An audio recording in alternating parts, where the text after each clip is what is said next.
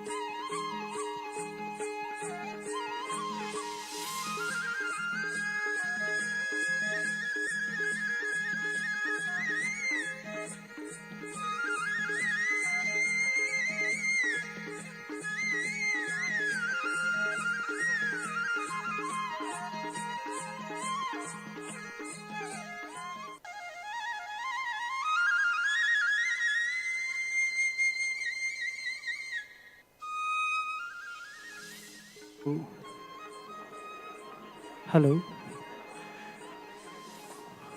Okay, thank you everyone. Five, four.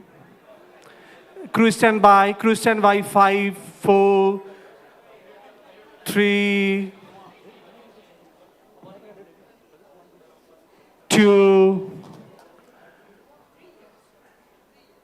Good morning, everyone. Please be seated. 2. Crew stand by. Okay, 1, please.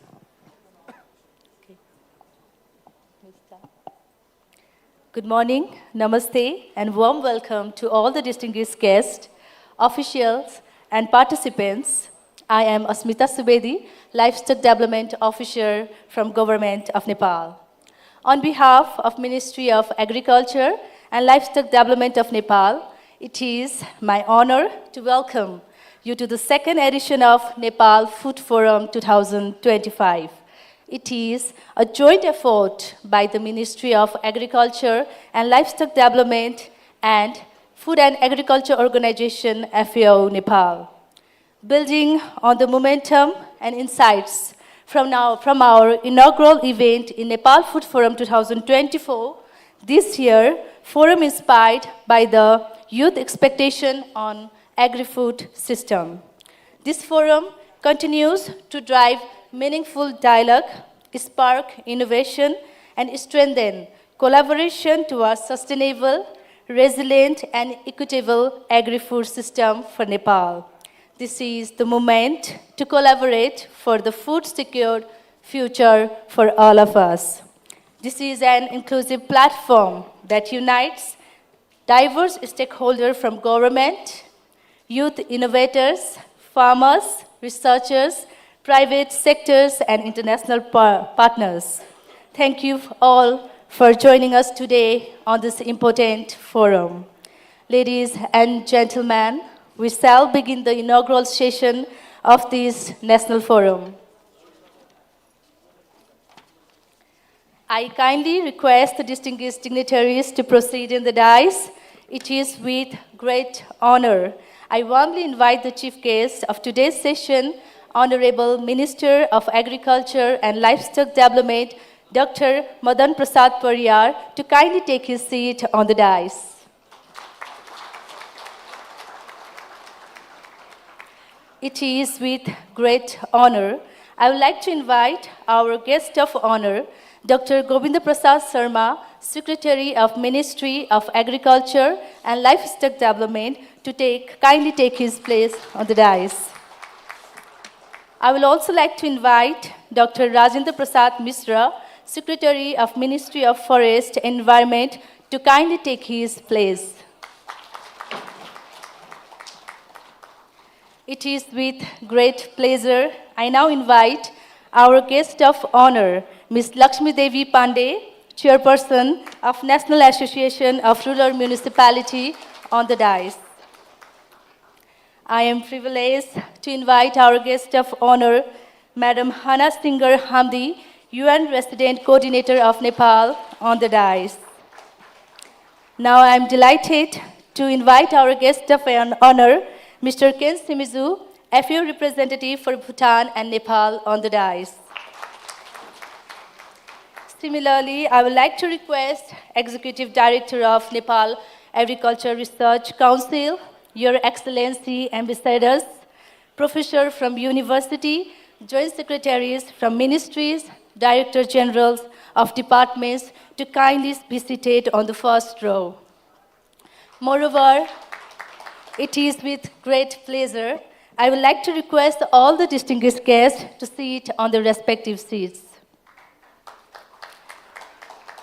Thank you, everyone. I now request everyone to please rise for National Anthem of Nepal.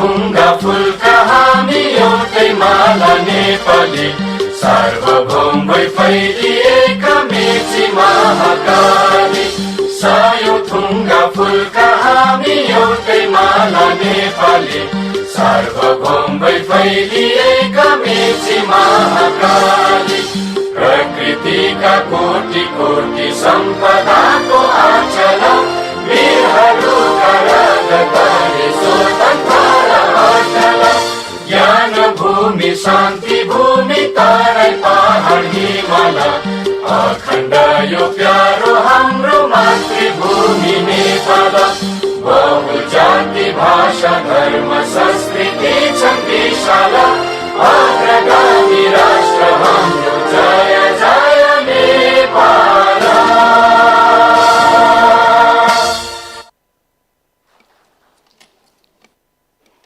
Thank you so much. To officially welcome to all the guests on the forum, I now invite Dr. Govinda Prasad Sharma, respected Secretary of Ministry of Agriculture and Livestock Development, on the podium.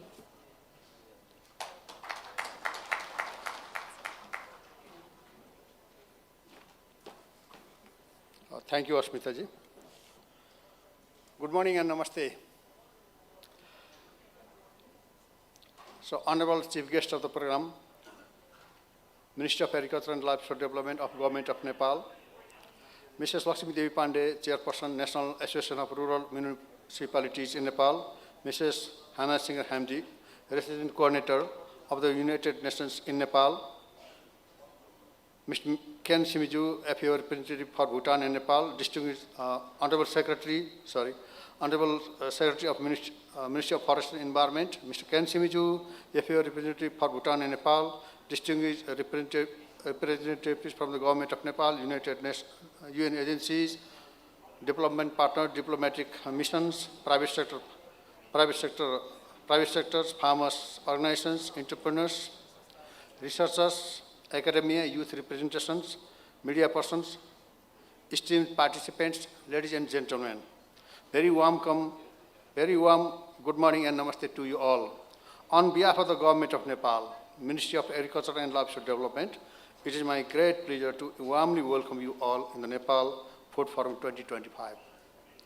It is my great honor and privilege, on behalf of the Secretary of MOLD, to warmly welcome you all in this important session. Your presence here today reflects our shared commitment to advancing agricultural, livestock development, and sustainable rural transformation in Nepal. We deeply value the collective expertise, partnership, and dedication represented in this hall, which are busy to addressing current challenges and unlocking new opportunities for inclusive, innovative, and resilient agriculture. At the outset, I would like to extend my sincere congratulations to Government of Nepal and FAO Nepal of the remarkable milestone, and we are celebrating 80th anniversary of FAO anniversary this year. It is an honor to me to stand here today as a witness of the long-standing partnership between the Government of Nepal and FAO, a partnership that has contributed significantly to the transformation of Nepal's agricultural food system and natural resource management. The Nepal Food Forum stands as a shining example of this collaborative journey. We have passed many of the activities together. I extend my best wishes for the successful conduct of the Nepal Food Forum 2025, and I hope the forum will conclude with a clear, practical, and actionable roadmap to guide our collective efforts beyond this event. Building on the valuable insights from Nepal Food Forum 2024, which emphasized youth engagement, innovation, and investment in agri-food system, this year, Nepal Food Forum 2025 takes a step further. This year's forum strengthened its focus on mobilizing investment in high-impact value chains, fostering youth-led innovations, advancing science and technology, and safeguarding Nepal's rich traditional knowledge system. These elements are important for building resilient, inclusive, and competitive agri-food systems. In 2025, FAO marks its 80th anniversary under the global theme Hand-in-Hand Initiatives for Better Foods and for a Better Future. This theme strongly resonates with Nepal's development aspirations. It reflects FAO's commitment to achieving better production, better nutrition, better environment, and a better life for all.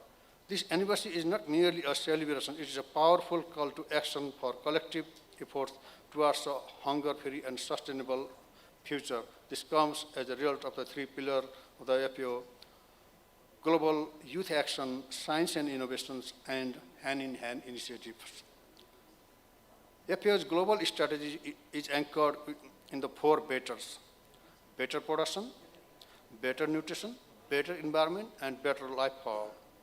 This integrated framework aligns closely with Nepal's national priorities and serves as a strong foundation for accelerating progress towards the sustainable development goal. In line with this vision, FAO Nepal's country program framework has been carefully tailored to Nepal's unique context, strength, and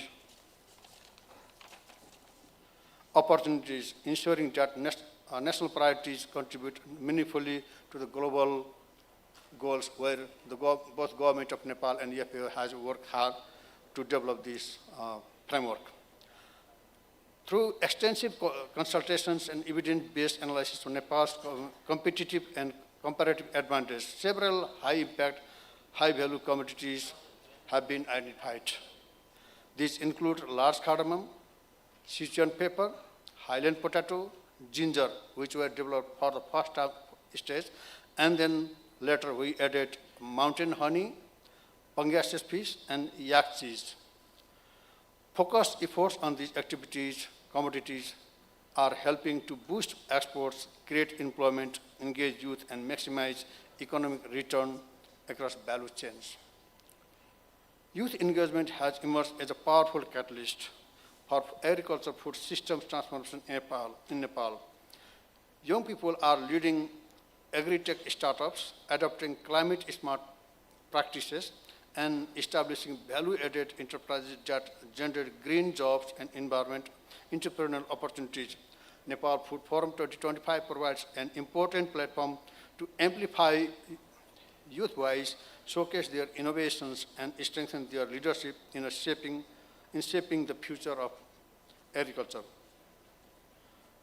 Government of Nepal and FAO are working in close partnership, particularly with the Ministry of Agriculture, Ministry of Forest Environment, and other line ministries.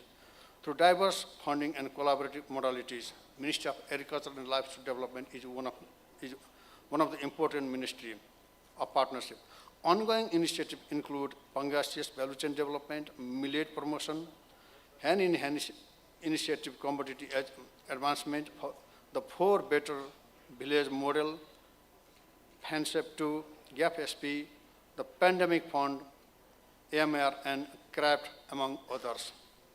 Looking ahead, there is a significant scope to deepen our collaboration, particularly in agri-food transformation, increased agriculture investment, youth engagement, and policy reform that foster sustainable and inclusive growth.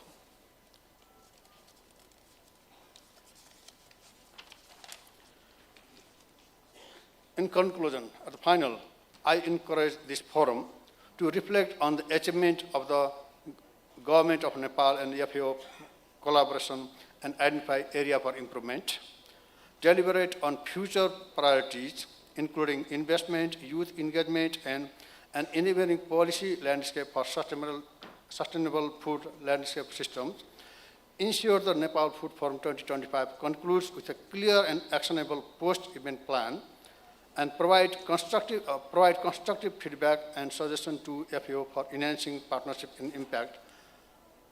Today, I have seen many youth farmers and youth here in the forum. I would like to special request to youth of all sectors, and special request to youth is keep vision, keep mission and goal to be a success. Not only keeping the goal is make you success, but make a action plan for that. Act positively, and you have to work hard, and you will get that destination at some time for sure, and that will be sustainable. Once again, I extend my best wishes for the success of the Nepal Food Forum 2025. I am confident that the following technical session will be very fruitful, and coming with a concrete recommendation will contribute meaningfully to transforming Nepal's agri-food systems for the future. Thank you, and namaste you all. Thank you.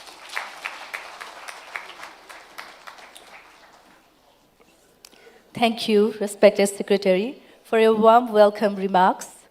Your thoughtful perspective greatly enriches our understanding and reinforces our collective efforts in the agri-food sector. Now it is time for inauguration of Nepal Food Forum 2025 by watering the plants. Let us now proceed with the watering on the plants, symbolizing growth, sustainability, and our collective commitments to better food future. I request our chief guests and dignitaries on the dais to kindly come forward for inaugurating this symbolic ceremony.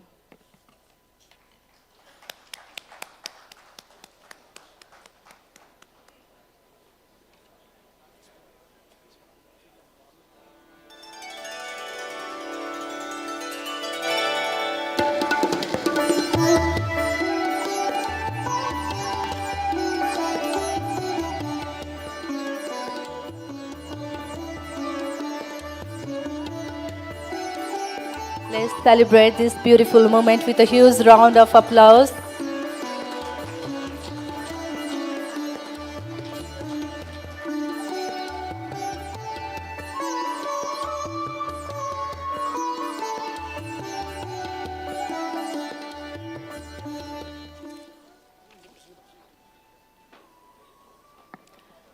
Thank you, everyone. I have a small announcement as well. We have interpretation facility for Nepali language as well. हामीसँग यहाँ नेपाली भाषाको लागि interpretation पनि छ। कृपया महानुभावहरूलाई पछाडि गएर त्यसको सुविधा लिनुहुन पनि हार्दिक अनुरोध गर्दछु।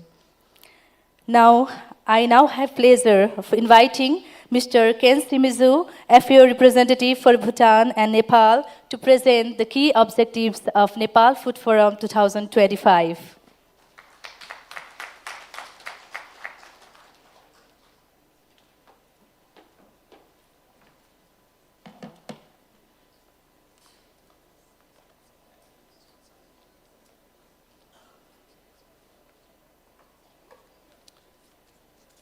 Right, thank you.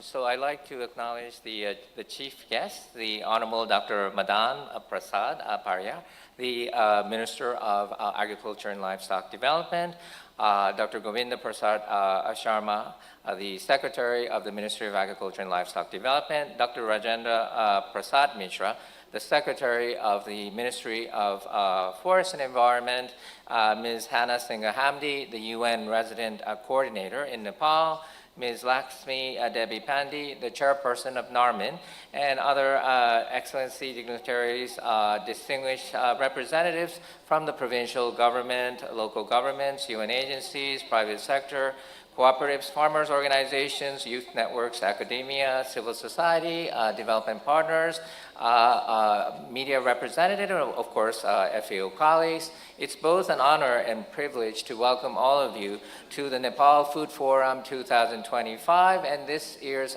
forum is especially special as FAO enters the 80th anniversary year.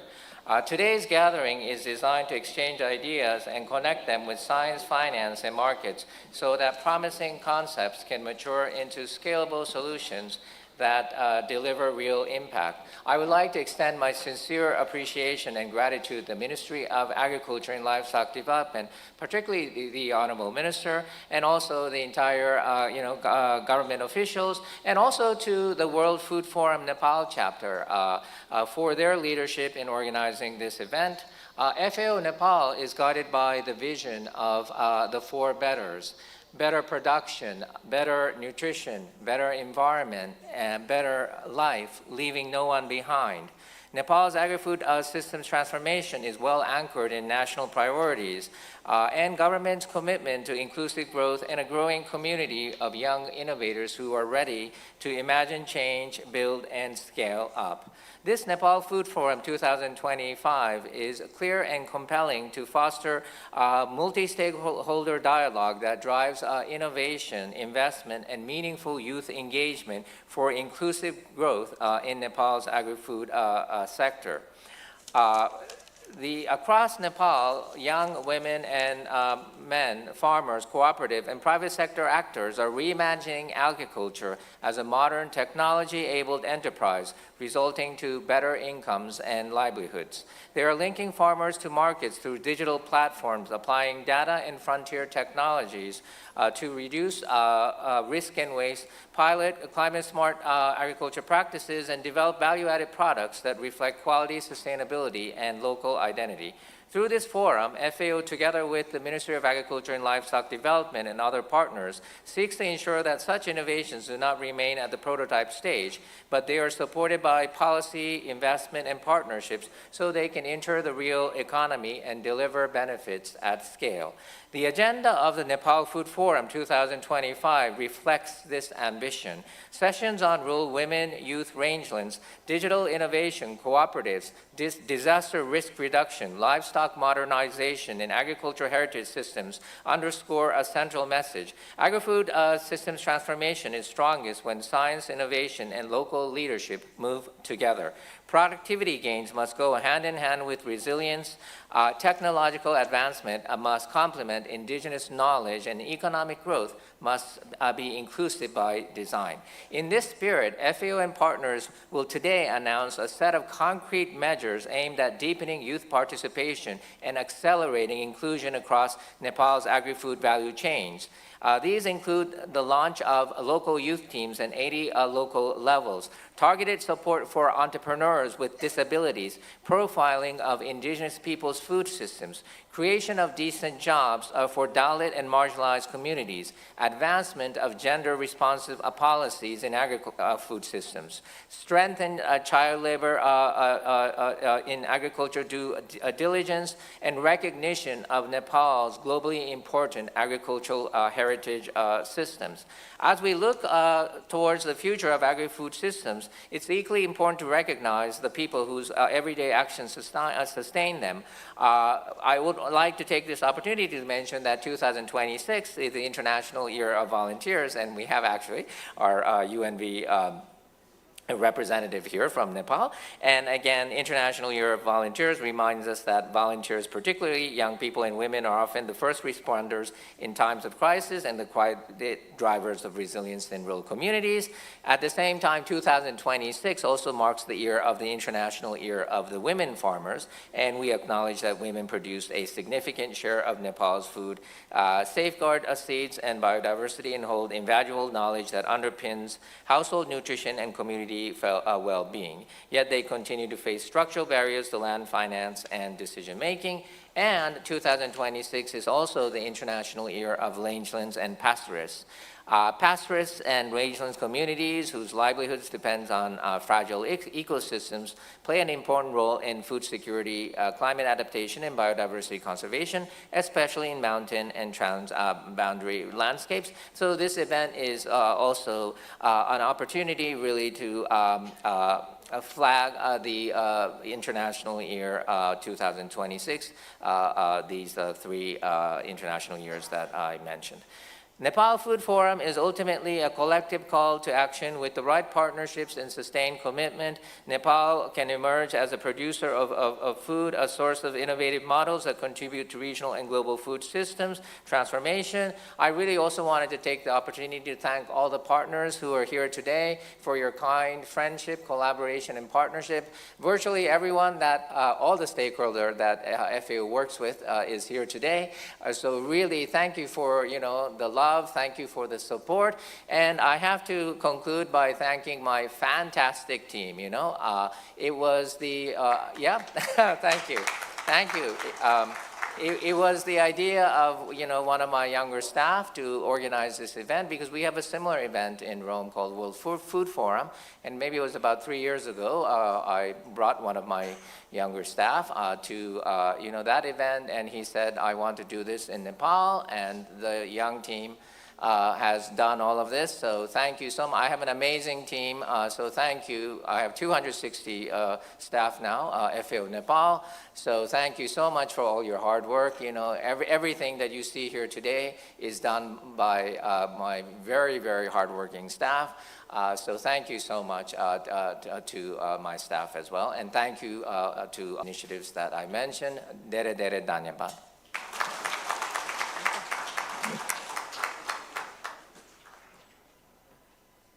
Thank you, sir, for a comprehensive and insightful presentation and for articulating the objectives of Nepal Food Forum 2025 with such clarity and depth. Your remarks have provided us with a clear direction and a stronger foundation. With your visionary leadership, we have witnessed the transformative journey of FAO Nepal. Now, I have a small announcement. We have simultaneous transmission at Rato Baitak Hall because of the overflow. So I'd like to request the guest standing behind. We have simultaneous transmission at Rato Baitak Hall as well. So I'd like to request to proceed there. Moving forward, it is with great pride that I announce the FAO is celebrating its 80th anniversary this year with a remarkable milestone reflecting 8 decades of service, partnership, and impact in food and agriculture. To honor this occasion, we will now watch a short video. I kindly request our technical team to please play the video. FAO at 80, Partnering Sustainable Agriculture, Future of Nepal. 1st February 1945. The member states acknowledging the need for the eradication of hunger, food insecurity and malnutrition, the elimination of poverty and the driving forward of economic and social progress for all climate and genetic resources for the benefit of present and future generation, resulted the establishment of Food and Agriculture Organization as the specialized intergovernmental technical agency. Recognizing the importance of multilateralism in combating against hunger and urgency in collaboration to reach global goals of food security, Nepal officially became member state. FAO and Government of Nepal joined hands and localized collective efforts with formalization of FAO representation in 1951, making it the first UN agency to start impactful operations. FAO, together with Government of Nepal, brought hope to rural families for better livelihoods. In 1952, FAO launched its first intervention, establishing the first yak cheese factory at Langtang. During the 1950s, other notable technical support included the construction of dairy plants in Kathmandu and the introduction of economically valuable common carp varieties, creating new opportunities. In the 1960s, FAO expanded its intervention to Nepal's water resource management. At Gokarna, FAO supported the construction of irrigation dam covering 810 hectares of farmland, transforming them into thriving fields. During 1970s, FAO's works were more prominent across Nepal's lakes and hills. In Pokhara, the fisheries sectors flourished subsequently with the introduction of integrated aquaculture, including cage farming. The boat building skills were also imparted to local artisans to promote off-farm income. Meanwhile, in the mid-hills of Nepal, FAO continuously emphasized pioneering on vegetable seed production and hill irrigation projects for a food-secured future for all. The 1980s marked a landmark revolution in forestry, which is still to date seen as a global precedent. FAO, with Government of Nepal, launched one of the world's first community forestry programs, entrusting local people, especially women and indigenous people, as the custodians of the forest. This noble practice helped intensify restoration of degraded landscapes, created green jobs, and promoted local ownership for a resilient forestry. The 1990s saw localization of global practices. The leasehold forestry program transformed degraded lands across 30 districts, empowering poor households, especially women and indigenous people, to rear livestock and grow fodder sustainably. In response to pest outbreaks and over-reliance on pesticides, farmers' field schools were introduced as a common hub for farmers to outsmart pests, better production, better environment, and shared knowledge. FAO supported establishing Kalimati fruit and vegetable wholesale market, which has been Nepal's largest vibrant hub of fresh produce. As the new millennium dawned, globalization and climate change tested Nepal's resilience. FAO proactively responded with breeding programs, nutrition projects, and robust mechanism to combat diseases in livestock. In 2007, FAO designed Nepal's first national gene bank to preserve agrobiodiversity. Nepal faced challenges in aftermath of the devastating earthquake of 2015.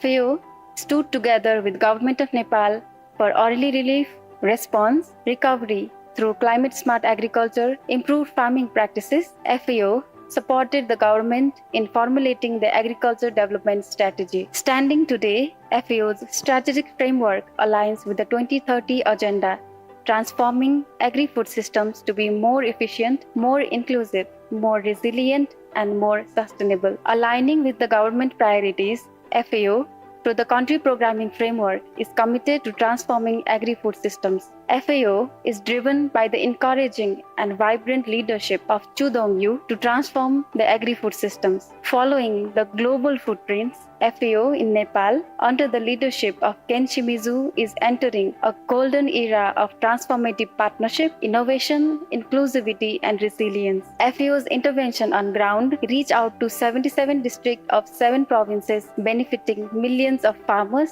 women, youth, agripreneurs, and stakeholders.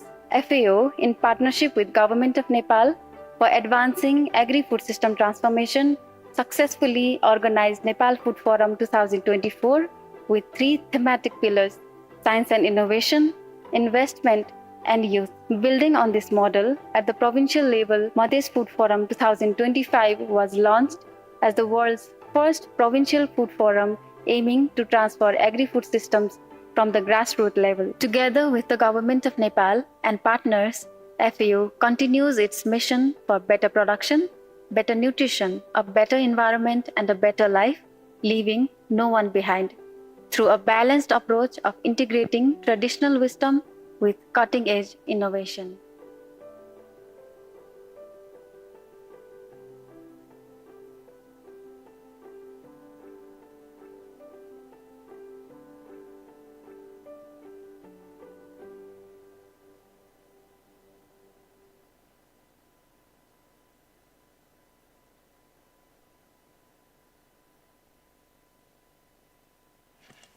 Thank you for beautiful video reflecting remarkable milestone of 8 decades of service and partnership of FAO and Nepal.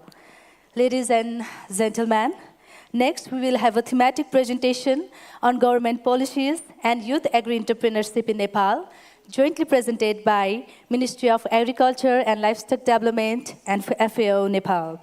I kindly request Dr. Januka Pandit, Joint Secretary of Ministry of Agriculture and Livestock Development, and Mr. Arun Jisi, Assistant FAO Representative of Nepal, for the presentations.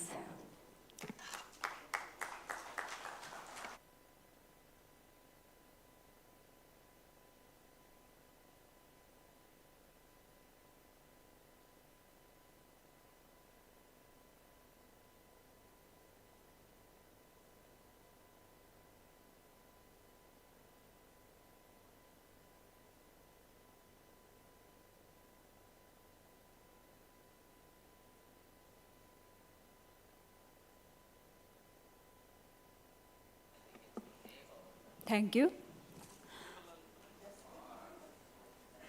Chief Guest of the Nepal Food Forum 2025, Guest of Honor, Madam Anna, UN President, Coordinator of Nepal, Guest of Honor, Lakshmi Devi Pandey, Chair, National Association of Rural Municipalities, Nepal, Guest of Honor, Secretary, Dr. Govinda Prasad Sharma and Dr. Rajendra Prasad Mishra, and Guest of Honor, Mr. Ken Shimizu, FAO representatives for Nepal and Bhutan.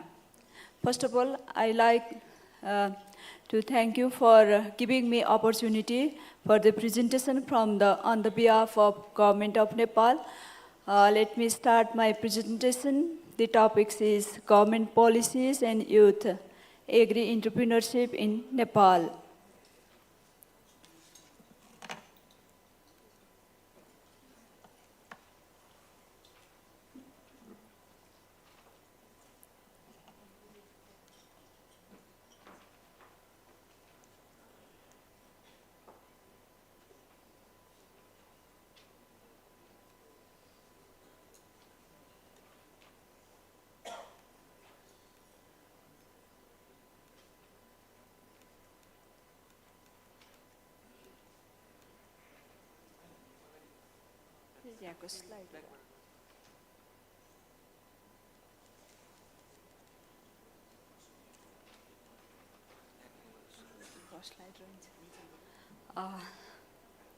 Let me start.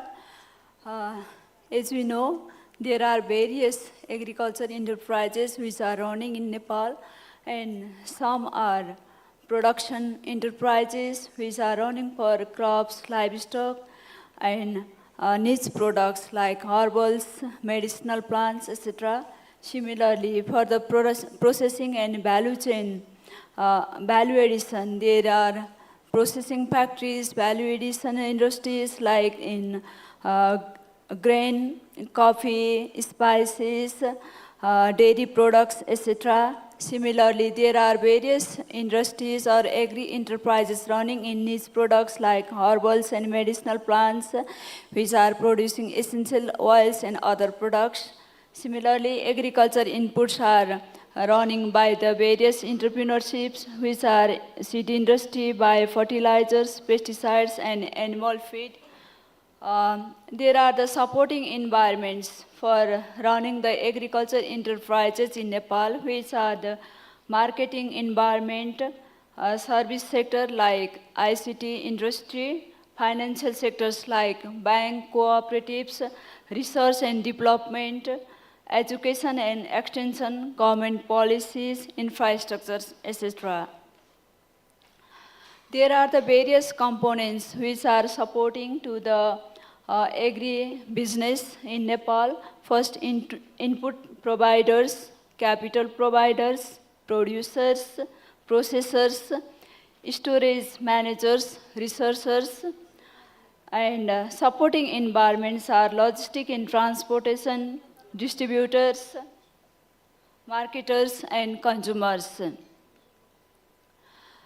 There are the various policies and programs which are supporting to the agriculture enterprises for youth and others in Nepal. These are the, first of all, we have the Constitution of Nepal, which is supporting for running the agriculture enterprises. First, there is the provision of right to freedom, which provide us the freedom to carry on any occupation and establish and operate any industry, trade and business in any part of Nepal.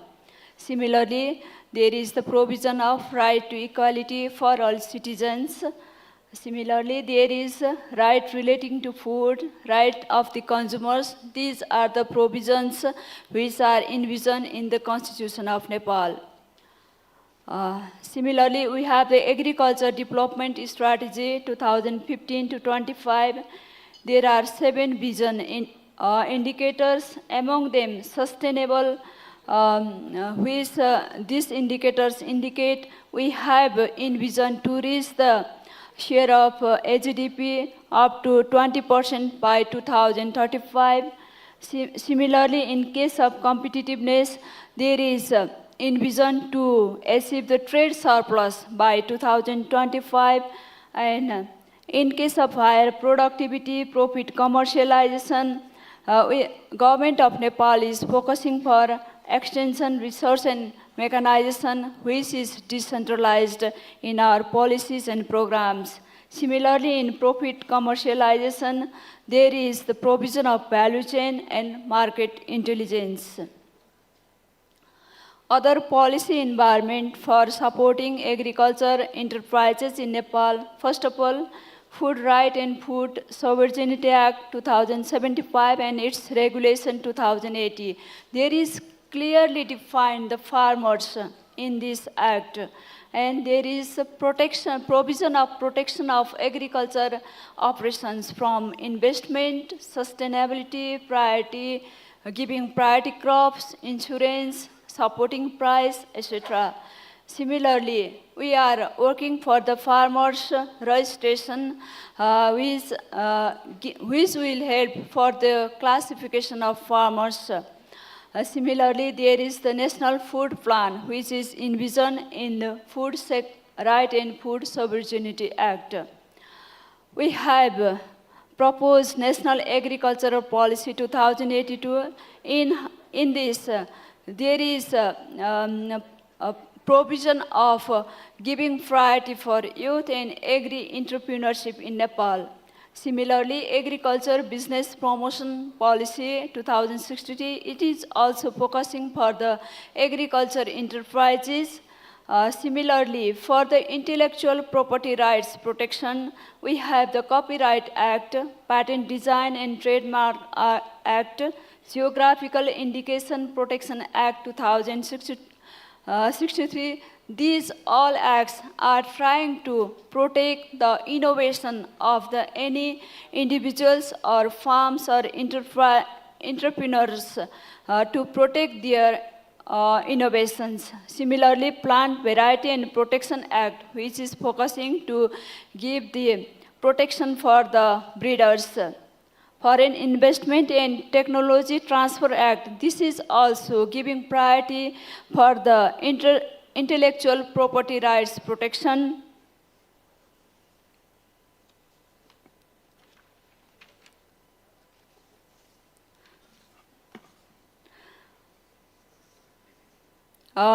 Similarly, micro cottage and small industries promotion policy 2024. This is also focusing for the small entrepreneurship, medium scale entrepreneurship in Nepal. National Startup Enterprise Policy. This is also focusing for agriculture, livestock, and irrigation, which is giving first priority for agriculture, irrigation, and livestock sector.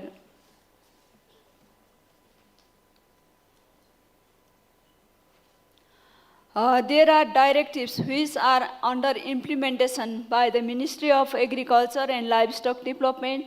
This is Agriculture and Livestock Entrepreneurship Development Program guideline. This is promoting small and medium scale enterprises which is focused to youth, especially 18 to 15 years age people, and it has the provision of giving up to 4 lakhs Nepalese rupees to per proposal. Similarly, we have the guidelines to the agriculture entrepreneurship in Nepal. To the agriculture entrepreneurship in Nepal.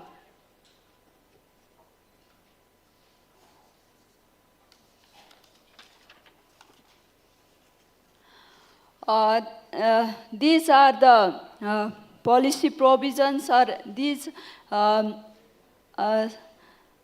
soft loans are given by the governments to the agriculture entrepreneurship in Nepal. First one is agriculture and livestock loan, which is given 5% subsidy.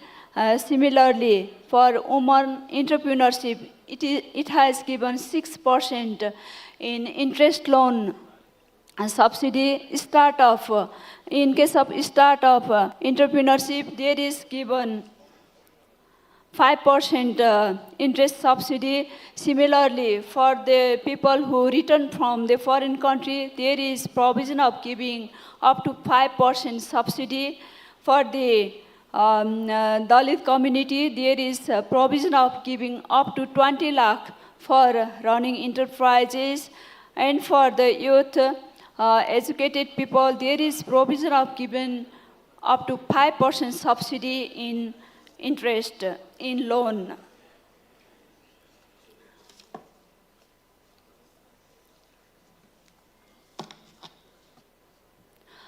There are other programs which are in implementation by the Ministry of Agriculture and Livestock Development. These are, first of all, we have the insurance program, which is giving 50 to 80% premium subsidy by the government. Similarly, interest subsidy, which I have already described, which is a soft loan without collateral. Similarly, fertilizer subsidy program, which have given by the Ministry of Agriculture. Similarly, competitive proposal-based grant subsidy programs, which is given by the various projects like National Agriculture Modernization Program, NAFA, and RSPP project. Similarly, structure-based support program, for example, tunnel, cold store, etc. Similarly, there is the subsidy in the electricity charge for the cold storage, milk for the cold storage, which is given up to 50% subsidy. Promotional cash crop for sugar cane, which I have given for 35 to 70% per quintal every year we have given. There is the targeted programs for the youth, disadvantaged groups, and women's support price, which already every year we have fixed the support price for the rice, sugar cane, etc. Similarly, there is the facility for packaging, branding, and there is export-based cash subsidy program. There is protection of local products by increasing tax to import goods. There is the tax-free for importing machines for the processing, vehicles for transportation, which are for agriculture purposes only. And our programs are supporting for the IT-friendly programs to us, to our farmers and entrepreneurs. What next?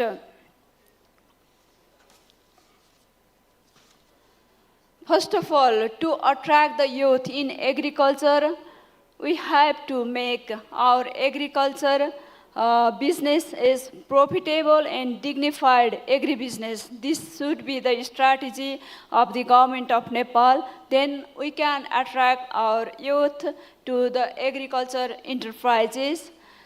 Second, we have to focus for the digitization and ICT, which is emerging now, and we have to promote for this sector also. We have to focus for high-value crops to make the agriculture enterprises more profitable. Similarly, we have to link our agriculture production with the market and industry, and for the we have to provision for the land pooling consolidation. This is the major hurdles for Nepal, because there are two types of difficulties in high scale of production. One is that there is land fragmentation, and another is the remaining of the fallow land. So we have to focus for the land pooling and consolidation. Similarly, we have to make the agriculture enterprises as dignified and profitable business, which I have already mentioned it. Nepal is highly vulnerable to climate change, so we have to develop our technology which are resilient to climate change, and we have to focus our programs, or we have to design our projects which combat with the impact of climate change, and we have to focus for the adaptation of the climate change impact. Similarly, in Nepal, there is very few numbers of extension workers. We have to cover the large number of farmers by a few number of extension workers. So we have to focus to increase the number of extension workers from the federal level, provincial level, and local level. There should be the strong linkage between research, education, and extension. Similarly, we have to give a priority for the technology development, agro-tourism, and we have to focus for local and traditional crops. And there should be coordination among the three tiers of the governments. Thank you about the presentation. Thank you so much. Thank you so much, Januka Madam. Honorable Minister Dr. Madan Prasad Pariyar, Ministry for Agriculture and Livestock Development, respected Secretary Dr. Govinda Prasad Sharma, Ministry of Agriculture and Livestock Development, respected Secretary Dr. Rajendra Prasad Misra from the Ministry of Forest and Environment. Similarly, the Chairperson of the National Association of the Rural Municipality, Ms. Lakshmi Devi Pandey. Likewise, Madam Hana Singer Hamdi, United Nations Residential Coordinator of Nepal, Mr. Ken Simichu, FAO representative for Nepal and Bhutan, senior government officials, deputy mayors from the various municipalities, delegates, guests from the private sectors, academia, research institute, and the media persons. A very good morning, and it's a very proud moment for us to have here in the Nepal Food Forum. There's a second version after the Nepal Food Forum in the 2024, and a special conjunction with the 80th anniversary of the FAO. So we already mentioned in the 80th anniversary brief video that FAO is the first UN agency that started the work in the Nepal. And now we have the very long history, not at the global level, but at the national level as well. So FAO also mentioned, and the respected secretary also mentioned in the opening remarks and the welcome remarks, that FAO anchors whole the activities and strategic intervention within the 4 betters. That is better production, better nutrition, better environment, which should result to the better life.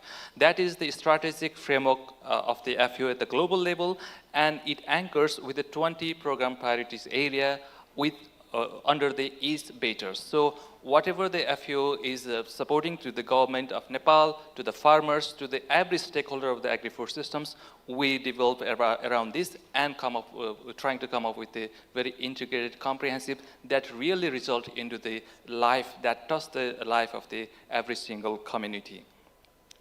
So these 4 betters is coming from the very rigorous level of the exercise led by the FAO at the global level in consultation with the various organizations in the field that identify the drivers and the triggers for the agri-food system transformations. It has identified the 18 drivers, and based on these drivers that we call it the foresight, corporate foresight exercise, based on these drivers, what could be the scenario within the 10 years, within the 50 years, and even beyond the 100 years. Based on this scenario analysis, these 4 betters and the 20 program priority areas has been established. So based on this strategic framework at the global level, and considering the government of Nepal's policy and the program and the agendas, FAO Nepal and the government of Nepal has already launched this country programming framework, including the UNSDCF, common agenda from the UN, government of Nepal, and the FAO global strategic frameworks. So this CPF, our country programming framework, has these 4 priority areas. Based on this priority area, Nepal is operating in Nepal.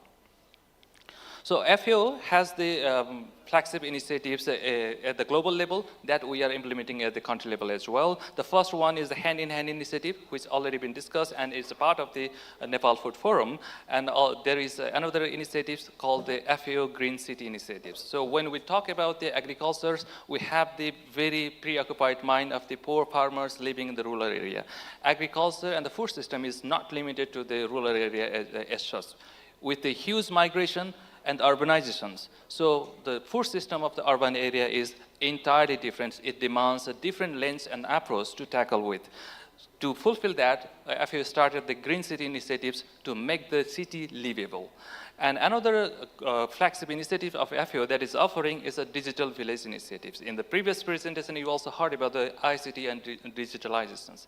There is a huge change and the development in the digitalization and the ICTs, but there is a very limited, there is a very limited interventions in the agricultural sectors, but there is huge potentialities due to which we can retain, engage youth, and we can make the agri-food system more and more productive. To support in these directions, FAO has offered digital village initiatives, and we are working with the government of Nepal to introduce various kind of the platform technologies and initiative under these digital village initiatives. Similarly, we have the another flagship initiative which is called the One Country, One Priority Products. Government of Nepal has identified the large cardamom as the one OCOP, and the basic philosophy behind the OCOP is that let's start with the one consolidated or one strategic commodities to provide the holistic intervention from the pre-production, during the production, post-production, and up to the market access, not only the domestic, but also the international market. So if we develop the one complete kind of the valuation of one commodity, that can be replicated to the other commodity easily. So this is the basic philosophy of the OCOP, and we are also promoting the social and environmental safeguard, which is a very integral part of the FAO interventions, and South-South cooperation and triangular cooperation is another areas, including the One Health approach. So talking about the FAO Nepal coverage at this moment, even in the video we shared that now our presence is in all 75 districts and all 7 provinces. Now we are targeting all local levels to the extent possible. And we are trying to enter into this all local levels, at least through the youth interventions. Now we are going to launch after a start on this youth intervention as well. So currently we have the around 39 projects, active projects in the FAO, with the portfolio of around $74 million US. And this is the reach of the farmers. Still, it is a little bit more than that, but according to official data, we have this amount of the figures. And in the recent years, we are reaching more about the youth, and the inclusion is the more focus in the program area. So coming to the World Food Forum, FAO representative already mentioned on that. The Nepal Food Forum is established based on the philosophy of the World Food Forum that we have in the FAO headquarters every year during the World Food Day, week of the World Food Day, October 16th. So it constitutes the 3 main pillars of the science and innovations, youth action, and the investment, including our other cross-cutting agenda like the IPs, women, genders, inclusion, including that. So based on this philosophy, we started the Nepal Food Forum in 2024, and this is the second version of the Nepal Food Forum. We have these 3 pillars intact, including the inclusion in the focus. So in the Nepal Food Forum 2024, we received the 37 million of the commitments, and the more than 20 youth-led innovation were showcased, and the more than 5 investors already had the matchmaking between the stakeholders, and these are slowly catalyzing and they started to implement and coming into the action. Similarly, in the video, we also mentioned of the Modest Food Forum, we tried to localize more and more and try to go for the provincial food forum, and thanks to the secretary, Umesh Daksha is here. So under his leadership and under the leadership of the MOLMAC of the Modest province, we had the very grand Modest Food Forum where 37.9 million of the commitment, formal commitment had been received, and it is catalyzing. So you can see several other outcomes over there. So now under the youth engagement and the youth entrepreneurship, FAO Nepal is extensively engaging with the various stakeholders, youth and youth networks, basically on how we can make the entrepreneurship for the youth and how to attract the youth in the agri-food system to retain and to make it more productive on this. So these are the major approach. We will discuss throughout the day in the whole day approaches. So there are the few initiatives that we already launched, and they started to engage on the youth intervention. So this whole day we will be discussing on the various aspects with the various stakeholders on this area. So briefly, I just try to set up the context, what Nepal Food Forum looks like. And so thank you once again for your all participations, and we are looking forward for your active engagement. The upcoming technical sessions will be very much engaging, and we request your input, engagement, and the various perspective. Thank you so much. I will stop here.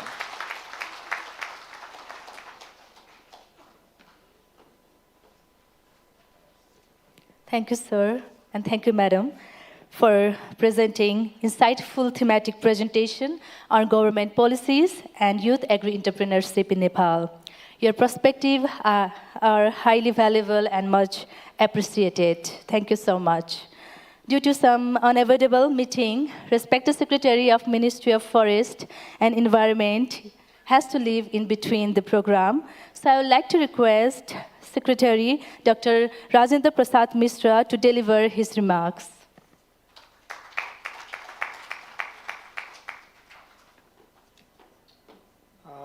Thank you, Smrita ji. Chief guest of the program, Honorable Minister Dr. Madan Prasad Pariyar, Minister of Agriculture and Livestock Development. Guest of Honor, Dr. Govind Prasad Sharma, Secretary, Ministry of Agriculture and Livestock Development. Guest of Honor, Ms. Lakshmi Devi Pandey, Chairperson for National Association of rural municipalities.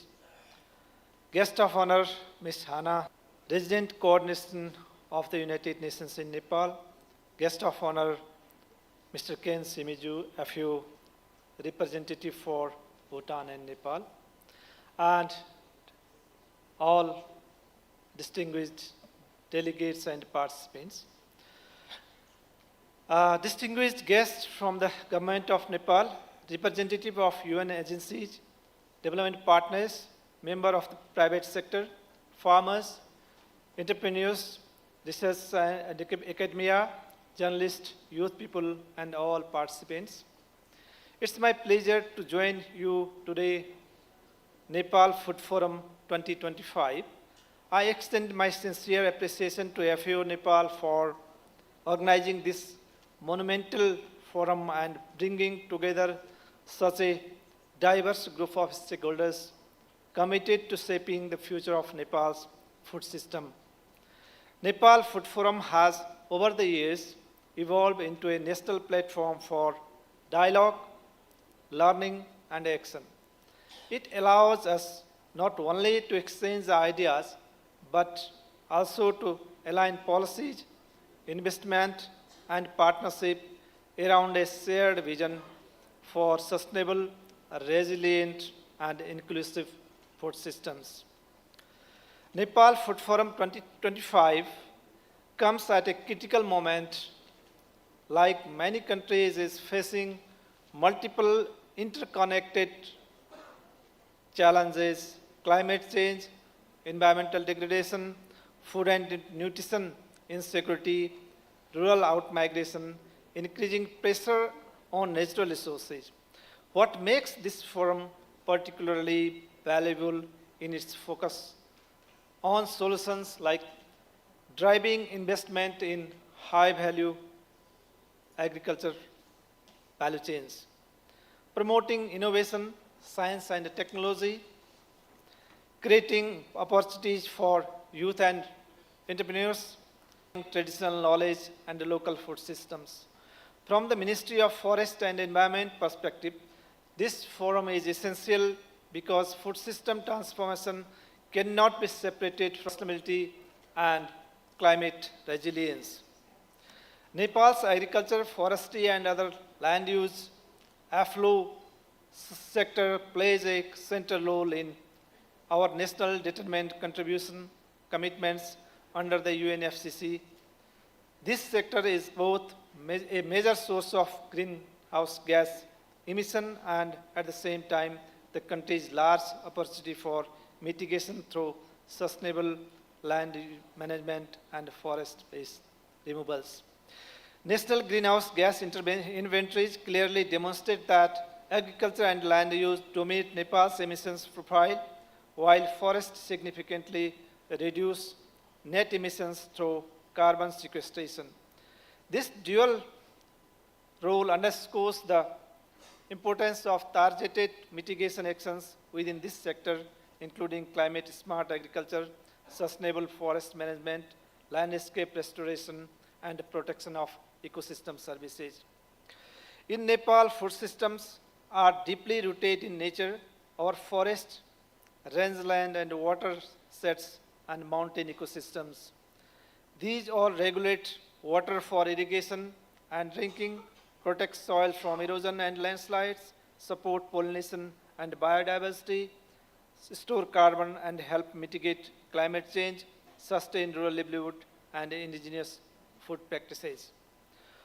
At the same time, climate change is already affecting three systems we are witnessing: increased frequency of floods, droughts and landslides, glacier outbursts, retreat, water stress in mountain regions, and rising risk of forest fires and ecosystem degradation. Nepal Food Forum 2025 provides a timely opportunity to promote landscape-based climate-smart and nature-positive approaches that integrate agriculture, forestry, biodiversity, and climate actions. While Nepal Food Forum is a national platform, it is also a connected global conversations on food system transformation. In this context, I would like to briefly mention FAO's flagship event, World Food Forum, which has emerged as a global movement focused on youth leadership, innovation, science, and investment in sustainable agri-food systems. Nepal Food System Forum reflects these same principles but grounds on in Nepal's realities, our geography, our mountain ecosystems, our smallholder farmers, our commercial potential, and our development priorities. In this way, Nepal Food Forum acts as a bridge between global ambition and local actions. This year also marks FAO 80 years of anniversary. While this anniversary deserves recognition, it is more importantly a moment to reflect on how partnership translates into impact on ground. FAO has been a long-standing partner of the government of Nepal in advancing integrated approaches that connect food security and nutrition, environmental sustainability, climate change, adaptation, and mitigation. Allow me to highlight the few areas collaboration that are particularly relevant to the objectives of the Nepal's Food Forum 2025. First, Green Climate Fund project. Our collaboration with GCF project, building a resilient Churia region of Nepal, demonstrates how climate finance can support integrated land use, planning, ecosystem restoration, and climate resilient livelihoods, while delivering both adaptation and mitigation benefits. Same way, RED Plus result-based payment system. As a developing country, party to the UNFCCC, Nepal is engaged in RED Plus mechanism as an important pathway to link forest conservation, climate action, and sustainable livelihoods. Through our collaboration with FAO, we are extending our national capacities for forest monitoring, safeguards, and governance, enabling the country to participate in result-based RED Plus actions. This collaboration demonstrates how sustainable forest management can contribute not only to emission reduction, but also food security, ecosystem resilience, and community livelihoods. Living Sagarmatha, Nepal Mountain Resilience Strategy, FAO extensive support in ongoing preparation of this strategy, particularly important. Living Sagarmatha recognizes Nepal's mountains, living dynamic systems, central to food security, water resource, biodiversity, climate resilient, not only for Nepal, but for wider region of Indo-Gangetic Plain. Youth innovation and green opportunities, one of the most encouraging aspects of Food Forum 2025. It is a strong emphasis on youth engagement and innovation. Young people in Nepal are increasingly leading climate-smart agriculture practices, forest and nature-based enterprises, digital technological solutions for food system, green entrepreneurship, and value addition. From the perspective of Ministry of Forest and Environment, this represents pathways toward a just and green transition, one that creates jobs, strengthens resilience, and protects the natural capital. As we gather in Nepal Food Forum 2025, it is important to look beyond the event itself. The true success of this forum will be measured by how effectively it informs policy and planning, how it mobilizes investment and partnership, and how it supports implementation of the ground. From our side, the Ministry of Forest and Environment committed to working closely with FAO and other stakeholders to ensure policy coherence across the food, forest, climate, and environment. We also see strong opportunity to align our outcomes of NF25 with Nepal's nationally determined contribution and ongoing NDC implementation plan, national adaptation plan, long-term strategy for net zero emissions, ongoing national biodiversity strategy and action plan, and our overall long-term low-emission development pathways ensuring climate resilience. I would like to emphasize that Nepal Food Forum 25 is more than a forum. It is a platform to align vision, policy investment, action for a food system that is resilient, inclusive, and harmony with nature. I extend my best wishes for the successful completion of this forum and look forward to a clear actionable post-forum roadmap that translates today's discussion into meaningful impact.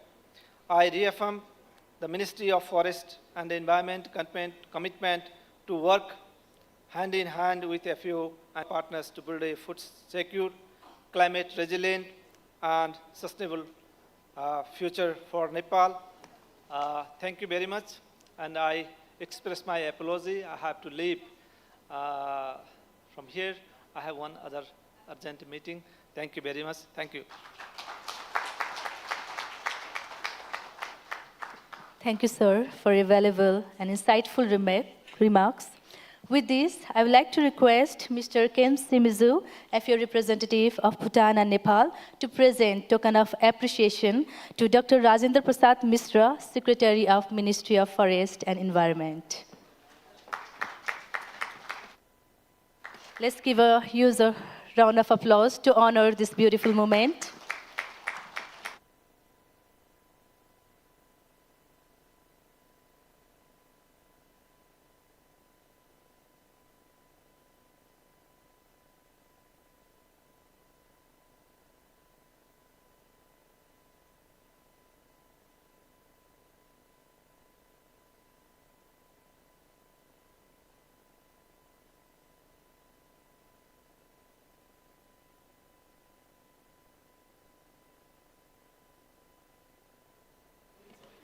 Thank you so much, sir, for your valuable time.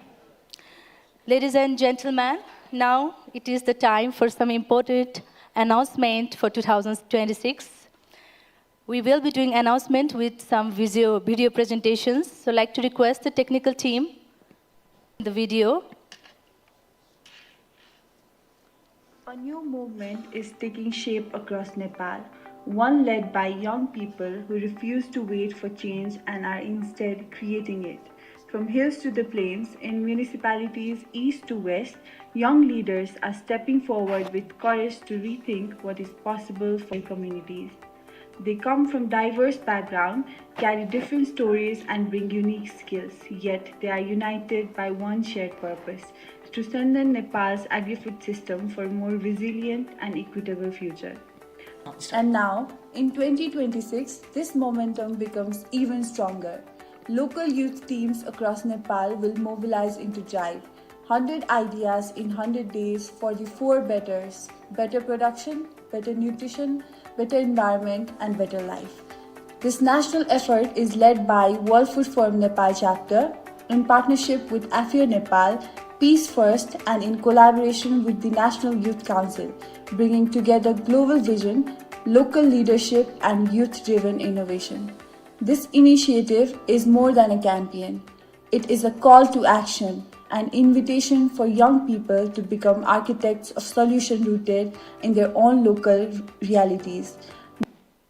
We are launching local youth team in 80 local levels with 100 ideas in 100 days. By turning youth energy into community-led innovations, this initiative advanced the 4 better for inclusive, resilient, and sustainable development. Next.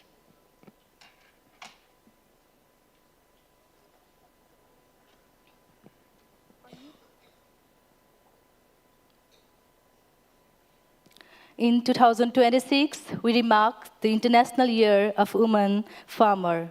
In Nepal, Government of Nepal and FAO will work together to strengthen women farmers' skill, leadership, and access to resources. Let's give a huge round of applause.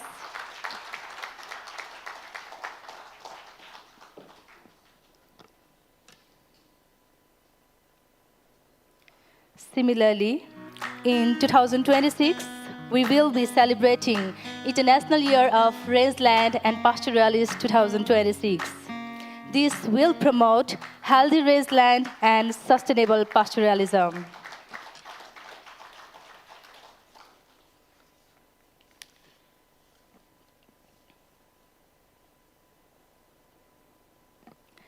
Next, we are proud to announce Breaking Barriers, an initiative of empowering persons with disabilities through inclusive entrepreneurship, skills, and sustainable livelihood opportunities. Let's give a huge round of applause to welcome this proposal.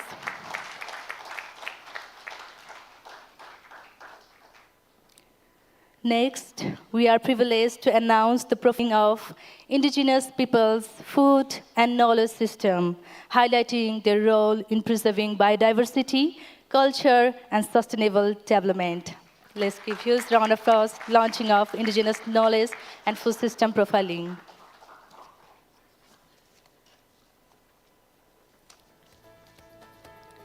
In next video, we are pleased to announce distinct jobs for Dalit and marginalized communities, helping people gain skills, assess fair work, and participate in inclusive economic opportunity.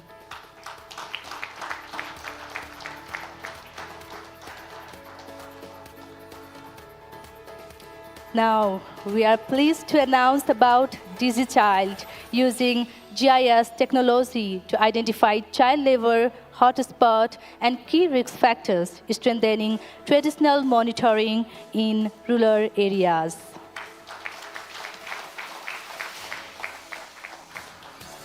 We are proud to announce GIAHS using GI technology, recognizing and celebrating Nepal's unique agriculture heritage system. Let's give a huge round of applause in introducing GIHS.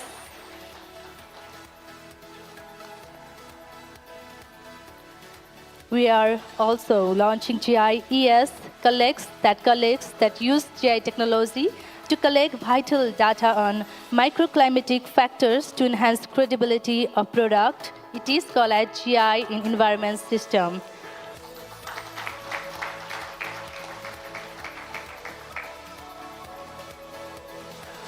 We are pleased to announce the International Year of Volunteer for Sustainable Development, celebrating vital roles of volunteer in driving positive change and sustainable progress with humanitarian action. Thank you so much, everyone.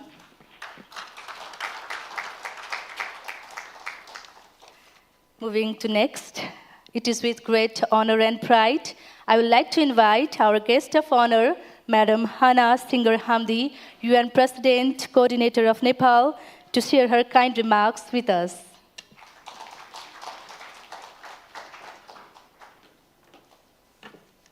Thank you. Honorable Chief Guest, Dr. Madan Prasad Pariyar, Minister of Agriculture and Livestock Development. I would like also to acknowledge, even if he left, honorable guests of honor, Dr. Govinda Prasad Sharma, Secretary, Ministry of Agriculture and Livestock Development, and Dr. Rajendra Prasad Mishra, Secretary, Ministry of Forestry. I would love to acknowledge also my dear friend and colleague, Mr. Ken Chimitsu, FAO Country Representative of Bhutan and Nepal, and acknowledging also Ms. Lakshmi Devi Pandey, Chairperson of Narmin, Excellencies, distinguished guests, government institutions, local governments, the United Nations colleague, the private sectors, cooperatives, farmers' organizations, youth networks, academia, civil society, media development partners, ladies and gentlemen, namaskar, tatha hardik swagat cha.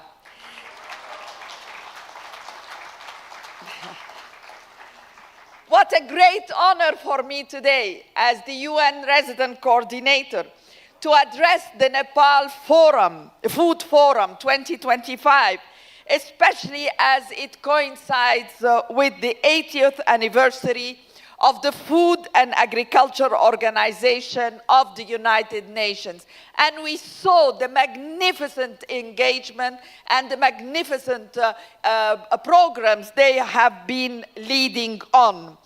I warmly thank the Ministry of Agriculture and Livestock Development, FAO Nepal, and the Food Forum Nepal chapter for convening this fantastic, timely forum focused on agri-food systems transformation with fantastic youth, innovations and inclusion at its heart. Thank you. Now, globally, my dear colleagues and friends, Agriculture sustains billions of lives, yet our food systems are under severe strain. Over 2.5 billion people depend on agriculture, but 735 million still face hunger, and nearly 3 billion cannot afford a healthy diet. Climate change has caused trillions of dollars in losses in global agriculture in recent decades. Smallholders farmers who produce most of the world's food are on the front lines of climate shocks and market volatility. Women and young people, despite their central role, remain under-supported. This is not only unjust, it's economically unsustainable. In Nepal, these global challenges are deeply local. Agriculture supports 2/3 of the population and contributes about 1/4 of GDP. Smallholders farmers feed the nation, yet Nepal is among the most climate vulnerable countries in the world. Floods, droughts, and landslides are already undermining production, incomes, and food security. Women remain the invisible backbone of agriculture, while limited rural opportunities are driving youth migration, weakening the future of Nepal's food systems. But my dear friends, as Nepal prepares for least development countries' graduation, transforming agriculture systems becomes even more urgent. LDC graduation is a proud milestone, but it also brings new realities: reduced concessional finances, greater exposure to shocks, and higher expectations for productivity and competitiveness. So a climate resilient, inclusive agriculture sector is essential for a smooth transition. UN evidence shows that investing in climate-smart, nutrition-sensitive agriculture delivers high returns for food security, decent jobs, women empowerment, and SDG acceleration. Let me highlight 3 priorities for collective action. First, put youth at the center of agriculture transformation. Young Nepalis bring digital skills, innovations, and entrepreneurial drive. Yet too many see agriculture as a last resort. So together with the government of Nepal, the UN, we must continue scaling entrepreneurship, digital agriculture, skills development, and market access to make farming profitable, modern, and climate resilient. Second, confront climate change through science and local knowledge. Climate-smart agriculture, early warning systems, resilient seeds, and sustainable land management must be scaled now. With FAO, technical expertise is combined with Nepali indigenous knowledge, we unlock powerful solutions for smallholders, especially women farmers. Third, mobilize investment and partnership at scale, public and private, national and local, domestic and international. The United Nations in Nepal stands ready to support innovative financing, South-South collaboration, and partnership so that LDC graduation leaves no one behind. My dear friends and my dear colleagues, the United Nations team in Nepal reaffirms its solidarity with the government and the people of Nepal. We are committed to empowering youth and women as change agents, amplifying rural and indigenous voices, and mobilizing resources for systematic climate-resilient transformation. I believe the Nepal Food Forum 2025 can be a shared call for action to localize the SDGs and build a Nepal where agriculture thrives. Food is nutritious and accessible to all. The environment is protected and livelihoods are secured for generations to come. I want to end by saying, Deri Deri Dhanyabad Ra Hardik Shubhakamana. Thank you.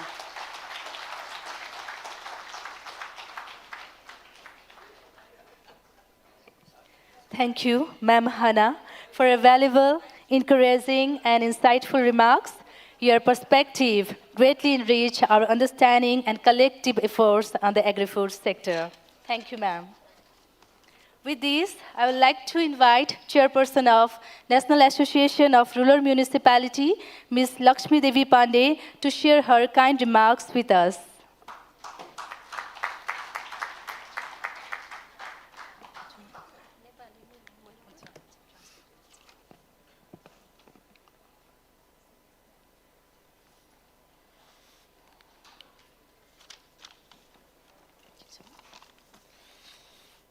धन्यवाद कार्यक्रम सञ्चालक ज्यू, प्रमुख अतिथि, माननीय कृषि तथा पशुपन्छी मन्त्रालयका मन्त्रीज्यू,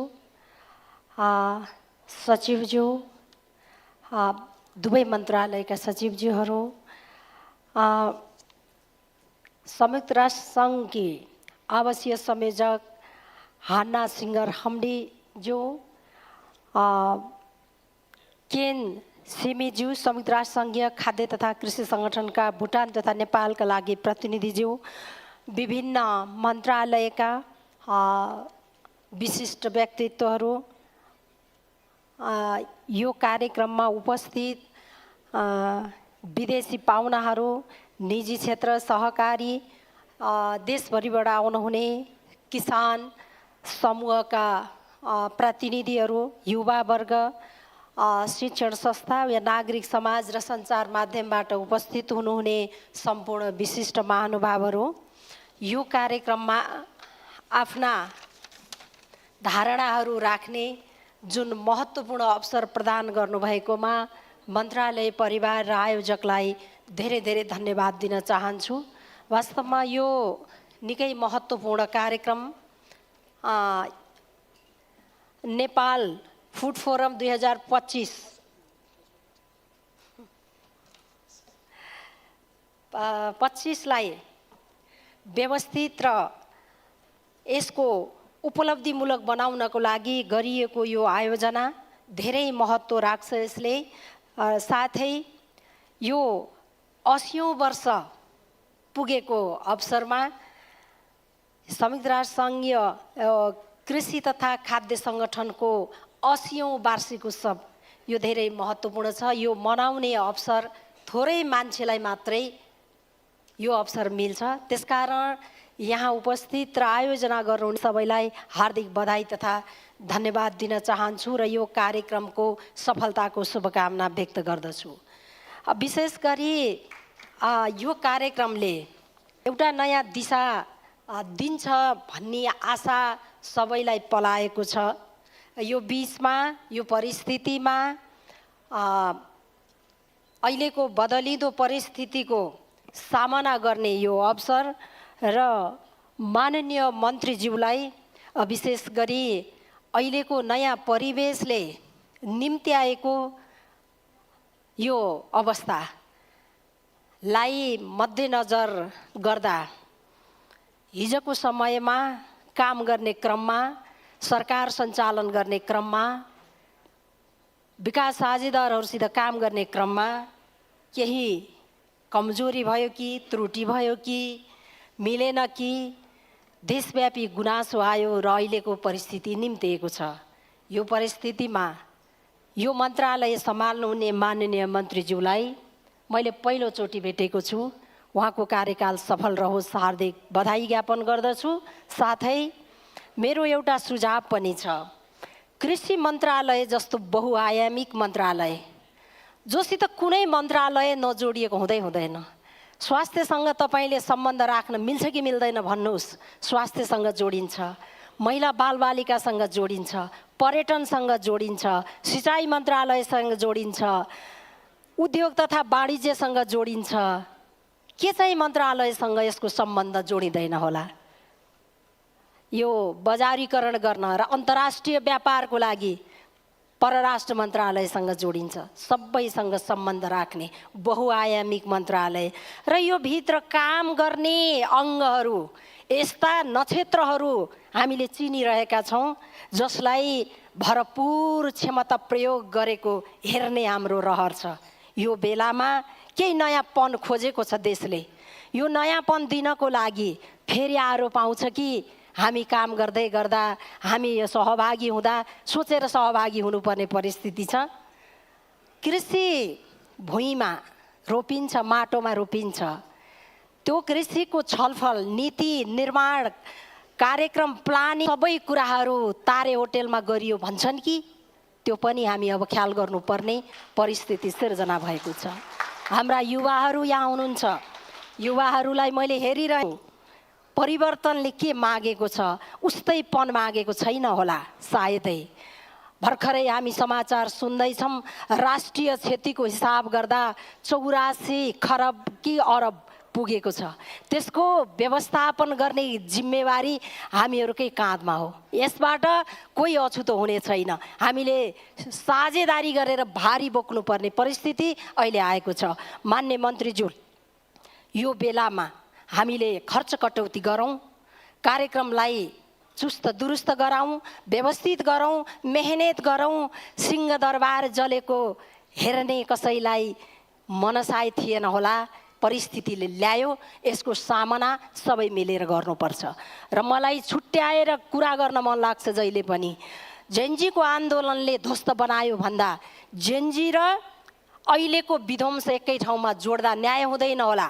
त्यसलाई पनि छुट्याएर हेर्नुपर्छ होला। यो आन्दोलनले सुशासन खोज्यो, भ्रष्टाचार रहित राष्ट्र खोज्यो र रोजगारीको सिर्जना गर्ने, उद्यमशीलताको विकास भएको हेर्ने रहर होला। तर देशमा ठुलो क्षति भएको छ। त्यो क्षतिको परिपूरण गर्ने कुरा सामान्य कुरा छैन। त्यसकारण हामी सबैसँग हातेमालो गरेर, मिलेर, खर्च कटौती गरेर, वास्तविकतामा उभिएर हामीले यथार्थतालाई पहिले आएर अब अगाडि बढ्नुपर्नेछ। यसको मूल मर्म बिर्सिन हुँदैन। त्यसमा हामीले फर्केर हेऱ्यौँ भने यही मन्त्रालयसँग धेरै कुरा जोडिएको छ। त्यसकारण माननीय मन्त्रीज्यू, यहाँको मन्त्रालयमा विशिष्ट विज्ञहरू, मलाई लाग्छ कृषि र पशु विकासमा पढेका विद्वानहरू, विशिष्ट व्यक्तिहरू, अध्ययन अनुसन्धानको क्षेत्रमा अब्बल नक्षत्रहरू त्यहाँभित्र भएको कारणले उहाँहरूलाई देशैभरिको माटोसँग बुझ्ने गरी, बुझाउने गरी अब यहाँले विकेन्द्रीकृत गर्नुपर्छ होला।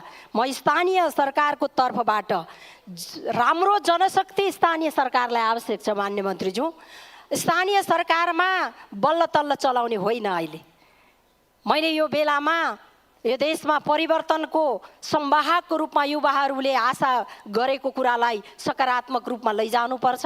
अब जहाँ घर छ, जहाँ बारी छ, जहाँ खेत छ, त्यहाँनिर सिँचाइ, त्यहाँनिर अन्न उत्पादनको वृद्धि गर्ने वातावरणलाई अब मेहनत गरौँ। हामी भाषामा होइन, भाषणमा होइन, काममा अगाडि बढ्नको लागि अघि हाम्रो हान्नाजीले साह्रै महत्त्वपूर्ण कुरा भएको छ। लोकल लेभलमा जे सम्भावना छ त्यसको खोजी अब गर्ने बेला आएको छ।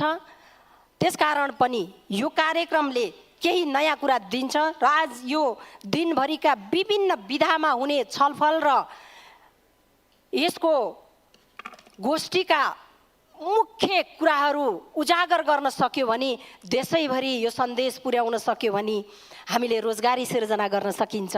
त्यो पनि केमा भन्दा कृषिबाट।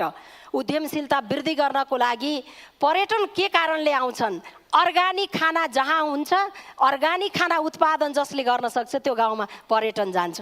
पर्यटन जानु भनेको त्यही राम्रो चिज उत्पादन गरेर त्यहाँका किसानले पैसा पाउने हो। त्यसकारण सानो सानो कुराबाट परिवर्तन गर्न सकिन्छ। त्यतापट्टि हामी उल्टो परेनौँ कि भन्ने पनि अहिलेको आशंका छ। यो कुरालाई हामीले मनन गर्नुपर्ने अवस्था आएको छ र यसको अर्थ सबै कुरा सबैले जानेको हुन्छ पनि होइन। एकले जानेको कुराले अर्कोलाई सहयात्रा गर्छ।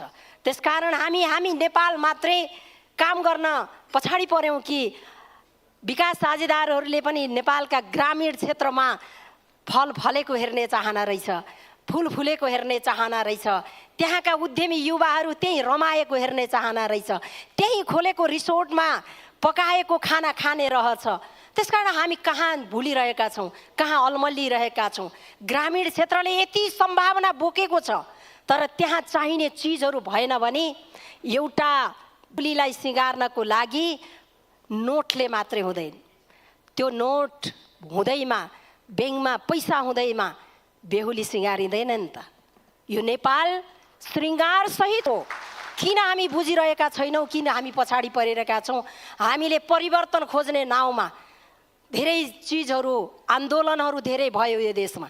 यो आन्दोलनले के भयो भन्दा 10 वर्षमा बल्ल बल्ल बल्ल बल्ल सिँढी चढ्न खोज्छ, फेरि 10 वर्षमा भुइँमा थेचारिन्छ, फेरि त्योबाट उठेर माथि आउनको लागि फेरि अर्को पुस्ताले आफूलाई ढाड सेक्नुपर्छ। त्यसकारण कति पुस्ता पछाडि पर्ने अब सोच्ने बेला आयो। हामीले 10 वर्षमा केही गर्ने, यो सङ्घीयताले के चिज दिन्छ भनेको फेरि 10 वर्षमा ठुलो क्षति बेहोर्नु पर्यो। हामी सबैलाई सम्झना छ 72 को भूकम्पले तहस नहस गराएको देशले रक्त सञ्चार हुँदै थियो, फेरि यो वर्ष 82 मा फेरि त्यसरी नै थेचारियो। अबको युगमा फेरि यसरी नै थेचारिन नपर्ने गरी सुझबुझका साथ सम्हालिएर सोचेर विज्ञतालाई, वास्तविक विज्ञतालाई पोखेर अब मिलेर काम गर्नुपर्नेछ। एकले अर्कालाई घोचपेच गरेर होइन, सम्हालेरै जानुपर्नेछ। यत्रो गफ हामी गरिरहेका छौँ। जलवायु परिवर्तनको विषयले असर पर्यो, यसको उत्थानशीलमा लागौँ भनेका छौँ, उद्यमशीलता विकास गरौँ। नेपाललाई हिजो हामी सानो सानो हुँदा नेपाल कृषि प्रधान देश हो, 90% किसानहरू नेपालमा छन् भनिन्थ्यो। आज त्यसको वास्तविक लेखाजोखा पनि भएको जस्तो मलाई लाग्दैन। त्यसकारण अब वास्तविकतामै अडिएर काम गर्नुपर्नेछ। धेरै विधाहरू छन्। सधैँ हामी अरूलाई हेर्ने गर्छौँ, दर्शकको रूपमा हामी उभिन्छौँ। त्यो भन्दा पनि अब हामीले व्यवस्थालाई जनजीवनमै सार्थकतामा ल्याउनु पर्नेछ। अनुभूत योग्य र प्रभावकारी काम गर्नुपर्ने अवस्था आएको छ। त्यसको लागि साँच्चै नै त्यो किसानसित हामीले किसानलाई हेर्ने दृष्टिकोण बदल्न सकेनौँ भने, यदि बदल्यो भने यो मन्त्रालयले बदल्छ आशा छ। तर किसानको महत्त्व हामीले ठुला मान्छेहरूले खाने पनि त्यही अन्न हो, तर कस्तो खाइरहेका छौँ किसानले बुझेको छ। हामी किसानसँग सोध्न गयौँ भने किसानले भन्छ यहाँ विषादी छ, यसमा कम विषादी छ, यो अर्गानिक हो। किसानले मात्रै बुझेको छ, किसान हो विज्ञ त। र हामीले त्यहाँबाट आउँदै आउँदै आउँदै आउँदै कालीमाटीमा किनेको तरकारी, हामीले त्यहाँ किनेर खाने खाद्य विषादी कति छ भन्ने कुरा हामी खानेले जानेका छैनौँ, उत्पादन गर्नेले जानेको छ। त्यसकारण अब तालिम चाहिएको छ। यसलाई प्रविधियुक्त बनाउने, अहिलेको प्रविधिले मान्छे हिलोमा मुसिएर थोरै उत्पादन गर्न खोजेको छैन, थोरै जमिनमा धेरै उत्पादन गरेर आफू व्यावसायिक बन्न खोजेको छ, देशलाई खाद्यान्न पुर्याउन प्रयत्न गर्न खोजेको छ। तर वातावरण यसरी अल्मलिएको छ कि यसले चाहिँ विज्ञता सिक्यो भन्ने विषयलाई पनि निहालेर हेर्नु परेछ। त्यसकारण स्थानीय सरकारले त्यसको पहिचान गर्न सक्छ। हामीहरू त्यहाँ बसेर काम गरेका छन्, को उद्यमशील हुन्छ, कोसित क्षमता राख्छ, कसले कामै गर्छ, त्यो चिज स्थानीय सरकारले छुट्याउन सक्छ, त्यहाँबाट हामी सङ्घ सरकारलाई सहयोग गर्न सक्छौँ। यो हिसाबले अब अलमलको स्थिति होइन। यस्ता खाद्य सङ्गठनहरूले असाध्यै शुद्ध खानेकुरा, गुणस्तरीय खानेकुरा पठाउन कहीँ आपत पर्यो भने यो संस्थाले सहयोग गरेको छ। साँच्चै नै त्यहाँको नागरिकको जीवनस्तर माथि उठाउन, बचाउनको लागि सही किसिमले शुद्ध खाद्यान्न पठाउने वातावरणको लागि पनि गर्न सक्ने संस्था भएको हुनाले यसरी मिलेर काम गर्नु पर्यो कि अब एकले अर्कालाई आक्षेप लगाउने भन्दा पनि, दोषारोपण गर्ने भन्दा पनि यो विभिन्न विधा आज उठ्ने, यो समारोहमा उठ्ने विधाहरू, यहाँ छलफल हुने गोष्ठीहरूमा यस्तो महत्त्वपूर्ण कुराहरू उठाएर गाउँसम्म पुर्याउने वातावरण गराउनु पर्यो। मैले हिजो एफएओको हाम्रो अर्जुनजीसँग एकछिन भेटेर गफ गर्ने मौका पाएँ। बहुआयामिक क्षेत्र यो जोडिनु पर्यो, समावेशीको कुरा गरेका छौँ। समावेशी, वास्तविक समावेशी हुनु पर्यो। उद्यमीहरू त्यहाँ पुग्न पर्यो, महिलाहरूको सहभागिता अर्थपूर्ण हुनु पर्यो, युवाहरूको सहभागिता अर्थपूर्ण हुनु पर्यो, काममा देखिने गरी हामी अगाडि बढ्नु पर्यो। तब मात्र हामीले र गाउँमा बसेर काम गर्नेहरूले आशा गरेको देश विकास, अहिलेको विकासको भोक हामीले भनिरहेका, हामी सधैँ विकासका ग्राहक होइन। अहिलेको नागरिकले उठाउने आवाज, हामी विकासका अभ्यासकर्ता हौँ भनेका छन्। त्यो चिजलाई हामी अब सरकार सञ्चालन गर्दा मनन गरेर अगाडि बढ्नु पर्यो। हामीले सुशासन प्रवर्धनको हामी सुशासनको अभ्यासकर्ता हौँ भनेर आवाज उठिसकेको छ। त्यसकारण पनि यो कुरालाई हामीले मनन गरेर आगामी दिनमा यस्ता कार्यक्रमहरूले, यस्ता फोरमहरूले एउटा नयाँ सन्देश गाउँसम्म पुर्याओस्, जहाँ युवाहरू रमाउनेछन्, जहाँ युवाहरूले उद्यमशील बन्नेछन् र युवाहरूले आफै रोजगारी सृजना गरेर आफ्नै देशलाई श्रृङ्गार भर्नेछन्। त्यसकारण पनि अब कर्मशील भएर काम गर्ने कुरामा एउटा मैले हेरेँ कृषिका विज्ञहरू, पशुका विज्ञहरूलाई देख्दाखेरि यस्तो रहर लाग्यो। हामीले स्थानीय सरकारमा एउटा 18 महिना तालिम गरेको एउटा युवालाई आउन त तिमीले काम गर भनेर बोलाउनु परेको छ। मन्त्रालयमा यति ठुलो जनशक्ति राष्ट्रिय रूपमा किन जान सकेन, त्यो तालिम चलाउन किन सकेन? हामीलाई चिन्ता त्यहाँ हो। सङ्घीयता त्यसको लागि हो। यहाँ पढेका विद्वानहरूले गाउँका किसानलाई सिकाउने हो। हिजो बरु जेटीहरू हिँडेको देखिन्थ्यो, आज त यस्तो छ कि बारदलीमा कर्मचारीहरू बसेर, विज्ञहरू बसेर गाउँ खाली गराउन मिल्दैन। त्यसकारण मेरो अनुरोध छ मन्त्रीज्यूलाई, यस्ता होनहार विज्ञहरू, देशका जनशक्तिहरूलाई गाउँ गाउँ पठाएर सिकाउनु पर्यो। उहाँहरूको समेत क्षमता परिष्कृत हुन्छ। तालिम दिन सक्ने क्षमता भनेको सामान्य होइन। त्यसकारण हामीले त्यो अपेक्षा गरेका छौँ। यसमा मिलाएर लैजाउँ। हामी मात्र होइन रहेछ, यस्ता विकास साझेदारहरू हामीसित काम गर्न खोजिरहेको छ।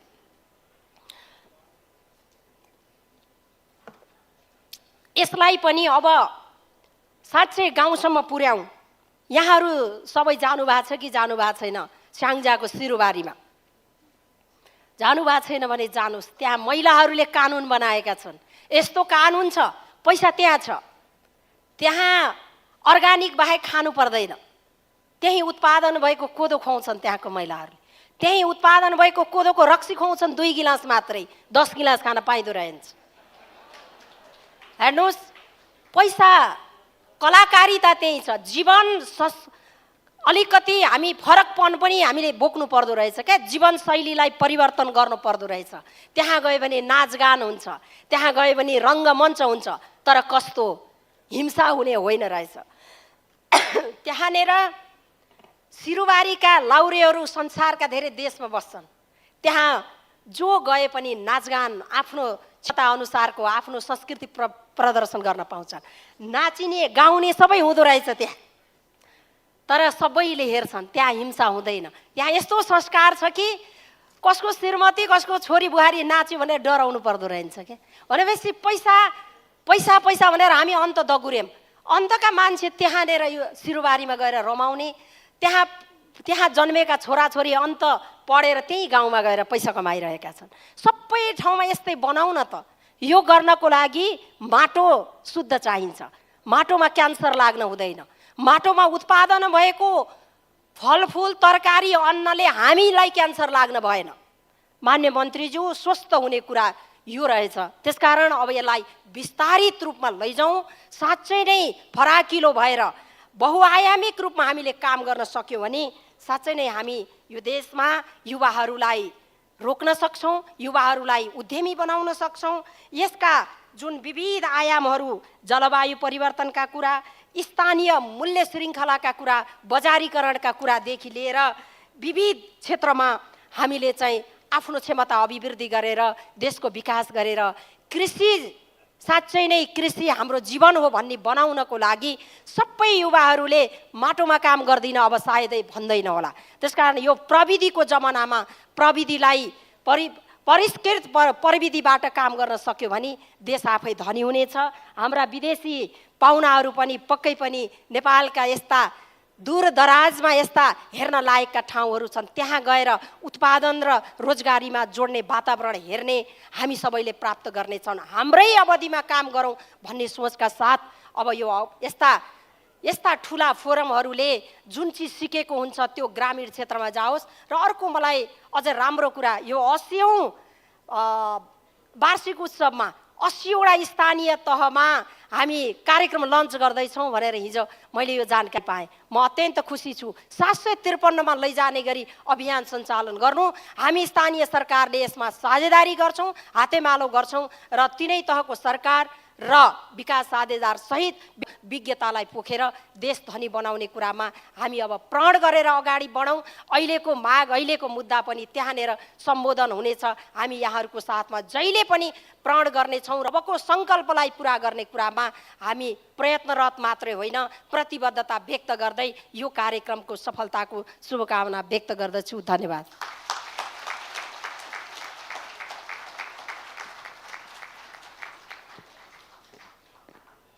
शुभकामना मन्तव्य र आफ्नो महत्त्वपूर्ण सुझावको लागि हार्दिक धन्यवाद अध्यक्षज्यू। आफ्नो अमूल्य समय दिई यस कार्यक्रमको गरिमा बढाइदिनु भएकोमा हामी आभार व्यक्त गर्दछौँ। Now, moving forward, it is with great honor I am privileged to invite the chief guest of today's inaugural session, Honorable Minister of Agriculture and Livestock Development, Dr. Madan Prasad Pariyar, to deliver his guiding remarks.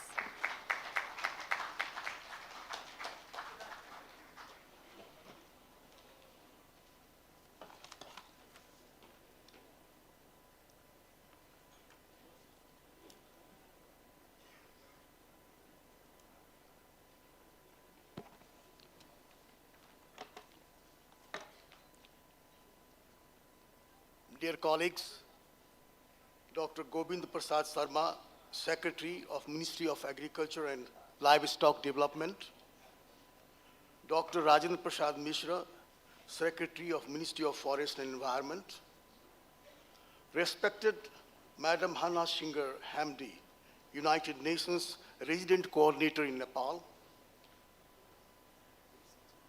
Madam Lakshmi Devi Pandey, Chairperson of National Association of Rural Municipalities in Nepal, respected Ken Simuzu, FAO representative for Bhutan and Nepal. Speakers, Dr. Zanuka and Arunji, distinguished guests from the government of Nepal, United Nations agencies, private sector, farmers, entrepreneurs, researchers, youth, and media. Namaste and very warm good morning to you all. सबभन्दा पहिले त म राष्ट्रिय गाउँपालिका महासंघ के अध्यक्ष लक्ष्मी म्याडमलाई हार्दिक धन्यवाद दिन चाहन्छु।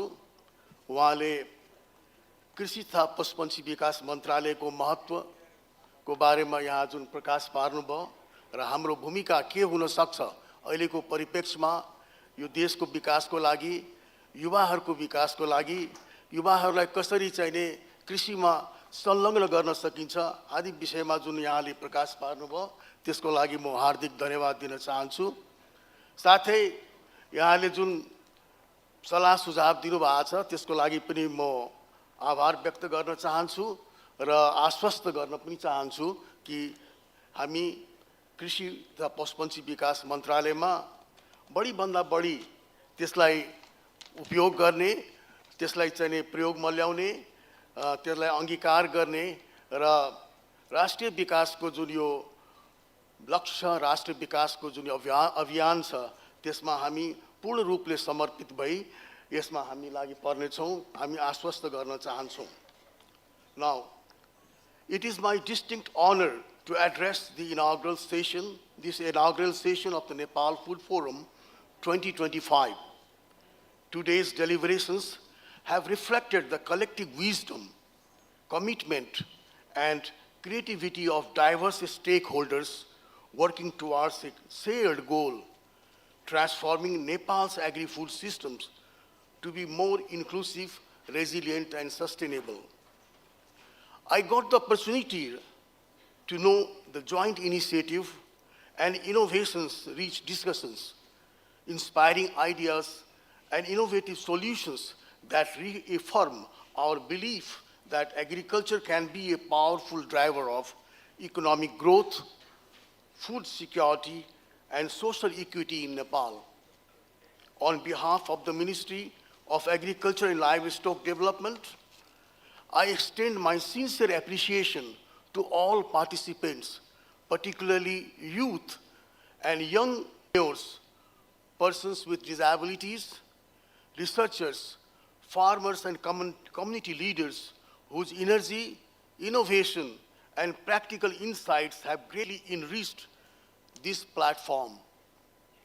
It's a privilege to work in close partnership with the Food and Agriculture Organization of the United Nations, FAO, in promoting initiatives such as the Nepal Food Forum 2025.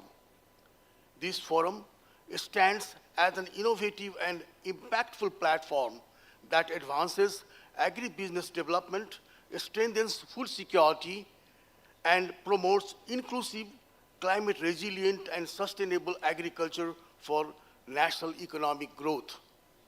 On behalf of the Government of Nepal, Ministry of Agriculture and Livestock Development, I congratulate FAO on the occasion of its 80th anniversary and for successfully organizing this second Nepal Food Forum. This milestone reflects our shared commitment to institutionalizing agri-food and agribusiness development, revitalizing the rural economy, and advancing sustainable development across Nepal. I would also like to reiterate the Government of Nepal's strong commitment demonstrated through the declaration of the Decade of Agriculture Investment 2024-2034, which aims to enhance agriculture financing and accelerate structural economic transformation. The ministry remains fully committed to working closely with FAO under Mr. Simi Ju's leadership to co-lead innovations and initiatives that advance the vision and objectives of this decade. Nepal's agriculture sector continues to face growing challenges, particularly due to increasing climate risks and disasters. A recent example is the unseasonal rainfall in October 2025, which caused an estimated rupees 868 million in economic losses and affected approximately 10,840 hectares of cultivated land. These impacts underscore the urgency of coordinated action among government agencies, UN organizations, the private sector, financial institutions, and development partners to scale up investment in agricultural recovery and resilience. Agricultural commercialization and the development of competitive markets remain key challenges. Platforms such as the Nepal Food Forum provide improve market access, promote agricultural commodities, attract investment, and strengthen the resilience and sustainability of the agri-food sector. The ministry emphasizes the importance of a strong interagency collaboration and partnerships for effective resource mobilization and increased investment. Through innovation in agri-food systems, climate-smart farming, entrepreneurship and technology-driven transformation, we can bring agriculture firmly into the mainstream of Nepal's economic development. We also strongly recognize the critical role of women and marginalized groups in agriculture. The ministry calls for the mainstreaming of transformative gender equality, disability, and social inclusion approaches across agri-food, agribusiness systems. The government of Nepal is committed to ensuring the rights, participation, leadership, and decision-making power of women, Dalits, youth, indigenous peoples, persons with disabilities, and other marginalized communities. I am pleased to note that Nepal Food Forum 2025 has highlighted several priorities pathways for inclusive growth, including promoting climate-resilient, export-oriented value chains, such as large cardamom, ginger, highland potato, mandarin orange, tea, coffee, mountain honey, pangasius fish, and yak cheese to strengthen rural livelihoods and food security.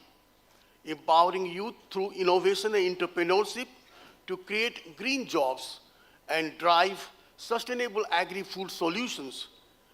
Ensuring meaningful participation of women, indigenous peoples, and local communities in planning and decision-making while valuing traditional knowledge. Advancing science, innovation, and digitalization as foundations for climate-smart agriculture. One Health approaches and sustainable farming practices. The forum has clearly demonstrated the importance of strong partnerships among government institutions, the private sector, academia, development partners, and local communities. Together, we can mobilize investment, implement innovative solutions, and ensure that our collective efforts are inclusive, effective, and sustainable. As we move forward, the Ministry of Agriculture and Livestock Development remains firmly committed to increasing investment in agribusiness ventures that enhance food security and rural livelihoods, empowering youth and women as leaders and innovators in food system transformation, promoting inclusive strategies that ensure meaningful participation of indigenous and marginalized communities, advancing science, innovation, mechanization, and digitalization to improve productivity and resilience.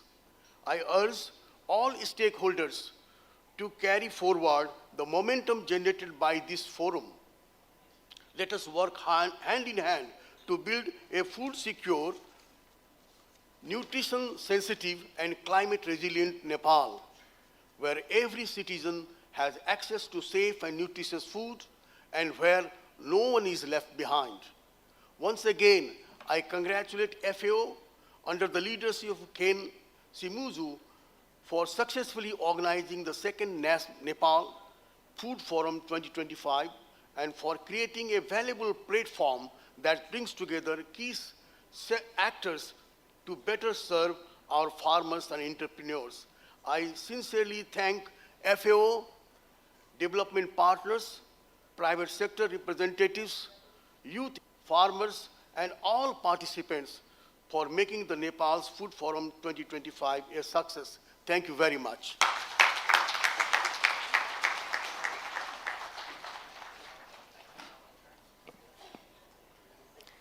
We extend our profound gratitude to Honorable Minister for his thoughtful and inspiring remarks. Your guidance today has not only highlighted national priorities, but also highlighted the importance of this forum in advancing agricultural development. We are grateful for your presence and leadership. As we come to the close of inaugural session, I would like to commence this special moment of sharing token of appreciation. For this, I would like to request Mr. Ken Simuzu, FAO representative for Bhutan and Nepal, to present the token of appreciation to our esteemed guest. I would like to request Joint Secretary of Ministry of Agriculture and Livestock Development, Dr. Januka Pandit, to come forward to receive token of appreciation.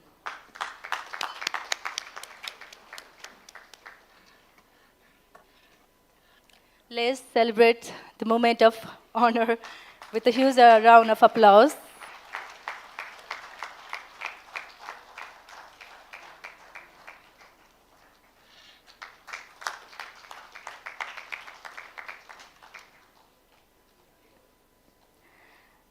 I would like to request Madam Hana Singer Hamdi, UN Resident Coordinator of Nepal, to receive token of love.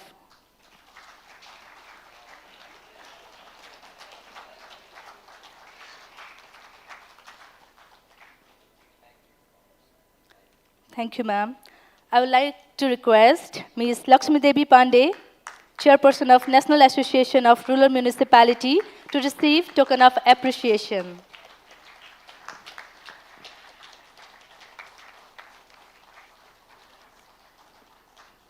Thank you, ma'am. Now I'd like to request our respected Secretary, Dr. Govinda Prasad Sharma, from Ministry of Agriculture and Livestock Development, to receive token of appreciation.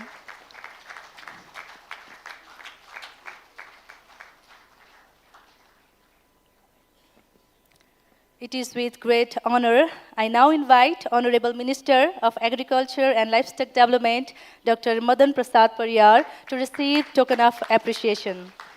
Let's give a huge round of applause to celebrate this beautiful moment of honor.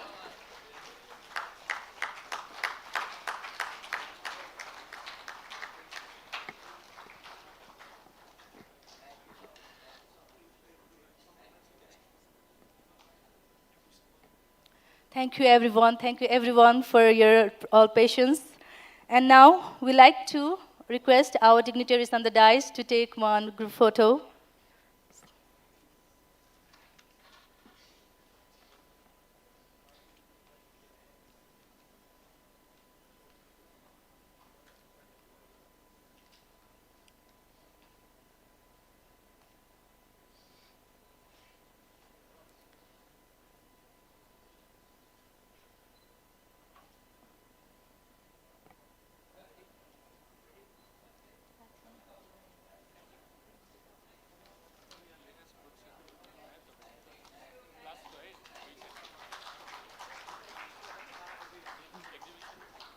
Thank you so much. Thank you, everyone. यस पश्चात सानो announcement छ यो हल लगायत रातो बैठक हलमा प्राविधिक सत्रहरू सुरु हुन गइरहेको छ र यस पश्चात लन्च छ लन्च पश्चात चाहिँ हजुरहरू कृपया प्राविधिक सत्रहरूमा उपस्थित भइदिनु हुन पनि हार्दिक अनुरोध गर्दछौँ एउटा चाहिँ यो हलमा रहेको छ भने अर्को चाहिँ रातो बैठक हलमा पनि रहनेछ र यो मोमेन्टमा मबाट कुनै पनि प्राविधिक मिस्टेक भएमा क्षमा प्राप्ति गर्दै यो समयमा आफ्नो धैर्यतासहित उपस्थिति हुनुभएकोमा हार्दिक कृतज्ञता व्यक्त गर्दछु धन्यवाद र हाम्रो बाहिर एक्जिबिसन पनि चलिरहेको छ एग्रिकल्चर एक्जिबिसन चलिरहेको छ सबैजनालाई त्यहाँ उपस्थित हुन हार्दिक अनुरोध गर्दछु may I request our guest to please participate in the exhibitions outside the hall and we have two technical session in two hall one is this and another is Rato Baitak like to request all the guests to proceed thank you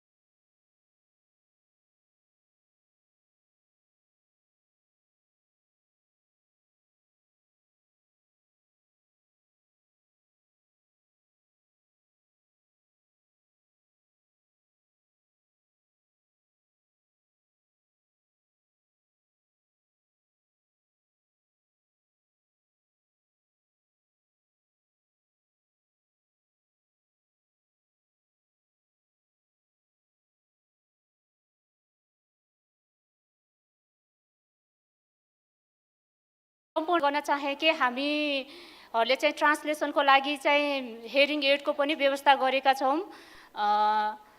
जो जसलाई आवश्यक छ यता कुनाबाट लिन सक्नुहुनेछ यहाँहरूले। So let's provide translation aid.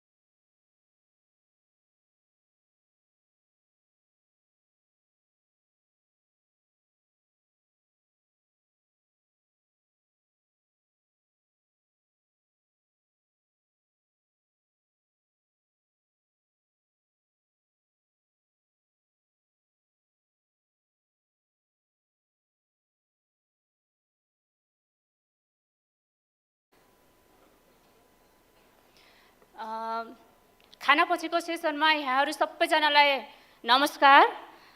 आजको यो स्थानीय खाद्य प्रणाली र अर्थतन्त्रमा ग्रामीण महिला किसानको नेतृत्व महिला किसानको अन्तर्राष्ट्रिय वर्ष एनएफएफ 2025 को यो विशेष सत्रमा पाएका सम्पूर्ण महानुभावहरूलाई एफएओ नेपाल तथा म भवानी थपलियाको व्यक्तिगत तर्फबाट हार्दिक नमन तथा स्वागत गर्न चाहन्छु।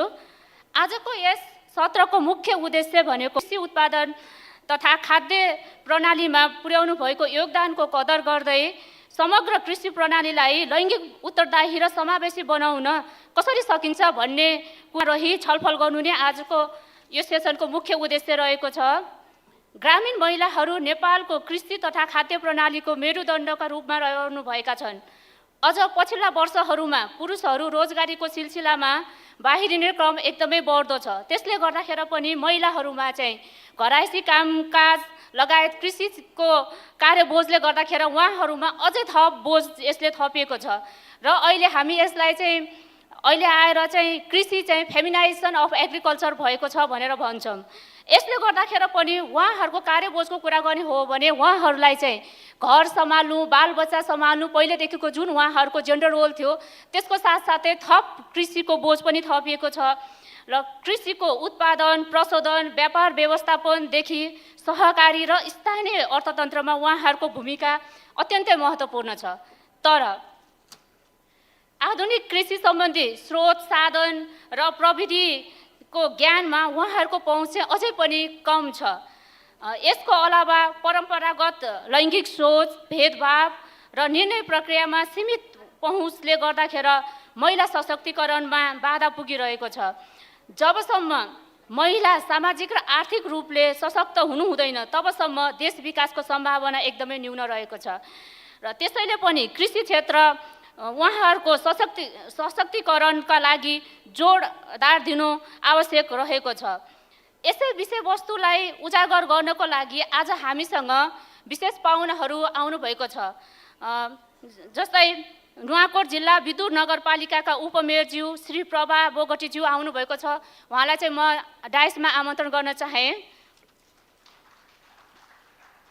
म पनि विदुर नगरपालिकाकै नगरवासी हुँ, त्यसैले गर्दाखेरि पनि उहाँमा चाहिँ मेरो अझै थप अपेक्षा चाहिँ रहेको छ। हाम्रो उपमेयरज्यूलाई चाहिँ मैले मञ्चमा आमन्त्रण गर्न चाहे।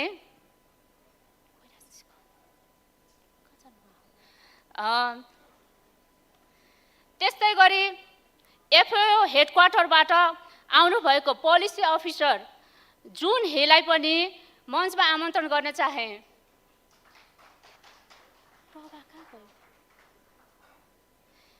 यसै गरी आजको यस सत्रमा कृषिमा लैङ्गिक समानता तथा सामाजिक समावेशीकरण किन भन्ने विषयको प्रस्तुतिकरण लिएर आउनुभएको लैङ्गिक विज्ञ दिव्या देवी गुरुङलाई पनि म मञ्चमा आमन्त्रण गर्न चाहे।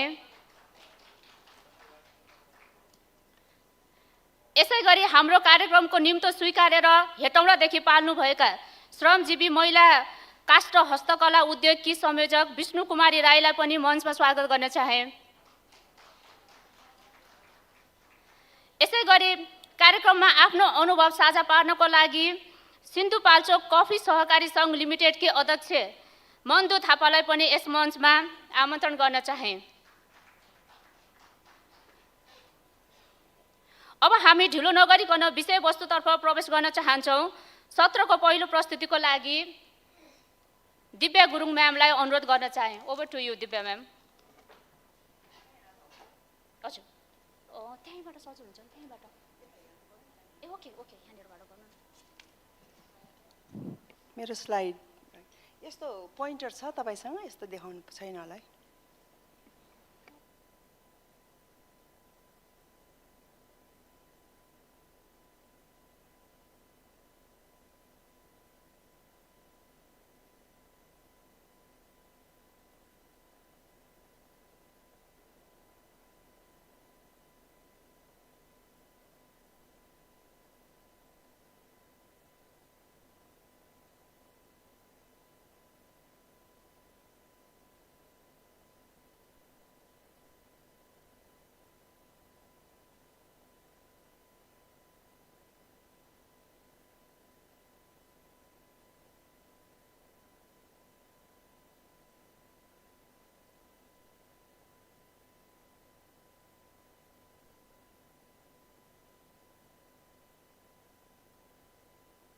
म्याम हजुरको लागि चाहिँ समय रहेको छ 15 मिनट।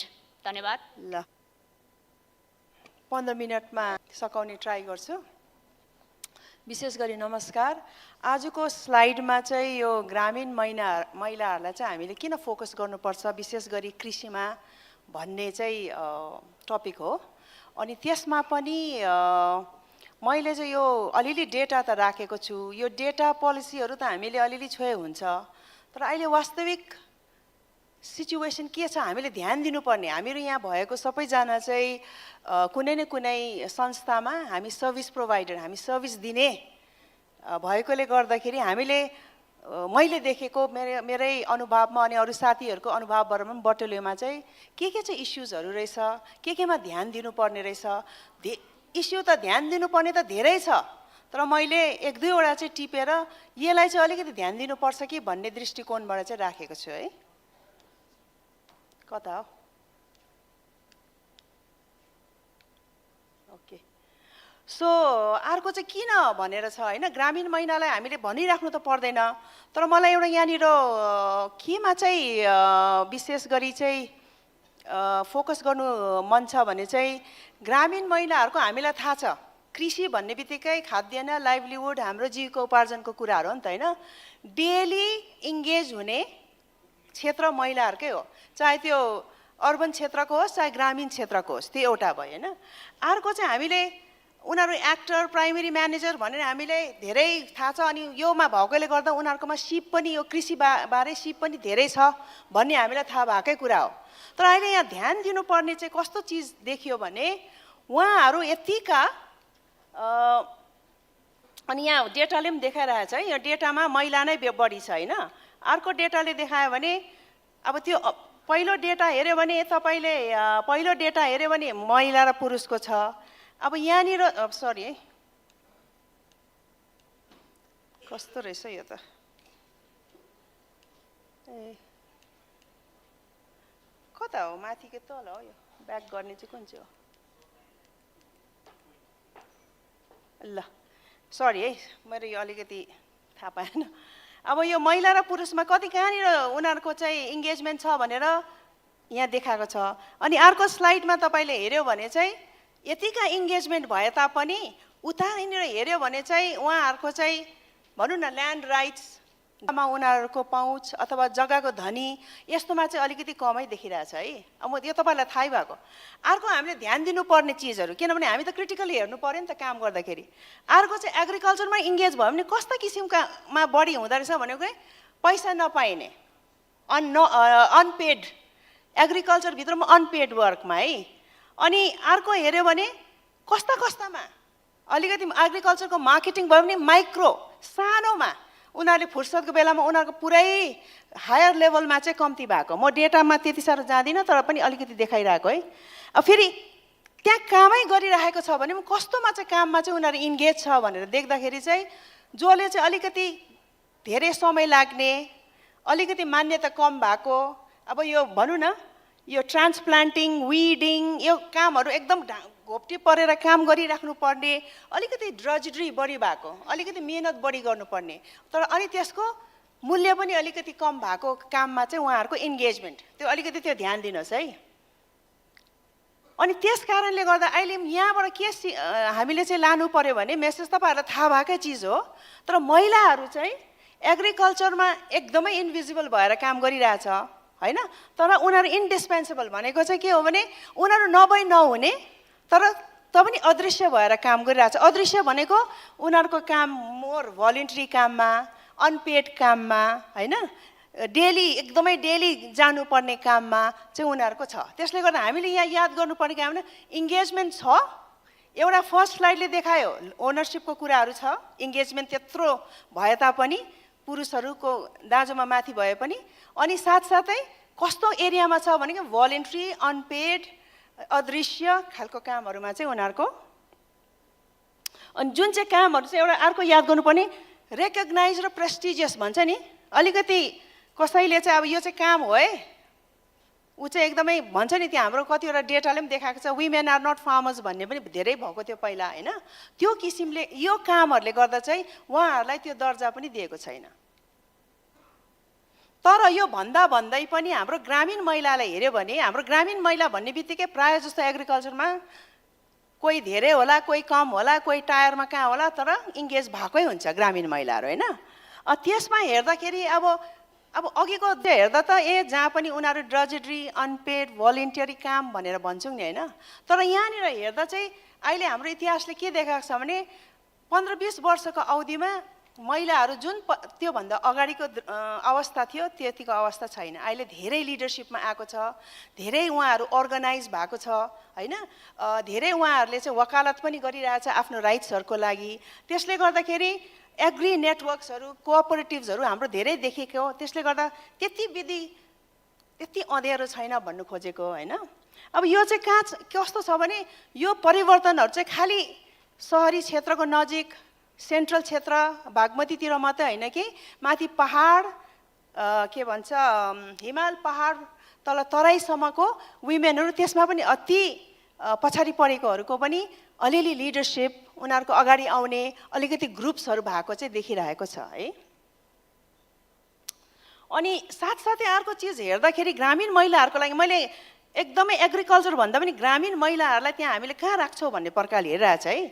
अर्को चाहिँ हेर्दाखेरि चाहिँ अब हाम्रो एडिएसहरू छ, तपाईँहरू सबैलाई थाहा होला होइन, एग्रिकल्चर के भन्छ डेभलपमेन्ट स्ट्राटेजी भन्ने छ, हाम्रो विभिन्न क्लाइमेटको स्ट्राटेजी जेसी स्ट्राटेजी धेरै स्ट्राटेजीहरू निस्किएको छ।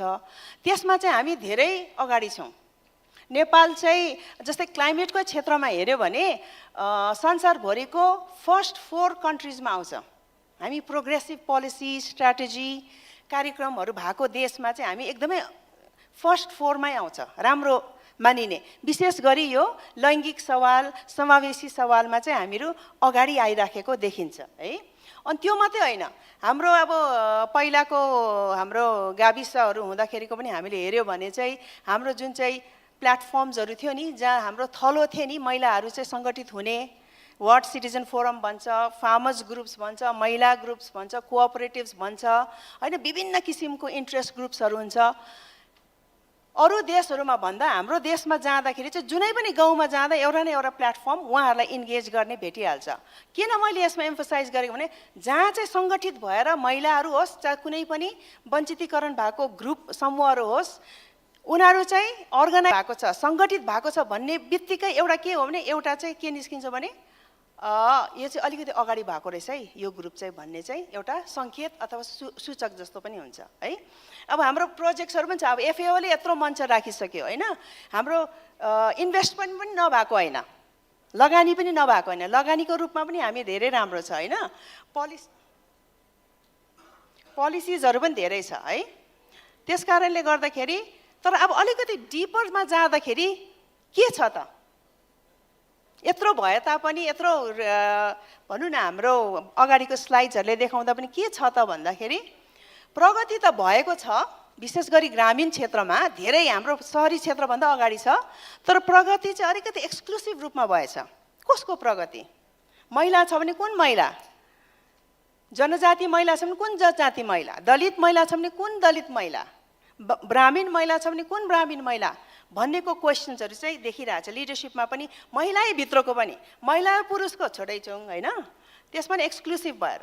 अनि गइरहेर हेर्दा मेरो समय कम छ तर म एक्सप्लेन गर्दिनँ, गइरहेर मेरै रिसर्चले पनि के देखाइरहेछ भने हामीले कोसँग भेट्छौँ त, धेरै चाहिँ हामी ग्रामीण क्षेत्रमा जाँदा को चाहिँ समूहमा छैन, को आज मिटिङमा आएन, किन आएन भन्दा हेर्दाखेरि चाहिँ धेरै समूह धेरै महिलाहरू चाहिँ वञ्चितीकरण भएर नआएको पनि छ।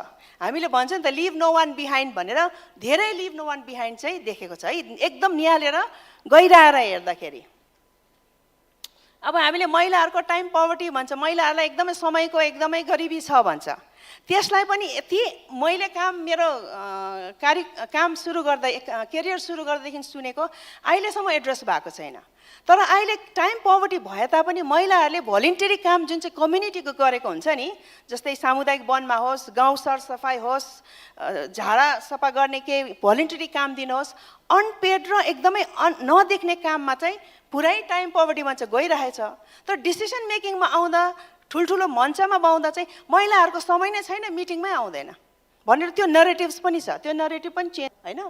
अब कम्युनिटीमा जाँदाखेरि चाहिँ हामीले कसलाई भेटिरहेको छ त, कस्ता खालके महिला होइन, मुस्लिम समुदाय गयो भने कुन चाहिँ मुस्लिम महिला, हामीले 1-2 जना एकदमै भएको छ कि सारा त्यो गाउँमा नभएर वञ्चितीकरणकोलाई भेटिरहेको छ अथवा उनीहरूको कस्तो छ स्टेटस, यो हेर्दाखेरि चाहिँ अफन हामीले के देखेको छ भने ह्यान्डफुल अफ हामीले यो समावेशीको नाममा ह्यान्डफुल अफ पिपललाई रिपिटेड भिजिट रिपिटेड दिएर हामीले चाहिँ अनि सूचकमा के देखाइरहेछ भने ए हामी त माथि गरेछ है भनेर हामीले खुसी भएर हाम्रो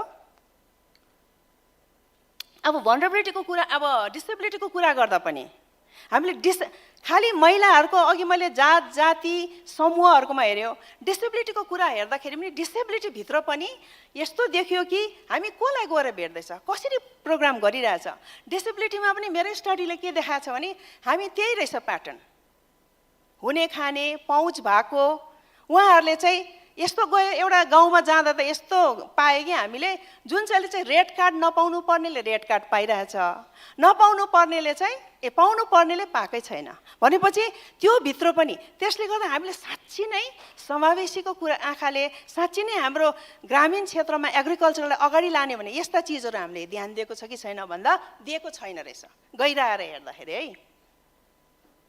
अब फेरि अर्को छ यहाँ जस्तै अब इन्भाइटेड स्पेस भन्छ नि बोलाएर हामीले धेरै कामहरू गराएर उहाँहरूले पोलिसी स्ट्राटेजीहरू बनाएर तह तहको महिलाहरू रहेछ ग्रामीण महिलाहरू पनि एउटा तह त आउँदै नआउने पायो अर्को तह अलिकति आएको पायो आएको उहाँहरू चाहिँ एकदमै एम्पावर्ड वुमनहरू हो ग्रामीण क्षेत्रका उहाँहरू आउँदा पनि समावेश गर्दा पनि कसरी समावेश गर्दछन् महिलाको क्षेत्र अथवा दलितको क्षेत्र अथवा कुन चाहिँ पकेटको क्षेत्र मुस्लिमको क्षेत्र उनीहरूले मात्रै हाल्यो अनि उहाँहरूलाई डिस्कसनमा कन्सल्टेसन गरेर हामी एकदम खुसी भयो oh they are all consulted we consulted them भन्यो तर उहाँहरूको भोइस पनि राखेर टिपेर पनि लग्यो यसरी तर स्ट्राटेजीमा जाँदा प्रोग्राममा गर्दा हालेको छ कि छैन द्याट्स अ क्वेसन अनि मेरै अनुभवले एउटा दुईटामा म इन्भल्भ भएकोमा हालेको छैन मै इन्भल्भ भएकोमा हालेरै जाँदा पनि त्यो दुईटाको कार्यक्रममा मै इन्भल्भ भएको पछि माथि स्ट्राटेजी यो रेड स्ट्राटेजीको कुरा गरेको हाम्रो एग्रिकल्चर स्ट्राटेजीमा पनि त्यस्तै भएछ हामीले भनेको त्यत्रो भोइसहरू त कहाँ गयो त्यसले गर्दाखेरि त्यो पनि अलिकति ध्यान दिनुपर्ने। अब पुरुषहरूभित्र पनि छ हेर्नुहोस् है त उहाँ अब हामीले यहाँ त हाम्रो इन्स्टिट्युसनको पुरुषहरू भयो कम्युनिटी इन्स्टिट्युसनमा उहाँ थारू हुनुहुन्छ उहाँ माझी हुनुहुन्छ उहाँहरूको भित्र पनि डाइनामिक्स हेर्नुपर्ने रहेछ हामीले साँच्चै नै गर्ने हो भने अनि हामीले त्यस्तोमा इन्भेस्ट गरेर हेरेको छौँ त त्यस्तो लेन्स छ त उहाँनिर यो दुईटाको मिटिङमा उहाँ कुनै एक शब्द नबोल्ने पनि छ दुईटा पुरुषभित्र पनि त्यसले गर्दा हामीले डाइनामिक्स हेर्दाखेरि यो चिजहरू पनि धेरै याद गर्नु पर्यो। अनि अर्को चाहिँ अहिले फेडरलिजम आइसकेपछि एउटा अब अहिले साट त भन्दिनँ तर पहिला हाम्रो गाविस हुँदाखेरि हाम्रो 9वटा वडा हुन्थ्यो होइन 9वटा वडामा एक वडामा कम्तीमा 5 जना मान्छे हुन्थ्यो भनेपछि 45 जना एउटा गाविसमा हुन्थ्यो अहिले एउटा गाविसको साइज र एउटा वडाको साइज एउटै छ अनि कतिजना छ 5 जना भनेपछि एक्सक्लुसिभ त्यो जुन चाहिँ किसिमको भाइब्रेन्ट डिस्कसन गर्ने त वान डोर पोलिसी छ फेरि वडाइबाट जानुपर्ने भनेपछि ग्रामीण महिलाहरूले विशेष गरी फार्मिङ ग्रामीण महिलाहरूले के भेटाइरहेछ भने एउटा त त्यहाँबाट जाने उनीहरूको बिउको कुरा नयाँ नयाँ किराको कुराहरू गर्नु त इन्फ्रास्ट्रक्चरले खाइहाल्यो त्यसमा पनि त्यो पार्टीको छैन भने एउटा पनि पाएन। पहिला त उहाँहरूले के भन्थ्यो भने हामीले त जे होस् हाम्रो फार्मर्सको ग्रुप हुन्थ्यो इलिटै महिलाहरू है हामी त सिधै जिल्लामा गएर हाम्रो भनाइ सुनाएर के त ल्याउनु सक्थ्यो नि अहिले त त्यति पनि सक्दैन भनेर श्रिङ्किङ स्पेस फर पार्टिसिपेसन भनेको के हो तलको प्लेटफर्म्सहरू यति बिघ्न इलिट क्याप्चर पोलिटिकल क्याप्चर भएको छ कि इन्फ्रास्ट्रक्चर बिग थिङ्सहरू गएको छ त्यसले गर्दा हाम्रो महिलाको कार्यक्रम एक्सक्लुडेड ग्रुप्सको कार्यक्रमहरू चाहिँ के भएको छ भने 30 को नाचमा को पोका मात्रै भएको छ अहिले है त्यसले गर्दा क्वालिटी अफ पार्टिसिपेसन एकदमै हेर्नुपर्ने आछ को पार्टिसिपेट गरेको छ को पार्टिसिपेट गरेको छैन होइन नम्बर्स मात्रै लिएर नहुँदो रहेछ नि त कहाँ पार्टिसिपेट गरिरहेछ कसरी गरिरहेको छ होइन कुन लेभलमा गरिरहेछ कसले चाहिँ मोनिटरी नन मोनिटरी बेनिफिट कसले पाइरहेछ अघिको पहिलाको ग्रुप हेर्नुहोस् चाहिँ नन पार्टिसिपेटिङ भनेर होइन यो रिलेसनसिप हाम्रो उहाँहरूसँग कस्तो छ 5 मिनट हो उहाँहरूसँग हाम्रो रिलेसनसिप कस्तो छ त समुदायसँग समुदाय पनि त्यो ग्रुपसँग अब एक्सक्लुजनको कुरा गरेपछि त्यो ग्रुप कस्तो छ कन्ट्र्याक्चुअल छ कि हामीले कन्ट्र्याक्ट गऱ्यो प्रोजेक्ट गऱ्यो आयो छ कि उहाँहरूसँग साँच्ची नै बुझेर एकदम कोलाबोरेटिभ गोइमा गएको छ कि कि चाहिँ कोलिजियल भन्ने अर्को छ। उहाँहरूकोमै गएर उहाँहरूलाई नै अगावा लिएर हाम्रो डकुमेन्ट्सहरूमा त हामीले लेखेको छ नि त, दे आर द फोरफ्रन्ट, उनीहरूले लिड गर्नुपर्छ, उनीहरूको निड्सहरू उनीहरूको डिमान्ड्सहरू लिड गर्नुपर्छ भन्ने छ। तर वास्तविक रूपमा हामीहरू प्लानिङ गर्दाखेरि, एग्रिकल्चरको प्लानिङ गर्दाखेरि हामीले त्यसरी गरेको छ कि छैन? गरेको छ? फिल्डमा त मेरो यति बिघ्न जान्छु, फिल्डमा त हाम्रो फ्रन्टलाइन वर्कर्सले गर्नु सकेको छ, लास्टमा त फ्रन्टलाइन वर्कर्स हो नि त उनीहरूसँग गर्ने त। गरेको छ कि छैन भन्दा this is a very big question, quality of participation. बेनिफिट्समा पनि त्यही हो, कसले बेनिफिट गरिरहेछ? ह्यान्डफुल अफ पिपलले बेनिफिट गरेको छ कि? त्यसले गर्दाखेरि एउटा ठुलो मैले धेरै समस्याहरू छ, अब किराको, फटेङ्ग्राको, यो के भन्छ पानीको, सबै एग्रिकल्चरल समस्या छ। म त्योपट्टि जाँदिनँ, त्यो हामीलाई थाहा भएकै कुरा। तर अहिले हाम्रो समष्टि रूपमा समस्या हेर्दाखेरि चाहिँ हाम्रो अहिले नेपालको पुरा हेर्दाखेरि के रहेछ भने हाम्रो गभर्मेन्टदेखिको एनजिओसदेखिको लिएर लोकल तल वार्डसम्म इन्टेन्सन भन्छ नि, इन्टेन्सनलाई के भन्छ अर्को वर्डमा? हाम्रो चाहिँ हामीले गर्छु भन्ने चाहिँ अवेरनेस धेरै छ।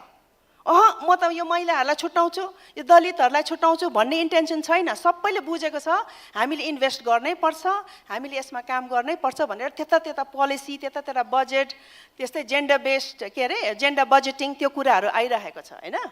त्यस कारणले गर्दाखेरि म टाइममै सक्छु है प्लिज, डिस्टर्ब हुँदो रहेछ फ्लोमा। अनि त्यसले गर्दा एकदम हाई अवेरनेस छ। तर सबैभन्दा ठुलो विकनेस चाहिँ के हो भने जुन चाहिँ इन्भेस्टमेन्ट चाहेको छ नि त्यसलाई रोल गर्नु फिल्डमा, त्यो इन्भेस्टमेन्ट चाहिँ अति विक छ। पर्टिकुलरली इन्स्टिट्युसनल भित्र है, चाहे त्यो गभर्मेन्ट होस्, नन गभर्मेन्ट होस्, चाहे हामी डोनर एजेन्सिज होस्, हामी डोनर एजेन्सीभित्र अथवा एनजिओज आइएनजिओभित्र काम गर्ने, मै पनि त्यसरी काम गरेर आएको। हाम्रो स्किल, हाम्रो अन्डरस्ट्यान्डिङ, हाम्रो भनौँ न social methods, approaches, forget about conceptual clarity छोडिदेऊ, तर हाम्रोमा स्किल छ कि छैन त्यो गर्ने, to do it? Do we have it or don't we have it? That's the major question. त्यसमा इन्भेस्टमेन्ट इज भेरी पुवर, यादै गरेको छैन। हामी अफिसमा आएपछि हामीलाई थाहा भयो सही गर्नुपर्छ है, त्यो एङ्गलले हेर्नुपर्छ है, हेर्नु सक्छ भन्ने मनस्थितिले हामी त्यो मोडमा काम गरिरहेको छौँ है। प्रोग्राममा बजेटहरू, रोबस्ट एमएनई सिस्टम कसरी भयो कि भएन भने कसरी एकाउन्टेबिलिटी हुने, त्यो कुराहरूमा चाहिँ धेरै नै आइरहेको छ होइन। अनि अर्को चाहिँ म एउटा जाँदा एउटा चाहिँ के एउटा example, I want to give one example how we don't have the skills to see it भन्नेमा चाहिँ एउटा चाहिँ के छ भने हामीले जहिले पनि जेसी भनेर नेपालमा हेर्दाखेरि जेसीमा के हेर्छ, जात जाति भेगहरू हेरेर यताउति गरेर रुरल अर्बन गरेर गर्छौँ होइन। तर साँच्ची नै हेर्नु पर्यो भने एउटा हिस्टोरिकल डिस्क्रिमिनेट त डिस्क्रिमिनेट भयो, तर उसको सिचुएसन, उसको अवस्थाले पनि उसलाई चाहिँ भनरेबल पारेको चिज हेर्दाखेरि दुईटा हामीले यसरी हेरिरहेको छौँ। यता जात जातिकोबाट राख्छौँ, अन्त यता पोभर्टी लाइन के वेलबिङ केबाट राख्छौँ। तर अहिले हाम्रो स्टडिजले हामी सबैलाई थाहा भएको जुन चाहिँ कम्पाउन्डेड हुन्छ नि, historically discriminated plus situational vulnerability, जो व्यक्ति चाहिँ हिस्टोरिकल पनि छ सिचुएसन छ ऊ पो मोस्ट भनरेबल हुँदो रहेछ त। यहाँ तल छ नि त, historically discriminated plus situational vulnerable छ नि त मोस्ट भनरेबल।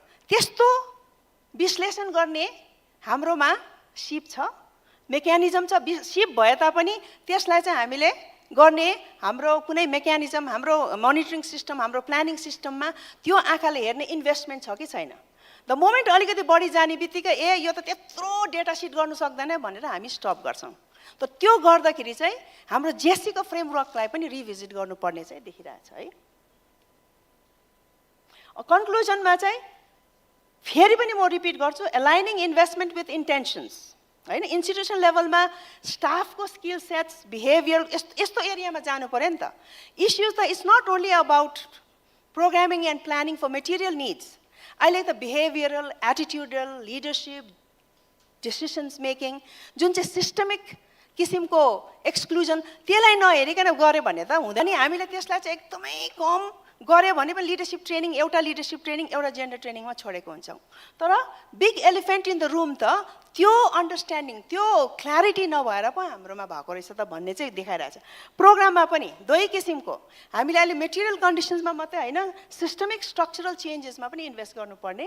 अनि अन्तिममा चाहिँ मैले थुप्रो छ, तर मैले यो प्रोग्रामेड गभर्नेन्स प्रकारले भन्दा चाहिँ अहिले चाहिँ अब धेरै चाहिँ हामीले यो पोलिसी स्ट्र्याटेजी गाइडलाइन्सतिर समय बर्बाद नगरेर सिधै फिल्डमा क्वालिटी क्वान्टिटी अफ इन्भेस्टमेन्ट चाहिँ प्रोग्रामिङ हुनु पर्यो, जो चाहिँ कन्टेक्चुअल बेस्ड अनि कोलाबोरेटिभ कन्ट्र्याक्चुअल वेमा हामी कन्ट्र्याक्टर जस्तो चाहिँ काम गर्नु भएन। यति भन्दै मेरो चाहिँ यहीँ बन्द गर्छु। धेरै धेरै धन्यवाद। हस्, दिव्या म्यामलाई धेरै धेरै धन्यवाद। उहाँले चाहिँ एग्रिकल्चर सेक्टरमा भएको लैङ्गिक सवालहरूलाई मसिनो रूपमा केलाउनु भएको छ र यसमा चाहिँ लगानी बढाउनुपर्छ भन्ने कुरालाई जोड दिनुभएको छ। अब चाहिँ म दोस्रो प्रस्तुतिको लागि चाहिँ जुन हीलाई चाहिँ आमन्त्रण गर्न चाहेँ। उहाँले चाहिँ इन्टरनेसनल वुमेन फार्मर्स इयरको विषयवस्तुमा रहेर यसको सान्दर्भिकता के, किन र कसरी भनेर चाहिँ यसमा फोकस भएर चाहिँ प्रस्तुत गर्ने हुनेछ। ओभर टु यु जुन।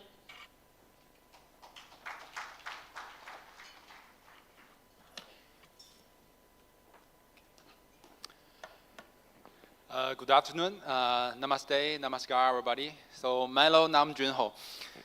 Nice to meet you here. So first, it's my great pleasure and honor to be back to Kathmandu, because actually I worked here from this April to September in the FAO country office. This is why maybe there are many old friends sitting downstairs.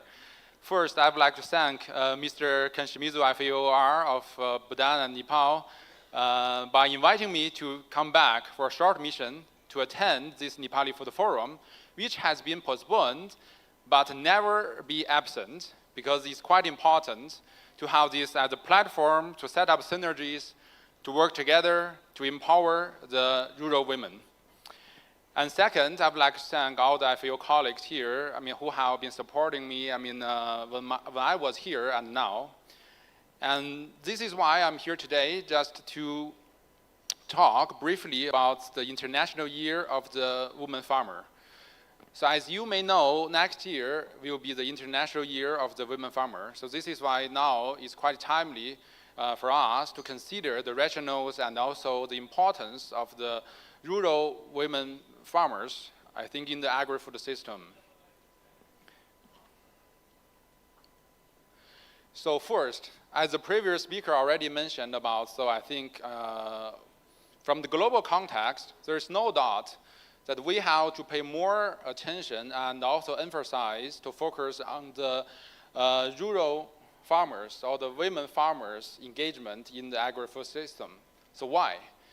Maybe you have your understanding, but from my personal point of view, there's no doubt, because from the very beginning, we all farmers. We all the son of the farmers, which means we all the son of the women farmers. This is why there's no doubt that we should respect also to see how we can support the women farmers as our original mother in our world, for this planet to be strengthened, to be empowered, to be engaged for a better production, better nutrition, better environment, and a better life. So here, actually, there are some, like a number of highlights from the flagship report, the status of rural women in agri-food system, published by FAO last year. I don't want to go deeper, but from there you can see there are so many gaps, no matter from the gender equality gap or the gap between men and the women in the agri-food system, also in the rural communities. What I want to highlight here is actually on the left. So the increasing women's empowerment is essential for women's well-being and has a positive impact on agriculture production, food security, diets, and child nutrition. Especially in half of small-scale producers benefit from the development intervention. So you can see there, so it would be significantly rise the additional people and increase the resilience by 235 million people. So which means the United Nations, the global community, endorsed next year as the International Year of the Woman Farmer, 2026. This is actually the visual identity developed by FAO, who is the leading agency to coordinate next year for all the activities from the global level and also from the national level. So some background is FAO, in collaboration with all UN RBAs, the Rome-based agencies, including FAO, IFAD, International Fund for Agricultural Development, and also WFP, to facilitate the implementation and observance of the International Year of the Women Farmer, IYWF. The UN member states, UN entities, and other international organizations, stakeholders, including civil societies, private sector, and academia, are invited to support and participate in the celebration of the year. So 2 weeks ago in FAO launched officially the International Year of Women Farmer in Rome, FAO headquarters. So it's required to put in place a governance structure and will coordinate the planning and the implementation of next year as the International Year of Women Farmer. So here you can see some definition. So here I just want to highlight, so women farmer is a very broad definition or concept, including the formal and the informal work that the woman farmer has been delivering. And also it's about the care and domestic work while supporting food security, contributing to economic prosperity and improving nutrition and livelihoods for their societies and also communities. So which means, I still remember, so when I was here in April, a colleague from my FAO office delivered like a presentation highlighting the indigenous women's engagement in agri-food system, which inspired me a lot. Because there are so many indigenous women and also products and the cultures as long-term traditional culture and insights that we should reconsider and bring back to see how we can use all of this knowledge and cultures and traditions to reinforce and to promote the women farmers' engagement in agri-food system, which will bring some up-to-date value to the transformation of agri-food system. So in this regard, so here you can see some structures. I will share the presentation to FAO office. I just want to highlight, so I think it's very well prepared for this governance structure to engage more stakeholders from all levels. And in FAO, this initiative is led by ESP. Actually, it's my division, the Rural Transformation and the Gender Equality Division. Approximately, 30 members composed by representatives from 20 divisions and offices in FAO are coordinating all the activities for next year. And here you can see, so by using next year, we have 3 priorities. First is to raise awareness of multiple and crucial roles that rural women farmers are playing in the agri-food system. And then to highlight the actions that can help close the gender gap, especially in the time of the digitalization, by using some high-tech technologies and also solutions. And then the third priority is to guide and channel policy making, programming, and increased investment to advance gender equality and women and girls' empowerment.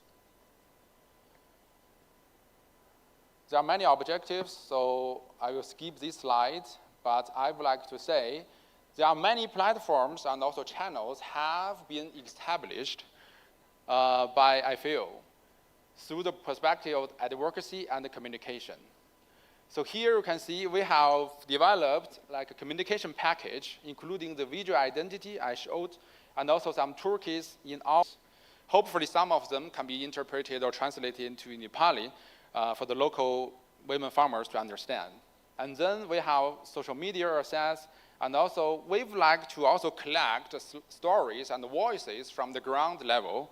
So if there is any, stories or requirements from the women farmers here in Nepal at 3 levels, federal, provincial, and also municipality level, we are more than willing to have their voices, also their presence, by sharing the stories through the call for stories, through the official website, established, and also from some promotional videos.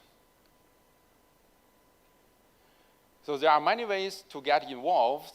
like organizing some side events, no matter here in Nepal or at headquarters in Rome. So we are going to organize many activities, and also to develop some gender equality and women empowerment knowledge products, holding national photo or competition, and also some local national radio, press, and TV, launch a podcast or short video series. Like I heard this today, like by using the Brewer Mass for the 4 batters and for the Nepal Food Forum. It's very unique, but very inspiring and interesting. And also, we can take the opportunities, I think, to include next year some key messages and facts in official speaking points. So this is why I think some colleagues from my FAO headquarters, from the gender team, will travel here next year also to set up the agenda, also to see how to strengthen the engagement through FAO country office with local stakeholders. So actually, this is some information, brief introduction of the International Year of Women Farmer.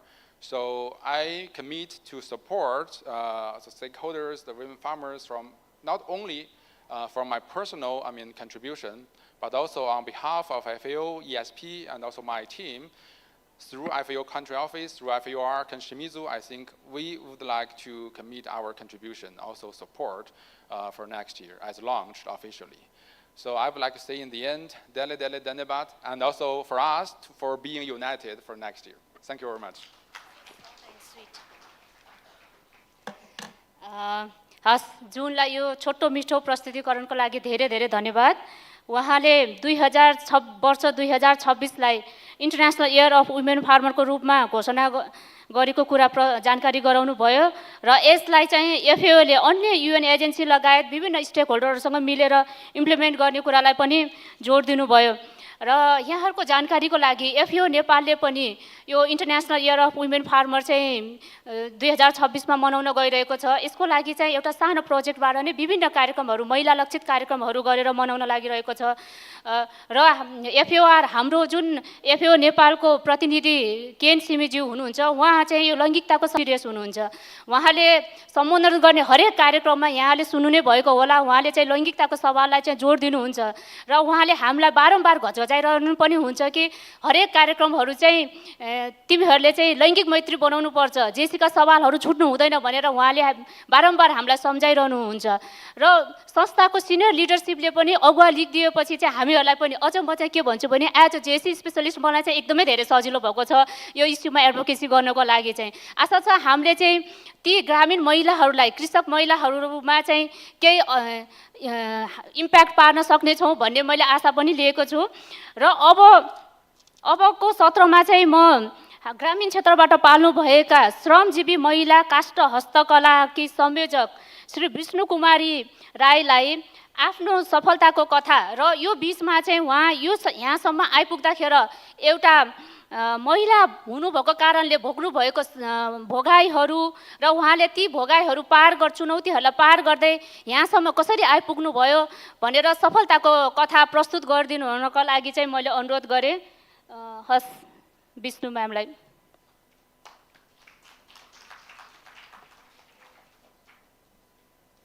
धन्यवाद। सर्वप्रथम चाहिँ यस आयोजक संस्थालाई मेरा आफ्ना परिचय र मेरा उद्यमका गतिविधिबारे भन्न पाउँदा उहाँहरूलाई चाहिँ एकदमै हृदयदेखि धन्यवाद व्यक्त गर्न चाहन्छु र सर्वप्रथम चाहिँ मेरो नाम चाहिँ विष्णु कुमारी राई। म मकवानपुर जिल्ला हेटौँडा वडा नम्बर 5 पिप्लेपोखरा सामुदायिक वनको कार्य सदस्य र श्रमजीवी महिला काष्ठ हस्तकलाको चाहिँ संयोजक। मैले 2066 सालमा चाहिँ यस पिप्लेपोखरा सामुदायिक वनबाट चाहिँ उपभोक्ता सदस्यता बनेको छु र त्यसपछि मैले सुरुमा चाहिँ म एउटा महिलाले चाहिँ एउटा सिलाइको काम गर्नुपर्छ भनेर म सिलाइको काम गर्थेँ सुरुमा र त्यसकै सिलसिलामा मैले चाहिँ अब यतिकै चाहिँ हुन्न भनेर चाहिँ मैले चाहिँ सुरुमा मैले अरूको टेलरमा काम गरेर मासिक जम्मा 14-1500 चाहिँ कमाउँदै आएको थिएँ।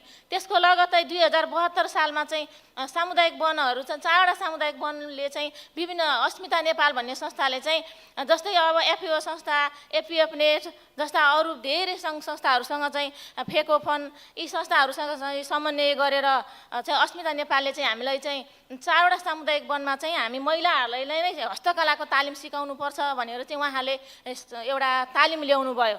त्यो तालिममा चाहिँ म पनि सहभागी भएँ, मैले पनि सिक्ने अवसर पाएँ र त्यसको सिलसिलामा चाहिँ त्यहाँ महिलाहरूले चाहिँ हामीले त्यहाँ सुरुमा चाहिँ हस्तकला यो कसरी बुट्टा बनाउने होला, एउटा काठबाट चाहिँ यस्तो आकर्षक बुट्टाहरू चाहिँ देखाउनु भयो हामीलाई प्रशिक्षक सरले। त्यहाँ धेरै खालका मेसिनहरू थिए, ती कहिले पनि हामीले नदेखेका मेसिनहरू थिए। हामी महिलाहरूले यस्तो मेसिनहरू कसरी चलाउन सक्छौँ होला भनेर हामीलाई अचम्म लाग्थ्यो। तर सिक्ने क्रममा हामीले सिक्दै बेसिक चाहिँ हामीले 6 महिना तालिम सिक्यौँ, त्यसपछि फेरि एडभान्स हामीले 3 महिना सिक्यौँ। यसरी 9 महिना तालिम सिकिसकेपछि चाहिँ अब हामी यत्तिकै बस्नु हुँदैन, किनभने सङ्घ संस्थाले हामीलाई यति सपोर्ट गरेर एफओले हरेक संस्थाहरूले चाहिँ यसरी सपोर्ट गरेर हरेक हामीले चाहिने मेसिनहरूदेखि लिएर त्यहाँ चाहिँ कच्चा पदार्थ पनि हामीलाई चाहिँ उपलब्ध बनाइदिनु भएको थियो। त्यसको सिलसिलामा चाहिँ हामी यत्तिकै बस्नु हुँदैन, हामी महिलाहरूले पनि केही गर्नुपर्छ भनेर चाहिँ हामीले एउटा संस्था दर्ता गर्नुपर्ने लाग्यौँ र संस्था दर्ता गर्नु चाहिँ हामीले 2074 सालमा चाहिँ दर्ता गर्न गयौँ। दर्ता गर्ने बेलामा चाहिँ फेरि त्यसपछि महिलाहरूको नाममा दर्ता गर्नलाई चाहिँ पूर्जाको समस्या पर्यो। त्यसपछि लाल पूर्जा त सबै महिलाहरूकोमा हुँदैन। अब के गर्ने भनेपछि एउटा आफ्नो घरको कुनै गार्जनको चाहिँ नाता प्रमाणित गर्यो भने पनि हामीले चाहिँ त्यहाँ पूर्जा देखाउनु पर्ने अवस्था आयो। त्यसकारण त्यसमा पनि हामीले अगाडि बढेर चाहिँ हामीले एउटा 74 सालमा चाहिँ नगरपालिका घरेलु तथा साना उद्योग र प्यानमा चाहिँ हामीले 74 सालमा दर्ता गऱ्यौँ।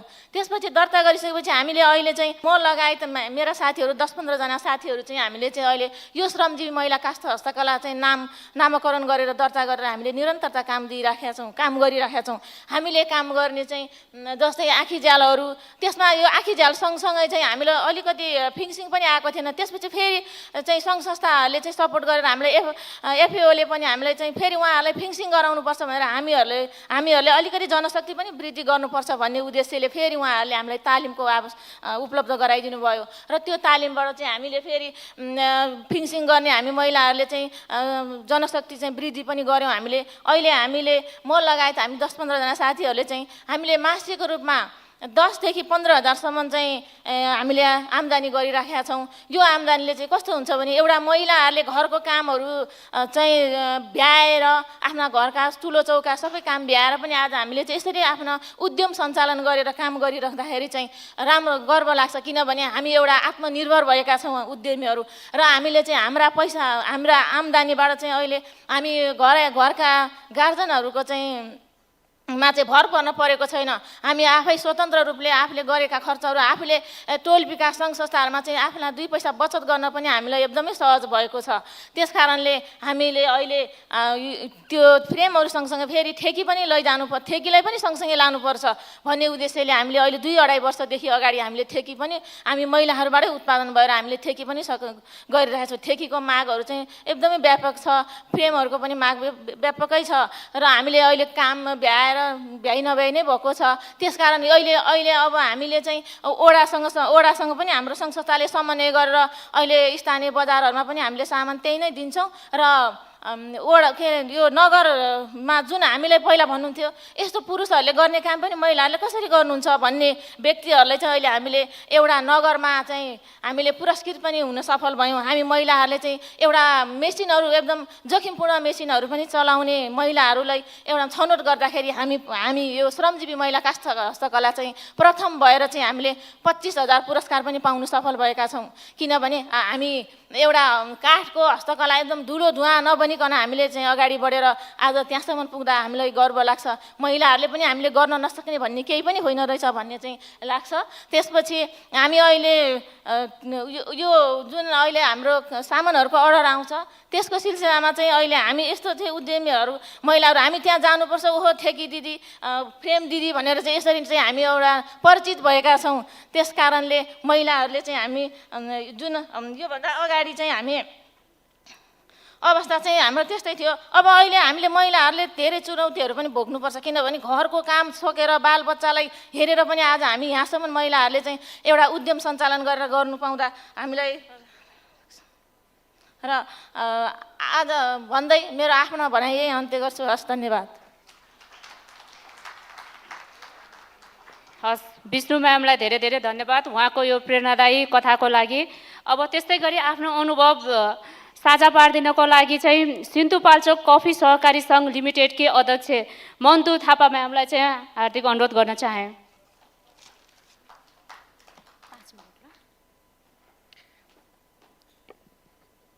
धन्यवाद म्याम। सम्पूर्णमा नमस्कार छ। कफी सहकारी सङ्घ सिन्धुपाल्चोक अध्यक्ष मन्तु थापाको तर्फबाट आफ्नो अनुभव भन्नुभएको छ। मैले कफी सहकारीसँग सम्बन्धित भएको कारणले त्यसैबाट विषय उठान गर्छु। यो कफीको सन्दर्भ चाहिँ कसरी आयो भन्दाखेरि जब मैले बिहा गरिसके पछाडि मेरो ससुराले चाहिँ कफीको बोट रोप्नु भएको रहेछ। त्यहाँबाट मेरो कफीको इन्ट्री चाहिँ त्यतिखेर भएको 2062 सालबाट चाहिँ मैले कफीमा प्रवेश गरेँ। त्यति बेला हेलिभिटासको कफी प्रमोसन प्रोग्राम भन्ने थियो। त्यो प्रोग्राममा चाहिँ सहजकर्ता भएर म कफीको सेक्टरमा छिरेको हो। त्यति बेलाको इतिहास हेर्दाखेरि सिन्धुपाल्चोक जिल्लाको कफीको उत्पादन 400 केजी ड्राई चेरी देखिन्छ। त्योभन्दा पछाडि हामीले प्रोजेक्टकै सहयोगमा चाहिँ कफी प्रमोसन प्रोग्रामहरू जिल्लाभरि गर्दै गयौँ। धेरैवटा समूहहरू बनायौँ। समूह मार्फत चाहिँ कफी खेती गराउँदै गयौँ। जब कफी उत्पादन हुँदै गयो त्योभन्दा पछाडि मार्केटमा चाहिँ मार्केटको अभाव भयो। बजारको अभाव भइसके पछाडि हामीले अब कसरी चाहिँ मार्केट पनि गर्न सकिन्छ, उत्पादन र उपभोक्तासम्म कसरी जोड्न सकिन्छ चाहिँ सहकारी नै एउटा विकल्प लाग्यो। त्योभन्दा पछाडि हामीले 2069 सालमा चाहिँ कफी सहकारी समूहलाई नै सहकारी संस्था बनाएर त्यसपछि सङ्घ स्थापना गऱ्यौँ। अहिले चाहिँ यो सङ्घ मार्फत नै कफी उत्पादन प्रशोधन बजारीकरण गर्दै आइरहेका छौँ। अहिले हाम्रो सिन्धुपाल्चोक जिल्लाको कफीको आफ्नै सिन्धु अर्ग्यानिक कफी भन्ने हाम्रो आफ्नो ब्रान्ड छ। हामी जापान, कोरिया, अस्ट्रेलिया र अमेरिका हामी सोझै डाइरेक्ट हामी एक्सपोर्ट गर्छौँ। यो गरेकै लगभग 14 वर्ष चाहिँ हामीले अन्तर्राष्ट्रिय बजारमा सिन्धुपाल्चोकको कफी पठाएको भइसकेको छ। यसरी हेर्दाखेरि अहिलेको उत्पादन सिन्धुपाल्चोक जिल्लाको उत्पादन चाहिँ 32 टन ड्राई पार्चमेन्ट देखिन्छ।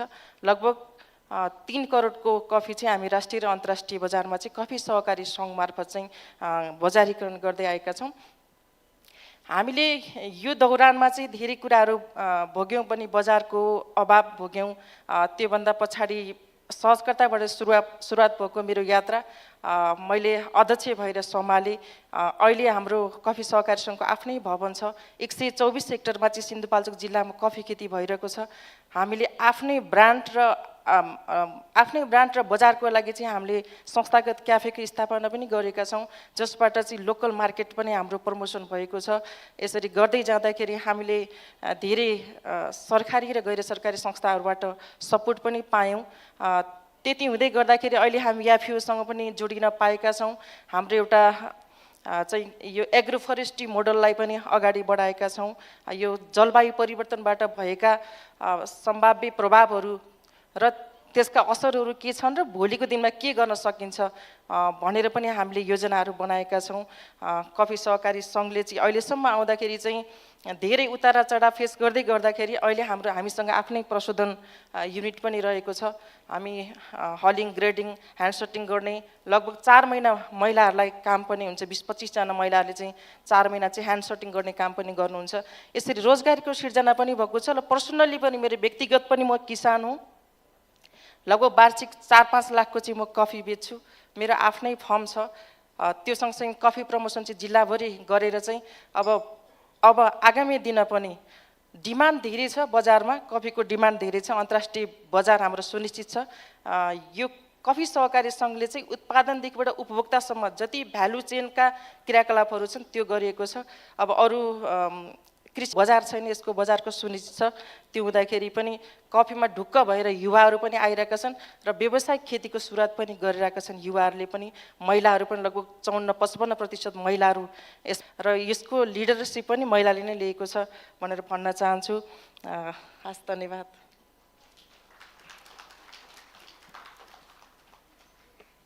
हस्, मन्तु म्याडमलाई धेरै धेरै धन्यवाद। समयले नेटो काटिसकिरहेको छ, त्यसैले म अब ढिला नगरिकन नुवाकोट जिल्ला विदुर नगरपालिकाको उपमेयरज्यू श्री प्रभा बोगटीज्यूलाई चाहिँ नगरले चाहिँ ग्रामीण महिला उत्थानको लागि चाहिँ के कस्ता कार्यक्रमहरू गरेका छ र आगामी कार्ययोजना के छ भनेर चाहिँ अलिकति प्रकाश पारिदिनु हुनको लागि हार्दिक अनुरोध गर्छु। मैले अघि नै पनि सम्बोधनको क्रममा भने उहाँ चाहिँ मेरो नगरवासीको हिसाबले पनि उहाँप्रति मेरो धेरै आशा छ। उहाँले त्यो आशा चाहिँ पुर्याउनु हुन्छ भन्ने पनि मैले विश्वास गरेको छु। प्रभा म्याम, हजुरलाई ओभर टु यू।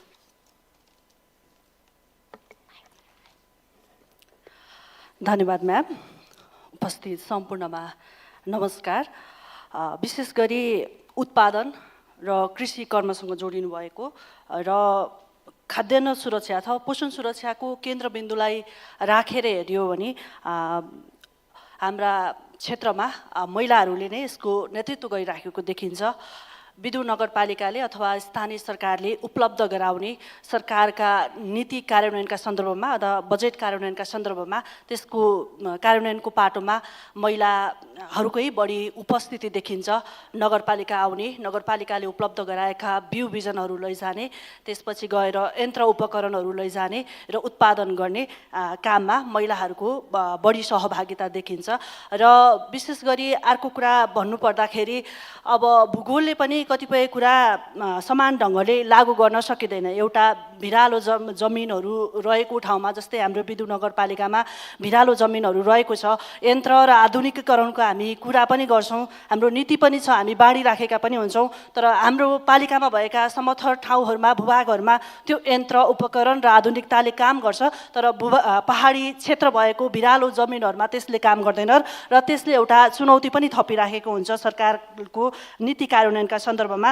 अर्को, महिलाहरूले, हामीले परम्परागत रूपमा महिलाहरूले कृषिसँग जोडिएर उत्पादनमा खेलेका भूमिकाहरूमा हामीले देख्न सक्छौँ। चाहिँ स्थानीय स्तरमा उत्पादन भएका, जस्तै अहिले साग लगाउने सिजन छ, हामी प्रत्येक घर घरमा देख्न सक्छौँ कि अहिले साग खाएर भ्याइएको छैन, बजारमा त्यो लिँदैन र आमाहरू अथवा त्यो गुन्द्रुक बनाउन जान्ने जसले जान्नुहुन्छ उहाँहरू गुन्द्रुक बनाइराख्नु भएको हुन्छ, गाभाको सिजनमा मस्यौरा बनाइराख्नु भएको हुन्छ भने हाम्रो विदुर नगरपालिकाको सन्दर्भमा अन्त कहीँबाट ल्याएर उत्पादन ल्याएर त्यहाँ आपूर्ति गर्नुपर्ने अवस्था छैन, त्यहीँको उत्पादनले भ्याउँछ। अन्न उत्पादनको दृष्टिले पनि त्यो राम्रो रहेको छ र यही कुराहरूलाई प्राथमिकता दिँदै महिला सहकारीहरू जो नेतृत्व गरिरहनु भएको छ, 1 दर्जनभन्दा महिलाले नेतृत्व गरेका सहकारीहरू छ, त्यस सहकारीहरू मार्फत महिला कृषक समूहहरू रहेका छन्, ती समूहहरू मार्फत सरकारका नीतिहरू कार्यान्वयन गरिरहेको छ र त्यो नीति कार्यान्वयन गर्दै गर्दाखेरि हामी आफै फिल्डमा गएर पनि हेर्छौँ र त्यो सही ढङ्गले कार्यान्वयन भइरहेको छ। अर्को, हामीले भन्नुपर्दा चाहिँ अलि बढी जो हाम्रो पुस्ता भनौँ अथवा अझै हामीभन्दा नयाँ पुस्ताहरू चाहिँ कृषिसँग सम्बन्धित कार्यक्रमहरूमा त्यति धेरै जोडिनु भएको छैन। एक्जाम्पल सेट गर्नको लागि एकाध महिला अथवा पुरुषहरू देखिनुहुन्छ, तर नयाँ समूह अथवा नयाँ पुस्ताहरूलाई हामी त्यति धेरै कृषि कर्ममा देख्न सकिँदैन। यो सायद हामीले बजारमा तरकारी बस्ने भन्दा तरकारी किन्न जानेहरूको चाहिँ हामीले हेर्ने श्रमको दृष्टिकोणले अथवा विभेदको दृष्टिकोणले पनि होला, नयाँ पुस्ता अथवा हाम्रो पुस्ता त्यति धेरै आकर्षित हुन सकिरहेको छैन र सरकारको दृष्टिकोणले ती पुस्ताहरूलाई अथवा हाम्रो पुस्ताहरूलाई कृषि कर्ममा आकर्षित गर्नको लागि पनि विदुर नगरपालिकाले नीति बनाएको छ। अनि त्यसपछि युवाहरूले सञ्चालन गरेका कृषि फर्महरूलाई विशेष रूपमा नगरपालिकाबाट दिने सिँचाइका लागि पाइप हो, कुलोको व्यवस्था होस्, त्यसपछि बिउ बिजनको सन्दर्भमा होस्, उहाँहरूलाई खेती किसानी गरिसकेपछि चाहिँ जो अब चाहिँ समस्याहरू आइपर्छ, चाहिँ त्यहाँ चाहिँ त्यो बाली नलाग्ने अथवा नफल्ने खालको, त्यसमा प्राविधिकहरू जानुहुन्छ र उचित समयमा हेरचाह गर्नुहुन्छ। र मैले अर्को एउटा समस्या पनि राख्दिएँ, किनभने कृषिसँग जोडिएको, उत्पादनसँग जोडिएको र महिलासँग जोडिएको विषयमा हामी आज दिनभरि यो सत्रहरूमा छलफल गरिरहेका छौँ। अहिले धान भित्राउने बेलामा मैले अहिले जोड्न खोजेको आधुनिकीकरण र उपकरणको हामी कुरा गरिराख्दाखेरि समस्या के पर्छ भने समथर भूभागमा जस्तै त्यो ट्र्याक्टर लग्यो, मेसिन गऱ्यो, भिरालो ठाउँमा त्यही पनि पुर्याउन सक्दैन। हामी किसानहरूले बढीभन्दा बढी कृषि सडकको माग गरिरहनु भएको हुन्छ, ट्र्याक्टरले त्यहाँ सुविधा भयो, लागत कम पर्छ, हामीलाई चाहिँ मूल्य बढी पर्छ भन्दाखेरि त्यहाँ समन्वय गर्न अथवा त्यहाँ चाहिँ काम गर्न पनि अलिकति कठिनाइ भइरहेको छ। तर कृषिलाई प्राथमिकतामा राखेर हामीले काम गरिराखेका छौँ। र अर्को कुरा, महिलाहरूसँग सम्बन्धित यहाँ अलिकति विषयहरू पनि उठ्यो र परम्परागत खाद्य उत्पादनको दृष्टिकोणले महिलाहरूले जोहो गरेका खाद्यान्नले हाम्रा सङ्कटका बेला अथवा अन्य विपदका बेला पनि ती खाद्यान्नले चाहिँ धानिरहेको हामी आफैले देख्न सक्छौँ। हामी आफै घरमा जाँदाखेरि पनि हाम्रा आमा अथवा दिदीहरूले गर्नुभएको कर्मले हाम्रो पारिवारिक खाद्य सुरक्षालाई चाहिँ प्रत्याभूति गरिराखेको देखेका छौँ भन्दै मैले अरू धेरै बेसी वस्तु राखिनँ। हस्, धन्यवाद।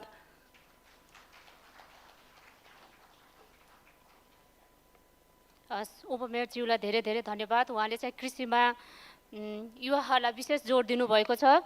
अब हामी सत्रको लगभग अन्त्यतिर आइसकेका छौँ। यस सत्रमा प्रस्तुतिकरण गर्नुहुने सम्पूर्ण महानुभावहरूमा धेरै धेरै धन्यवाद र वक्ताहरूलाई पनि धेरै धेरै धन्यवाद दिन चाहे। आजको सत्रले चाहिँ ग्रामीण महिलाहरू केवल लाभग्राही मात्र होइनन्, उहाँहरू उत्पादन, बजार व्यवस्थापन र स्थानीय अर्थतन्त्रका अगुवा हुन् र परिवर्तनका संवाहक हुन् भन्ने सन्देश दिएको छ। ग्रामीण महिला बिना कृषि खाद्य प्रणालीको रूपान्तरण सम्भव छैन। एफएले पनि यसलाई आत्मसात गर्दै लैङ्गिक समानता तथा सामाजिक समावेशीकरणलाई केन्द्रबिन्दुमा राखेको छ। यसको लागि विश्वव्यापी रूपमा विभिन्न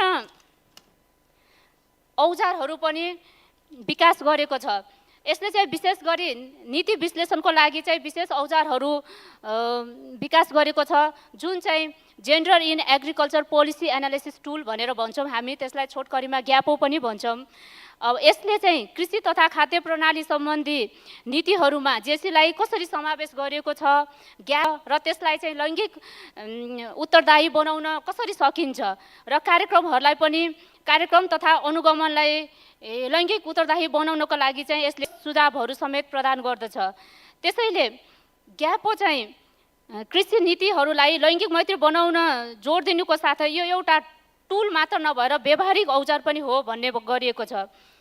अर्कोतर्फ एफएले विश्वव्यापी मञ्चमा लैङ्गिक समानताका सम्बन्धमा स्वैच्छिक दिशानिर्देश, जसलाई चाहिँ हामी voluntary guideline on gender equality and women's and girls empowerment in the context of agri food system भनेर भन्छौँ, यो टुल पनि विकास गरेको छ। यो टुललाई चाहिँ हामीले आगामी 2026मा चाहिँ सबै कृषिसँग सम्बन्धित स्टेक होल्डरहरूलाई चाहिँ यो टुलको प्रयोगको बारेमा चाहिँ उहाँहरूको क्यापासिटी बिल्ड गर्ने र उहाँहरू सँगसँगै गएर यसलाई चाहिँ अधिक मात्रामा चाहिँ प्रयोग गर्नको लागि चाहिँ उत्प्रेरित गराउनु। अर्को चाहिँ committee on world food security जस्ता मञ्चहरूको माध्यमबाट पनि जेसीको मूल्याङ्कन, समावेशी कृषि नीति र ग्रामीण महिला सशक्तिकरणमा मानकहरूलाई अघि बढाएको छ एफएओले। यसले राष्ट्रहरूलाई आफ्नो कृषि तथा खाद्य प्रणाली रूपान्तरणको लागि लैङ्गिक समावेशितालाई जोड दिनुको साथै यसलाई सुनिश्चित गर्नुपर्ने कुरामा पनि थप बढावा दिएको छ। एफएओले ग्रामीण महिलाहरूको सशक्तिकरण, समावेशी कृषि खाद्य प्रणाली निर्माणका लागि गरिएका यो टुलहरू, जुन विकास गरेका यो टुलहरू चाहिँ अब हामीले चाहिँ यसलाई अधिक मात्रामा प्रयोग गर्ने समय आएको छ र एफएओले त गर्ने नै छ र यहाँ उपस्थित अन्य स्टेक होल्डरहरूलाई पनि म के आह्वान गर्न चाहेँ भने यो टुल हाम्रो लागि मात्र होइन, समग्र कृषि क्षेत्रलाई रूपान्तरण गर्नको लागि चाहिँ यसलाई अधिक मात्रामा प्रयोग गरौँ। सबैजना मिलेर हातेमालो गऱ्यौँ भने मात्र कृषि क्षेत्रलाई चाहिँ हामीले लैङ्गिक समावेशी अथवा रूपान्तरण गर्न सक्छौँ, अन्यथा यो असम्भव छ भन्दै आजको सेसन यहीँ अन्त्य गर्छु र अन्त्यमा हाम्रो मञ्चमा आसीन महानुभावहरूलाई चाहिँ टोकन अफ लभ प्रदान गरिदिनको लागि म महेश सरलाई अनुरोध गर्न चाहेँ। Thank you.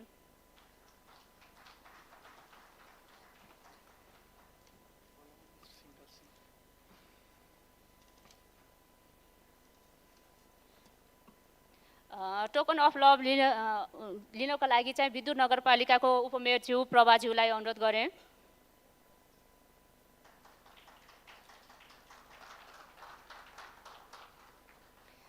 त्यस्तै गरी एफएओ हेडक्वार्टरबाट पाल्नु भएको पोलिसी अफिसर जुन हिलाई पनि अनुरोध गरेँ। त्यस्तै गरी हाम्रो जेसी एक्सपर्ट दिव्या म्यामलाई टोकन अफ लभ लिइदिनु हुनको लागि मैले हार्दिक अनुरोध गर्न चाहेँ।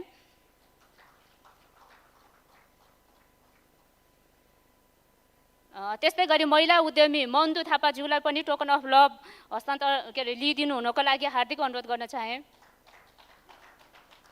त्यस्तै गरी हाम्रो विष्णु म्याडमलाई पनि टोकन अफ लभ लिइदिनु हुनको लागि हार्दिक अनुरोध गर्न चाहेँ। र यसको साथै यो सत्र यहीँ अन्त्य भएको घोषणा गर्न चाहे। हस्, धन्यवाद।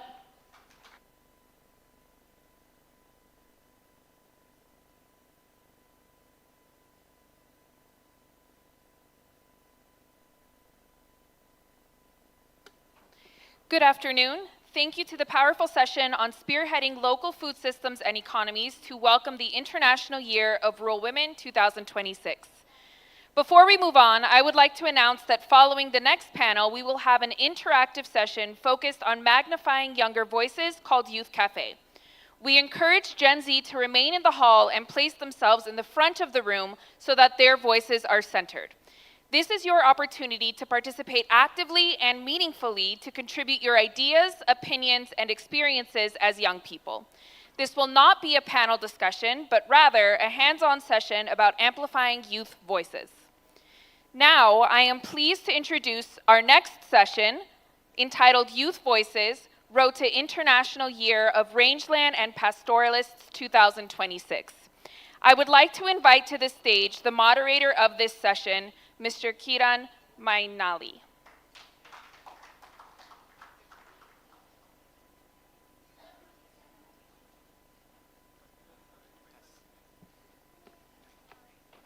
Thanks Marissa. अब एउटा अन्तर्राष्ट्रिय दिवसको अन्तर्राष्ट्रिय दिवस भन्दा पनि अन्तर्राष्ट्रिय वर्षको बारेमा कुरा गरिसकेपछि हामी अब अर्को अन्तर्राष्ट्रिय वर्षको बारेमा अलिकति गफ गर्न गइरहेको छौँ। हामी सबैलाई थाहा छ जलवायु परिवर्तन, भूमि क्षयको यस विकराल समयमा हाम्रा खर्कका लागि संयुक्त प्रयास गर्न अपरिहार्य अवस्था आएको छ। हाम्रा खर्कहरू विशाल छन्, तर यसको भविष्य उत्तिकै चम्किला छन् त भन्ने कुरामा चाहिँ हामीले अलिकति प्रश्न गर्न जरुरी देखिन्छ अहिलेको समयमा हेर्दाखेरि। यही कुरालाई आत्मसात गर्दै संयुक्त राष्ट्र सङ्घले आगामी वर्षलाई अन्तर्राष्ट्रिय वर्ष अफ रेन्जल्यान्ड एन्ड पास्टोरलिस्ट, खर्क र पशुपालकहरूको वर्षको रूपमा सेलिब्रेट गर्ने भन्ने गरेको छ। त्यही हुँदाखेरि आज बिहान पनि हामीले नेपाल सरकार र एफएओको संयुक्त पहलमा चाहिँ यसलाई अन्तर्राष्ट्रिय आगामी वर्षभरि केही गतिविधिहरू गरी संयुक्त रूपमा मनाउने भन्ने कुराहरू हामीले सुनिसक्यौँ र यही प्रसङ्गलाई जोडेर चाहिँ यो वर्षभित्र हामी के कस्ता गतिविधिहरू गर्छौँ र अलिकति के छ अवस्था, के कुरामा चाहिँ ध्यान दिनुपर्ने अलिकति जरुरी रहेछ भन्ने कुराहरूलाई चाहिँ समेटेर हामी यो एउटा सानो इन्टरेक्सन सेसन आज गर्न गइरहेको छौँ र समयलाई मध्यनजर गरी म आजको वक्ताहरू र प्रस्तुतकर्ता र वक्ताहरूलाई यहाँ निमन्त्रणा गराउन चाहन्छु। सर्वप्रथम म इसिमोडबाट डाक्टर सृजना जोशी रिजाल, जो इसिमोडमा इकोसिस्टम स्पेशलिस्टको रूपमा काम गर्नुहुन्छ, उहाँलाई मञ्चमा आसन ग्रहण गरिदिनु हुनको लागि विनम्र अनुरोध गर्दछु।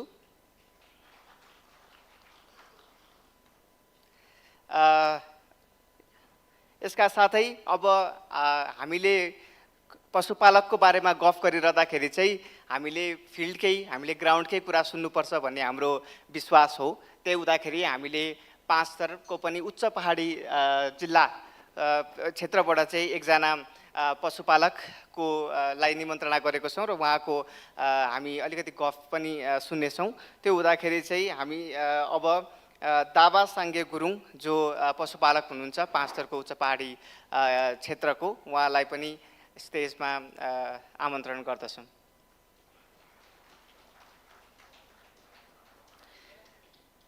यसका साथै अब अलिकति सरकारको नीति के छ खर्क सम्बन्धी र त्यस्तै पशुपालकहरू सम्बन्धी यो कुराहरू सबै समेटिदिनको लागि म हाम्रो पशु सेवा विभागका वरिष्ठ पशु सेवा अधिकृत डाक्टर सुरज गुरुङलाई पनि स्टेजमा आमन्त्रण गर्न चाहन्छु।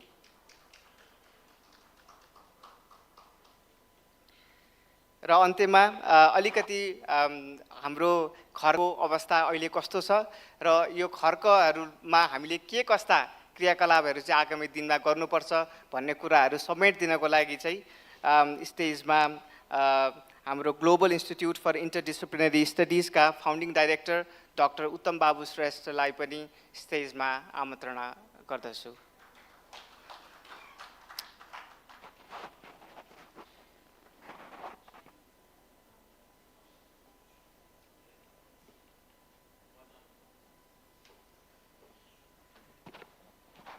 धन्यवाद सबै वक्ता र प्रस्तुतकर्ताहरूलाई। अब ढिला नगरिकन सर्वप्रथम म सृजना म्यामलाई इसी मोडको जो इकोसिस्टम स्पेशलिस्ट हुनुहुन्छ, समग्रमा इन्टरनेसनल इयर अफ रेन्जल एन्ड पास्टोरलिस्ट भनेको के हो, यसमा के कस्ता थिमेटिक कुराहरू समेटिएका छन् भन्ने कुराहरू उजागर यहाँहरू माझ गरिदिनको लागि एउटा सानो थिमेटिक प्रेजेन्टेसनको लागि अनुरोध गर्दछु। म्याम, हजुरको समय 15 मिनट। उहाँले प्रेजेन्टेसन अङ्ग्रेजीमै दिनुहुन्छ, त्यही भएकोले गर्दा कसैलाई भाषाको सहायता चाहिन्छ भने हाम्रो टेक्निकल टिमलाई कन्ट्याक्ट गर्नु होला। धन्यवाद। थ्याङ्क यू किरणजी, धन्यवाद किरणजी। म सृजना जोशी, म चाहिँ इसी मोडमा कार्यरत छु। सो म चाहिँ नि आजको प्रेजेन्टेसन चाहिँ अङ्ग्रेजीमा दिन्छु। अब बिचमा केही भयो भने नेपाली पनि मिक्स गर्न सक्छु इन बिट्विन चाहिँ है। सो हाम्रो प्रेजेन्टेसनको टपिक चाहिँ रेन्जल्यान्ड एन्ड पेस्टरलिजम इन हिन्दू कुश हिमालय हो। So next slides.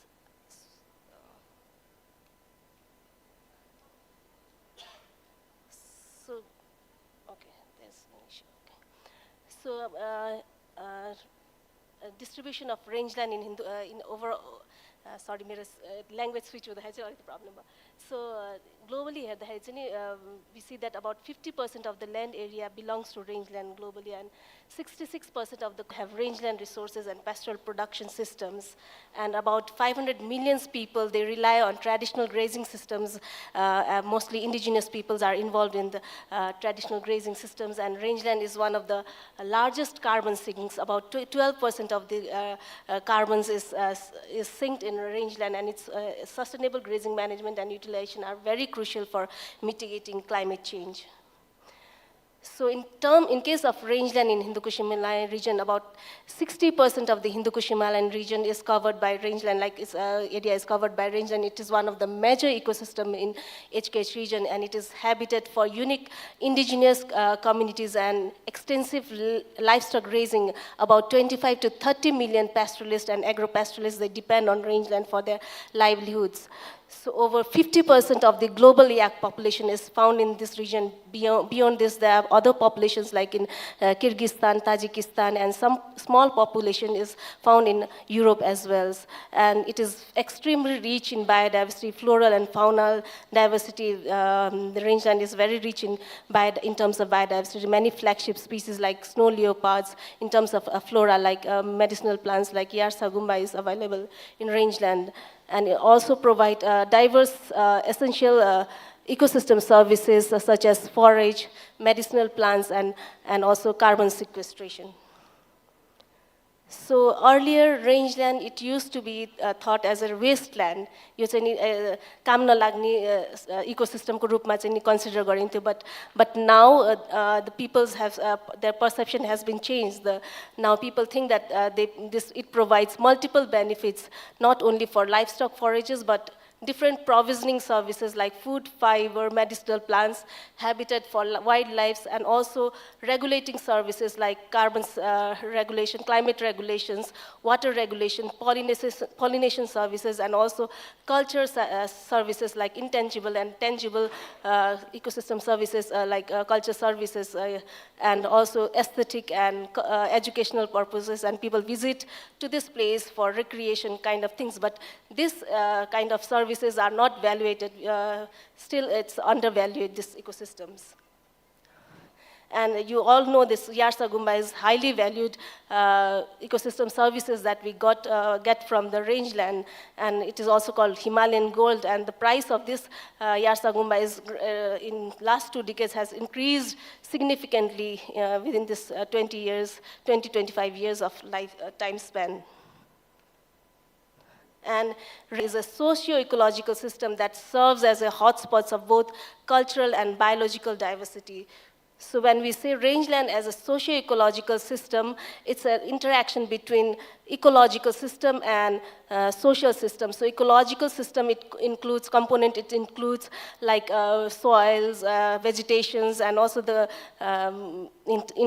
in case of this social system, we have land use patterns, land owner goals, microeconomics, community governance, and social norms. So if there is no interaction between this ecological system and social system, this whole system, this socio-ecological system will collapse. So in terms of distribution of pastoralists in Hindu Kush Himalayan region, there are different kind of ethnic groups that are involved in herding in this region. So like in terms of they rear cattle, sheep, goat, yak, chauri, hybrid between yak and cattle, and horse, mule, donkeys are the livestock that they keep in this region. So this is the overall distribution of pastoralists of Hindu Kush Himalayan regions in Bhutan, India, Pakistan, and Nepal. So as I've already mentioned, that pastoralism, it's an invisible asset, and it plays a vital role in supporting livelihood and well-being of and shaping the culture. And pastoralists, including nomadic, transhuman herders, and agro-pastoralists are the main pastoralists in the region. And women and this youth, they play a vital role in the pastoralism systems. So when we talk about this pastoral and transhumance and pastoral practices, it's a pastoral mobility, migration between winter pasture and summer pasture is an adaptation strategy that the pastoralists, they follow. So it is practiced over large geographical areas beyond borders. It involves diverse groups of peoples, culture, and knowledge. And also it involves different ecological zones, from subtropical zone to temperate zones, subalpine and alpine meadows. And there are several socio-ecological interactions, migration patterns, ecosystem services use, livelihoods, and also aspiration of younger generation herders, livestock feeding, and also there are many ethnic groups. There are diversity of yak herders in the region, like about 32 ethnic groups are involved in yak herding in this region. And in case of Nepal, the most dominant ethnic groups are like Sherpa, Tamang, and Rai, Limbu are the main ethnic group that are involved in yak herding. So yak, it is one of the most important multi-purpose animals, and it is very crucial for livelihoods, social life, socioeconomic standings, and ethnic traditions for pastoralists.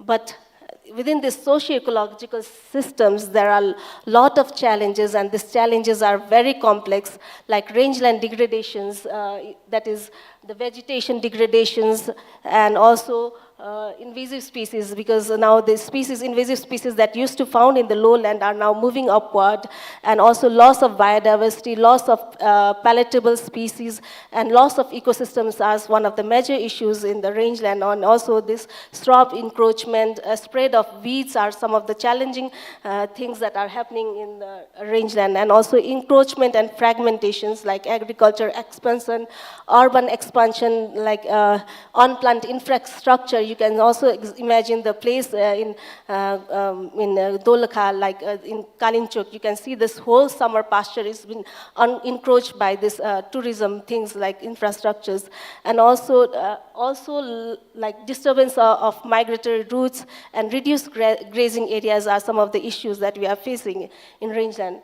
And besides that, there is also decreased of access to resources like grazing land, veterinary services, lack of veterinary services, energy, food provisioning, health and education sectors are also affected.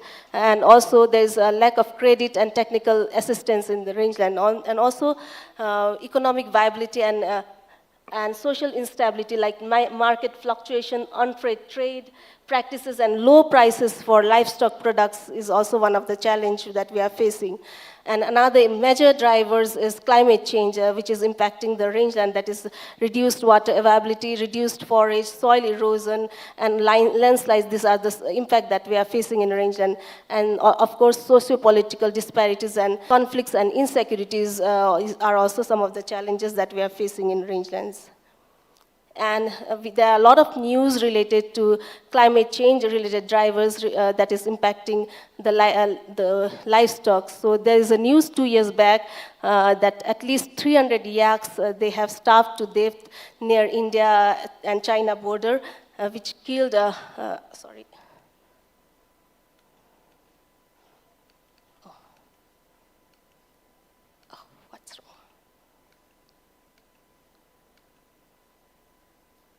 So trapped by heavy snow fall in the India border near China. And we also lack data for this, like data on yak herders and pastoralist mobility and the grazing areas. This kind of information is very important for management decisions. So what we are doing at ISIMOD is like we are mapping the pastoralist mobility and grazing areas, and so we have completed the mapping throughout the many districts of all the districts of Bhutan, and also we are doing that mapping exercise in Nepal in Jumla districts together with Institute GIS. So what kind of information that we are collecting through this mapping exercises? Where are the pastures located? What is the ownership status and governance status of these pastures? What is the size and ecological conditions of these pastures? Who are the primary users of these pastures, and during which season do they utilize them? So now we have a complete information of the pastoral grazing area and mobility for Bhutan, and we have done it for Jumla, and we want to expand it to other part of Nepal. So this information will really help government to make decision like where to make investment, where are the degradation is happening, what are the issues in the pastures, and also like personal level information from each place. So this kind of work that we are doing. And also, we are doing some ground-level activities like rangeland restorations as nature-based solution, and also other kind of restoration activities. So one is prescribed burning. So prescribed burning was banned in Bhutan, and also in Nepal, it's not very in legalized form. So we have then developed a standard operating procedures so that we can, government has adopted it and is now scaling it across Bhutan. And also, we are doing some intervention in Nepal as well, prescribed burning things. Weed management, some of the species like Rumex nepalensis is very problematic and issues and in the rangelands. So we are like doing weed management kind of things. And gully erosion and gully treatment is also one of the interventions that we are doing through a GIS institution in Jumla districts. And another way of this movable solar collar fencing, we introduced this technology so to mitigate this predatory attack in the rangelands. So, and it has been found to be very effective to control human-wildlife conflict in the region. And also, we are doing some intervention related to shrub cutting slash and burn, and also water management, like drying up of springs and water-related issues are there in the rangelands. So we are doing some intervention through spring shade management. And also, we are doing some reseeding of species with the native species in the rangeland. So this is the business case for rangeland.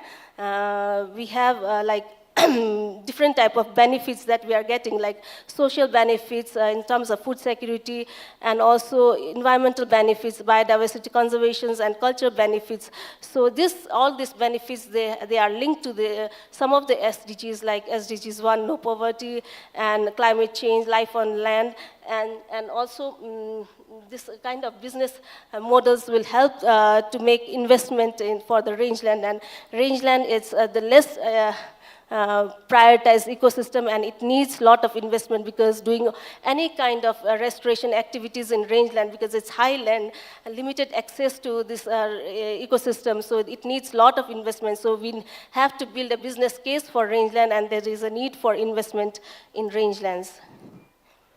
But in that case, youth, they play because out-migrate very much interested in doing herding practices, and because they feel that this job is not very respectful job, and they want to like move out of this profession, and they are not much interested in continuing these professions. But I think the youth, they plays a very important role in rangeland restoration and pastoral livelihoods, and managing these herds and mobility through seasonal grazing and transhumance is one of the important aspects that youth, they can play. And also supporting livestock health and productivity, like feeding, breeding, and care could be one of the things that youth can be involved. And also adding value additions and accessing markets like dairy, will meet niche mountain products promotions, because I think we are not giving that much emphasis on value chain of this high value mountain products, especially even with the yak products, with medicinal plants,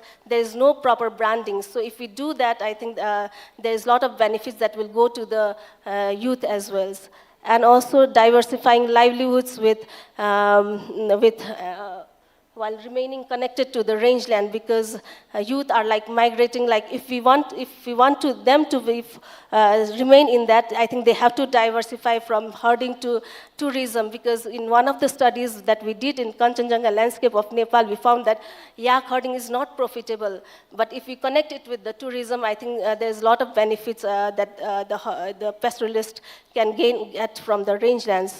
And also bridging traditional knowledge and innovations, including use of digital tools. Like now, this is the year of digital technologies. Every herders, they have mobile with their hand, and then I think they can connect with e-commerce, e-marketing kind of things can be done. So just last week, I have the opportunity to support few pastoralist women, few youth women pastoralist women to attend this regional gathering of pastoralist women that happened in India. And I found that a few pastoralist women who are very educated also, like Yangdrum Jama from Upper Dolpa, she is now doing her bachelor's studies in hotel management, and she said that herding is a year-long traditions. My grandmother, mother, they were involved in herding, and I will continue this profession to conserve this year-old culture and tradition and conserve the biodiversity. Similarly, Sonam Chodan from Bhutan, she said that I feel proud to be pastoralist as it provides me a deep connection with my animals. This profession needs to be respected. So in terms of Iowa RP next year, as Kiranji already mentioned, that UN has declared 2026 as International Year for Rangeland and Pastoralist. So what we are doing is we are doing this global gathering of pastoralist women at Isimot, Kathmandu next year from 26 to 29 May, and we would like to have more voices from pastoralist women in these platforms, especially youth pastoralist women, to bring their voice, to share their story of resilience. And we want to collaborate with many organizations, even in Nepal, to make this event very successful. So as a way forward, I think the policies, I think, to develop, in case of Nepal, we have rangeland policies in 2012, but I think that needs to be revised as well. So there's a need to develop and implement supportive rangeland management policies that integrate conservation with community well-being, and also market and incentives, create market opportunities for sustainable products and implement financial incentives, and also investment and finance. I think mobilize public and private sector investment. And as I mentioned, that restoration, it requires a lot of resources, and there is a need to leverage climate finance and development funds for large-scale restoration for rangelands. And also indigenous people need to empower indigenous communities by integrating their traditional knowledge, and youth engagement is very important. Youth are central to sustaining rangeland futures, and we need to invest in youth-led pastoral systems. So with this, I would like to end my presentation with the small notes that if we lose our rangeland, it means that we are not only losing our livelihoods, culture, biodiversity, but also the resilience of mountain ecosystem that sustain all of us. So with this, I would like to end my presentation. Thank you.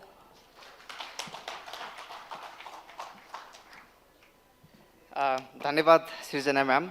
खर्क र यसका पर्यावरण, वातावरण र सामाजिक बारेमा हामी सबैलाई जानकारी प्रदान गरिदिनु भएकोमा सृजना म्यामले भनेअनुसार युवा खर्कको भविष्यको लागि जरुरी छन् र त्यही युवाको अब हामी आवाज सुन्न गइरहेका छौँ। हामीसँग 5 स्तरको पनि उच्च पहाडी भेगका एक युवा पशुपालक हुनुहुन्छ दावा साङ्गे गुरुङ। उहाँको हामी अलिकति धारणा पहिला खर्क कस्तो थियो, अहिले कस्तो छ, खर्कमा आएका परिवर्तनहरू, जलवायुका असरहरूको बारेमा उहाँको अनुभवहरू हामी सुन्न गइरहेका छौँ।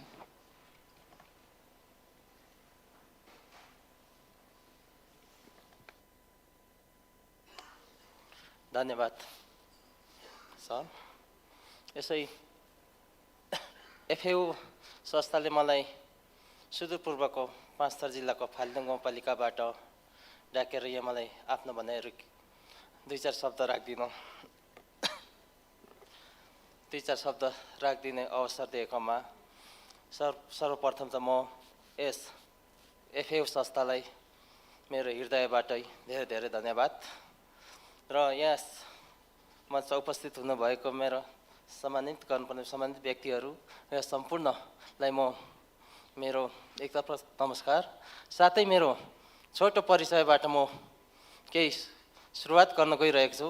म सुदूरपूर्वको 5 थरको फालेनुङ गाउँपालिका वार्ड नम्बर 4 मा मेरो जन्म भएको हो।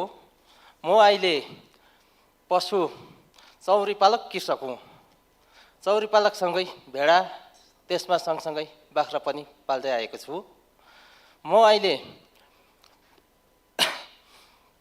चौरी पालक कृषक यस इन्डियाको वेस्ट बङ्गाल र सिक्किमको सिमानासँग जोडिएको एउटा सीमा क्षेत्रमा म चौरी व्यवसाय गरेर बसिरहेको छु। जुन त्यस सीमा क्षेत्रमा चौरी व्यवसाय गरेर आएको धेरै वर्ष अगाडिदेखि नै हो। अहिलेसम्म म यस स्थानमा आइपुग्दाखेरि सँगै बाख्रा पाल्दै आउँदाखेरि मेरो जीवनको भोगाइहरू के कस्तो छ भनिराख्दाखेरि म थोरै मेरो पृष्ठभूमि सुनाउन गइरहेको छु। म सानो बाल्यकालदेखि नै म एउटा किसान गरिब वर्गमा जन्मिएको छोरा हुँ। जुन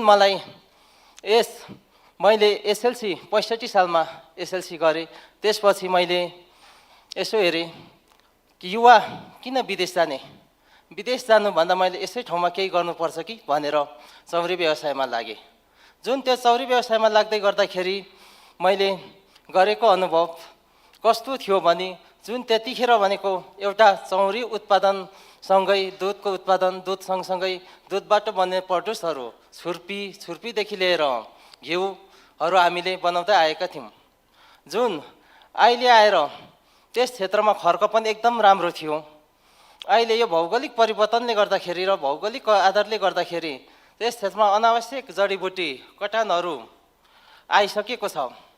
जुन त्यो अनावश्यक जडीबुटीहरू उत्पादन भएर वस्तुको चरण क्षेत्र पनि एकदमै कम भएको अवस्था छ र त्यसैसँग विभिन्न अहिले यो पशुजन्य रोगदेखि लिएर विभिन्न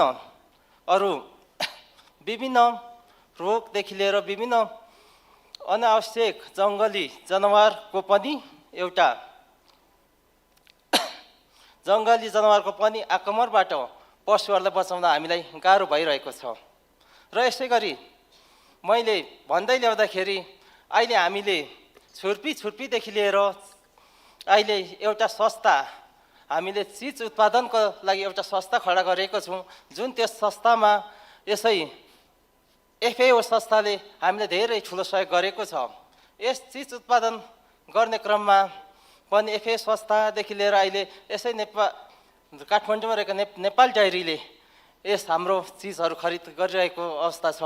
र अहिलेसम्म आउँदाखेरि हाम्रो चरण प्रणालीमा के अवसर आइरहेको छ भने यसको जलवायु परिवर्तनले को असरले गर्दाखेरि हाम्रोमा विभिन्न यो घाँसियो एउटा भन्छ नि यो विष मुक्त घाँस भन्छ एउटा त्यो घाँसको उत्पादन अत्यन्तै बढिरहेको छ। यसलाई के गर्नुपर्ने हो र अहिले आएर स्थानीय सरकार, नेपाल सरकारदेखि लिएर देश प्रदेशको सरकारले पनि केही मध्य यस क्षेत्रमा हामीलाई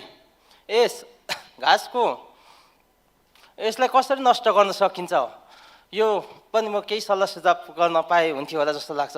र यसै गरी बजारीकरणको क्रममा पनि हामीले अहिले त्यस क्षेत्रमा बस्दाखेरि छुर्पीदेखि लिएर चिज त हामीले बजारीकरणमा उत्पादन र बजारीकरणमा अलिकति पाएको छौँ।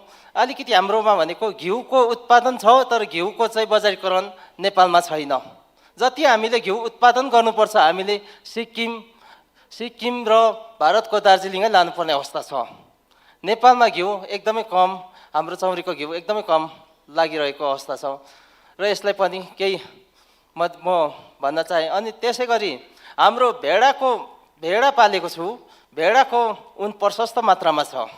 तर मैले भर्खर यहाँ स्टलमा अहिले केही छिन अगाडि अनुगमन गर्दाखेरि भेडाबाट बनिएको एउटा जुत्ता चप्पलहरू देखेँ, जुन यो उन जुत्ता चप्पल बनिएको देख्दाखेरि मलाई एउटा खुसी पनि लाग्यो। तर मैले सोधेँ त्यो स्टलमा यो उन कहाँबाट ल्याएको भनेर सोद्धाखेरि जर्मनी अस्ट्रेलियाबाट रहे। के हाम्रो नेपालको भेडाको चाहिँ त्यो उनबाट जुत्ता बन्न सक्दैन त? के हामीलाई यो कृषि क्षेत्रले नै नेपालको भेडाको उन चाहिँ बन्न नसक्ने, जर्मनीको भेडाको उन मात्रै यसमा जुत्ता चप्पल बन्न सक्ने भन्ने आधार छ र? हाम्रो क्षेत्रको उन त्यसै खेरो गएर कुहिएर थाक भएर वर्षमा हामीले आगो लाउने अवस्थासम्म गरेछौँ। यो केही वर्ष अगाडिदेखि स्थानीय सरकारको साझेदार ऊबाट चाहिँ हामीले एउटा लुकुनीदेखि अस्कोट र एउटा ढक्का टोपीको चाहिँ एउटा हामीले निर्माण गर्दै आएको छौँ अहिले चाहिँ। र पनि यसमा यो सँगै हामीले यो जुत्ता चप्पल बनाउनु पर्दा कस्तो राम्रो हुन्थ्यो होला जस्तो लाग्छ हाम्रै ठाउँमा, हाम्रै देशमा उत्पादन गरेको भेडाको उनको। र त्यसै गरी म भन्न चाहन्छु कि यस नेपाल सरकारले हाम्रो क्षेत्रमा विभिन्न अवस्थामा भइरहेको अहिलेको यस विकासको क्रममा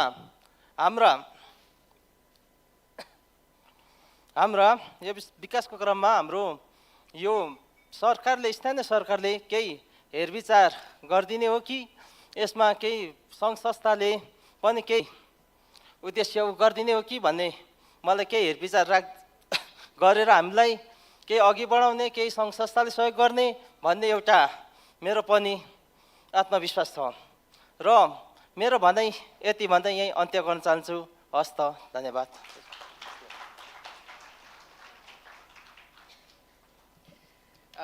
धन्यवाद दावा सर हजुरको प्रस्तुतिको लागि। साँच्चै नै खर्कमा समस्याहरू धेरै छन्।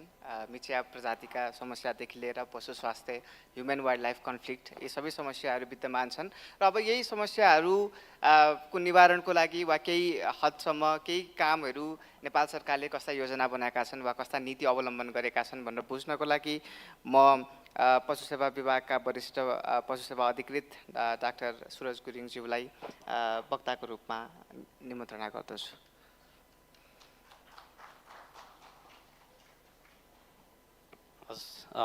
धन्यवाद किरण सर। यस फुड फोरममा उपस्थित हुनुभएका सम्पूर्ण महानुभावहरूमा नमस्कार। म सुरज गुरुङ, म चाहिँ पशु सेवा विभागमा कार्यरत छु र मैले आजको छोटो प्रेजेन्टेसनमा चाहिँ याक पालनको अवस्था के कस्तो छ, राज्यका नीतिहरू के छन् र यसका सम्भावना, चुनौती, अवसरहरूको विषयमा चाहिँ छोटो प्रस्तुति गर्न गइरहेको छु। यो चाहिँ मेरो प्रेजेन्टेसनको आउटलाइन चाहिँ यो अनुसार रहनेछ। इङ्ग्लिसमा भए पनि मैले चाहिँ यसलाई नेपालीमा उल्था गर्ने कोसिस गरिरहेको छु। यो चाहिँ हामी चाहिँ यो याक पालनलाई चाहिँ यो माथिल्लो भेगको विशेष गरी उत्तरार्धमा विशेष गरी यो अघि नै कुरा आइसक्यो रेन्जल्यान्डमा जुन चाहिँ नेपालको 12% भूभागहरू जुन चाहिँ 28-30वटा जिल्लामा चाहिँ याक पालन रहेको छ, जुन चाहिँ एउटा चिनारीको रूपमा रहेको छ। माथिल्लो भेगको माउनको चाहिँ चिनारीको रूपमा रहेको छ। यो चाहिँ विशेष गरी 3500 मिटरभन्दा माथिल्लो भेगहरूमा चाहिँ याक पालन गरिँदै आइरहेको छ। विशेष गरी बोटस र पोमिगस ग्रिनिस यो दुईटा प्रजातिका याकहरू चाहिँ नेपालमा हुँदै आइरहेका छन्।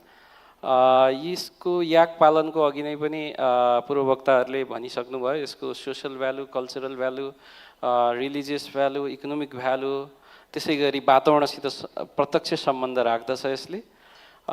यो चाहिँ याकको विशेष गुण के छ भन्दाखेरि यसको जेनेटिक मेकअप यति छ कि यो चाहिँ एकदम हार्स कन्डिसनमा पनि यो चाहिँ आफूले सस्टेन गरेर यसले प्रोडक्सन दिइराखेको हुन्छ।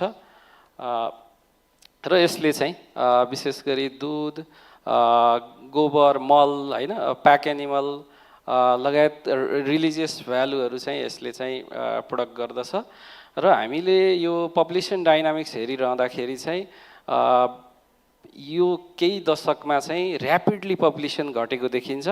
हाल गत वर्ष मात्रै भएको डेटाको याकको डेटाको इस्टिमेटमा केही मात्रामा पपुलेसन बढे तापनि यो चाहिँ पछिल्लो दशकलाई हेर्ने हो भने यो चाहिँ घट्दो नै अवस्थामा छ र यो गत वर्षको पनि बढेको चाहिँ यो मानेमा हो कि कुनै जिल्लामा चाहिँ त्यो चाहिँ इनलिस्ट हुन छुटेको थियो, त्यसलाई इनलिस्ट गर्दाखेरि बढेको हो। समग्रमा हेर्ने हो भने यो दशकमा याकको पपुलेसन घटेको नै देखिन्छ भने 7 वटा प्रदेशलाई हामीले एनालाइसिस गर्दाखेरि कोशी प्रदेशमा सबैभन्दा बढी, त्यस पछाडि सुदूरपश्चिम प्रदेशमा चाहिँ बढी चाहिँ यो याकको पपुलेसन चाहिँ देखिन्छ भने केही प्रदेशहरूमा चाहिँ प्रदेश सरकारको आफ्नो पहलमा याकलाई चाहिँ पुनर्स्थापना गर्न खोजिएको छ। जस्तो लुम्बिनी प्रदेशमा भर्खर मात्र रुकुम इस्टमा चाहिँ केही याकहरू चाहिँ त्यहाँ चाहिँ वितरण गरेर यो याक पालन चाहिँ सुरु भएको र यो अघि नै पनि मैले भनिहालेँ। हर्ड डिस्ट्रिब्युसन हेर्दाखेरि चाहिँ हाम्रो विशेष गरी यो डोल्पामा चाहिँ सबैभन्दा बढी याक देखिन्छ भने त्यसको जिल्लामा चाहिँ बढी याक रहेको देखिन्छ। हाम्रो गत वर्षको रेकर्डमा चाहिँ यो 30 वटा जिल्लाहरूमा चाहिँ याक पालन भएको चाहिँ देखिन्छ। तर यो चाहिँ हामीलाई थाहा छ कि फेरि याक चाहिँ ट्रान्स ह्युमन सिस्टममा पालन हुने भएको हुनाले कहिले माथिल्लो भेगमा जाने कहिले तल्लो भेगमा आउने हुँदाखेरि यो पपुलेसन कुन बेलामा लिइयो त्यसले जिल्लाको निर्धारण गरेको हुनसक्छ। त्यही भएर हामीले चाहिँ 28 वटा जिल्लामा चाहिँ यो याक पालन भइरहेको छ भनेर कन्क्लुड गरिराखेका हुन्छौँ। र यो चाहिँ यसको याकको चाहिँ अलिकति फरक सिनारियो हुन्छ, यो कहिले ब्याउँछ होइन। जस्तो पहिलो हाम्रो नेपालको कन्डिसनमा होइन पहिलो पटक बाली जाने उमेर अन एन एभरेज 45 महिना हुँदो रहेछ, जुन चाहिँ अत्यन्त अहिलेको भनौँ न आधुनिक पशुपालनमा चाहिँ यो चाहिँ लामो मानिन्छ होइन। त्यसै गरी यसको चाहिँ बेत बिचको अन्तर पनि बढी हुने, दुध एकदमै 0.5 to 2 लिटर होइन। अब किसानको हकमा हेर्ने हो भने प्रपर याकको चाहिँ 1 लिटरको हाराहारीमा दुध भेटिन्छ भने यसका क्रसहरू भइसके पछाडि चाहिँ 1.5 लिटर 2 लिटरसम्म पनि उत्पादन भइरहेको भेटिन्छ। र अब हाम्रो याकको अहिलेसम्मको यात्रा हेर्दै जाने हो भने 1950 सम्ममा चाहिँ खासै त्यस्तो याकमा चाहिँ विकासक्रम सुरु भएको देखिँदैन। 1952 मा लाङटाङ क्षेत्रमा चाहिँ चिजको उत्पादन सुरु भएसँगै याकको चिज उत्पादन सुरु भएसँगै यसको व्यावसायिकता सुरु भएको देखिन्छ। त्यो सँगसँगै 1970 भनेको 2030 तिर चाहिँ याक जेनेटिक रिसोर्स सेन्टर भनेर याक आनुवांशिक स्रोत केन्द्र भनेर कृषि तथा पशुपन्छी विकास मन्त्रालय पशु विभाग मातहतमा सोलुखुम्बुको स्याङबोचे भन्ने ठाउँमा चाहिँ यो चाहिँ स्थापना भएको छ। यसले चाहिँ याकको आनुवांशिक स्रोत संरक्षण गर्ने, सम्वर्धन गर्ने र प्रवर्धन गर्ने कार्यहरू गर्दै आइरहेको छ। त्यसै गरी 2012 मा आइसकेपछि खर्क नीतिको चाहिँ इन्डोर्स भएको छ। यो खर्क नीतिले विभिन्न पक्षहरूलाई समेटेर याकको उत्थानको लागि यो नीतिले चाहिँ एडभोकेसी गर्दै आइरहेको छ। 2015 मा सङ्घीयता आइसके पछाडि 3 तहको सरकार भइसके पछाडि सङ्घीय सरकारबाट चाहिँ सङ्घीय सशर्त अनुदान मार्फत विभिन्न स्थानीय तह र प्रदेशहरूमा चाहिँ याक प्रवर्धन र आनुवंशहरूको संरक्षणको लागि विविध कार्यक्रमहरू चाहिँ 2018-19 बाट चाहिँ सुरु भएको अवस्था छ। त्यसै गरी 2022 मा आउँदाखेरि यो नेसनल एनिमल ब्रिडिङ पोलिसी मार्फत यो याकको ब्रिडिङ कसरी गर्नुपर्ने र कुन प्रयोजनको लागि कुन विधि अपनाउनु पर्ने भन्ने कुराहरू समेटेर नेसनल एनिमल ब्रिडिङ पोलिसी चाहिँ इन्डोर्स भएको छ। त्यसै गरी 2024 मा नेपाल याक फेडरेसन कृषक महासङ्घ चाहिँ गठन भइसकेको अवस्था छ, जसले हर्डर्सहरूलाई याक पालक किसानहरूलाई चाहिँ एकीकृत गरेको छ। आफ्नो भोइसहरू प्लेटफर्मसम्म राख्न चाहिँ यो फेडरेसनले चाहिँ कार्य गर्दै आइरहेको छ। त्यसै गरी प्रथम पटक 2024 अप्रिल 20 मा चाहिँ हामीले चाहिँ राष्ट्रिय याक दिवस चाहिँ प्रथम पटक राष्ट्रिय प्रथम याक दिवस चाहिँ हामी मनाउन सफल भयौँ र अहिले 2025-26मा रनिङ हुँदामा हामी चाहिँ झन्डै सङ्घीय सशर्त अनुदानमा 56वटा स्थानीय तहहरूमा याक सम्बन्धी कार्यक्रम, याक प्रवर्धन, चरण खर्कहरू सुधार सम्बन्धी कार्यक्रमहरू चाहिँ स्थानीय तहमा चाहिँ सङ्घीय सशर्त अनुदानमा पठाएको अवस्था छ। र यो कुरा गरिरहँदाखेरि विविध पोलिसीहरू छन्, जस्तो अघि विविध कुराहरू उठे, क्लाइमेट चेन्जका कुराहरू उठे होइन, युथका कुराहरू उठे। यी धेरै कुराहरूलाई समेट्न ठ्याक्कै याक सम्बन्धी ड्राफ्ट भएको पोलिसी नभए तापनि यो चाहिँ समग्र लाइभस्टकभित्र चाहिँ यसलाई याकलाई चाहिँ क्याटेगोराइज गरिएको छ, जसमा एग्रिकल्चर डेभलपमेन्ट स्ट्राटेजी जुन चाहिँ कृषि विकास रणनीति भन्छौँ 2015देखि 35सम्मकोमा चाहिँ हाम्रो चाहिँ कम्पोनेन्ट प्रोडक्टिभिटी, कमर्सियलाइजेसन, इन्क्लुजिभनेस, त्यसै गरी इम्प्रुभ गभर्नेन्स, इन्फ्रास्ट्रक्चर र मार्केट लिङ्केज जस्ता विषयहरूलाई समेटेर एग्रिकल्चर डेभलपमेन्ट स्ट्राटेजीले बोल्दछ भने हाम्रो चाहिँ याकहरू विशेष गरी माथिल्लो भेगमा हाई माउन्टेन रिजनहरूमा चाहिँ हुने र त्यस क्षेत्रहरूमा कन्जर्भेसन एरियाहरू हुने, फरेस्टहरू हुने भएको भएर विशेष गरी forest act 2019, national park and wild 1973बाट पनि यसलाई चाहिँ गाइड भएको पाइन्छ। र त्यसै गरी यो चाहिँ एग्रो फरेस्ट्री पोलिसी 2019ले पनि यो चाहिँ याक हर्डिङ जोनहरूलाई चाहिँ नियमन गरेको छ, specially in high mountains and rangeland area.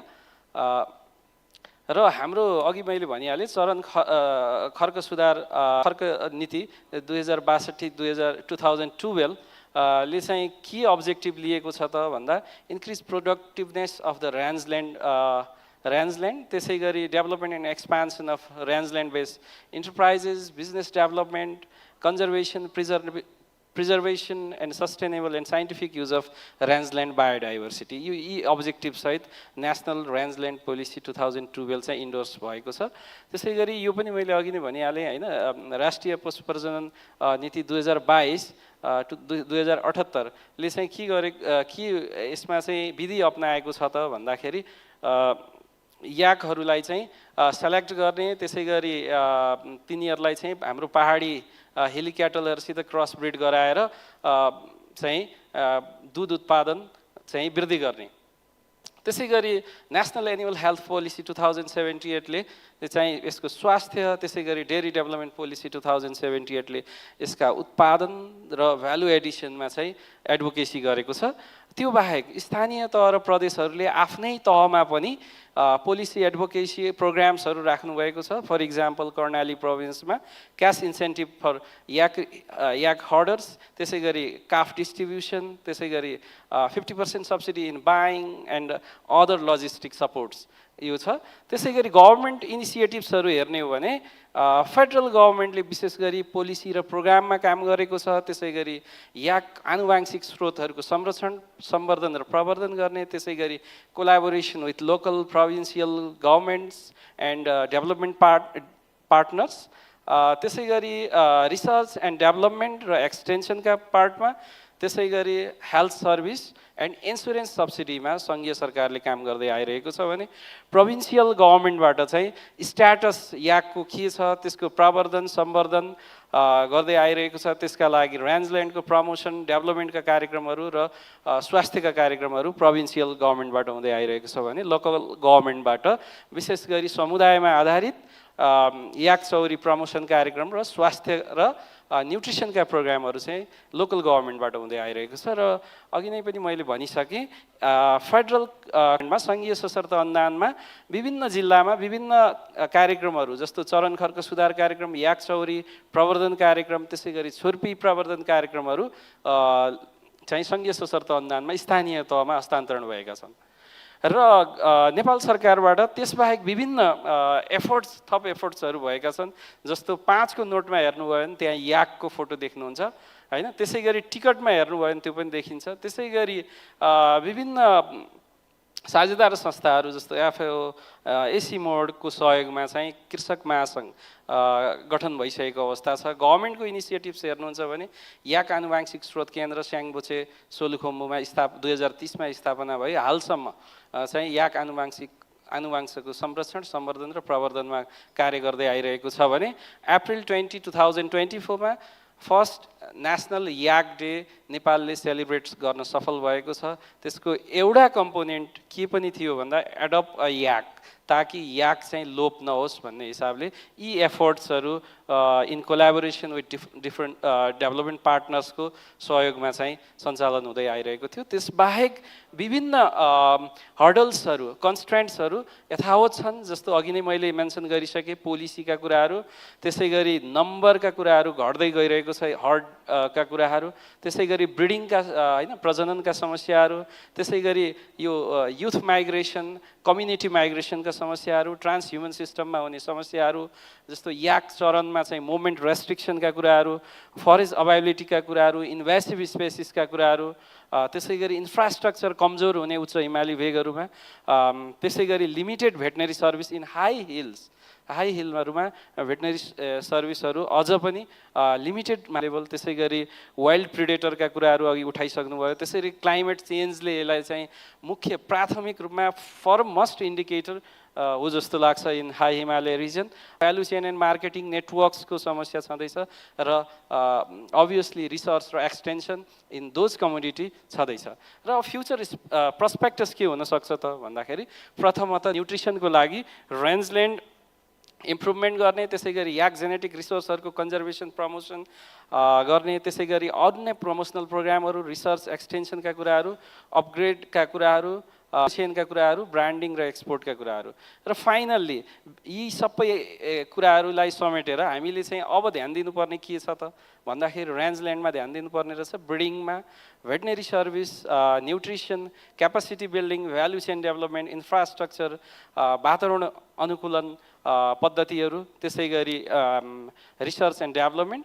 यसका लागि चाहिँ विभिन्न मोडलहरू हामीले अवलम्बन गर्न सक्छौँ, जस्तो कुनै व्यावसायिक मोडलहरू अथवा इन्डिभिजुअल मोडलहरू, कोअपरेटिभ मोडलहरू, त्यसै गरी पब्लिक प्राइभेट पार्टनरसिप मोडलहरू, भ्यालु चेन इन्भेस्टमेन्ट मोडलहरू, होइन, माइक्रो फाइनेन्स र कन्डिसनल ग्रान्टका मोडलहरू र अन्य सब्सिडी डेभलपमेन्ट पार्टनरको सहयोगमा अन्य सब्सिडी मोडलहरू हामीले फलो गरेर याक हर्डिङलाई चाहिँ भोलिको दिनमा हामीले यसलाई बचाएर भोलिको दिनमा याक कस्तो हो भोलि आगामी पुस्तालाई देखाउने र हालको पुस्ताले चाहिँ यसको भरपुर लाभ लिन सक्ने अवसरहरू छन् भन्दै मैले आफ्नो प्रस्तुति यहीँ अन्त गरेँ। हस्, धन्यवाद। धन्यवाद सुरज डाक्टर साहब। नेपाल सरकारको विभिन्न रेन्जल्यान्ड सम्बन्धी नीति तथा पशुपालकलाई उपयोग हुने नीतिको बारेमा उजागर गरिदिनु भएकोमा, त्यस्तै अन्त्यमा म अलिकति रेन्जल्यान्डको अहिलेको अवस्था र रेन्जल्यान्डमा गर्नुपर्ने अलिकति सुधारका कामहरूको बारेमा उल्लेख गरिदिनको लागि डाक्टर उत्तम बाबु श्रेष्ठ, जो फाउन्डिङ डाइरेक्टर हुनुहुन्छ ग्लोबल इन्स्टिट्युट फर इन्टरडिसिप्लिनरी स्टडिजका, उहाँलाई मैले अनुरोध गरेँ। सर, अलिकति टाइम चाहिँ हामी 10 मिनट्समा कन्फरेन्स। नमस्ते। मेरो प्रस्तुति नेपालीमा रहनेछ, स्लाइडहरू अङ्ग्रेजीमा छन्। अघि सृजनाजीले अघिल्ला वक्ताहरूले धेरै कुरा रेन्जल्यान्डको बारेमा भनिसक्नु भएको छ, म दोहोऱ्याउन चाहन्न। विशेष गरेर खर्क भन्छौँ हामी, चरण पाटन क्षेत्रमा आएको परिवर्तन र त्यो परिवर्तनका चालकहरू के हुन् भन्ने कुराहरू मेरो प्रस्तुतिमा रहनेछन्। अब तपाईहरूले 12% भनेर खर्क नेपालमा भन्नुहुन्छ है, तर खर्क कति छ त, केलाई खर्क भन्ने कुरा नेपालको खासै यकिन छैन। जस्तै नेपालको खर्क पोलिसीले 22.6% भनेर भनेको छ। एलआरएमपीले चाहिँ हामीलाई 12% नेपालको भूभाग खर्कले भनेको छ। अनि हामीले भर्खरै यो चाहिँ satellite remote sensing data 10 meter रिजोल्युसनको एनालाइसिस गर्दा लगभग 23% भूभाग चाहिँ खर्क भनेर भनिन्छ है। अब यो नेपालको खर्क चाहिँ सबैभन्दा धेरै कर्णाली प्रोभिन्समा पर्छ। लगभग नेपालको 34% खर्कहरू नेपालको कुल भूभागको त्यो चाहिँ कर्णाली प्रदेश एक्लैले ओगटेको छ। अब अघि सृजनाजीले नि भनिसक्नु भयो, खर्कको बहुआयामिक उपयोगिता छ होइन। यसले विभिन्न मटेरियल रिसोर्सेसदेखि लिएर होइन, क्लाइमेटलाई, वाटरलाई, अनि त्यस्तै त्यसलाई रेगुलेट गर्ने, पोलिनेसनको चाहिँ ह्याबिट्याटहरू वाइल्ड लाइफ ह्याबिट्याटहरू दिने मात्रै होइन कि त्यसले चाहिँ हाम्रो पहिचान एक्सपिरियन्सका कुराहरू पनि दिने गर्दछ। अब जस्तै खर्क तपाईँको हाम्रो वास्तवमा भन्यो भने नेपालको धेरै जसो उच्च हिमाली र उच्च मध्य पहाडी भूभागका बासिन्दाहरूको लागि यो जनजीविकाको मुख्य आधार हो। यदि तपाईँले नेपालबाट एक्सपोर्ट हुने विदेश एक्सपोर्ट हुने कुराहरू आजको दिनमा केलाउनुहुन्छ भने छुर्पी डक्चु भनेर अमेरिका निर्यात हुने त्यो पनि खर्कको प्रडक्ट हो। हाम्रो पस्मिना तपाईँको चाहिँ अहिले फेल्ट भनेर ठुलो मात्रामा उनको एउटा प्रडक्ट एक्सपोर्ट हुने गर्दछ युरोप अमेरिकातिर, त्यो पनि खर्ककै चाहिँ उत्पादन हो। र अनि त्यसपछि अब हाम्रो धेरै जसो जडीबुटीहरू है, अघि पनि कुरा आइसक्यो, यो यार्सा गुम्बा लगायत तपाईँहरूले जडीबुटी भन्दा यार्सा गुम्बा पाँचौले कुटकी विभिन्न जडीबुटी भन्नुहुन्छ। खास वनमा भन्दा पनि एकदम उच्च हिमाली भेगका चरन क्षेत्रमा पाइने जडीबुटी हो। त्यसकारण यो खर्क भनेको चाहिँ एकदमै नेपालको एक्सपोर्ट स्थानीय जनजीविकाको लागि र राजस्व सङ्कलनको लागि पनि महत्त्वपूर्ण क्षेत्र हो भनेर मैले प्रकाश पार्न चाहेँ। र अघि छुटेको कुरा चाहिँ खर्क भनेको फेरि नेपालको धेरै जसो तपाईँले चाहिँ ट्रेकिङ राउटहरू यसो हेर्नु भने त्यो धेरै जसो खर्क नै भएर जान्छ होइन। ल्यान्डस्केपको हिसाबले हेर्ने हो भने खर्क नै भएर जान्छ। हामीले कर्णालीमा काम गर्दाखेरि त्यहाँको चाहिँ विभिन्न गुम्बाहरू टेम्पलहरू कहाँ पर्छन् भनेर भन्दा धेरै जसो चाहिँ हामीले खर्कमा पर्ने रहेछन् त्यो ल्यान्डस्केपको हिसाबले। र अघि सृजनाले नि भनिसक्नु भयो, यो खर्क भनेको हामी नेपालीमा उधौली उभौली भनेर जुन मनाउँछौँ होइन, त्यो चाहिँ ट्रान्सह्युमन्स प्र्याक्टिस होइन, शताब्दीौँदेखि नेपालीहरूले गर्दै आएको होइन। तपाईँको चाहिँ हिउँदमा र बर्खामा होइन, बर्खामा माथि जाने हिउँदमा तल झर्ने जुन एउटा ट्रान्सह्युमन्स प्र्याक्टिस छ, खर्कमा चाहिँ त्यो अद्यावधिक चलिरहेको छ। त्यही भएर खर्क भनेको चाहिँ एउटा हाम्रो ट्रान्सह्युमन्स हर्डरहरूको लागि पहिचान होइन, उहाँहरूको आत्मसम्मानको विषय पनि हो, जुन कुरा अघि हर्डर साथीले भनिसक्नु भएको पनि छ। अब विशेष गरेर हामीले चाहिँ यो खर्कमा आएको परिवर्तनलाई विगत 24-25 वर्ष यता आएको परिवर्तनलाई चाहिँ कसरी परिवर्तन भइरहेको छ भनेर नेपालभरि केलाउने कोसिस गरेका थियौँ। त्यसमा के पायौँ भने चाहिँ नेपालमा खर्कको चाहिँ यो एनडिभिआई भन्ने एउटा इन्डेक्स हुन्छ, त्यसले चाहिँ तपाईँको हरियोपना नाप्छ र हरियोपना हामीले चाहिँ मापन गर्दाखेरि खर्कमा लगभग 8.5% खर्कहरूमा चाहिँ हरियोपना बढेको देखियो है। र अनि त्यसपछि 6.2% खर्कहरूमा चाहिँ हरियोपना घटेको देखियो है। यसमा चाहिँ हामीले क्लाइमेटका इन्डिकेटर्सहरू एकाउन्ट गर्दाखेरि है, यो क्लाइमेट चाहिँ अलरेडी इम्बेडेड छ इन द मोडर्न। तर यसले चाहिँ के भन्छ भने क्लाइमेट बाहेक human drivers or non climatic ड्राइभर्सहरूले गर्दा खर्कमा परिवर्तन भइरहेको छ। खर्कमा एकातिर कुनै खर्कहरूमा हरियोपन बढिरहेको छ, कुनै खर्कहरूमा हरियोपन घटिरहेको छ। हरियोपन बढ्नु पनि र घट्नु पनि खर्कको ह्रास हुनु है। तपाईँको खर्क भनेको एकदम चरन क्षेत्र हो, ग्रासल्यान्ड। त्यहाँ बढ्नु भनेको झाडीहरू, अघि उहाँले भन्नुभयो झाडीहरू आइरहेको छ, झाडी आउनु हो। घट्नु भनेको त्यो घाँस सिद्धिएर तपाईँको चाहिँ त्यो मरुभूमिकरण वा चाहिँ त्यो घाँस एकदमै कम हुने, डिग्रेडेसन हुने अवस्था हो। र हामीले चाहिँ त्यो कहाँ कहाँ भइरहेछ भनेर प्रदेश लेभलमा हेर्दा धेरै जसो कर्णाली सुदूरपश्चिममा धेरै जसो भइरहेको भेट्यौँ। अब अर्को यसको कारक के होला त भनेर विशेष गरेर हामीले कर्णालीमा काम गर्दाखेरि चाहिँ तपाईँले यो देख्न सक्नुहुन्छ, त्यो पोखरी यो हुम्ला जाने बाटोमा पर्छ, त्यो चाहिँ पोखरी पुरै सुकेको छ, लगभग लङ टर्म ड्रट भएर होइन, लामो खडेरी जलवायु परिवर्तनको कारण भएको हुनाले। जस्तै यहाँ चाहिँ तपाईँले धेरै जसो कर्णालीको भूभागहरूमा टोटल रेनफलको मात्रा घट्या छ, तर जुन भाग होइन त्यहाँ लिमी भ्याली हेर्नुहोस्, त्यहाँ चाहिँ बढेको जस्तो देखिन्छ होइन, हामीले 70 वर्षको प्रेसिपिटेसन टेम्परेचरको प्याटर्न हेर्दा। र यो चित्रले चाहिँ के भन्न खोजेको छ भने जुन ठाउँमा बढी खर्क छ, क्लाइमेट चेन्जको इन्टेन्सिटी भनौँ, टेम्परेचर चेन्ज चाहिँ त्यहाँ बढी छ भन्ने यसले देखाउँछ। त्यसकारण मेबी एउटा ड्राइभर खर्कको चाहिँ परिवर्तनको एउटा चालक शक्ति जलवायु परिवर्तन हुनसक्छ।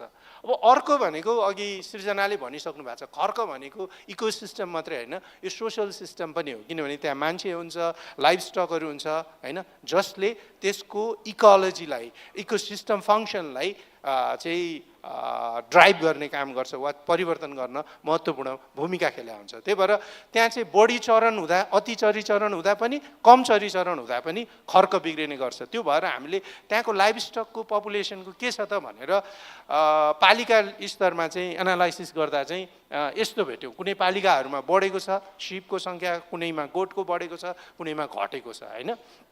र अनि हामीले पालिका लेभलमा धेरै पालिका जहाँ चाहिँ क्षेत्रफलको आधारमा, खर्कको क्षेत्रफलको आधारमा धेरै सङ्ख्यामा पशुपालन हुन्छ, त्यो ठाउँमा चाहिँ यो त्यो तपाईँको रेखाचित्र देख्न सक्नु, त्यसमा चाहिँ खर्कको डिग्रेडेसन बढी भएको देखिन्छ। परह्याप्स यसले के भन्न सक्छ भने हामीले चरीचरण गर्दा अलिकति ध्यान नपुर्याएर, अलि अत्याधिक चरीचरण गरेर, अलि एक्सेसिबल पास्चरहरूमा बढी चरीचरण गरेको कारणले त्यहाँको खर्क बिग्रिँदै गइरहेको छ भनेर भन्न सकिन्छ। अब अर्को भनेको है, अब यो यार्सा गुम्बु हामीले धेरै अब नेपालमा अलिकता अब सुनभन्दा महँगो भएपछि सबैले यो यार्सा गुम्बुको चाहिँ तपाईँ यति धेरै म्यासिभ रूपमा सङ्कलन हुन्छ, त्यो मात्रै नभएर जस्तै यो जटामसी लगायत अन्य जडीबुटीहरू पनि यति म्यासिभ रूपमा सङ्कलन हुन्छ। यसले गर्दा खर्कको स्वास्थ्यमा बिस्तारै बिस्तारै र त्यहाँ पाइने जीवजन्तु वनस्पतिहरू बिस्तारै बिस्तारै घट्दै गएको र बिग्रिँदै गएको देख्न सकिन्छ। अर्को भनेको अघि नै भनिसक्नु भयो मिचा प्रजाति। मिचा प्रजाति त अब उकालो चढ्दैछ, त्यो त अब अस्ति मात्रै हामीले राष्ट्रिय सम्मेलन पनि गऱ्यौँ। अब अर्को भनेको चाहिँ खर्कमा हेरी यस्तो यो हलहले चाउले भन्ने वस्तुहरूले कम खाने वनस्पति म्यासिभ रूपमा यो चाहिँ बढिरहेको छ। र अहिले अब यो कारागानाहरू यिनीहरू यो झाडीदार वनस्पतिहरू पनि एकदमै बढेको छ। अघि उहाँले भनिसक्नु भयो होइन, हामीले पनि देखाएको छौँ, हामीले सेटेलाइटको इमेजहरू हेर्दा पनि देखाएको छौँ, उहाँहरूले अनुभव गरेका छौँ, अनि हामी जाँदा पनि त्यो भेटिरहेका छौँ है। अब त्यो चाहिँ त्यसले गर्दा खर्क बिग्रिँदै गएको चाहिँ छ। अब अर्को भनेको हाम्रो विकास, यो डोजर बाटो जहाँ पुग्यो त्यसलाई विकास भन्छौँ हामी, अनि बाटो बनाउने हाम्रो चलन कस्तो छ भने पुरै एकदम डोजर जताभावी दौडाइदिएछौँ होइन। तपाईँले यहाँ देख्न सक्नुहुन्छ यति ठुलो गल्ली फर्मेसन भएको छ, त्यसले गर्दा त्यो पुरै चरण क्षेत्रमा सिल्टेसन भएर सबै गएको छ धेरै जसो होइन। अनि हामीले चाहिँ कर्णालीमा लगभग 40-50 वर्षको चाहिँ ल्यान्डस्लाइडको ट्रेन्ड हेर्दा तपाईँको चाहिँ एकदमै हेर्नुहोस् पछिल्लो समयमा ल्यान्डस्लाइड एकदमै बढेर गएको छ, जसले गर्दा चाहिँ त्यो खर्क भाँसिने, पुरिने र त्यो चाहिँ बिस्तारै नासिने क्रम बढ्दछ। यो चाहिँ जिल्ला लेभलमा रोडहरू कति बढेको भन्ने छ होइन। रोड नेपालमा, road is a major drivers of landslide है नेपालमा, अनि त्यो कारणले पनि खर्क बिग्रिँदै गएको देख्न सकिन्छ। अब के गर्ने भनेर उहाँले मलाई 2-3टा कुरा भन्नुभएको थियो। एउटा चाहिँ तपाईँहरूले देखिसक्नु भयो खर्कको वैज्ञानिकता त्यो कति क्षेत्रमा छ, अनि केलाई खर्क भन्ने भनेर अझसम्म पनि एकिन मापन भएको छैन आधिकारिक रूपमा। युथ साथीहरू तपाईँहरू टेक्नोलोजीको सेभी हुनुहुन्छ होइन, पाइथन लगायतका विभिन्न कोडिङका कामहरू गर्नुहुन्छ, ड्रोन लगायतका विभिन्न कटिङ एज टेक्नोलोजिजहरू युज गर्नुहुन्छ। युज द्याट, तपाईँको चाहिँ त्यो इनोभेसन्स, तपाईँको नलेज स्किल्सलाई होन गरेर नेपालमा चाहिँ खर्कको अवस्था यस्तो भनेर हामीले एउटा त्यो काम गर्न सक्छौँ। अर्को अघि पनि भनियो, विशेष गरेर खर्कमा यति धेरै अपर्च्युनिटिजहरू छ होइन, तपाईँको चाहिँ हाम्रा एक्सपर्टहरूका अपर्च्युनिटिज। तर तपाईँले अलिकता मिहिन हिसाबले हेर्ने भने आज पस्मिनाको उल कहाँबाट आइरहेछ भने मुस्ताङको बाट आएको होइन नि, त्यो तपाईँको नेपाली पस्मिना भनेर हामी जुन एक्सपोर्ट गर्छौँ त्यो पस्मिना त मङ्गोलियाबाट आइरहेछ वा अन्यत्रबाट आइरहेछ होइन। त्यसको उन तपाईँको चाहिँ अब भेडाका सामा उनको चाहिँ हामी न्युजिल्यान्ड अस्ट्रेलियाबाट ल्याइरहेछौँ। त्यो भएर त्यो उत्पादन गर्ने it's a big opportunity for us है। अनि अर्को भनेको हामीले विशेष गरेर खर्क बिग्रिँदै गएको खर्कलाई चाहिँ अलिकता संरक्षणका कामहरू गर्ने 3टा काम हामीले गर्न सक्छौँ।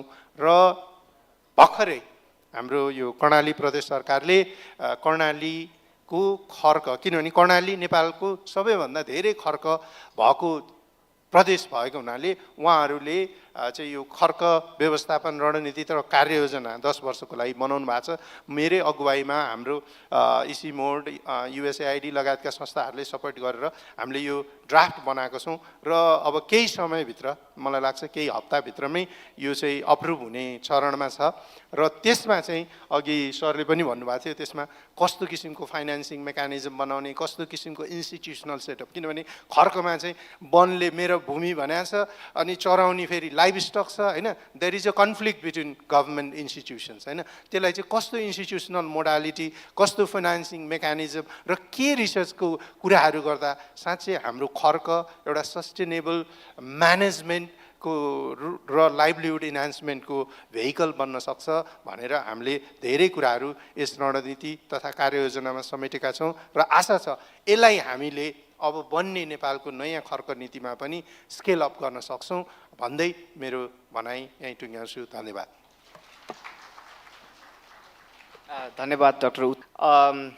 अब कार्यक्रमको समय, यो सत्रको समय अलिकति बढी काटिसकेकोले गर्दाखेरि म विदाउट एनी डिले महेश सरलाई, हाम्रो वक्ता र प्रस्तुतकर्ताहरूलाई टोकन अफ एप्रिसिएसन प्रोभाइड गर्दछु।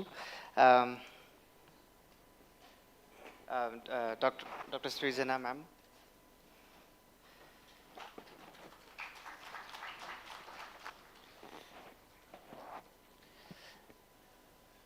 दावा सर,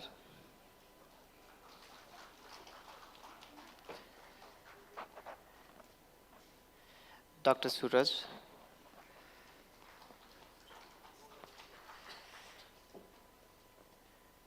र अन्त्यमा doctor Uttam.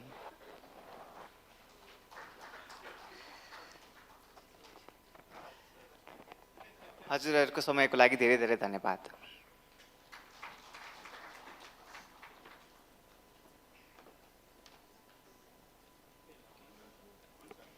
Thank you to the speakers and presenters for orienting us on vital information and experiences relating to rangeland management and preparing us for the International Year of Rangeland and Pastoralists, which will be celebrated in 2026.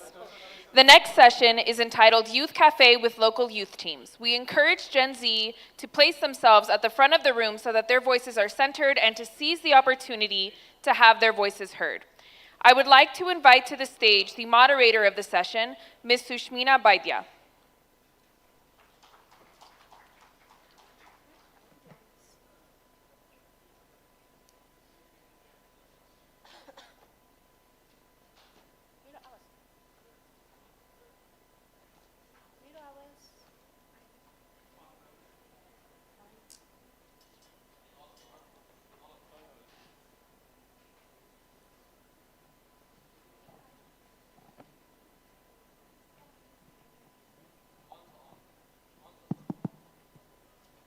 म चाहिँ पोडियममा चाहिँ बस्दिनँ, हामी अब अलिकति फरक तरिकाले यो सत्रलाई चाहिँ चलाउँछौँ है। तपाईँहरूलाई अघि दिउँसोदेखि बसेर सुन्दा सुन्दा सुन्दा गाह्रै भइसक्यो होला है, हो? यस्तो गरौँ न, इफ हो भने। ओके ओके, अब चाहिँ हामी युथ क्याफे भनेर चलाउँछौँ। यो youth cafe is completely youth led, youth centric एजेन्डाहरूमा हामी कुरा गर्छौँ, तर कुरा गर्ने हामी होइन, तपाईँहरूले कुरा गर्नुहुन्छ। सो त्यही भएर यो चाहिँ एउटा ह्यान्ड्स अन सेसन हो। ह्यान्ड्स अन सेसन भनेको मतलब हामी टेबलमै बसिन्छौँ र टेबलमै गरेर चाहिँ अन्तिममा हाम्रो आइडिया बोर्ड भनेर निस्किन्छ। यो आइडिया बोर्ड कसरी निस्किन्छ भन्नको लागि चाहिँ हाम्रो वर्ल्ड फुड फोरम हुनुहुन्छ, अनि त्यो सँगसँगै हामीसँग युथ हाइभ नेपाल पनि, दुईजना अर्गनाइजेसनहरूले मिलेर यो चलाउँछौँ। तर यो गर्नुभन्दा अगाडि चाहिँ म एउटा ग्राउन्ड रुल राख्छौँ। ग्राउन्ड रुल भनेको चाहिँ यदि पार्टिसिपेसनमा थोरै माथि तल भयो भने म हाई भन्छु, तपाईँहरूले हेलो भन्नु पर्यो। बुझ्नुभयो? मैले हाई भन्यो भने तपाईँहरूले हेलो, मैले हेलो भन्यो भने तपाईँहरूले, सो लेट्स ट्राई एकचोटि। हाई, हेलो, अब त्यसमा अलिकति मुभमेन्ट ल। हाई भनेपछि म यस्तो गर्छु, तपाईँहरूले पनि यस्तो गर्नु पर्यो है, सिटमै बसेर। हाई, हेलो, ओके अब चाहिँ यो युथ क्याफे चलाउनुको लागि सर्वप्रथम चाहिँ हाम्रो राष्ट्रिय युवा परिषदको सुरेन्द्र बस्नेतजी हुनुहुन्छ, हामीसँग उहाँ भाइस चेयरपर्सन हुनुहुन्छ। हामी पहिला सुरु ओपनिङ रिमार्कबाट सुरु गर्छौँ। ओपनिङ रिमार्कबाट त्यसपछि हामी बल्ल युथ क्याफेको डिस्कसनमा चाहिँ जान्छौँ, त्यही भएर थोरै धैर्य राखिदिनुहोस् होला। यसको लागि चाहिँ म मञ्चमा हाम्रो भाइस चेयरपर्सन राष्ट्रिय युवा परिषदको मिस्टर सुरेन्द्र बस्नेतलाई चाहिँ निमन्त्रणा दिन चाहन्छु।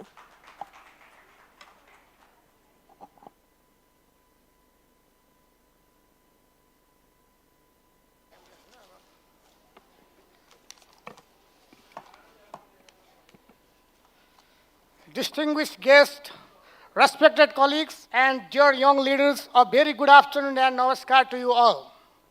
I would like to respectfully acknowledge Mr. Ken, FAO representative for Bhutan and Nepal.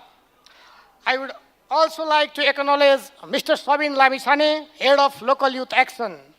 My sincere appreciation to FAO Nepal, WFF Nepal, Youth Hive Nepal, partner organization, facilitators, and youth representatives from all provinces for your active engagement in 2025. On behalf of National Youth Council, it is a privilege to be a part of Nepal Food Forum 2025. The forum has become an important national platform. Voices are not only heard but meaningfully integrated into discussion on agri-food system, climate resilience, livelihoods, and innovation. For the National Youth Council, NFF represents a strong example of how multi-stakeholder collaboration can translate youth participation into action. Just for a few reflections, I would like to share about the National Youth Council, where I have been serving as a vice chairperson since 4 years. National Youth Council is an autonomous government organization established in 2015 with a mandate of empowering youth in a holistic approach. We all have witnessed that the youth movement has sparkled the world in recent years. Nepal facing the youth-led movement back in 2 months. The voice of youth matters, so the engagement of youth must be ensured. This is what the Council has been working for. The efforts of the Council and youth-led organization to engage youth in going on. However, the scale is not enough. So we must be united, shared, and flexible to incorporate the voice of youth together.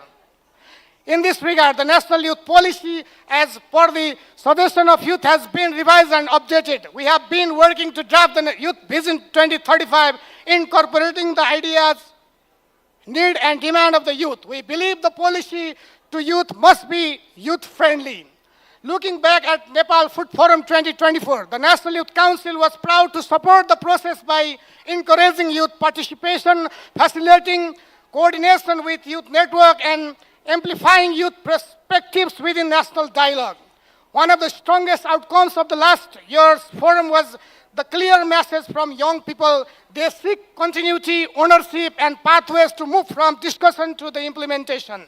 This year's forum directly responds to that call. The launch and strengthening of local youth teams are a significant step towards institutionalizing youth engagement at provincial and local level. From the perspective of National Youth Council, such structure are essential to ensure that youth leadership is inclusive, decentralized, and rooted in real. These teams complement NYC's mandate to connect national youth policy with grassroots action and empower young people as partners in development. The Youth Cafe session reflects a shift in how we engage youth, always from formal, one-way consultation and towards participatory, experience-based dialogue. Creating a safe and informal spaces allows young people to seek openly, learn from each other, and create ideas grounded in their communities. The National Youth Council strongly supports such approaches as they are nature, confidence, leadership, and collective ownership among youth. The launch of 100 ideas in 100 days is particularly encouraging from the NYC's perspectives. These initiatives align closely with our commitment to promoting youth innovation, leadership, and action. The National Youth Council sees this as an opportunity for the collaboration where youth ideas emerging from this challenge can be connected with existing youth platform, networks, and policy process. We look forward to working with FAO Nepal, WFF Nepal, and partners to help amplify, support, and scale promising youth-led ideas. For the National Youth Council, collaboration is not limited to events, it is sustained partnership. Initiative like the 100 Ideas in 100 Days Challenge allow us to jointly identify emerging youth leaders, support local solutions, and strengthen linkage between community innovation and national development priorities. This is how youth engagement becomes transformative rather than symbolic. As we move forward, I encourage all young participants to fully engage in today's youth sessions, to share your stories, listen to others, and think boldly about what can be achieved within your communities. The National Youth Council remains committed, working alongside with people, supporting platforms that value your voices, and working with partners to turn ideas into meaningful action. I wish the Youth Cafe and the broader Nepal Food Forum 20 and look forward to the collective outcomes we will achieve together. Thank you.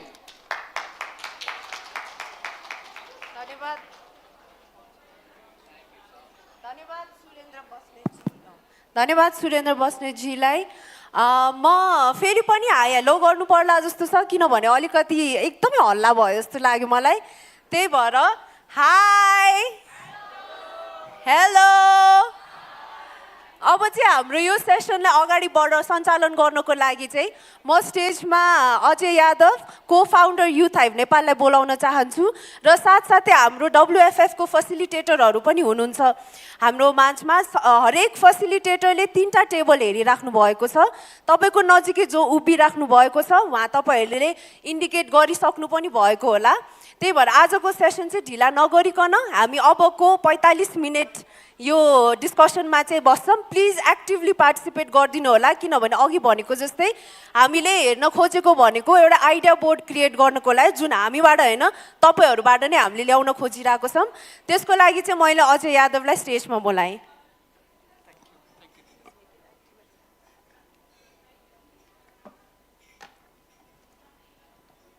So अघि म खाना खाइरहेको थिएँ होइन, खाना खाँदाखेरि त्यो बाहिरको त्यो ग्राउन्डमा बसिरहेको थिएँ। अनि त्यहाँ बसिरहँदाखेरि चाहिँ एउटा गुनासो आयो मबाट। के गुनासो आयो भन्दाखेरि चाहिँ सबै कुरा ठिक छ अरे, तर खानामा चाहिँ मोमो छैन भनेर मलाई गुनासो आएको थियो। अब यो गुनासो चाहिँ कसले गरेको भन्दाखेरि तपाईँले भर्खरै जुन फोटो देख्नुभयो नि, उहाँहरू चाहिँ आज मसँगै यो सेसन को फेसिलिटेट गर्न आउनु भएको साथीहरू हो। र उहाँहरूको गुनासो थियो कि हामीलाई मोमो भएन, सबै कुरा भयो, अब नेपाल एकदमै मनपर्ने खाना भनेको त खाजा भनेको त मोमो हो, मोमो छैन अब के गर्ने भन्ने कुरा आएको थियो। यो कुरालाई मध्यनजर गरेर हामीले के गर्यौँ भन्दाखेरि चाहिँ मैले भने कि तपाईँहरू नआतिनुहोस्, 200 जना पार्टिसिपेन्ट्स यो हलमा बस्नुहुन्छ, हामी उहाँहरूलाई तपाईँहरूको लागि मोमो बनाउनु पर्छ, मोमो बनाउनुहोस् भनेर रिक्वेस्ट गर्छौँ। के तपाईँहरूले साथीहरूलाई मोमो बनाइदिनुहुन्छ भनेर मैले प्रश्न गरेँ भने उत्तर तपाईँले यस नै भन्नुहुन्छ नि होइन। हाम्रो को फेसिलिटेटरको लागि तपाईँले मोमो बनाइदिनुहुन्छ, बनाउनुहुन्छ कि बनाउनुहुन्न? Yes or no? Yes or no? Thank you. यो युथकी सेसन रहेछ भने मैले बल्ल थाहा पाएँ। त इनर्जी आउँदैछ बिस्तारै, it will take some more time. So what we will is that तपाईँको टेबलमा स्टिकी नोट पनि छ, A4 साइज पेपर पनि छ, सिजर पनि छ। तपाईँले 5 मिनटको समयमा त्यो सबै कुरा युज गरेर तपाईँको छेउमा उभिनु भएको फेसिलिटेटर, अघि फोटोमा पनि देख्नु भएको थियो होला, एकछिन यो फोटो जो देखिरहेको छ उहाँहरू चाहिँ को फेसिलिटेटर हुनुहुन्छ, उहाँहरूको लागि मोमो बनाउनु पर्ने छ। र यसको लागि चाहिँ 5 मिनटको समय छ। मोमो बनाउँदाखेरि तपाईँले चित्र कोर्दा पनि भयो, मोमोको डल्लो डल्लो बनाउँदा पनि भयो, जे गर्न मन लाग्छ उहाँले आफ्नो जीवनमा खानु भएको बेस्ट मोमो बनाइदिनु पर्यो है त। यसको लागि 5 मिनट र 5 मिनट समय सुरु भएको छ।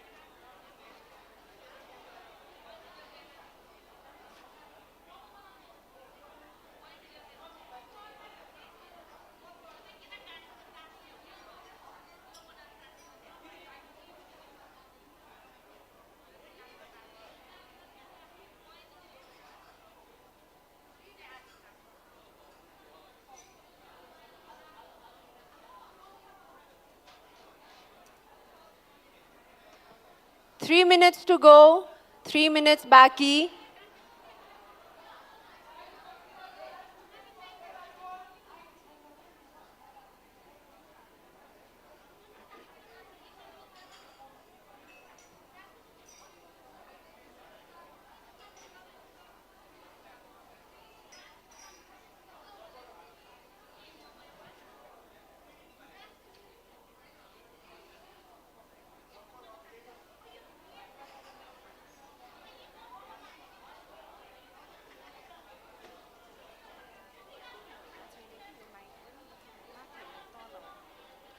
Hello.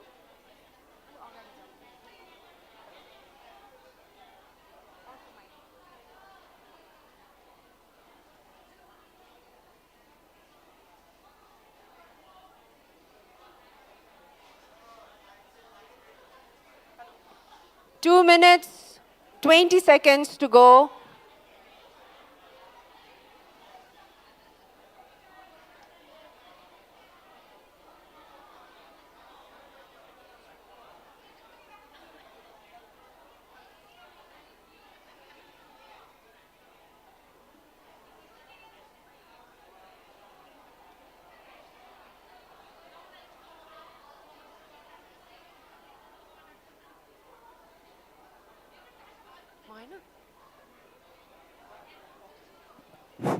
Yes, so we have last को 1 minute बाँकी छ.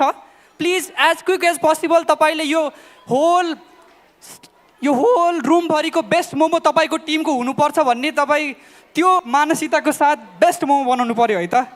You just have few seconds remaining now. 40 seconds जति बाँकी रहेको छ.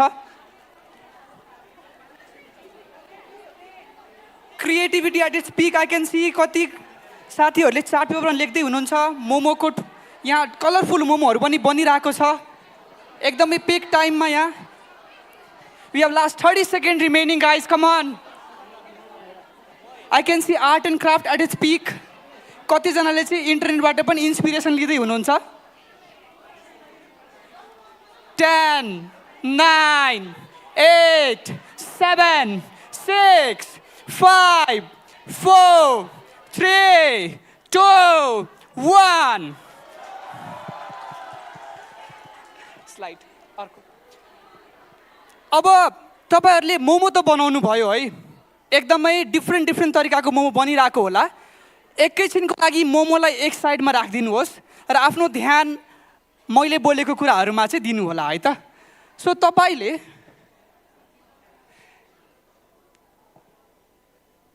पर्फेक्ट. सो मोमो त एक ठाउँमा छँदै छ. तपाईहरु मध्ये कति जनाले चाहिँ यो मोमो कसको लागि बनाएको भनेर चाहिँ सोध्नु भएको थियो? कसैले सोध्नु भयो? Majority of the people, I can see few hands. नत्र majority of the people ले चाहिँ मोमो बनाउनु पर्छ भन्ने टास्क आउने बित्तिकै डाइरेक्टली मोमो बनाउन थाल्नु भयो होला क्या? हो कि हैन? कति जनाले?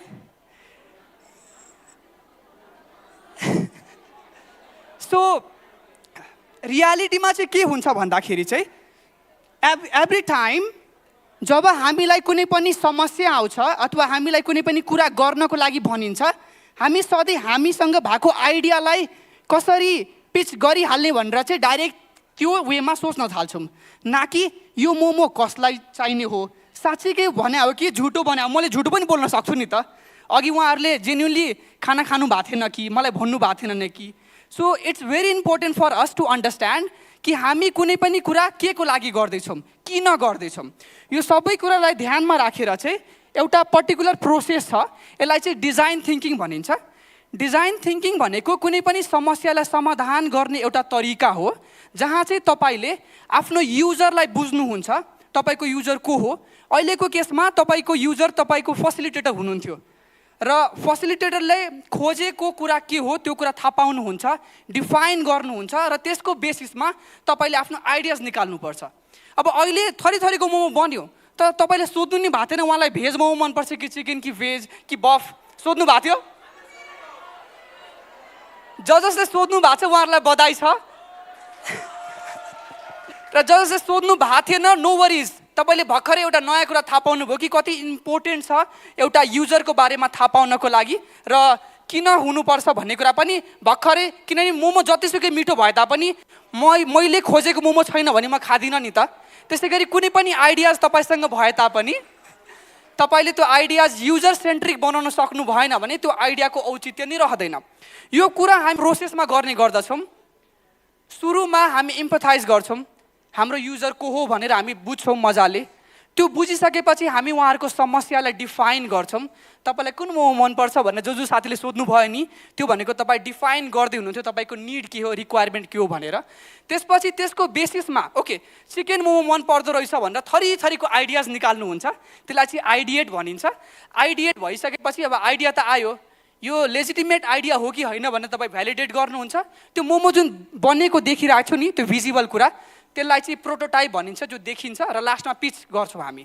आज हामीसँग समय एकदमै लिमिटेड छ, सो यो सबै कुरा चाहिँ गर्न सकिन्न, तर केही न केही चाहिँ गर्छौँ हामी। आजको यो वर्कसपको लागि भनेर हामी 3टा कुरा गर्छौँ, इम्पथाइज, डिफाइन र आइडिएट। गर्नको लागि रेडी हुनुहुन्छ? यस अर नो? ओके, गर्नको लागि रेडी हुनुहुन्छ नि मोमो भनेर एकचोटि मलाई भन्नुहोस् त, रेडी हो? रेडी हो? वान मोर टाइम, रेडी हो? पर्फेक्ट। सो अब के गर्नु पर्यो भन्दाखेरि तपाईँको टेबलमा तपाईँले चार्ट पेपर पनि देख्नुहुन्छ, स्टिकी नोट पनि देख्नु भएको छ, र मलाई जहाँसम्म लाग्छ तपाईँसँग पेन पनि छ होला। सुरुमा जब यो युथ क्याफे स्टार्ट गर्नुभन्दा अगाडि अघि सुस्मिना म्यामले भन्नुभएको थियो कि यो रुममा बस्नु भएको सबैजना युवा हुनुहुन्छ। अब कतिजनाको एज नपुगे तापनि उहाँहरू मनले चाहिँ युवा नै हुनुहुन्छ भन्ने कुरा त ढुक्क हो नि तपाईँहरू। So we have 2 group of youth here, एउटा चाहिँ एज वाइज हुनुहुन्छ, अर्को चाहिँ मन र हार्ट वाइज युथ हुनुहुन्छ। अब एज अ युथ तपाईँको आफ्नै अनुभव छ, त्यही अनुभव र एक्सपिरियन्सले को कारणले गर्दाखेरि आज थुप्रै युवाहरूमध्ये तपाईँहरू सेलेक्टेड भएर यो ठाउँमा इन्भिटेसन पाउनु भएको हो। तपाईँहरूले यो समाजलाई, यो देशलाई विभिन्न तरिकाले देख्नु पनि भएको छ। अब के गर्नु पर्यो भन्दाखेरि चाहिँ तपाईँले आफ्नो अनुभवको बेसिसमा एज अ युथ तपाईँलाई यो देशमा, यो सोसाइटीमा एकदमै मोस्ट इम्पोर्टेन्ट इस्यु जुन एकदमै सल्भ गर्न जरुरी छ भन्ने कुन लाग्छ, त्यो कुरा चाहिँ एउटा स्टिकी नोटमा लेख्नु होला। लेखिसकेपछि त्यसलाई तपाईँले त्यो चार्ट पेपर जुन छ नि, चार्ट पेपरको बिचमा टालिदिनु होला। टालिदिइसकेपछि चाहिँ त्यो प्रत्येक टेबलमा के छ यसो हेर्नु होला, र टेबलबाट त्यो सबै स्टिकी नोटमध्ये एउटा स्टिकी नोटलाई चाहिँ भोट गर्नु होला। तपाईँलाई त्यो इस्युको बारेमा चाहिँ डिटेलमा काम गर्न मन छ यो एक्टिभिटीको लागि मात्र भनेर। मैले यति कुरा भने, बुझ्नु भएको छैन भने छेउमा फेसिलिटेटर हुनुहुन्छ, र यसको लागि म तपाईँलाई 5 मिनटको समय दिन्छु। समय सुरु भएको छ अब।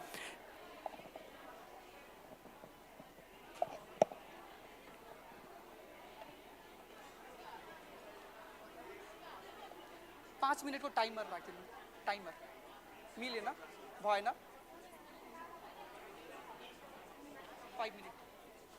मेरो स्क्रिनमै राख्दा पनि go for it. Thank you. So we have 5 मिनटको टाइम। एउटा इस्यु जुन तपाईँको लागि एकदमै इम्पोर्टेन्ट छ, त्यो इस्यु स्टिकी नोटमा लेख्नुहोस्, को बिचमा टालिदिनुहोस्, र पछि गएर भोट गर्नुहोस् तपाईँको इम्पोर्टेन्ट इस्यु के हो भनेर एउटा टेबलमा।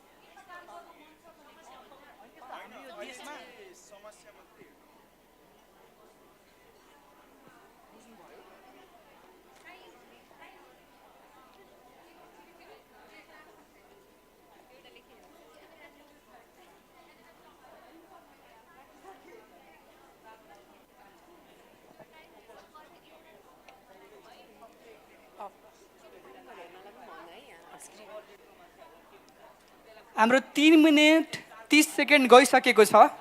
सबैजनाले आफूलाई लागेको इस्यु लेख्नु होला स्टिकी नोटमा, चार्ट पेपरको बिचमा राखेर त्यसलाई टालिदिनु होला, र पछि भोट गर्नु होला तपाईँलाई एज अ टिम कुन इस्युमा रहेर हुन्छ।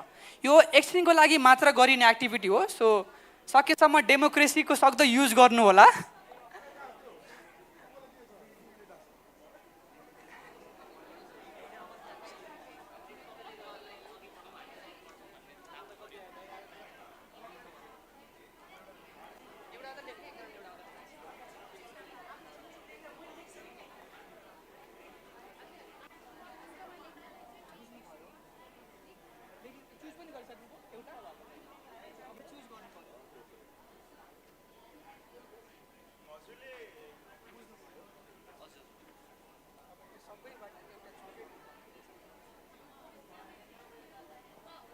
Two minute 30 second remaining.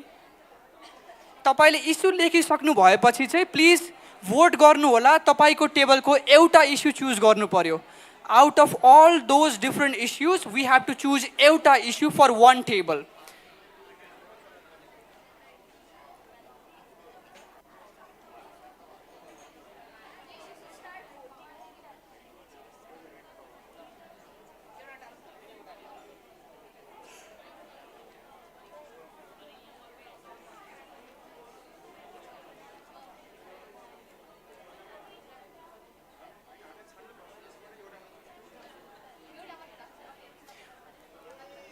सक्दो अब भोटिङ अथवा आफ्नो फाइनल टपिकको लागि डिस्कसन सुरु गर्नु होला। हामीसँग 1 मिनट 30 सेकेन्ड मात्र बाँकी रहेको छ।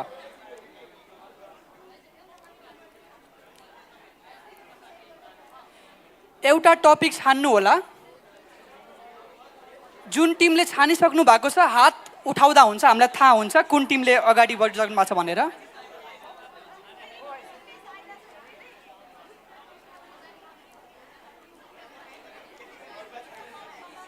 Out of all those issues अब हामीले एउटा इस्यु छान्नु पर्ने छ।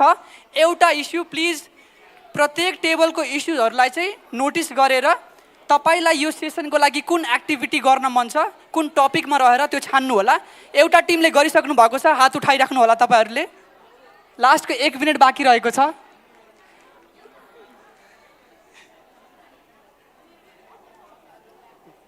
दुईटा टिमले सकाइसक्नु भएको छ। I can see that.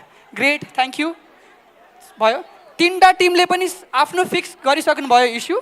3टा issue. 4वटा team, I can see that. बढ्दैछ हातहरू। 5वटा टिमले गरिसक्नु भएको छ। लेट्स सी, सकिसकेपछि हात उठाउनु होला सो द्याट हामीलाई थाहा हुन्छ। 6वटा टिम आइसक्नु भएको छ। 6वटा टिम। 7वटा टिम, लास्टको टिमले पनि गरिसक्नु भएको छ।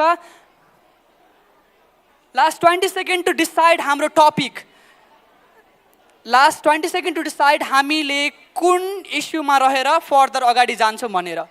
And last 10 second remaining. Okay, 10, 9, 8, 7, 6, 5, 4, 3, 2, 1।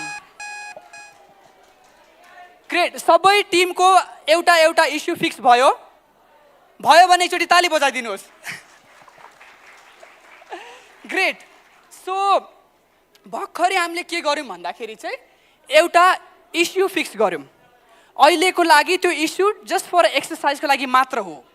अब एकछिन मलाई ध्यानपूर्वक सुनिदिनु होला।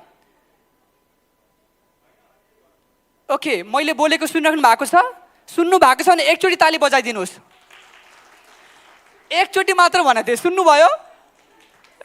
ग्रेट। अब के हुन्छ भन्दाखेरि सामान्यतः हामीले कुनै पनि कुरा जे देख्छौँ, यो team, are you guys good? यो टिम 1 ठिक छ?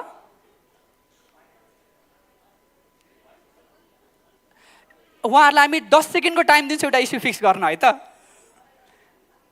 Okay, 10, 9, 8, 7, 6, 5, 4, 3. Yes, they are done. Come on, big round of applause for this team as well. So, म के भन्दै थिएँ भन्दाखेरि चाहिँ सामान्यतः हामीलाई चाहिँ कुनै पनि कुरा देख्ने बित्तिकै यही इस्यु हो जस्तो लाग्छ, तर इस्यु गहिराईमा गएर लुकेर बसिरहेको हुन्छ। तपाईहरूले टोयोटा भन्ने कार कम्पनीको नाम सुन्नु भएको छ? सो टोयोटा भन्ने कार कम्पनी चाहिँ संसारभरि एकदमै क्वालिटी प्रडक्टको, अनि उहाँको फाउन्डरले चाहिँ के एउटा टेक्निक निकाल्नु भएको थियो भन्दाखेरि कुनै पनि इस्यु यदि त्यो कम्पनीमा आइहाल्यो भने यतिकै सोलुसनमा जम्प गर्नुभन्दा पहिला उहाँले चाहिँ भन्नुहुन्थ्यो किन भयो भनेर 5 पटकसम्म किन किन किन भनेर सोध्ने गरिन्थ्यो क्या। यसलाई चाहिँ 5 whys of root cause analysis भनिन्छ क्या। अब तपाईँको टेबलमा पनि एउटा न एउटा इस्यु त आएको छ होला, अब हामीले त्यही एनालाइसिस युज गर्नेवाला छौँ। उदाहरणको लागि मैले एउटा सानो इक्जाम्पल देखाएको छु। म प्रायः जस्तो क्लासरुममा गइरहेको हुन्छु क्या। अब सबैजना तपाईँ जतिको एनर्जेटिक हुँदैनन् क्या, कति क्लासमा त बोल्दैनन्, ताली नै पड्काउँदैनन् जति भने पनि। मैले तपाईँहरूलाई ताली पड्काउनु भन्यो भने पड्काउनु हुन्छ कि हुन्न? एकचोटि फेरि पड्काइदिनुहोस् त। So I can see the energy in this group.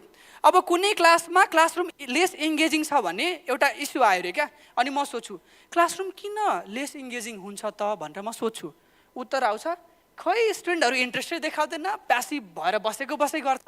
अनि म फेरि सोच्छु किन कुनै क्लासमा स्टुडेन्ट अनइन्ट्रेस्टेड अथवा प्यासिभ भएर बसिरहेको हुन्छ त भन्दाखेरि उत्तर आउला खै बोल्न मन नलाएर होला नि त, कम्फर्टेबली फिल गर्दैन सेयर गर्न भनेर। अनि म फेरि सोच्छु किन कोही मान्छे क्लासमा कम्फर्टेबली बोल्न प्रिफर गर्दैन त भनेर सोध्छु म। उत्तर के आयो भन्दाखेरि त्यो क्लासमा त मान्छेहरू मिस्टेक गर्न नि डराउँदो रहेछ भनेर। अनि म फेरि सोध्छु अनि किन मिस्टेक गर्न डर लाग्दो रहेछ त विद्यार्थीलाई भन्दाखेरि किनभने त्यो क्लासमा त कसैले केही कुरा ट्राई गर्ने बित्तिकै मान्छेले उसको हँसी मजाक उडाउँदो रहेछ क्या। अनि म सोच्छु किन कुनै क्लासमा कसैको हँसी मजाक उडाइन्छ त भन्दाखेरि उत्तर आउँछ कि त्यो क्लासरुममा एउटा पोजिटिभ कल्चर नै छैन, एकले अर्काले सपोर्ट गर्ने भनेर क्या। अब यहाँ हेर्नुहोस्, म सुरुमा त्यो क्लासरुम हल्ला भएको मात्र क्लासरुम, बोल्दै नबोल्ने क्लासरुम भनेर मैले सोचिरहेको थिएँ, तर गहिराइमा गइसकेपछि त समस्या अर्कै रहेछ। यसै गरी तपाईँको टेबलमा पनि एउटा इस्यु आएको छ। अब तपाईँले यसै गरी अर्को चार्ट पेपरमा के गर्नु पर्यो भन्दाखेरि चाहिँ यसरी नै कम्तीमा 5 पटकसम्म प्रश्न गरिराख्नु पर्यो यो किन भइरहेको छ। सधैँ 5 चोटि हुन्छ भन्ने छैन, कहिलेकाहीँ 2 चोटिमै पनि आउन सक्ला, 3 चोटिमा पनि आउन सक्ला। यसरी मल्टिपल क्वेसन गरेर तपाईँको इस्युको रुट कज एनालाइसिस गर्नु पर्यो। यसको लागि पनि हामी 5 मिनटको समय दिन्छौँ। बुझ्नु भएन भने छेउमा साथी पनि छ, उहाँहरूसँग सोध्नु होला है त। ठिक छ, रेडी हो? ल स्टार्ट गरौँ त अर्को काउन्टर।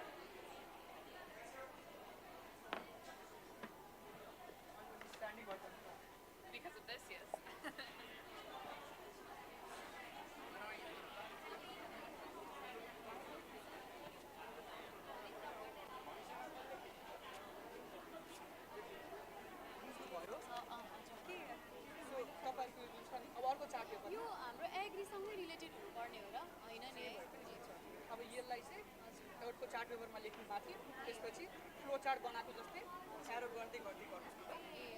यो डेमो छ।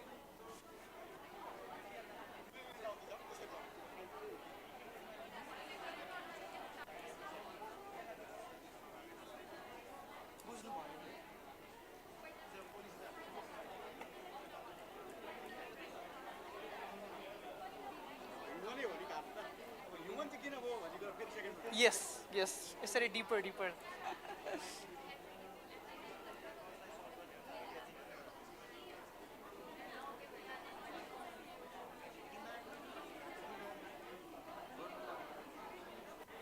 भइरहेछ है।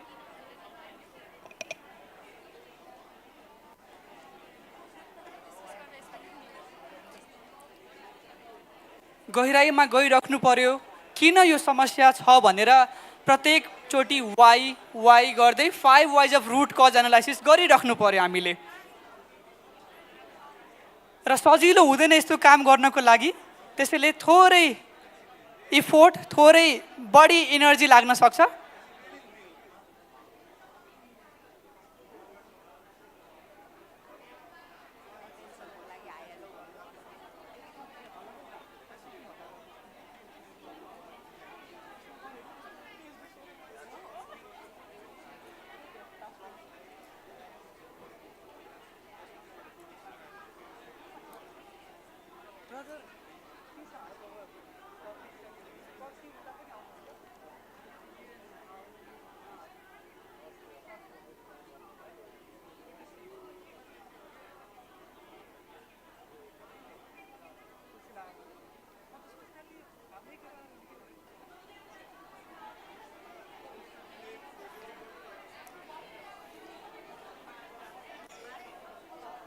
अब केवल 2 मिनट मात्र बाँकी रहेको छ, सक्दो छिटो कोसिस गर्नु होला त्यो समस्या किन हो भनेर। धेरै सोच्नु पनि पर्दैन, 5 पटकसम्म किन समस्या छ भनेर रुट कज एनालाइसिस गर्ने हो।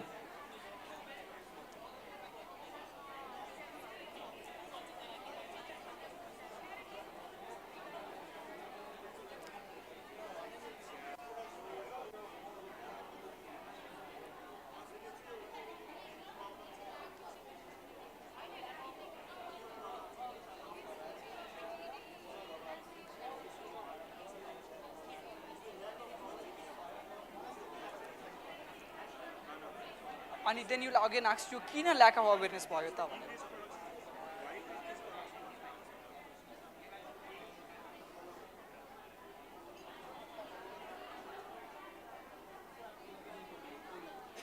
तपाईसँग 1 मिनटको समय मात्र बाँकी रहेको छ। जति सक्दो चाँडो पर्फेक्ट नै हुनुपर्छ भन्ने छैन, जति सक्दो चाँडो एउटा टेन्टेटिभ रुट कज एनालाइसिस तयार पार्नु होला। 5 पटकसम्म यो किन समस्या भइरहेको छ भनेर सोधिराख्नुहोस्।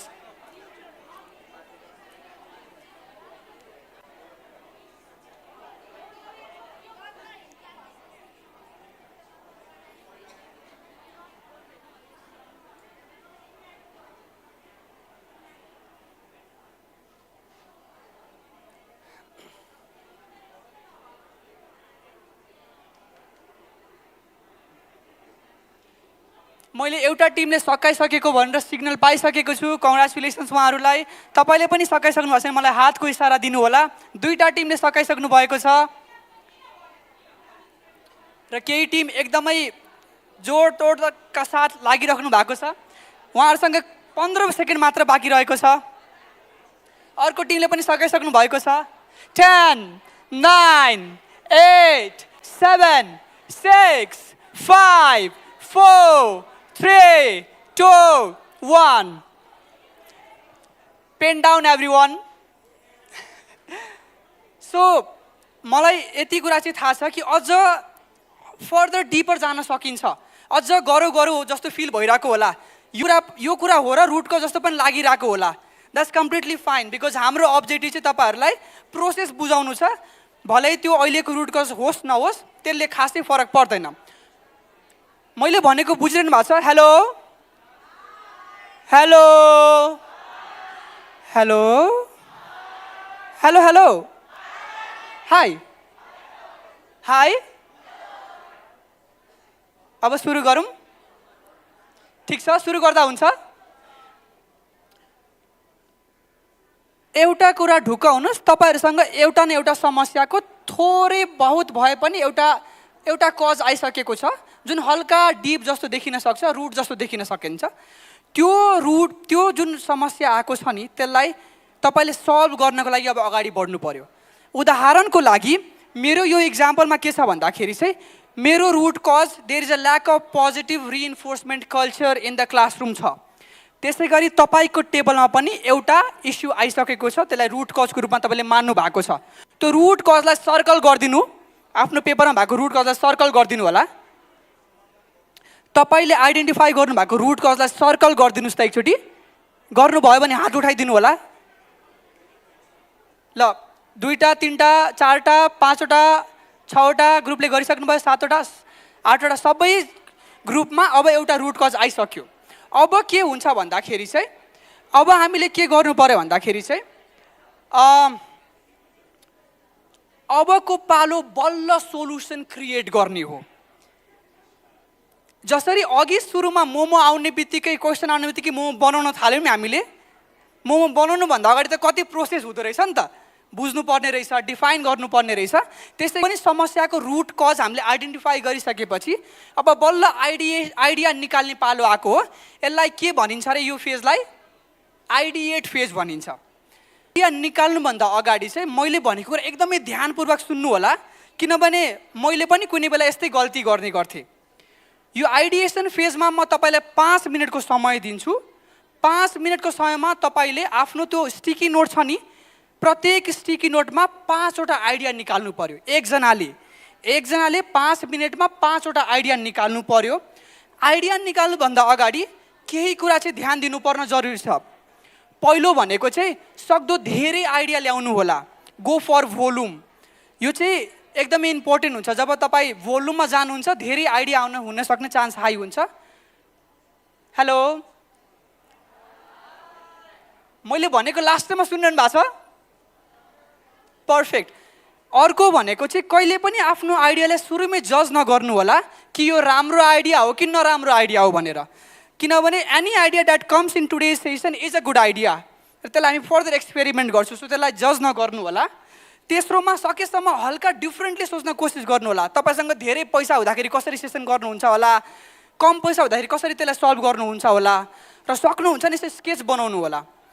र लास्टको एउटा कुरा भन्छु म, त्यो भनेको चाहिँ आइडिया भनेको सधैँ एउटा ट्यान्जिबल, एउटा फिक्स, एउटा गरिहाल्ने मिल्ने खालको हुन्छ। उदाहरणको लागि मलाई बच्चाहरूलाई हेल्दी खाना खुवाउनु छ अरे स्कुलमा, बच्चाहरूले जङ्क फुड खाइरहेछन् भन्ने समस्या मैले पत्ता लगाएँ भने यसको आइडियाज क्रिएटिङ अवेरनेस भन्यो भने त के जे पनि अवेरनेस हुनसक्छ। ट्यान्जिबल आइडिया के हुन्छ भन्दाखेरि creating TikTok challenge for school students जहाँ उनीहरूले हेल्दी खाना खान्छन्, that could be tangible idea. अर्को हुनसक्छ क्यान्टिनको लन्चलाई प्र्याक्टिकल बनाइदिने। सो यसरी हेर्न सुन्ने बित्तिकै यो त गर्न मिल्छ भन्ने खालको आइडिया चाहिँ ट्यान्जिबल आइडिया हो। अब तपाईँले के गर्नु पऱ्यो भन्दाखेरि 5 मिनटमा प्रत्येक स्टिकी नोटमा आफ्नो इन्डिभिजुअल आइडिया बनाउनु पऱ्यो र त्यसलाई चाहिँ नयाँ चार्ट पेपरको बिचमा गएर टालिदिनु पऱ्यो है त। बुझ्नुभयो? बुझ्नु भएको छैन भने छेउको साथीहरूलाई सोध्नु होला। अब हामी 5 मिनटको टाइमर स्टार्ट गर्छौँ। 5 मिनटमा 5 वटा आइडिया, प्रत्येक स्टिकी नोटमा एउटा एउटा आइडिया। 5 मिनट 5 वटा आइडिया एकजनाले इन्डिभिजुअली गर्नुपर्छ, प्रत्येक टिम मेम्बरले गर्नुपर्ने कुरा हो है त।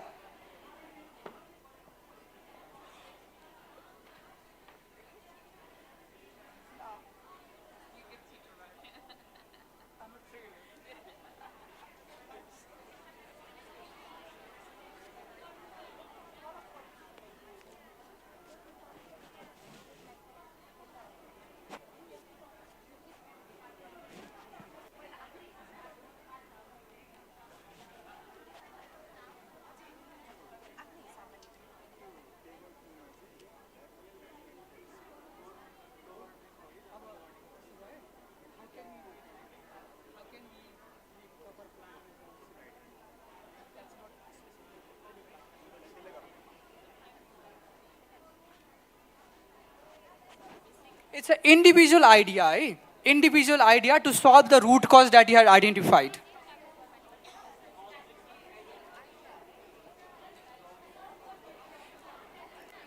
एउटा स्टिकी नोटमा एउटा आइडिया हुनुपर्छ ल। 5 मिनटमा 5 वटा आइडिया एकजनाले निकाल्नु पर्यो।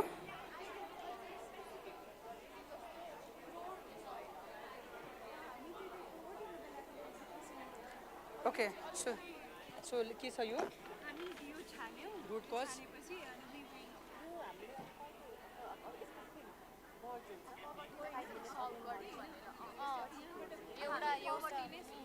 पोभर्टी छ, सो यो चाहिँ तपाईँको रुट कज भयो। So how can be address poverty and inclusiveness भनेर चाहिँ यसको उत्तर जे आउँछ नि त्यो तपाईँको आइडिया हो क्या। तपाईँले पोभर्टी कसरी एड्रेस गर्नु सक्नुहुन्छ?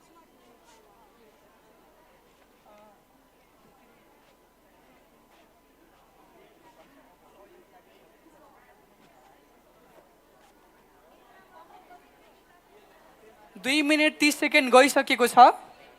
आफ्नो इन्डिभिजुअल आइडिया बनाउनु होला।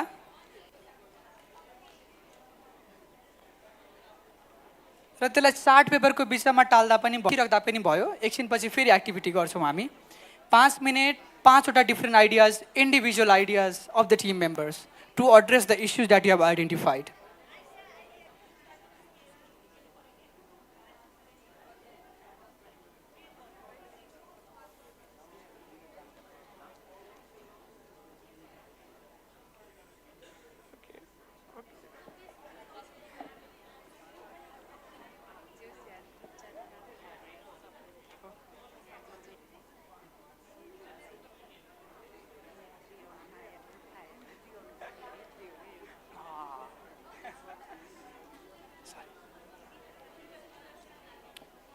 1 मिनट 30 सेकेन्ड बाँकी रहेको छ।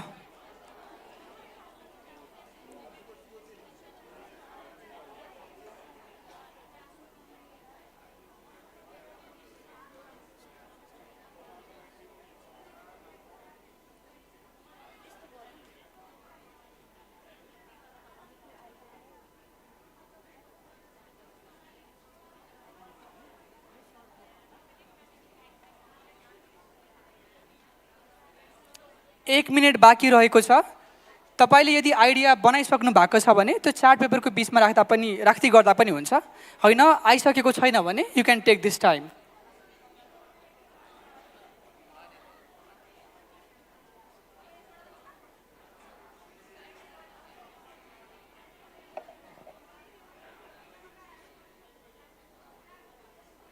तीस सेकेन्ड बाँकी रहेको छ।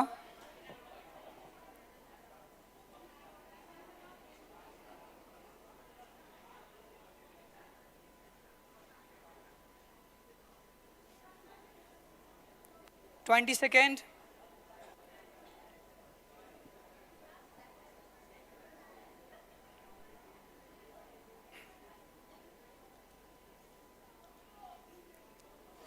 Ten, 9, 8, 7, 6, 5, 4, 3, 2, 1. Let's have a big round of applause for everyone. अब चाहिँ हजुरहरूले के गर्नु पर्यो भन्दाखेरि सबैजनाले थोरै बहुत भए पनि कम्तीमा एउटा भए पनि आइडिया त बनाउनु भएको छ नि हैन? छ नि हामीसँग। अब के गर्नु पर्यो भन्दाखेरि एउटा नयाँ चार्ट पेपर निकाल्नु पर्यो, त्यही छेउमा होला। अनि त्यो ओके चार्ट पेपर तपाईसँग छ। अब तपाईले बनाउनु भएको त्यो सबै आइडियाजलाई चाहिँ तपाईले त्यो स्टिकी नोटलाई चाहिँ त्यो चार्ट पेपरमा चाहिँ टास्दिनु पर्यो। नयाँ चार्ट पेपरमा तपाईले जुन आइडियाज बनाउनु भएको थियो नि, लेख्नु भएको थियो नि सबैजनाको, त्यसलाई चाहिँ स्टिकी नोट चाहिँ त्यसमा टाल्दिनु पर्यो। कति टिमले टालिसक्नु भएको रहेछ? जसले टाल्नु भएको छैन प्लिज अबको 2 मिनेटमा हामी यसलाई टालिसकौँ। अहिलेको लागि बस अनि तपाईले टालिसक्नु भएको छ नि हात उठाउँदा हुन्छ, हामीलाई थाहा हुन्छ। 2, 3, 4 वटा टिम ओके। केही टिमलाई okay will give 1 more minute.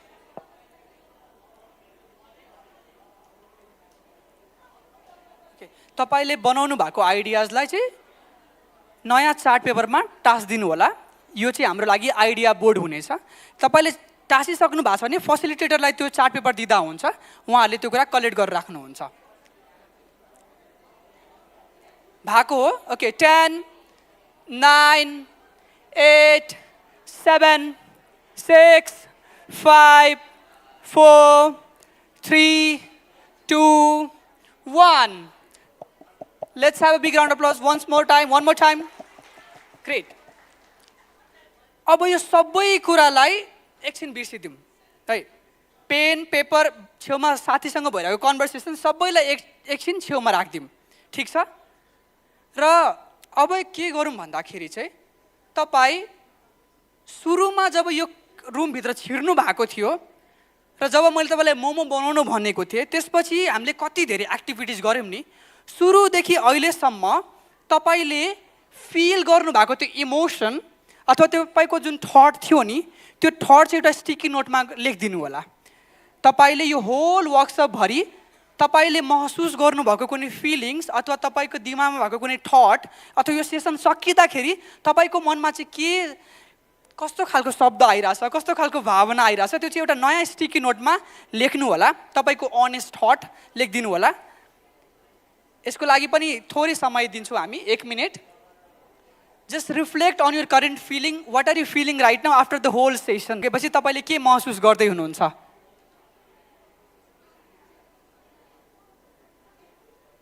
यो 1 वर्डमा भए पनि हुन्छ।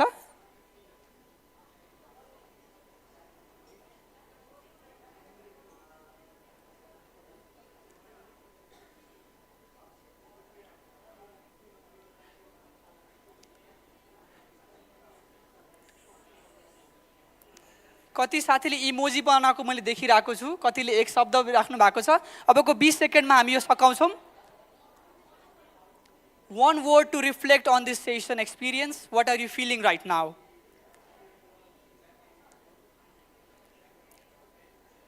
Okay, 10, 9, 8, 7, 6, 5, 4, 3, 2, 1. Hello? Hello?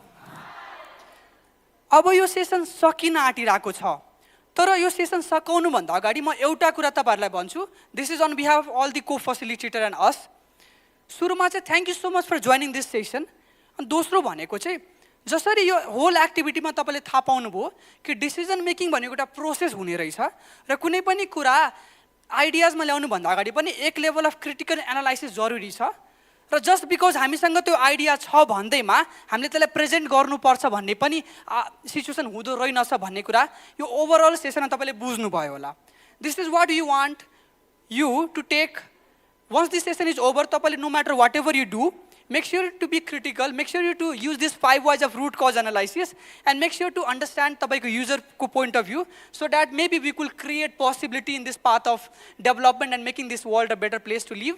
With that note, thank you to all those amazing co-facilitators and all those participants who are here. Now giving back to Susmina ma'am. Thank you everyone.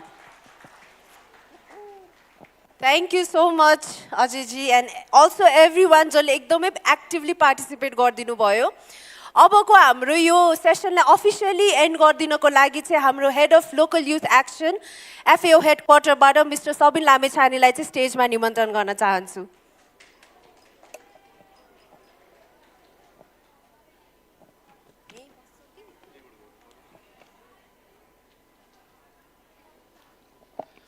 यहाँहरु सबैजनालाई नमस्कार धेरै एक्टिभिटीहरु गर्नुभएको छ रोमदेखि यहाँ नेपाल आउँदै गर्दाखेरि चाहिँ युवा साथीहरुसँग थोरै गफ गर्न मन लागेको छ त्यसले गर्दाखेरि यहाँहरुले सुनिदिनुहुन्छ भन्ने विश्वास लिएको छु हामीले युवाको परिचय कसरी दिनुपर्छ हामी आफैले बुझ्नु पनि पर्छ जस्तो लाग्छ केही कुराहरु लेखेर पनि लिएर आएको छु म छोटो बनाउँछु तर त्यो भन्दा पहिला चाहिँ यो युवा जमात देख्दै गर्दाखेरि एकदमै खुसी लागेको छ यही ग्रासरुटबाटै काम गरेरै अहिले चाहिँ हेडक्वार्टरमा चाहिँ म लोकल युथ एक्सनलाई लिड गरिरहेको छु तपाईहरु जस्तै युवाहरुलाई चाहिँ विभिन्न देशमा कसरी पोलिसी इन्क्लुजनमा लान सकिन्छ एग्री फुड सिस्टममा कसरी लान सकिन्छ भनेर त्यसले यहाँहरुको समयलाई पनि मैले एकदम सम्मान गरेको छु र त्यही हिसाबले चाहिँ म थोरै राख्छु र सायद यो 5 मिनेटको भनाइ सकिसकेपछि बरु तपाईहरुसँग पछिको दिनमा कनेक्ट हुने गरी म जान्छु र मेरो स्पिच चाहिँ म इंग्लिशमै दिनेछु thank you everyone it's my privilege to represent FAO headquarter Office to Youth and Women in Nepal Food Forum. Ladies and gentlemen, excellencies, dear young leaders, I would like to acknowledge the government of Nepal for their strong support for Nepal Food Forum. I would like to respectfully acknowledge my mentor, my guru, Mr. Ken Simizu, FAO representative for Bhutan and Nepal. And if you see me here, it's because of the leadership of people like Mr. Ken Simizu that has helped us to be here, actually. I would like to acknowledge Mr. Surendra Basnet, Executive Vice President of National Youth Council. My sincere thanks to FAO Nepal, World Food Forum Nepal, partner organizations. As we come to the close of this important gathering and the Youth Cafe, I would like to share a brief reflection from core of my heart on behalf of FAO Headquarters and as a head of Local Youth Action at the Office of Youth and Women. It is encouraging to see the youth platforms evolving from dialogue space into action-oriented ecosystem that genuinely values young people's voices, ensuring meaningful engagement. I feel proud to share you that we now have World Food Forum National Youth Chapters in 62 countries globally, and to share you that World Food Forum Nepal chapter was one of the first national chapters that we launched. I am happy to witness this transformational journey and with support from FAO Nepal. I am proud to share you that I was at Nepal Food Forum 2024 team when I was working with FAO Nepal last year, and I'm happy to see the localized version of World Food Forum going on very well. So I'm proud to see that Nepal Food Forum being one of the first localized version of World Food Forum flagship that we do in Rome. What is particularly encouraging is now youth engagement is transforming in Nepal. The meaning of youth engagement is changing over the time and changing for good. The transition from broad discussion of Nepal Food Forum 2024 to concrete mechanisms such as local youth team and the youth cafe reflect a growing maturity in how we design youth participation and how we can grow together. And I think today's session shows itself that If we are talking about young people and if we need to develop the policies and decision makings, young people need to be writing for themselves. And young people need to be having their voices on what they want to bring the change in the country. So I feel that this session was very powerful, and I really feel very privileged to be part of this, and I believe that the activities that we have been through, 100 ideas, 100 days, 4 Better Challenge, and so many initiatives. And actually, I really feel very proud to be here among so many of young leaders that Nepal Food Forum is not only here to discuss and sit, but this is a platform where we bring our ideas and we take it into the action in the ground. And I think that's what FAO is trying to do globally. FAO Nepal is doing that. And also I can say that symbolically I'm representing all of you. Symbolically I have been there. Symbolically I have put my voices there as well. And as a proud Nepali, I feel very proud to be here, representing voice of not only Nepal's youth, but also the voice of global youth. And what I can see is that there is a very common areas when I come to the young people from different countries. All we want and all they want is to create the hope. To create the hope that we can bring the change. And I think Nepal, going through such a transformation at this stage, is that young people need to be in the heart of development process. Young people need to be in the heart of what do you need the country to do for you to stay in the country, to innovate, to elevate yourself. So I believe that seeing all of you today in the forum, I believe that someday I will see you guys as a parliamentarians. Someday I will see you as a diplomats. Someday I will see you as agri-innovators. Someday I will see you as investors. So I believe that this session, Nepal Food Forum overall session, is not only about bringing people together in a venue. It's about putting so many ideas together to see how we can shape our future, how we can shape the future of young people. And I think from FAO headquarters, very far from here, but I bring you the warm greetings from the office, and maybe to also a little bit put a नेपालीको छोरो, नेपाली भएर प्रतिनिधित्व गरिरहेको छु र तपाईहरु जस्तो युवाहरूले चाहिँ जहिले पनि खाद्य कृषि क्षेत्रमा आफू अगाडि बढ्नको लागि कस्तो खालको नीति नियम चाहिन्छ, हामी कसरी जानुपर्छ, किनभने हामीले हेडक्वार्टरमा बसेर काम गर्दाखेरि चाहिँ तपाईहरुले ग्राउन्डमा देखाएका भोइसलाई हामीले उठाएर पोलिसी बनाउने हो। यो टप डाउन अप्रोच होइन, यो बटम अप अप्रोच हो। त्यसले गर्दाखेरि चाहिँ आज यहाँ बसेर मैले यो छोटो मन्तव्य राख्दै गर्दाखेरि मैले तपाईहरुलाई के चाहिँ भन्न चाहे भने आजको यो भनाइ भनिसकेपछि चाहिँ तपाईले चाहिँ अब तपाईले हामीलाई के गर्नुहुन्छ त भन्ने प्रश्न उठ्नु पर्यो के, हामीसँगै कसरी काम गर्न सक्छौ भन्ने प्रश्न उठ्नु पर्यो है। जबसम्म हामीलाई चाहिने कुराको बारेमा हामीले प्रश्न उठाउन सक्दैनौं, चेन्ज आउनेवाला छैन। त्यसले गर्दाखेरि युवाले मात्र पनि देश बनाउने होइन, युवाले मात्र पनि खाद्य कृषि प्रणाली चेन्ज गर्ने होइन। There need to be intergenerational dialogue. There need to be the expertise. There need to be young energy. There need to be a vision. There need to be a motivation that we want to be someone in life. त्यसले गर्दाखेरि चाहिँ आज यहाँ तपाईहरुको अगाडि उभिँदै गर्दाखेरि म 194 वटा सदस्य राष्ट्रको युवाहरुको भोइस बोलिरहेको छु। म 140 भन्दा बढी FAO कन्ट्री अफिसको भोइस बोलिरहेको छु। तर मलाई बनाएको त नेपालले नै हो नि, मलाई बनाएको FAO नेपालले नै हो र मलाई बनाएको तपाईहरु जस्तै युवाहरुको भिजनले गर्दाखेरि, किनभने हिजोको दिनमा आज भन्दा 10-15 वर्ष अगाडि म पनि त्यहीबाट कराइरहेको थिएँ कि हामीलाई चेन्ज चाहिन्छ भनेर, र त्यो भन्दै गर्दाखेरि आज यहाँ पुगेका छौं।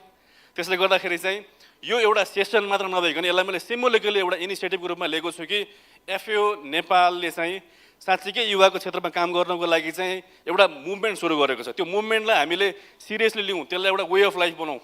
मलाई लाग्छ त्यसले हामीलाई धेरै गाइड गर्नेवाला छ। र तपाईले एक्जाम्पल देखिरहनु भएको छ, म आफै एउटा उदाहरण छु कि आफूले गर्ने कामलाई कसरी अगाडि बढाउनु पर्छ सिक्दैछु, बुझ्दैछु। त्यसले गर्दाखेरि maybe at the end, and I would say this is just the end of what we are trying to do. So a big thanks to all the young leaders who are there. I'm happy to be among all of you. A very big thanks and congratulations to Mr. Ken Simizu, my guru, my mentor, the leader. A very big thanks to the government of Nepal for always supporting the young initiative and especially the FAO Nepal's interventions. And I believe that being based in Rome, I believe that I want to connect more with you. I want to connect with the ground. I want to bring more interventions. And I believe together we can bring this change, not only for Nepal, but maybe Nepal as a model for other regions as well. Thank you so much.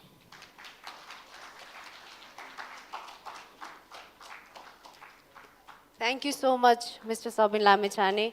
This was such an inspiring and wonderful words to hear from you.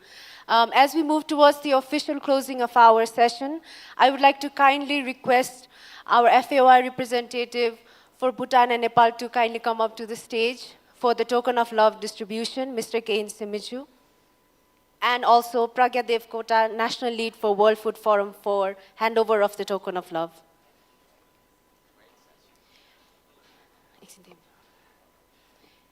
And for the first token of love distribution, I would like to invite on the stage once again Mr. Sabin Lamechane, Head of Local Youth Actions, FAO Headquarters.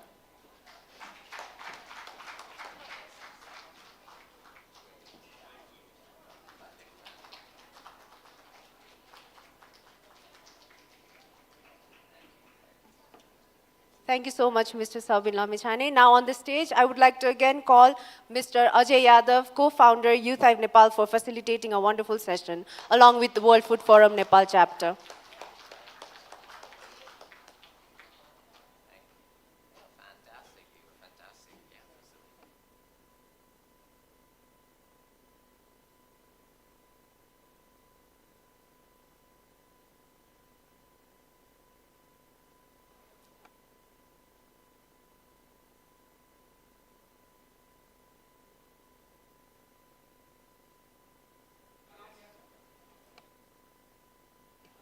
We would like to request all the co-facilitators to come up on the stage for a group photograph, along with Mr. Sabin Lamechane as well.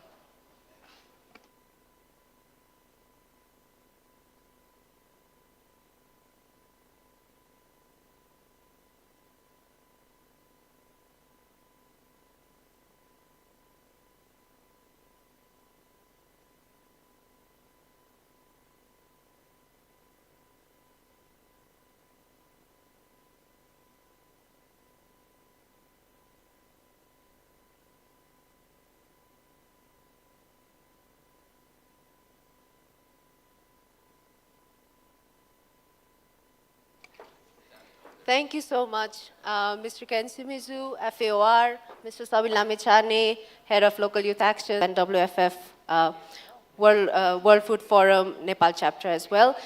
This brings us to the official closing of our Youth Cafe, and now I would like to hand it over back to Marisha to take us off with our next session.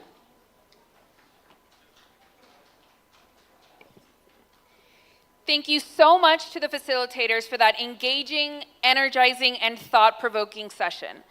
The next session will build on the momentum gained during the last to raise knowledgeable youth voices and is entitled Nepal Food Forum Talk, Expert Exchange Session with Youth.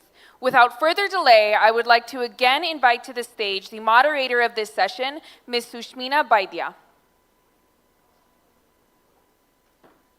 Thank you so much. अब चाहिँ हामी NFF टकमा चाहिँ अगाडि बढ्दैछौँ. NFF टकमा चाहिँ हाम्रो के हुन लागेको छ भन्दाखेरि हाम्रो यही युवाको नेतृत्वलाई नै अगाडि बढाउनको लागि हामी एउटा भिजनमा जानुपर्ने भनेर अघि नै हामीले एउटा इन्स्पायरिङ स्टोरी पनि सुन्न पाएको छौँ. तर यही स्टोरीलाई नै अन्तर्गत हामी अझै युवाहरूको के छ त स्टोरीहरू अन द ग्राउन्ड के भइरहेको छ भन्ने कुराहरूमा हामी अझै गहन विषयमा चाहिँ छलफल गर्छौँ. हाम्रो आशा छ कि हाम्रो आजको यो खाद्य प्रणालीमा धेरै चुनौतीहरू छ, तर चुनौती भन्दै पनि यो सँगसँगै सम्भावनाहरू पनि छ र सम्भावनाहरू भनेकै युवाहरू हो, युवाहरूको नेतृत्व हो. यही नेतृत्वलाई चाहिँ कायम राखेर फोर बेटरलाई सम्झिँदै हामीसँग 4 जना प्रेजेन्टर हुनुहुन्छ आज र म हाम्रो 4 जना प्रेजेन्टरलाई यता स्टेजमा पनि निमन्त्रण गर्न चाहन्छु. हाम्रो पहिलो प्रेजेन्टर हुनुहुन्छ Chakra assistant professor Nepal army institute of agriculture साइन्सलाई यता स्टेजमा अगाडि आइदिन हुनलाई विनम्र आग्रह गर्दछु. त्यस्तै गरी रञ्जना सेडाई हुनुहुन्छ सप्लाई चेन म्यानेजर खेतीपाती अर्ग्यानिक्स, उहाँलाई पनि म स्टेजमा अगाडि निमन्त्रणा गर्न चाहन्छु. तेस्रो प्रेजेन्टर हुनुहुन्छ दिपेश नेपाल, युवा किसान उब्जानी पर्माकल्चर प्राइभेट लिमिटेड तथा छारी फर्म प्राइभेट लिमिटेड र अन्तिममा हाम्रो प्रियङ्का शुक्ला को-फाउन्डर सत्व नेपाल प्रोडक्ट्स. आज हामी अबको यो सत्रमा चाहिँ उहाँहरू 4 जनाको चाहिँ स्टोरी कथाहरू चाहिँ बुन्छौँ र होपफुली हाम्रो यो कथा बुन्दै गर्दाखेरि चाहिँ हाम्रो कता चाहिँ हाम्रो युथको भिजन पुगाउन सकिन्छ भन्ने कुराहरूलाई चाहिँ कायम राखेर अबको यो सेसनलाई टाइमको अभावको कारणले हामीले म यो स्टेजमा चाहिँ मिस्टर चक्रदेव कोटालाई यहाँ निमन्त्रणा गर्न चाहन्छु। Thank you so much.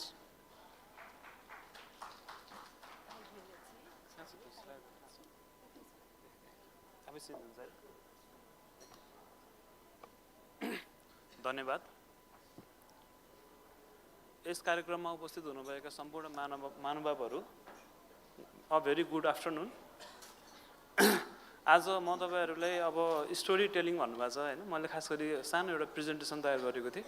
त्यो प्रेजेन्टेसन भन्नुभन्दा अगाडि चाहिँ म सुरुमा चाहिँ आफ्नो व्यक्तिगत परिचय त भइसक्यो, अलिकति थोरै संस्थागत परिचय दिन चाहन्छु। म चाहिँ श्री नेपाली सेना कृषि विज्ञान संस्थानमा उपप्राध्यापकको रूपमा कार्यरत छु। त्यहाँनिर चाहिँ हाम्रो एउटा नेपाली सेनाले कृषिलाई कसरी लिइरहेको छ भन्ने कुराहरू फर्स्ट अफ अल म तपाईहरुलाई बुझाउन चाहन्छु। हामीले चाहिँ एग्रिकल्चरलाई as a national security issue नै हेर्छौँ। त्यो हिसाबले चाहिँ कृषिलाई चाहिँ कसरी राष्ट्रिय सुरक्षाको विषय बनाउन सकिन्छ र राष्ट्रिय सुरक्षा भनेदेखि खाद्य सुरक्षा जोडिन्छ हैन। हामीले चाहिँ कसरी एउटा टिचिङ लर्निङ स्किल्स एट्रिब्युट्सहरूलाई इन्टिग्रेट गरेर चाहिँ नेसनल सेक्युरिटीमा एउटा भनौँ न एउटा कृषिको कोर्सबाट चाहिँ कसरी त्यो गर्न सकिन्छ भनेर हामी त्यहाँनिर छौँ। अब खास गरी हामी चाहिँ थोरै संस्थाकै परिचय म जोड्न चाहन्छु। हाम्रोमा चाहिँ एउटा चाहिँ तपाईँको 10 वर्ष सेवा अवधि पुरा गरिसक्नु भएको चाहिँ सैनिक सकल दर्जाहरूको एउटा कार्यक्रम छ, 18 वर्षीय कृषि र पशु तालिम, र त्योसँगै जोडिएको हाम्रो 4 वर्षीय त्रिभुवन विश्वविद्यालयको बिएससीएजी प्रोग्राम छ। त्यहाँनिर हाम्रोमा चाहिँ एउटा अपर्च्युनिटी के छ भन्नुहुन्छ भने जुन अलिकति परिपक्व गाउँघरबाट चाहिँ प्रतिनिधित्व गरेर चाहिँ नेपाली सेनामा जागिर गर्न आउनेहरू हुनुहुन्छ, अनि उहाँहरूको इन्डिजिनियस ट्रेडिसनल नलेज प्लस हाम्रो चाहिँ यतातिर बिएससीजीतिरको करिकुलममा रहेको चाहिँ साइन्टिफिक नलेजलाई इन्टिग्रेट गरेर चाहिँ हामीले कसरी अझ एग्रिकल्चरलाई इफेक्टिभ बनाउन सकिन्छ भन्ने आफ्नै हामीसँग मोडल भएको हिसाबले चाहिँ हामीले त्यहाँनिर चाहिँ विशेष गरी खाद्य सुरक्षा, राष्ट्रिय सुरक्षा र त्यो सँगै माटोको स्वास्थ्यलाई चाहिँ हामीले एकदमै हाई प्रायोरिटीमा राखेर चाहिँ हाम्रो एग्रिकल्चरल प्रोडक्सन र रिसर्च सुरु गरिरहेका छौँ। अब यहाँनिर यो एग्रोकेमिकल्स एन्ड सोइल हेल्थ भन्ने इस्यु तपाईँहरूको लागि नयाँ हो जस्तो मलाई लाग्दैन। यो विषयमा म त्यति धेरै जान चाहँदैन। ल प्लिज खै स्लाइड कहाँ छ यो pointer? Sorry why soil matters भन्ने कुराहरू हामीलाई थाहा नै छ। हामीले विश्वमा 95% भन्दा बढी खाद्य वस्तु चाहिँ हामी सोइलबाट नै लिन्छौँ, त्यो हामीलाई थाहा भएकै कुरा हो। तर अहिले के छ भन्दाखेरि soil is under stress more than ever. यो कुराहरू जस्तै रिपोर्टहरूले के देखाउँछ भने 33% भन्दा बढी विश्वको माटो चाहिँ डिग्रेडेड अवस्थामा गइसकेको छ। त्यसले चाहिँ जस्तै 1.7 billion people worldwide live in area experiencing yield loss link to human induced land degradation भनेको छ। अब यो भनेको चाहिँ हामीले एन्थ्रोपोजेनिक कजहरूको थ्रुबाट चाहिँ कसरी सोइललाई डिग्रेड गरिरहेका छौँ, यो एउटा स्ट्याटस इस्युहरू हो हैन। त्यही भएर हामीले चाहिँ आफूले आफ्नो तर्फबाट के गरिरहेका छौँ माटोको स्वास्थ्यलाई लिएर, कृषि उत्पादनलाई लिएर भन्ने कुराहरू चाहिँ हामीले बुझ्नुपर्ने आवश्यक छ जस्तो लाग्छ। अनि सोइल कन्टामिनेसन अनि negative economic impact of degraded soil may be most severe in countries most dependent on agriculture for livelihood. जस्तै हाम्रो देशमा चाहिँ यो समस्याहरू छ है। सरी जस्तै हाम्रो अब वाट आर एग्रोकेमिकल्स भन्ने कुराहरू हामी सबैले थाहा नै छ होला। एग्रोकेमिकल्स भनेको चाहिँ कृषिमा कहाँ छ यो, कहाँ गइरहेछ? एग्रिकल्चरमा युज हुने केमिकल्सहरू जस्तै हामी केमिकल फर्टिलाइजर्सको कुराहरू गर्छौँ, पेस्टिसाइडको कुराहरू गर्छौँ हैन।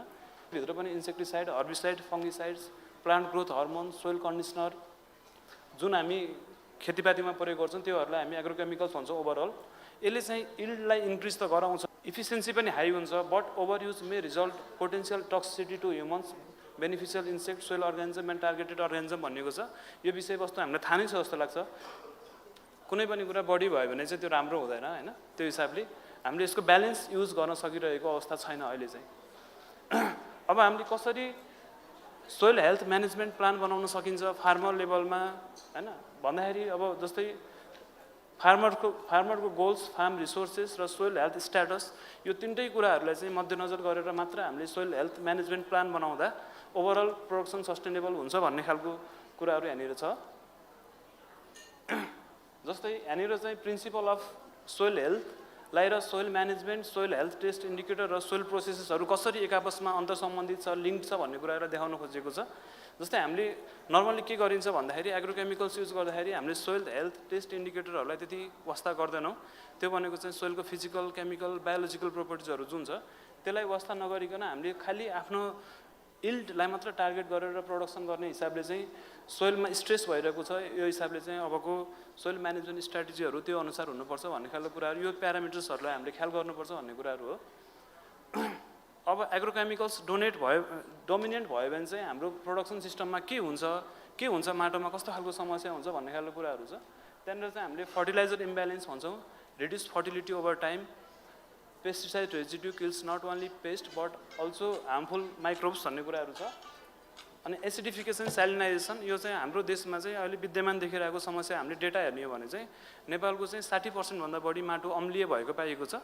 दो सर्फेस एसिडिफिकेसन त्यति ठुलो समस्या चाहिँ होइन, त्योभन्दा पनि हामी फर्दर गएर फेरि हाम्रो सब सर्फेस नै एसिडिफाई हुने कन्डिसन भयो भने चाहिँ त्यो अझै बिग प्रब्लम हुनसक्छ। त्यो हिसाबले चाहिँ हामीले यो खालको कुराहरू समयमै बुझेर आफ्नो म्यानेजमेन्ट, आफ्नो सोइल हेल्थ म्यानेज गऱ्यो भने चाहिँ राम्रो हुन्छ भन्ने खालको कुराहरू हो। त्यस्तै गरी हेल्थ इस्युजहरू पनि डिफ्रेन्ट हेल्थ इस्युज छ नि। अब एग्रोकेमिकल्स एन्ड नेब्लिस सोइल मैले यहाँनिर दुईवटा कुराहरूलाई हाइलाइट गरेको छु। जस्तै Nepal government has announce a chemical fertiliser import allocation of Rs 28.82 billion in fiscal year 2025 भनेको चाहिँ यो भनेको राम्रो अमाउन्ट हो होइन। तर सँगसँगै के पनि छ भने किसानहरूले चाहिँ कहिले त्यो मल आउँछ कि त्यो मल आउँछ त, सिनारियो रियल वर्ल्ड सिनारियो चाहिँ कस्तो छ भन्नुहुन्छ भने युज गर्ने मान्छेले एकदम हेभी नै युज गरिरहेको छ पेस्टिसाइड होइन। नपाउने मान्छेहरू चाहिँ एउटा बेसिक रिक्वायर्ड कुराहरू पनि नपाएर हाम्रो सोइल न्युट्रिएन्ट म्यानेजमेन्ट गर्न नसकिरहेको अवस्था छैन।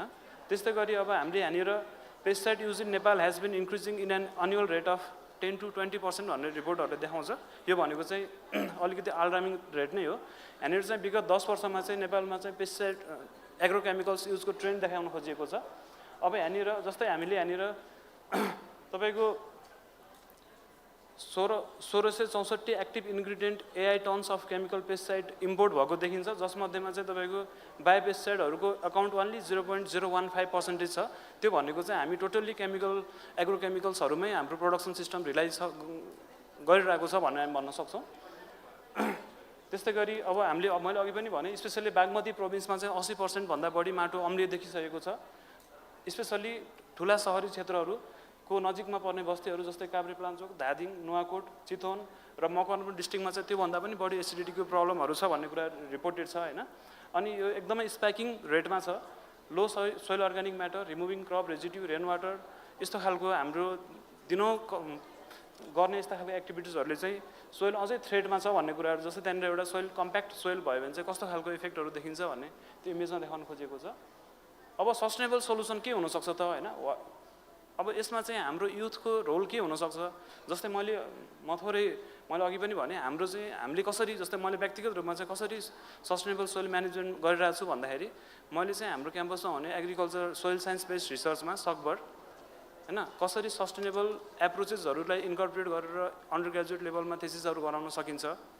अनि स्टुडेन्टहरूलाई चाहिँ कसरी सोइल र सोसाइटीको इन्टररिलेसनसिप, मानव र समाजबिचको अन्तर्सम्बन्धलाई चाहिँ कसरी अलिकति प्रायोरिटीमा राख्ने, कसरी माटोलाई आफूले माया गर्ने सिकाउने, यस्तो खालको कुराहरूमै हाम्रो रिसर्चहरू फोकस छ हाम्रो संस्थानमा चाहिँ।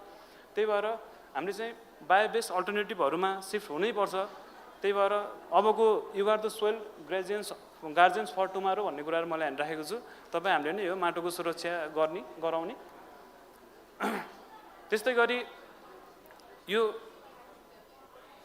सिफ्ट टुवर्ड्स बायोलोजिकल कन्ट्रोल अथवा बायोलोजिकल म्यानेजमेन्ट भनेको चाहिँ डिजायरेबल मात्र नभइकन अर्जेन्ट नै भइसकेको छ भन्ने खालको कुराहरू डेटाहरूले देखाउँछ। अनि जस्तै हाम्रो this innovations will support multiple sustainable गोलहरू छ। 17वटा सस्टेनेबल गोलहरूमध्ये चाहिँ मल्टिपल गोल्सहरूमा चाहिँ हाम्रो सोइल हेल्थको कुराहरू डिपेन्डेन्ट छ भन्ने कुराहरू हामीले देखाउन खोजिएको छ। यस्तै गरी coordinated and multi stakeholder approach आवश्यक छ सोइल हेल्थ इन्हान्स गर्नको लागि, सस्टेनेबल प्रोडक्सन बनाउनको लागि भन्ने खालको कुराहरू छ। त्यस्तै गरी बायोबेस्ड इनपुट सुड बी प्रायोरिटाइज भन्ने कुराहरू मैले ओभरअल के भन्न खोजेँ भने तपाईँको यहाँनिर चाहिँ सोइल ड्यामेजिङ ड्यामेज भइरहेको छ, अलार्मिङ रेटमा पनि तपाईँको एसिडिटीको कुराहरू बढिरहेको छ। यसले चाहिँ ओभरअल प्रोडक्सन र सोइल हेल्थ, सोइल माइक्रो अर्गानिजम्ससँगै जोडिएको ह्युमन हेल्थलाई कसरी इम्प्याक्ट गर्छ र कसरी हामीले चाहिँ दिगो रूपमा चाहिँ व्यवस्थापन गर्न सकिन्छ भन्ने खालको कुराहरू छ। जस्तै अब हामीले के चाहिँ गर्ने, म तपाईँहरूलाई के आह्वान गर्न चाहन्छु भने, जस्तै यहाँनिर राखिएको छ healthy soil is borrowed from the future not inherited from the past भनेको छ। भन्नुको मतलब माटोलाई हामी सुधार्न सक्छौँ, तपाईँ हाम्रो बल प्रयत्नले चाहिँ माटो सुध्रिन्छ भन्ने खालको कुराहरू हो है। यस्तै गरी अब के गर्न सकिन्छ त हामीले भन्दाखेरि learn about your local soils and it's need भनेर म तपाईँहरूलाई प्रायोरिटाइज गर्न चाहन्छु। हामीले चाहिँ आफ्नो स्थानीय माटो कस्तो छ त्यो कुरा बुझ्न आवश्यक छ। आफ्नो माटो नबुझेरै अरूको माटो चाहिँ म यो गर्छु भन्ने होइन, सुरुमा चाहिँ आफूबाटै सुरु गर्नुपर्छ भन्ने हो। त्यस्तै गरी support start soil friendly agricultural project, हामीले चाहिँ माटोको स्वास्थ्यलाई आफ्नो स्वास्थ्य जतिकै ख्याल गरेर चाहिँ प्रोजेक्ट प्लानिङहरू गर्नुपर्छ भन्ने एउटा रिक्वेस्ट हो। अरू चाहिँ share knowledge on reducing chemical misuse, यो चाहिँ हामीले गरि नै रहने हो, मान्छेले मान्छ मान्दैनसँग सम्बन्ध होइन कि हामीले चाहिँ आफ्नो साइडबाट चाहिँ कन्टिन्युअस एडभोकेसी गरि नै रहनुपर्छ भन्ने खालको कुराहरू हो। अनि innovate, invent and inspire others to respect the soil, जबसम्म हामीले जुन कुरालाई माया गर्छौँ त्यो कुरालाई नै हामी रेस्पेक्ट गर्ने हो, त्यो हिसाबले चाहिँ हामीले माटोलाई माया गर्ने बानी विकास गर्नुपर्छ भन्ने हो। अनि commit to one soil action today, म चाहिँ यो तरिकाले चाहिँ यसरी हाम्रो माटो संरक्षण गर्छु भन्नु चाहिँ हामी सबैले एउटा प्रण चाहिँ लिनुपर्छ जस्तो लाग्छ। Together we can feed the world without harming the soil and the future भन्ने कुराहरू भन्दै म आजको प्रेजेन्टेसन चाहिँ यहीँ सकाउन चाहन्छु।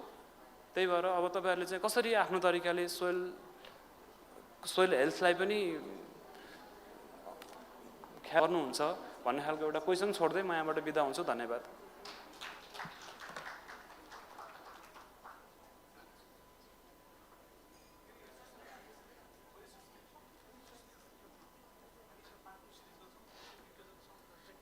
नमस्ते सबैजनालाई फेरि पनि हाम्रो स्केड्युलिङमा अलिकति परिवर्तन पार्ट 1 र पार्ट 2 गर्नेवाला छौँ हाम्रो एनएफएफ टकको लागि चाहिँ।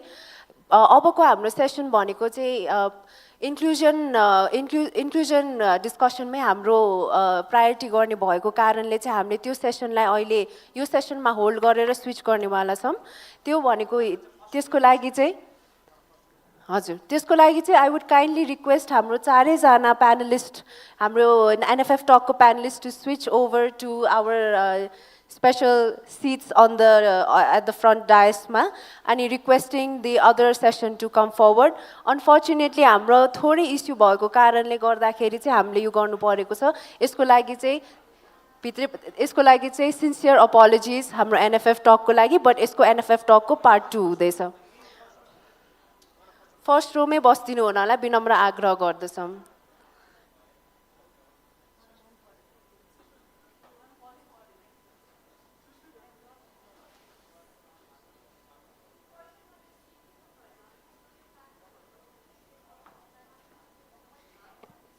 Good afternoon. In order to ensure that diverse voices and perspectives within the agri-food system are meaningfully heard, we will now transition to our next session, the roundtable discussion on inclusion in the agri-food system. To guide this important discussion, it is my honor to invite Ms. Pratima Gurung to the stage. Thank you.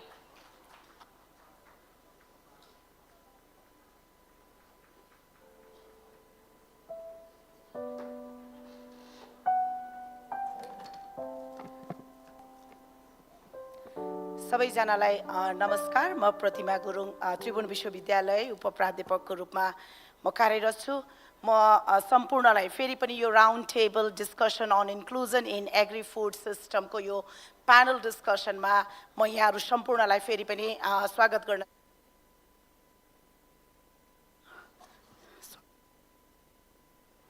Nepal सरकारसँगको सहकार्य र Nepal food forum को celebration र FAO को joint भेन्चरमा यो round table discussion चाहिँ हामी सुरु गर्न गइरहेको छु। मैले ढिला नगरिकन मेरो समय एकदमै थोरै भएको भएर नेपाल फुड फोरम 2025 मा यहाँहरू सम्पूर्णलाई म स्वागत गर्न चाहन्छु। र यो स्वागतको साथसाथै नेपालको ओभरअल एग्रिकल्चर सिस्टममा हेर्ने हो भने 24% चाहिँ नेसनल जीडीपीमा चाहिँ कन्ट्रिब्युसन्स गरेको देखिन्छ र 60% अफ द पपुलेसनले चाहिँ यसलाई स्ट्राटेजिक ट्रान्सफर्मेसन, भेरी सिम्बोलिकली चाहिँ स्ट्राटेजिक ट्रान्सफर्मेसन भनेर चाहिँ यसलाई लिएको हामीले पाउँछौँ। यो गर्दा गर्दै पनि यो 60% अफ द पपुलेसन, यो 60% अफ द पपुलेसन सिम्बोलिकली चाहिँ कसलाई रिप्रेजेन्ट गर्छ भन्ने कुरा चाहिँ महत्त्वपूर्ण छ। यसमा थुप्रै सीमान्तकृत समुदायहरू हुन सक्छ, यसमा युवा, आदिवासी जनजाति, मधेसी, दलित, अपाङ्गता भएका व्यक्ति र छन्। यो अवस्थालाई हेरिकन चाहिँ आजको यो प्यानल डिस्कसनमा यही डाइभर्स भोइसेस, यही विविध भोइसेसहरूको लागि चाहिँ हामीसँग as a expert, as a चाहिँ जीवन्त भोगाई लिभड एक्सपिरियन्सको रूपमा आजको प्यानल डिस्कसनमा अतिथि वक्ताहरू हुनुहुन्छ। म प्यानल डिस्कसनमा यो अतिथि वक्ताहरूलाई म प्यानलमा छु।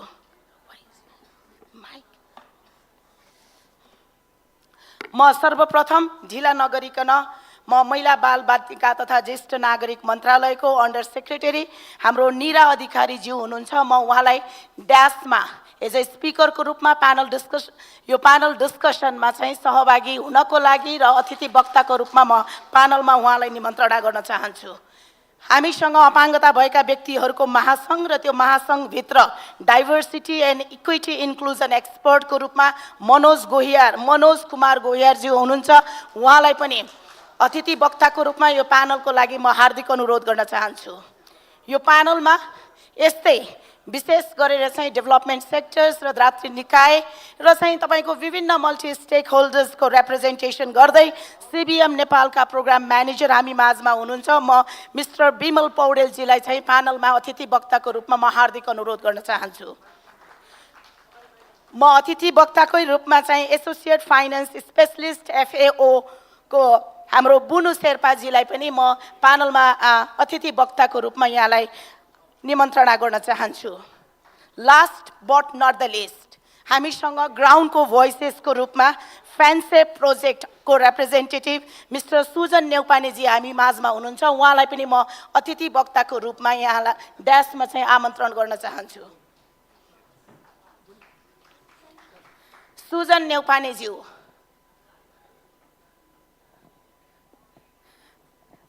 हामी अगाडि बढ्छौँ। म सुजन नेउपानेज्यूलाई कसैले अर्गनाइजर टिमले सही सहजीकरण गरिदिनको लागि म हार्दिक अनुरोध गर्न चाहन्छु।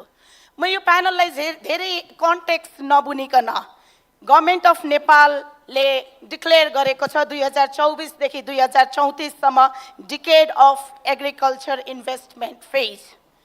यो वर्ष हामी 80th एनिभर्सरी मनाउँदैछौँ र 80th एनिभर्सरी FAO ले मनाउँदै गर्दाखेरि हामी माझमा hand in hand better food, better production, better nutrition, better environment, better life and better future, यो बेटर फ्युचरमा चाहिँ हामी कहाँ समावेशिता छौँ, हामी कसरी चाहिँ तपाईँको समावेशीको समग्र मुद्दामा चाहिँ विशेष गरेर बेटर फ्युचरको लागि नेपाल सरकारले एज अ नर्मेटिभ फ्रेमवर्कको रूपमा चाहिँ प्रतिबद्धता जनाएको अपाङ्गता भएका व्यक्तिहरूको महासन्धि CRPD, महिला विरुद्ध हुने सबै प्रकारको भेदभाव उन्मूलन सम्बन्धी महासन्धि CEDAW, बालबालिका सम्बन्धी महासन्धि CRC र दिगो विकास लक्ष्य जसलाई हामी सस्टेनेबल डेभलपमेन्ट गोल 2030 एजेन्डा भन्छौँ र लिभिङ नो वान बिहाइन्ड भनेर चाहिँ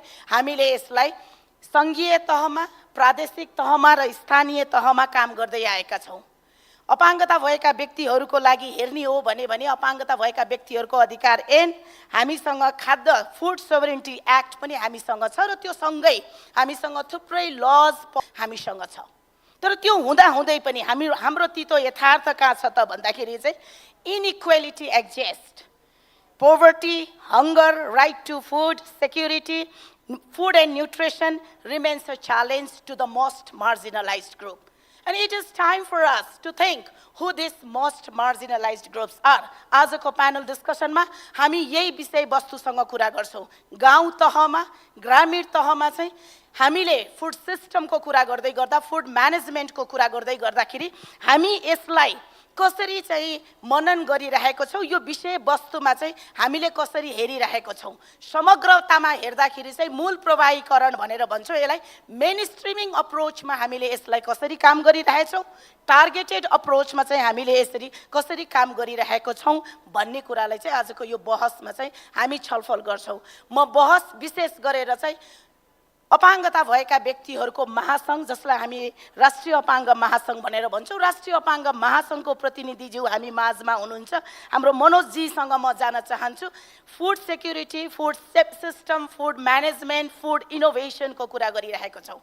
यो सबै कुरा गर्दाखेरि, यो विषयवस्तुहरूमा हामी छलफल गर्दै गर्दाखेरि अपाङ्गता भएका व्यक्तिहरूको अवस्था कहाँ छ र हामीले यो अपाङ्गता भएका व्यक्ति मात्रै नभएर अपाङ्गताभित्र विविधता छ। अपाङ्गता भएका महिला, अपाङ्गताभित्र पूर्ण अशक्त, अति अशक्त अपाङ्गता भएका व्यक्ति, अपाङ्गताभित्र आदिवासी, जनजाति, दलित, मधेसी, यौनिक तथा अल्पसङ्ख्यक समुदायहरू पनि छन् भनेपछि यो अवस्था चाहिँ फुड सिस्टम र फुड सेक्युरिटीमा कहाँ देख्नुहुन्छ मनोजजी?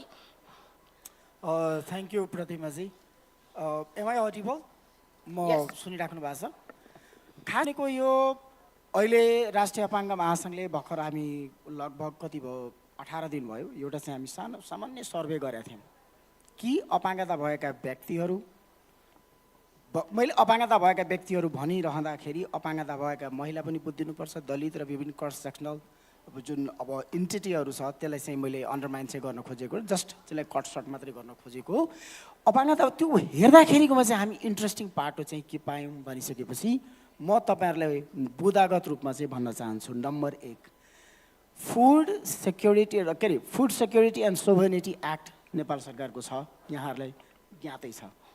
त्यो एक्ट भनेको अपाङ्गता भएका व्यक्तिहरूको अधिकार सम्बन्धी जुन ऐन छ त्योभन्दा पनि कान्छो ऐन छ। नम्बर 1 हामीले सर्वे गर्दाखेरि, लिट्रेचर रिभ्यू गर्दाखेरि पाएको कुरा। र त्यो फुड सेक्युरिटी जुन एक्ट छ त्यो एक्टमा अपाङ्गता भनेको मैले पुरै आँखा च्यातेर हेरेँ, म देख्न सक्ने भएकोले होइन, एक बुँदा केलाएर हेरेँ, मैले अपाङ्गता चाहिँ पाइनँ, हामीले पाएनौँ। हाम्रो बुझाइ त्यहाँ के रह्यो भनिसकेपछि त्यहाँ डिसेबिलिटी इन्क्लुजनको कुरा गर्दाखेरि implicitly it is implied but explicitly the word itself is missing in the act. त्यो ऐनमा मिस भइरहेको छ, जसको कारणले के हुन्छ भनिसकेपछि तपाईँले इन्क्लुजनको कुरा गरिरहँदाखेरि के बुझ्नुपर्छ भने त्यो इन्क्लुजन जबसम्म नीतिगत व्यवस्थाभित्र आउँदैन, त्यसले म्यान्डेटरी बनाइदिएन, त्यसलाई चाहिँ तपाईँको आफ्नो प्रोग्राम डिजाइनभित्र तपाईँले एमएनईको इन्डिकेटरभित्र तपाईँले त्यसलाई इन्क्लुड गर्न सक्नुहुन्न।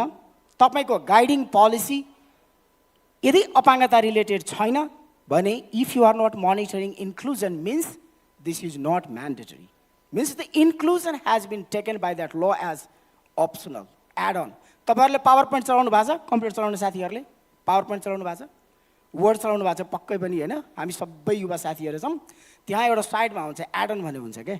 Inclusion is not add on, inclusion भनेको म्यान्डेटरी हुनुपर्छ। दोस्रो कुरा के पायौँ भनेपछि अपाङ्गता भएका व्यक्तिहरू र पर्टिकुलरली महिलाहरूको केसमा मैले देखेँ भैँसी पालनदेखि लिएर अरू जस्तै यो सिजनल तरकारीको खेतीहरूमा, सिजनल फार्मिङमा इन्भल्भ र इङ्गेज भएको देखेँ।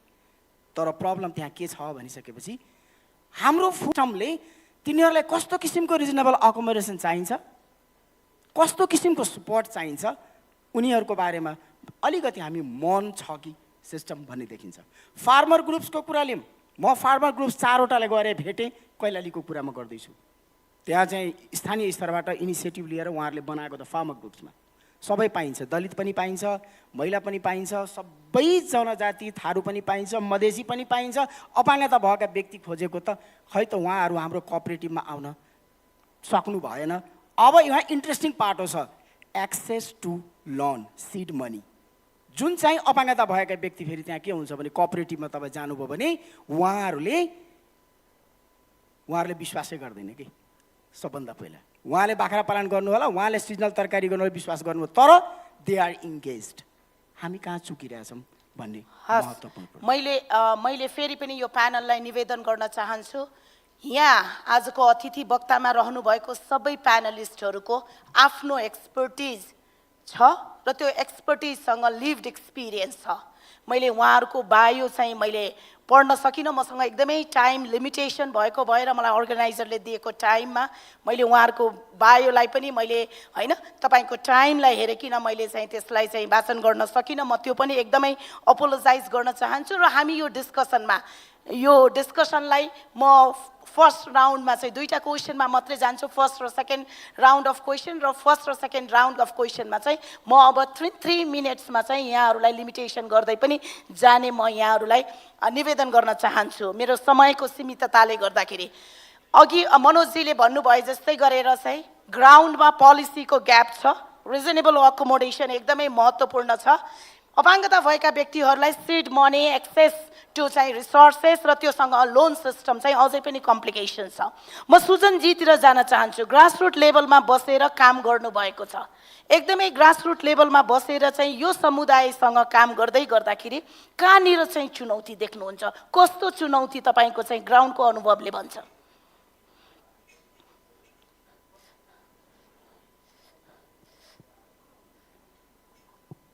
हजुर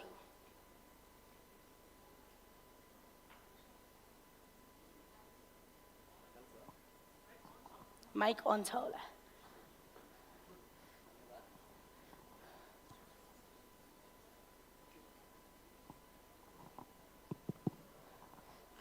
धन्यवाद।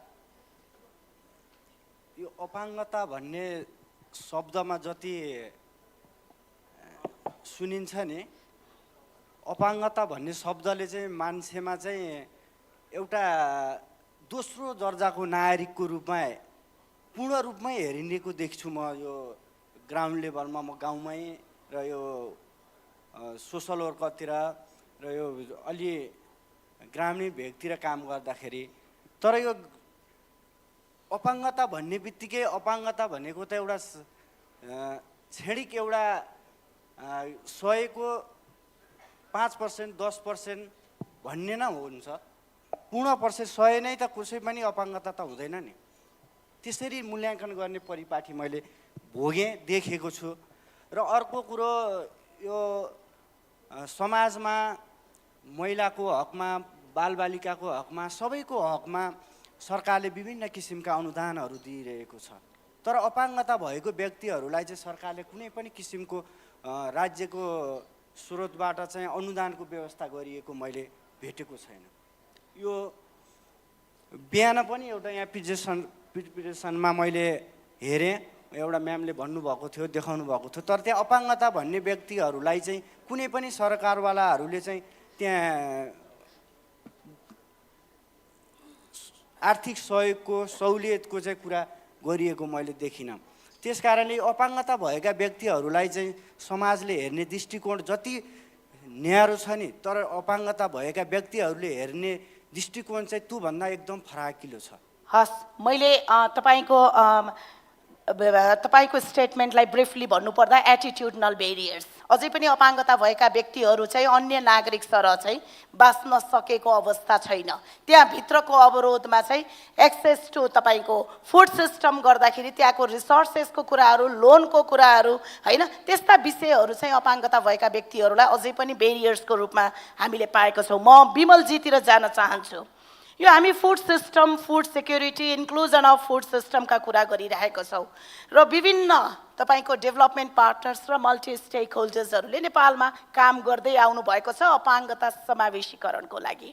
यो अपाङ्गता समावेशीकरणको लागि काम गर्दै गर्दाखेरि मैले बिमलजीतिर चाहिँ सिबिएम एज अ इन्स्टिट्युसन र सिबिएमसँग जोडिएका अरू इन्स्टिट्युसन्सहरूले पनि यो विषयवस्तुहरूलाई चाहिँ कसरी उठाएका छन् र कसरी उठाउनु पर्छ होला, कस्तो अवस्था देख्नुहुन्छ बिमलजी? Thank you so much. बुदागत रूपमा भन्दाखेरि अगाडिको वक्ताहरूले भन्नुभएको कुराहरूलाई एड्रेस गर्न र कतिपय चिजहरू जस्तै लिगल डिनायलको कुरा छ, अघि 5 वाइजको कुरा गरिरहनु भएको थियो योभन्दा अघिल्लो सेसनमा, त्यो चिजलाई म सापट लिँदै हेर्दै गयो भने चाहिँ किन त्यस्तो भइरहेछ त, किन एक्सेस टु लोन अप्ठ्यारो परिरहेछ भन्दाखेरि चाहिँ अपाङ्गता भएको व्यक्तिहरू मोस्ट अफ द मान्छेहरूसँग चाहिँ ल्यान्डको एक्सेसको प्रब्लम छ, अनरसिपको प्रब्लम छ र पावर इम्ब्यालेन्सको कुराहरूमा चाहिँ अपाङ्गता भएको व्यक्तिहरूको एक त उहाँहरूसँग आफ्नो अंश नहुने त्यो एस्पेक्टबाट एकातिरबाट ल्यान्डसँग सम्बन्धित छ भने अर्को चाहिँ जुन सिआरपिडीको आर्टिकल 12ले भनेको जुन लिगल क्यापासिटी डिनाइ गरिन्छ दृष्टिविहीन बौद्धिक अपाङ्गता मनोसामाजिक अपाङ्गता भएका व्यक्तिहरूको लिगल क्यापासिटी डिनाइ गर्ने, उनीहरूलाई विटनेस बस्न नदिने लोनमा अथवा लोन नै लिन नदिने अथवा कुनै पनि चिज अनरसिपको कुराहरूमा चाहिँ अप्ठ्यारो परिरहेको छ, यो एस्पेक्ट छ भने तेस्रो कुरा चाहिँ most of the informations are not produced in accessible and alternative formats भनेको यदि जेनरली बनाइरहेको कुनै पोस्टर कुनै आइसी मेटेरियल यस्तो चिजले यदि कुनै अपाङ्गता भएको व्यक्तिलाई एड्रेस गर्न सक्यो भने चाहिँ उनले प्राप्त गरिरहेको छ केही हदसम्म, तर most of the persons with disability deny हुनपर्ने कारण चाहिँ आइसी मेटेरियल्सहरू चाहिँ अल्टरनेटिभ वेमा टेम्प्लेट्समा चाहिँ प्रड्युस नभएको कारणले चाहिँ अर्को प्रब्लम देखिन्छ। अर्को चाहिँ डेटा, सबैभन्दा पहिला हामीले अपाङ्गता भएका व्यक्तिलाई कुनै न कुनै रूपमा भलनरेबल ग्रुपको रूपमा त स्वीकारेको देखिन्छ यदाकदा, तर उनीहरूले भोग्ने स्पेसिफिक ब्यारियर्सको बारेमा अथवा उनीहरूको डेटा डिसेग्रिगेसन गरेर नहेरेको कारणले गर्दाखेरि चाहिँ हामीले काम चाहिँ गरिरहेछौँ। कसैलाई सोध्यौँ भने कुनै पनि डेभलपमेन्ट एक्टर्सले भन्न सक्दैनौँ कि हामी अपाङ्गता भएको व्यक्तिसँग पुगेका छैनौँ, तर साँच्चीकै हामीले गरेको काम डेलिबरेट छ र एफर्मेटिभ एक्सन्स चाहिँ लिएको छौँ अपाङ्गता भएको व्यक्तिहरूको संलग्नता पार्टिसिपेसनको लागि भन्दाखेरि त्यहाँनिर चाहिँ ठुलो ग्याप देखिन्छ। यो एस्पेक्टले पनि छ र अर्को चाहिँ यहाँले पनि उठाइरहनु भएको छ इन्टरसेक्सनल कुरा, डिसेबिलिटीलाई होमोजिनियस ग्रुपको रूपमा मात्रै हेर्दाखेरि चाहिँ मल्टिपल ब्यारियर्स र एक्सपोजर टु मल्टिपल हाजार्ड्स र रिस्क हुने ग्रुपले चाहिँ बढी, जस्तै मधेस वा कर्णालीको महिला जो दलित कम्युनिटीबाट हुनुहुन्छ त्यस्तो अपाङ्गता भएको व्यक्तिले भोग्ने व्यवस्था चाहिँ सामान्य एकजना पुरुष र अरू प्रदेशको ब्राह्मण क्षेत्री समुदायको पुरुषले भन्दा थुप्रै गुणा चाहिँ बढेर जान्छ। यस्तो एस्पेक्टमा चाहिँ हामी अलि बढी काम गर्न खोजिरहेछौँ, विशेष गरी क्लाइमेट रेजिलियन्ट क्लाइमेट इन्ड्युस हेजार्ड्सहरूलाई एड्रेस गर्न प्रयास गरिरहेछौँ लाइभलीहुड थ्रु। मैले विमलजीलाई यहीँ रोकेँ, एकदमै धेरै धेरै धन्यवाद। एक्सेसिबल फर्म्याट्स हुनुपर्छ, पावर स्ट्रक्चर्सको कुराहरू छ, अपाङ्गताभित्रमा पनि इन्टरसेक्सनालिटी छ, त्यो इन्टरसेक्सनालिटीलाई चाहिँ हामीले हेर्नुपर्छ र युएन एजेन्सिज होइन तपाईँको डेभलपमेन्ट पार्टनर्सहरूले काहीँ न काहीँ डिसेबिलिटी इन्क्लुजन गर्नुभएको छ। म बुनुजीतिर जान चाहन्छु, एज अ एफएओ काहीँ न काहीँ डिसेबिलिटी इन्क्लुजन गरिरहेको छौँ भन्दाखेरि चाहिँ एफएओको तपाईँको हिस्ट्रीमा तपाईँहरूले मेन स्ट्रिमिङ अथवा चाहिँ डिसेबिलिटी इन्क्लुजन टार्गेटेड अप्रोचमा चाहिँ के त्यस्ता राम्रा अभ्यासहरू अहिलेसम्म गर्नुभएको छ, हामीलाई सेयर गर्नुहुन्छ कि? सो एफएओको इनिसिएटिभ्स हेर्दाखेरि हामीले चाहिँ अहिले कन्ट्री प्रोग्राम फ्रेमवर्क भन्ने युज गर्छौँ, त्यो चाहिँ गाइडेन्स हो, त्यसको अन्डरमा चाहिँ हामीले बसेर 5 इयर्सको प्लानिङ गर्छौँ। त्यही गाइडेन्समा चाहिँ हामी नेपाल गभर्मेन्ट मिनिस्ट्री अफ एग्रिकल्चरसँग कोलाबोरेसन्स गरेर हामीले त्यो गाइडेन्समा काम गर्छौँ। त्यसमा चाहिँ क्लियरली मेन्सन छ हाउ टु इङ्गेज लाइक पिडब्ल्युडीलाई एग्री फुड सिस्टममा भनेर। सो हाम्रो एफएओले चाहिँ यदि विगतको दिनमा हेर्नुभयो भने धेरै इनिसिएटिभ्सहरू अहिले लिइराख्नु भएको छ। Few month ago we had this inclusion disability workshop. Participant आउनु भयो, उहाँहरूले हाम्रो बेनिफिसियरिजहरू आउनुभयो, हाम्रो 2-3 प्रोजेक्टको बेनिफिसियरी फान्से बिआरसी एन्ड रुईकोहरू आउनुभयो, उहाँहरूले आफ्नो एक्सपिरियन्सहरू सेयर गर्नुभयो। आई थिङ्क हामी एफएओले स्टेप्स त लिइरहेको छौँ, but there is always a room for improvement. We can do much more than in this भनेर जस्तो लाग्छ। एकदमै धेरै धेरै धन्यवाद। हामीले सुरु गरेका छौँ, त्यो पर्याप्त छैन, त्यो पर्याप्त नभएको भएर नै यो डिस्कसन अति महत्त्वपूर्ण छ। सरकारतिर म जान चाहन्छु, विशेष गरेर म निराजीतिर महिला बालबालिका तथा ज्येष्ठ नागरिक मन्त्रालयमा रहेर नीतिगत रूपमा र उहाँ आफै पनि स्वयं अपाङ्गता भएको महिला हुनुहुन्छ। यो सिस्टम, यो सबै फुड सिक्योरिटीको हैन, फुड चाहिँ म्यानेजमेन्टको कुरा गरिरहेछौँ, फुड सोभरेन्टीको कुरा गरिरहेछौँ र त्यहाँभित्र इन्क्लुजनको कुरा गरिरहेछौँ। त्यहाँभित्र इन्क्लुजन गर्दै गर्दाखेरि यो समावेशीकरणमा पर्ने समुदायहरू र विशेष गरेर चाहिँ अपाङ्गता भएका व्यक्तिहरूको समावेशीकरण चाहिँ FAO जस्तो अर्गनाइजेसन हैन, अरू मल्टी स्टेक होल्डर्सहरूले चाहिँ कतिको गभर्मेन्टसँग बसेर काम गरिराख्नु भएको छ र गभर्मेन्टले आफै यो चाहिँ विषयगत सवालमा कस्तो इनिसिएटिभ्स लिइरहेको छ होला। म निराजीतिर छैन आएको छ। हस् धन्यवाद प्रतिमाजी। जुन यो विषयको उठान भएको छ त्यो नै मलाई चाहिँ एकदम राम्रो लाग्यो।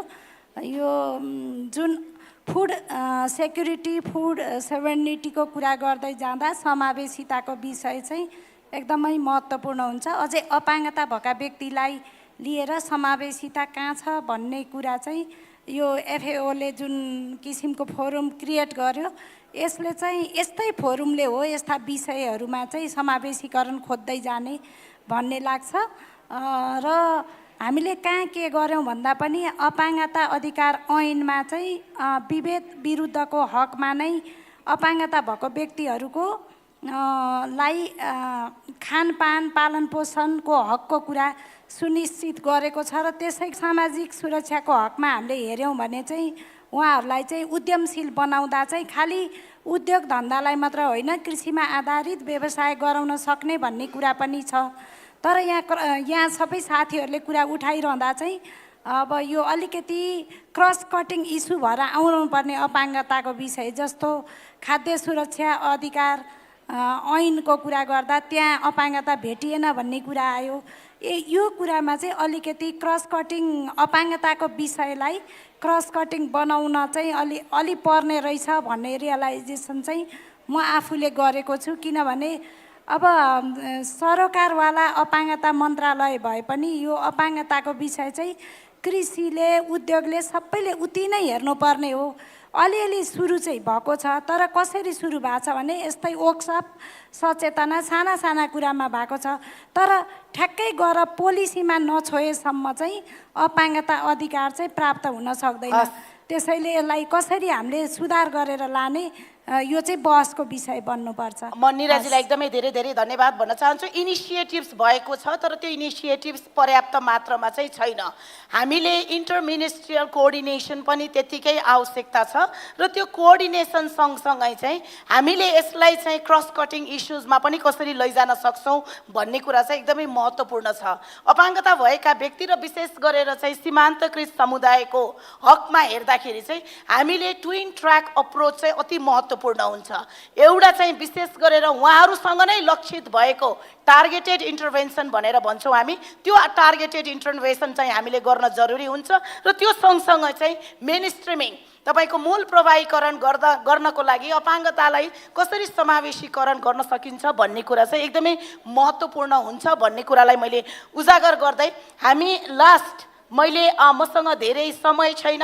आजको यो डिस्कसनमा हामीले नेपाल फुड फोरम 2025 मा चाहिँ विशेष गरेर चाहिँ food management, food system, food nutrition, त्यो पनि चाहिँ क्वालिटी र चाहिँ न्युट्रिसियस फुडको चाहिँ हामीले कुरा गरिरहेको छौँ र त्यो भित्र चाहिँ समावेशिताको कुरा गरिरहेको छौँ।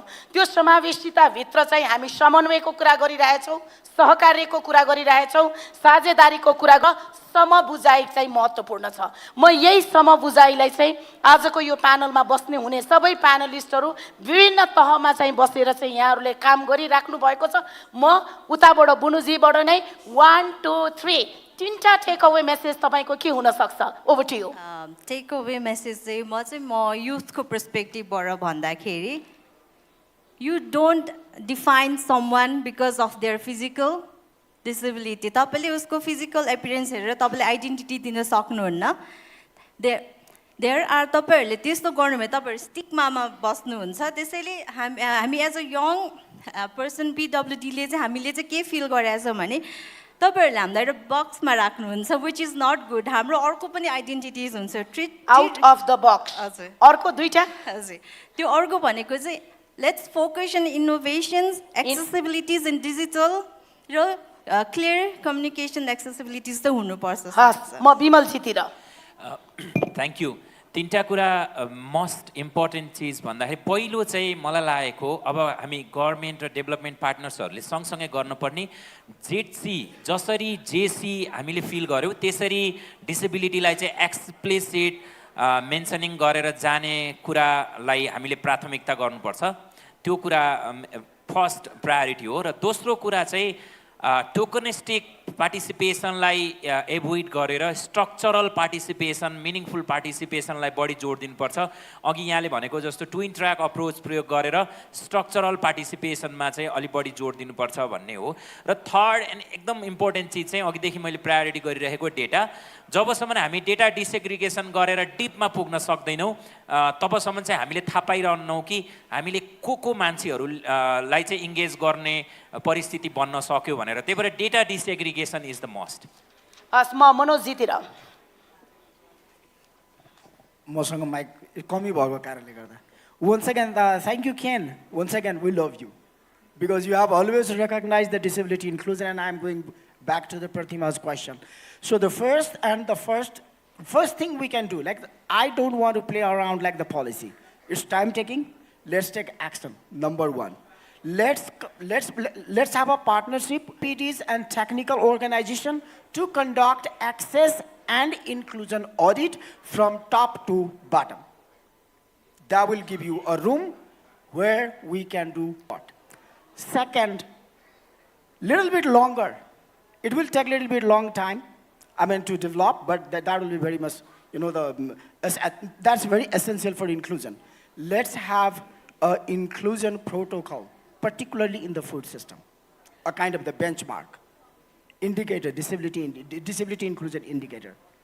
So it may have the difference. The third one, simply, please don't be scared with disability word. You can call me with any word as long as your intention is good. So let's come together and promise and commit today that the food system will be inclusive tomorrow. Thank you. निरजीतिर सोल्युसनको कुरा गर्नुभएको छ अब solution भन्दा नि मैले चाहिँ कोल्याबोरेसनको कुरा गर्छु पहिलो कुरा चाहिँ जुन हाम्रा क्रस कटिङ खाद्य कृषिसँग सम्बन्धित पोलिसीहरू बनिरहेको छन् त्यसलाई चाहिँ रिभिजिट गरेर अपाङ्गता इन्क्लुजनको कुरा गर्नु पर्यो र सँगसँगै एउटा राम्रो कुरा के छ भने महिला मन्त्रालयले पनि ऐन संशोधन गरिरहेको छ नयाँ कार्ययोजना बनिरहेको छ त्यसमा चाहिँ यो विषयलाई इन्क्लुड गर्न सकिन्छ सकिँदैन त्यो कुरा चाहिँ हामीले इन्कर्पोरेट गर्न सक्छौँ दोस्रो कुरा चाहिँ म अपाङ्गतै भएको व्यक्ति भएकै हुनाले पनि के भन्छु भने अलिकति अपाङ्गताभित्रको डाइभर्सिटीलाई चाहिँ यो क्षेत्रले चाहिँ एक्टरकै रूपमा हेरेको छ कि छैन उसलाई एक्टर बनाउने र सँगसँगै इनेज गर्ने मोडालिटीहरू चाहिँ तयार हुनुपर्छ भन्न चाहन्छु र तेस्रो त अब इनेबलिङ इन्भाइरोमेन्ट हो जुन एक्सेसिबिलिटीको कुरा त्यसलाई प्रमोट गर्न सक्यो भने यो क्षेत्रमा पनि इनोभेटिभ रूपमा हामी काम गर्न सक्छौँ र मन्त्रालयले यसलाई सपोर्ट गर्न पनि सक्छ भन्न चाहन्छु सुजनजीतिर धन्यवाद हस्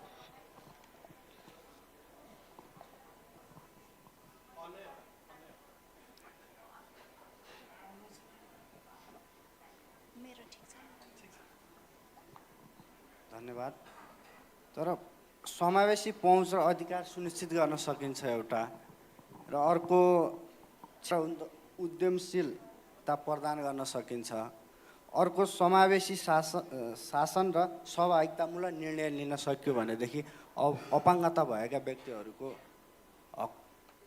म एकदमै धन्यवाद दिन चाहन्छु हाम्रो आजको यो डिस्टिङ्ग्विस प्यानल स्पिकर्सहरूलाई मलाई अर्गनाइजरले दिएको एकदमै सीमित समयमा मैले यहाँहरूलाई जस्टिस गर्न सकेको छैन म फेरि पनि मोडरेटरको हिसाबले म फेरि पनि क्षमा याचना गर्न चाहन्छु यो प्यानल डिस्कसन विशेष गरेर चाहिँ आजको यो डिस्कसनमा हामी कसरी चाहिँ इन्क्लुजनको सवाललाई हामी समेट्न सक्छौँ मूल प्रवाहीकरण गर्न सक्छौँ भन्ने यो प्यानलको डिस्कसनको र अब्जेक्टिभ्स थियो र यो प्यानल डिस्कसनबाट आएको टेक अवे मेसेजलाई हामीले हेर्नुपर्दा इन्टरसेक्सनालिटी र इन्क्लुजन चाहिँ तपाईको म्यान्डेटरी हामीले यसलाई चाहिँ लिनुपर्ने हुन्छ यसलाई एक्सेप्सन्सको रूपमा चाहिँ लिन मिल्दैन it is a pre condition हामीले फुड सोभरेन्टीको कुरा गरिरहेछौँ फुड म्यानेजमेन्टको कुरा गरिरहेछौँ फुड सिस्टमको कुरा गरिरहेको छौँ यही सबै सिस्टमहरूभित्रमा चाहिँ अझै पनि हामीसँग इनइक्वालिटी पोभर्टी हङ्गर चाहिँ एक्जिस्ट छ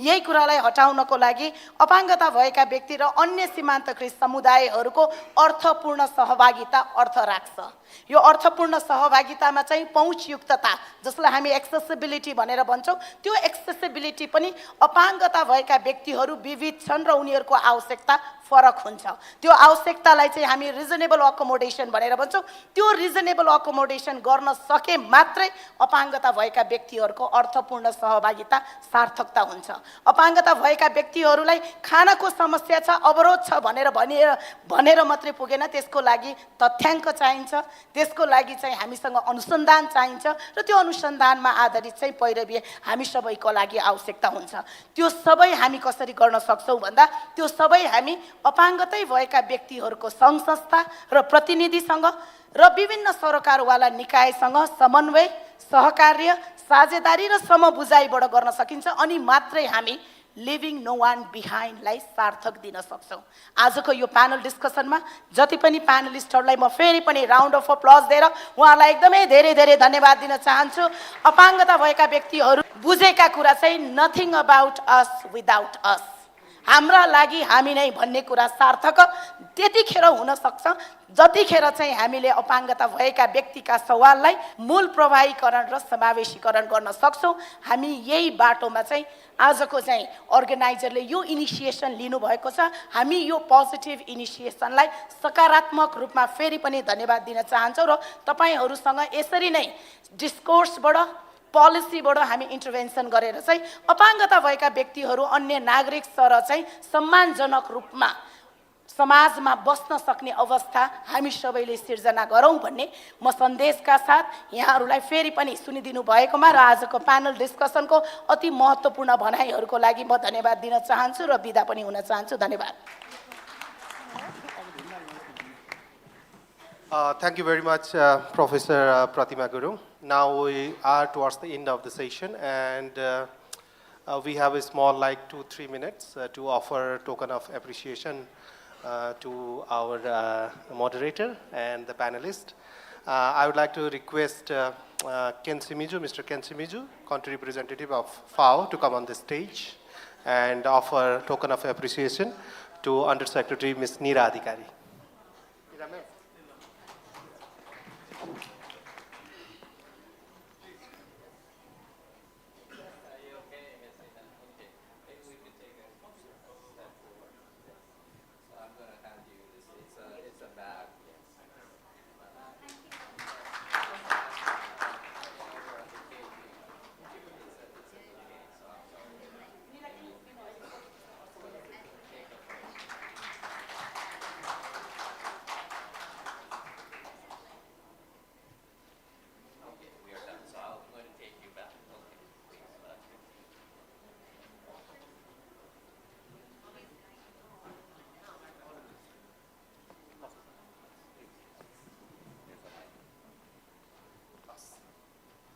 Thank you very much. Now I would like to call Mr. Bimal.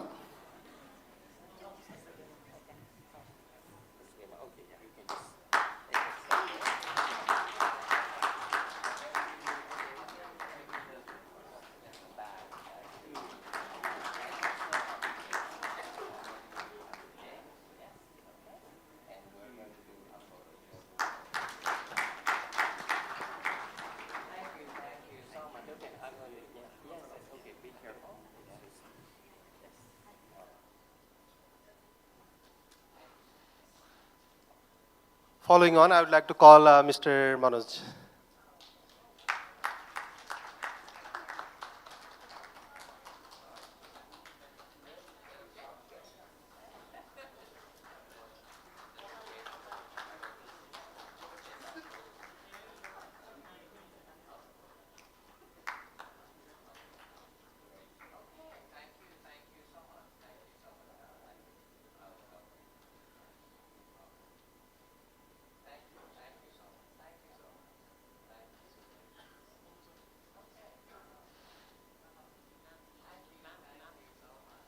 Mr. Sujan Nepani.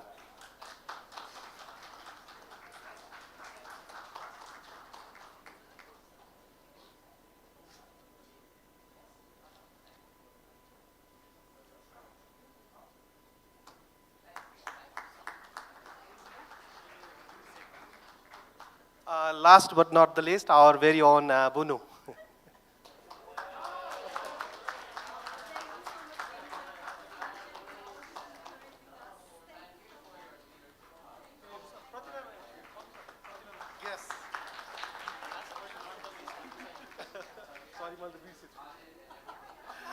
Sorry, I forgot. We have one more, last but not the least, our very own moderator, Professor Dr. Pratima Gurung.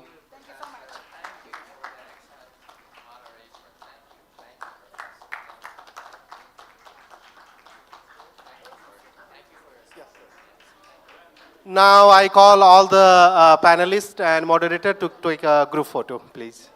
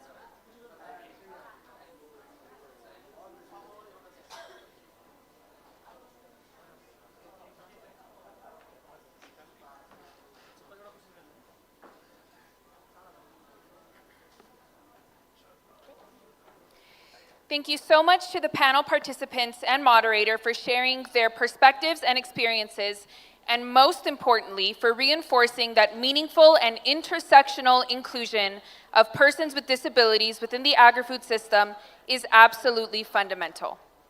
Now, we would like to transition to the session entitled Nepal Food Forum Talk, Expert Exchange Session with Youth. I would like to invite our panelists to join me up on the stage.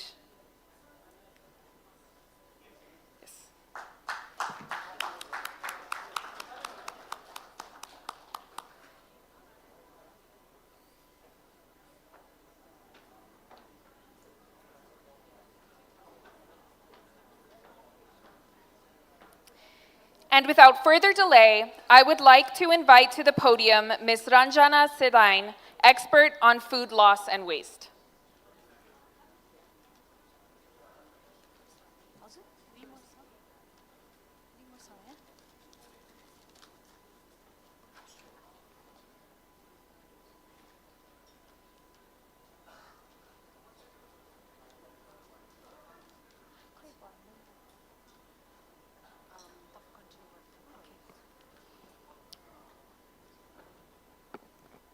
नमस्ते सम्पूर्णलाई मेरो नाम रञ्जना सेडाई आज म food loss and वेस्टको बारेमा present गर्न जाँदैछु presentation गर्नुभन्दा अगाडि चाहिँ म एउटा क्वेसन सोध्छु है त नढाँटिकन आफूलाई नढाँटिकन एकछिन 5 सेकेन्ड सोचेर भन्नु है त कतिजनाले 2 दिनदेखिबाट चाहिँ खाना फालिरहनु भएको छ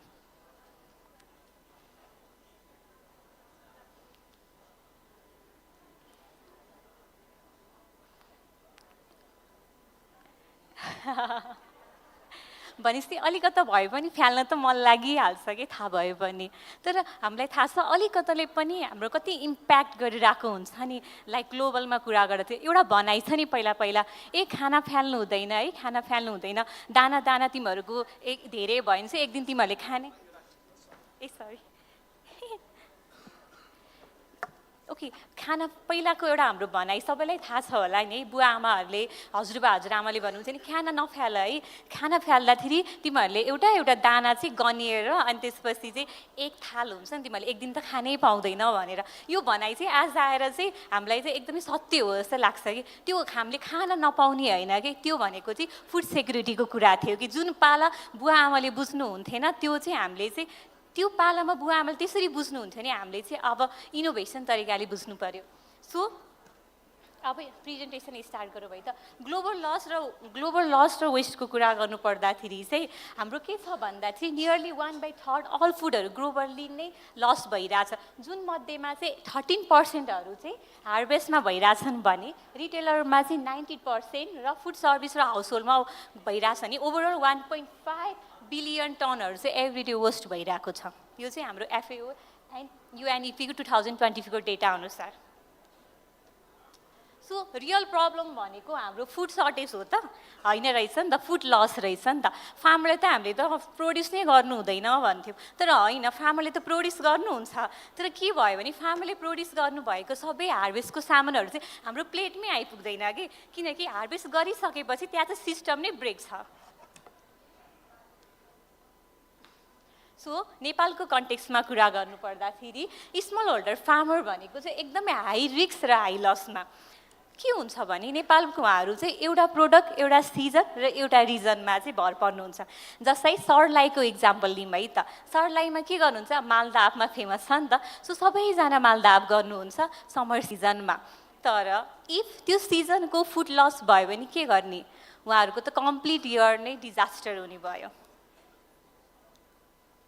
सो फुड कहाँ लस भइरहेछ त आफ्टर हार्भेस्टमा हार्भेस्ट पछि त कसरी लस हुन्छ भन्दाखेरि हार्भेस्ट गरिसकेपछि हाम्रो विभिन्न हुन्छ एउटा हुन्छ स्टोरेजको प्रब्लम हुन्छ अर्को चाहिँ हाम्रो एज अ जियोग्राफिकलको स्ट्रक्चर पनि राम्रो डिफिकल्टी छ जसले गर्दाको रोडको स्ट्रक्चरदेखि बढी ट्रान्सपोर्टेसनमा गाह्रो हुने अनि अर्को चाहिँ मेन प्रब्लम भनेको क्लाइमेट चेन्ज जसले चाहिँ वेदर नै अनप्रिडिक्टेबल हुन्छ जसले गर्दा चाहिँ हाम्रो अप टु 50% जति चाहिँ पोस्ट हार्भेस्ट लसमा चाहिँ अफेक्ट गरिरहेको हुन्छ सो कमन प्याटर्न चाहिँ अर्को कुरा चाहिँ कमन प्याटर्न छ कि फार्मिङको जस्तै every one plant the same crop जस्तै अहिलेको सिजन भनेको जुनार छ होइन जुनारकै कुरा गरौँ न त जुनारको फार्मर एउटा सिजनमा एउटा फार्मरले देख्नुभयो कि वाह जुनारबाट त एकदम धेरै पैसा कमाउँदो रहेछ म अर्को वर्ष त जुनार नै गर्छु भनेर तर जुन किसानले गरिरहनु भएको छ उहाँसँग त बायर्सको एक्जिस्टिङ बायरहरूसँग कन्ट्याक्ट हुन्छ नि त नयाँ फार्मरहरूसँग त बायरको कन्ट्याक्ट हुँदैन नि त जब त्यो प्रोडक्सन भइसकेपछि उहाँहरूलाई मेन प्रब्लम कहाँ हुन्छ मार्केटमा किनकि बायरसँग त लिङ्कै हुँदैन र त्यो भइसकेपछि के हुन्छ भने ओभर सप्लाई भइसकेपछि फुड लस अनि अर्को मेन प्रब्लम नेपालमा के छ भने हाम्रो चाहिँ यो ट्रस्ट एन्ड क्रेडिट ब्रेकडाउन छ क्या के हुन्छ नि no trust no system for example मैले अस्ति भर्खरैको मेरो सिनारियोको कुरा गर्नुपर्दा चाहिँ एउटा जुनार फार्मरलाई मैले फोन गरेको थिएँ मलाई जुनार चाहियो भनेर उहाँ चाहिँ नयाँ फार्मर हुनुहुन्थ्यो हाम्रो लागि अनि उहाँलाई मैले के भने पेमेन्ट चाहिँ म एक हप्ता वा कुनै विक पछि दिन्छु भने उहाँले भने ल म हजुरलाई कसरी ट्रस्ट गरौँ त ट्रस्ट त गर्नै सकिँदैन नि त भनेर सो यहाँ प्रब्लम के भयो भने त फार्मरहरूसँग क्रेडिटको फेसिलिटी भएन र हामी जस्तै बायरहरूसँग चाहिँ कन्सिस्टेन्ट क्यासको कमी पनि भयो कि इफ त्यहाँ कुनै सिस्टम नभए सकेपछि के भयो फाइनली त्यो फुड लसमै गनियो ल अर्को इन्टरमिडिएट्स पनि म्याटर हुन्छ मैले अघि भने नि त स्मल होल्डर फार्मरहरूसँग मार्केटको एक्सेस हुँदैन भनेर इफ त्यहाँ बिचौलिया भएन भने त मार्केटमा पुर्याउनै गाह्रो हुन्छ नि त उनीहरूले बिचौलिया हुन्छ सानो सानो फार्मरहरूसँग उहाँ पुग्नुहुन्छ कलेक्ट गर्नुहुन्छ कलेक्ट गरिसकेपछि मजाले प्रिजर्भ गर्नुहुन्छ उहाँले रिस्क लिनुहुन्छ उहाँहरूसँग मार्केटसँग एक्सेस हुन्छ मार्केटसँग रिच हुन्छ जसले गर्दाखेरि त्यहाँ पनि फुड लस्टको चाहिँ कमी हुनसक्छ ल है त टर्निङ पोइन्ट के हो त What if we stop food loss where it started? What if we invented immediately after the harvest? So introducing the Khetipati Organics, an impactful solution. Khetipati Organics चाहिँ एउटा women led agro processing agriculture के अरे enterprise हो जसले चाहिँ more focus चाहिँ वुमेनमा गरिरहेको हुन्छ र यसमा चाहिँ फुड लस कसरी मिनिमाइज गर्ने र by adding the value Edison so हामीले कसरी काम गर्छौँ भने चाहिँ हजुरले देख्न सक्नुहुन्छ 3टा काम गर्छौँ है त्यो एप्रोचमा। एउटा चाहिँ डाइरेक्ट सोर्सिङ फार्मरसँग, अनि अर्को हुन्छ चाहिँ प्रोसेस गर्ने लोकल्ली, अनि अर्को चाहिँ भ्यालु एडिसन गर्ने। सो भ्यालु एडिसन कसरी गरिन्छ, जस्तै एउटा सिनारियो भन्न मन लाग्यो, धनकुटामा एभोकाडो एकदम जान धेरैले रोप्नु भयो, अनि त्यसपछि उहाँको मेन प्रब्लम के भयो नि हाई भ्यालु क्रप एकदम धेरै पैसा आउँछ भनेर सुन्तलाहरू पनि सबै छोडेर एभोकाडो गर्न थाल्नु भएछ होइन। लास्टमा चाहिँ उनीहरूको प्रब्लम के भयो भन्दाखेरि चाहिँ एभोकाडो चाहिँ मार्केटमा किनिदिनु भएन कि बायरहरूले। किन किनिदिनु भएन भने एभोकाडो नै यस्तो यस्तो नराम्रो भयो, ठुलो ठुलो साइज मात्रै बिक्री हुँदो रहेछ, हाम्रो त कस्तो कस्तो अग्ली हेर्दै म टाइपको भयो भन्नुभयो क्या। अनि त्यसले गर्दा के भयो भने त्यो कसरी भयो त्यस्तो भन्दा चाहिँ उहाँहरूले चाहिँ राम्रो हुन्छ रोपौँ भन्नुभयो, तर केही पनि नबुझिकन के प्लान्टेसन कसरी गर्ने, डिजिज एन्ड पेस्ट म्यानेजमेन्ट कसरी गर्ने कुनै पनि आइडिया नभइकन गर्नुभएछ। सो खेतीपाती अर्ग्यानिक्सले चाहिँ उहाँहरूको प्रोडक्टलाई अग्ली, किनकि हामी भनेको त भ्यालु एडिसनको काम गर्ने हो नि त। सो अग्ली फुडहरूमा वा समथिङ नराम्रोमा हामीलाई कुनै पनि प्रब्लम हुँदैन, जस्ट कुहिनु भएन, अरू प्रोडक्ट हामीलाई लिएर त्यसलाई प्रोसेस गर्छौँ, गरेर भ्यालु एडिसन गर्नु भनेको चाहिँ के हो, उहाँहरूको प्रोडक्टको चाहिँ सेल्फ लाइफ चाहिँ एक्सटेन्ड हुने हो। सो इम्प्याक्ट के छ भन्दाखेरि चाहिँ हामीले चाहिँ पार्टनर गरेर प्लस स्मल होल्डर फार्मरमा अनि 120 टन जति पेरिसेबल प्रोड्युस एनुअल्ली भइरहेको हुन्छ, जसले गर्दा चाहिँ भ्यालु चेन्ज म्याक्सिमाइज हुन्छ र सस्टेनेबल फार्मिङमा चाहिँ सपोर्ट भइरहेको हुन्छ। चाहिँ वाट ड्राइभ्स फर वाट। अब एभ्री डे कुरा गर्नुपर्दा ओल्ड ग्लोबल वाइज कुरा गर्नुपर्दा बिलियन अफ पिपुलहरूले चाहिँ रियलाइज नै गरिरहेको हुँदैन कि फुड वेस्ट गरिरहनु भएको हुन्छ भनेर। फुड वेस्ट कसरी गरिरहनु भएको हुन्छ, हामीले आफै पनि भनौँ न एउटा इक्जाम्पल, चाहिने भन्दा बढी किनेर, चाहिने भन्दा बढी खान्छु भनेर लिएर त्यो त्यसरी नै हाम्रो फुड लस भइरहेको हुन्छ होइन। तर कुनै पनि गभर्मेन्टको पोलिसीमा चेन्ज वा खेतीपाती अर्ग्यानिक जस्तै कुनै इन्भेन्सन गर्दैमा हाम्रो यो फुड लस कम हुन्छ भने हुन्छ त, हुँदैन नि। चेन्ज भनेको चाहिँ हामीले आफूबाट गर्ने हो, हाम्रो चोइसबाट हुने हो। र चोइस चाहिँ कस्तो हुनु पर्यो भन्दाखेरि चाहिँ एभ्री डे हामीले चाहिँ कति खाने त, कति किन्ने त, लोकल्ली प्रोडक्टमा सपोर्ट कसरी गर्ने त, जस्तै चिफली इम्पोर्टेड प्रोडक्टहरूलाई अलिकति डिनाइ गरेर हामी सपोर्ट गरौँ न त लोकल्ली प्रड्युस भएको सस्टेनेबल प्रोडक्टहरूलाई। कुनै लोकल्ली भ्याल्यु एडिसन प्रोडक्ट छ भने त्यसलाई फोकस गरौँ न त भनेर युथले त्यस्तो सोच्न थाल्नुभयो भने चाहिँ हाम्रो चेन्ज हुनसक्छ। र त्यो हुनु भनेको के हो, वेस्टको मिनिमाइज हुने हो। वेस्टको मिनिमाइज हुने भनेको के हो, सिस्टममा चेन्ज भयो। सिस्टममा चेन्ज हुने बित्तिकै के भयो भन्दाखेरि कसरी भयो त, बिकज चोइसले गर्दा नै सिस्टम चेन्ज भयो नि त। त चेन्ज भनेको कहाँ हुँदो रहेछ, हाम्रो चोइसमा हुन्छ। हामीले के चोइस गरिरहेछौँ, हामीले के सोचिरहेछौँ, हामीले के किनिरहेछौँ, हामीले के गरिरहेछौँ भनेर। So youth are not the future, youth are the solution. यति भन्दैमा मैले every harvest saved is the future sector भन्दै मेरो यहाँ क्लोज बन्द गर्छु। Thank you so much. Thank you so much, Ranjana Jilai. And also, very rightfully said, youth are not the future, youth are the solution for today. यही भन्दै गर्दै चाहिँ म अब अर्को स्पिकरलाई हामी यहाँ स्टेजमा आमन्त्रण गर्न चाहन्छु। मिस्टर दिपेश नेपाल, उहाँ एकजना young farmer, Ubjani permaculture private limited र छहारी फार्म प्राइभेट लिमिटेडको हुनुहुन्छ। I would request Dipesh Nepal to please stage.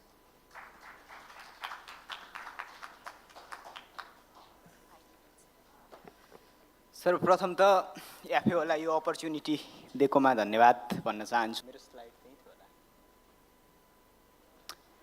हुन्छ, म चाहिँ थोरै मेरो जोर्नीको बारेमा बताउँछु। मेरो स्लाइड त्यो बेलासम्म रेडी बनाउनुहुन्छ होला, सायद यहाँ छ। ओके, म चाहिँ लमजुङबाट ब्याचलर गरेँ, कृषिको ग्रेजुएट हो। लमजुङबाट ब्याचलर गरिसकेपछि केही समय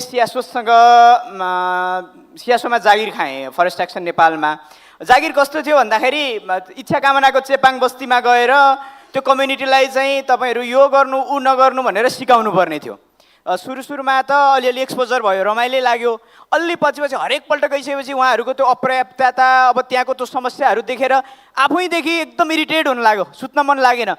आफूसँग सबै छ, प्राविधिक ज्ञान छ, अलिअलि बाले कमाइदिएको पुँजी छ, त्यो हिसाबले आफू प्रिभिलेज पनि छु, थोरै ज्ञान सिकाउने साथीहरू पनि आफ्नो लुपमा छन्, इकोसिस्टममा छन्।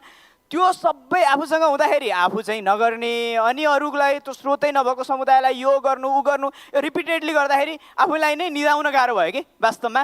अनि त्यसपछि ल लिमिट भने लिमिट गरियो, त्यसपछि परिवारले पनि सपोर्ट गर्यो, भाइ थियो ल सँगसँगै उब्जनी पर्माकल्चर फार्म सुरु गरौँ भन्ने।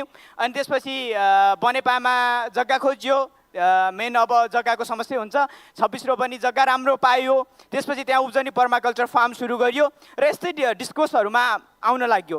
यस्तो डिस्कोर्समा आउँदा यो 26 रोपनीमा अलिअलि रहरको फार्म त खेती त प्रिभिलेज मान्छेहरूले गरिहाल्छ नि भनेर धेरै तबकाबाट चाहिँ क्वेसन्स आइसकेपछि why not to go to the commercial farming भनेर चाहिँ हामी अहिले सिन्धुलीमा 11 जना युवा मिलेर छारी फार्म प्रणालीले चाहिँ 10 बिघामा food forest multipurpose food forest निर्माण गर्दैछौँ। यो मेरो ब्याकग्राउन्ड हो। अब थोरै हामीले आफूलाई युवा साथीहरूले मुख्यतः आफूलाई प्रश्न गर्नुपर्ने समय आएछ। एउटा चाहिँ हामी एकदम क्रिएटर भन्छौँ कि यो ओल्डमा क्रिएटरहरू को हुन् भन्दाखेरि एउटा क्रिएटर भनेको ल्यान्ड रहेछ, एउटा क्रिएटर भनेको दिमाग रहेछ। दिमागले शब्द गीतहरू रचना गर्ने रहेछ, ल्यान्डले बायोमास रचना गर्ने रहेछ क्या। सबै व्यवस्थापनको काम हो, माइन खन्ने व्यवस्थापन, यही अन्य यो हाम्रो जुन डेभलपमेन्ट सेक्टरहरूका कामहरू छन् सबै व्यवस्थापन, स्रोताको छ व्यवस्थापन गर्ने। तर रियल उत्पादन भनेको चाहिँ त दिमागमा एज अ नलेज सिस्टमको रूपमा उत्पादन हुन्छ। अब हामीले चाहिँ आफूलाई प्रश्न गर्नुपर्ने छ, म क्रिएटर हो कि उत्पादक हो कि व्यवस्थापक हो भनेर प्रश्न गरियो भने यसले अलिकति हामीलाई बाटो देखाउँछ जस्तो लाग्छ मलाई। अब यो क्रिएटर ल हामी अब क्रिएटर बन्ने डिसाइड गरियो होइन, क्रिएटरै बन्ने हो भने यो प्राथमिक उत्पादनकै क्रिएटर किन हुनुपर्छ, क्रिएसन किन नगर्ने भनेर चाहिँ प्रश्न मनमा आउन सक्छ कि। यसो हेऱ्यो भने अहिले एकदम डरलाग्दो रिपोर्टहरू छ, तपाईँहरूले हेर्नुभयो भने है, जमिन सकिसक्यो, हामीलाई त यस्तै जमिन आइलाग्यो। अब हाम्रो सन्तानलाई हामीले कस्तो जमिन दिने भन्ने प्रश्न हामीलाई हर सेकेन्ड चाहिँ त्यो क्वेसनले हामीलाई हिट गरिरहेको छ। अनि त्यसपछि यहाँ डेभिड वालेस वेल्सले चाहिँ बारम्बार लगातार भनिराख्नुहुन्छ कि डेभिड वेल्सले चाहिँ के भन्नुहुन्छ भन्दाखेरि तिमीहरूको पुस्ताको समय चाहिँ उत्तारमा बित्छ। ल कस्तो डरलाग्दो कुरा होइन। यो कन्डिसन छ एउटा सिनारियो। यता लमजुङ क्याम्पसमा आफूसँग पढेका 65 जना साथीहरू विदेश गइसके, अलिअलि व्हाइट कोलार जबमा छन्। अनि त्यसपछि अब हरेक वर्ष लमजुङ मात्र होइन हरेक क्षेत्रमा पढेका विद्यार्थीहरू विदेश गइरहेछन्। गर्ने कि यो समस्या छ। त्यही भएर चाहिँ हामी जस्तो युथ यही क्रिटिकल सिनारियोलाई चेन्ज गर्नको लागि एग्रिकल्चरमा आउनुपर्छ भन्ने लाग्छ। अब म सर्टकटमा उब्जनी पर्माकल्चर फार्ममा के हुँदैछ भनेर भन्छु। उब्जनी पर्माकल्चर फार्ममा चाहिँ हामीले सहरी खेतीको मोडलहरू डेभलप गरेका छौँ। सहरी तरकारी खेती यो भक्तपुरमा छ, तपाईँहरूको इच्छा हुनुहुन्छ भने हेर्न आउनु होला। त्यहाँ तपाईँहरूले चाहिँ छतको खेती देख्नुहुन्छ। छतको एउटा पोली ब्यागमा त्यहाँ ब्रोकाउली उम्रेको छ, त्यहाँ चाहिँ लसुन छ, त्यहाँ चाहिँ यो के अरे प्लास्टिकको जुन बोतल हुन्छ नि, बोतललाई काटेर त्यसमा चाहिँ तल पुवाल पारेर त्यसलाई चाहिँ हामीले पिचर इरिगेसनको रूपमा युज गरेका छौँ। त्यो बोतलको माथि चाहिँ हामीले एजोला लगाइदिएका छौँ। एजोला त्यहाँको बायोमास पनि हुन्छ, त्यसले नाइट्रोजन पनि दिन्छ र छेउमा ढैँचा उम्रिरहेको छ। र त्यो सबै हाम्रो रुफटप फार्मिङ त्यो चाहिँ बाँसबाट बनेको छ। यो एउटा खालको एउटा डाइभर्सिटी कतिमा गर्न सकिन्छ भन्दाखेरि एउटा पोली ब्यागमा 6 वटा स्पेसिसहरू मजाले अटाउँछ र तपाईँहरूले ब्रोकाउलीको साइज हेर्नुभयो भने इट ग्रो एकदम एक्सिलेन्ट कन्डिसनमा छ, एउटा पनि डिजिजहरू छैन। भनेपछि हामीले सहरी मोडलमा पनि त्यसलाई सेल्फ सफिसियन्ट बनाउनका लागि सहरी कृषि, कौशी कृषि र सहरी अर्क्याडको मोडलहरू भक्तपुरमा बनाइरहेका छौँ। उब्जनी पर्माकल्चर र छारी पर्माकल्चर फार्ममा चाहिँ 10 हेक्टरमा फुड फरेस्ट बन्दैछ। त्यहाँ हेर्नुभयो भने फुड फरेस्ट पनि एक्लै छैन है, त्यहाँ चाहिँ तल भुइँकटर छ, अलिकति उतापट्टि हेर्नुभयो भने त्यहाँनिर चाहिँ अम्बा हुर्किरहेको छ, त्योभन्दा अलिपट्टितिर आँप आउँदैछ। यसरी चाहिँ तहगत रूपमा चाहिँ हामीसँग छारी पर्माकल्चर फार्म छ। र यहाँ चाहिँ 2-3 वटा मोडल, एउटा चाहिँ नेचुरल फरेस्ट रेस्टोरेसनको मियायाकी मोडल जुन जापानिज मोडल हो, त्यसको तयारी भइसकेको छ भने अर्को भनेको नेचरलाई आफै हिल हुन दिने आर्क मोडल, त्यसको पनि तयारी भइसकेको छ। र हामी छारी पर्माकल्चर अहिले चाहिँ हामी 11 जना युथहरू छारी पर्माकल्चर फार्ममा खेती नै गरिरहेका छौँ। अब म एउटा प्रश्न सोध्छु, आफूलाई चिया खान चाहिँ साथी चाहिने अनि बारीमा चाहिँ धानलाई कोदोलाई गहुँलाई एक्लै छोडिदिने, हामी पनि त नेचुरल, यदि हामी प्राकृतिक प्राणी हौँ भने त हामीलाई कम्पनी चाहिन्छ भने नेचुरल क्यारेक्टर हो नि त हामीलाई कम्पनी चाहिने। त्यो बारीलाई चाहिँ कम्पनी चाहिँदैन, लेट्स थिङ्क अबाउट इट है, किन भन्दाखेरि यो सबै रोमान्टिसाइज गरे जस्तो हुन्छ कहिलेकाहीँ। तर यसरी हेर्ने हो भने हामी प्राकृतिक प्राणी हौँ भने हामीलाई मात्र कम्पनी होइन, बिरुवाहरूलाई पनि कम्पनी चाहिन्छ, त्यहाँबाट विचार गरौँ। अब थोरै पर्यावरणीय कृषिको कुरा गरिहाल्छु। हामीले अलिअलि एक दुईवटा कुरा चाहिँ बिर्सिनु, पहिले यो कुरा मान्न पर्यो, नत्र भने हामी पर्यावरणीय कृषिलाई बायस गर्छौँ, योबाट सम्भव छैन, खेतीपाती सम्भव छैन भन्छौँ। यदि हामीले बिरुवालाई चाहिँ युरिया होइन है नाइट्रोजनको आवश्यकता छ भन्यो भने we have multiple source of nitrogen है। यो कन्सेप्ट हामीले यदि पहिले यसलाई चाहिँ रिफिड गर्ने हो भने हामीसँग मल्टिपल पर्पज छ। र इभन तपाईँहरू हाम्रो फार्ममा आउनुभयो भने पनि they growing oil there without urea and potash, र हार्भेस्ट पनि एकदम राम्रो छ। अर्को भनेको माटो जीवित छ। माटो जीवित भयो भने त्यसलाई मार्नका लागि हामी जे पाए त्यही चिज हाल्दैनौँ। हामी जीवित चिजहरूसँग हामीसँग चाहिँ जीवित चिजसँग इमोसन हुन्छ। बाख्राको पाटालाई जसरी माया गर्छौँ नि त्यसै गरी माटोलाई पनि जीवित रूपमा हेरौँ त, त्यसपछि हामी चाहिँ कनेक्सन भइहाल्छौँ। त्यहाँ हामीलाई जथाभावी रसायन विषादी हाल्न मन लाग्दैन। अब अर्को भनेको पृथ्वी सजीवलाई बचाउन पर्याप्त छ भन्ने भयो, अनि खेती चाहिँ खानाका लागि गरिन्छ भन्ने सोचियो भने हुन्छ। अब म थोरै पर्यावरणीय कृषि भनेको चाहिँ अब यो एकदम भेग छ है, 5 मिनटमा के कुरा गर्ने, तर केही साझा मान्यताहरू, केही साझा उद्देश्यहरू र फरक नामहरूलाई हामीले विचार गऱ्यौँ भने पर्यावरणीय कृषि भनेको जैविक उपजहरूको प्रयोग गरेर गरिने कृषि हो। अब हामीले केही बाटो बिराइसकेका छौँ, हामीलाई सङ्क्रमण कालको आवश्यकता छ, त्यो बिराएको बाटोमा फर्केको है। अब हामी त्यहाँ छहारीमा बसेर के काम गरेका छौँ, म 30 सेकेन्ड एक्स्ट्रा लिएँ है। एउटा चाहिँ कथा मिठो भेलीको, हामी यो वर्षदेखि भेली प्रोड्युस गर्दैछौँ। त्यो भेली कसरी प्रोड्युस गर्दैछौँ, यो चाहिँ अर्ग्यानिक भेली हो।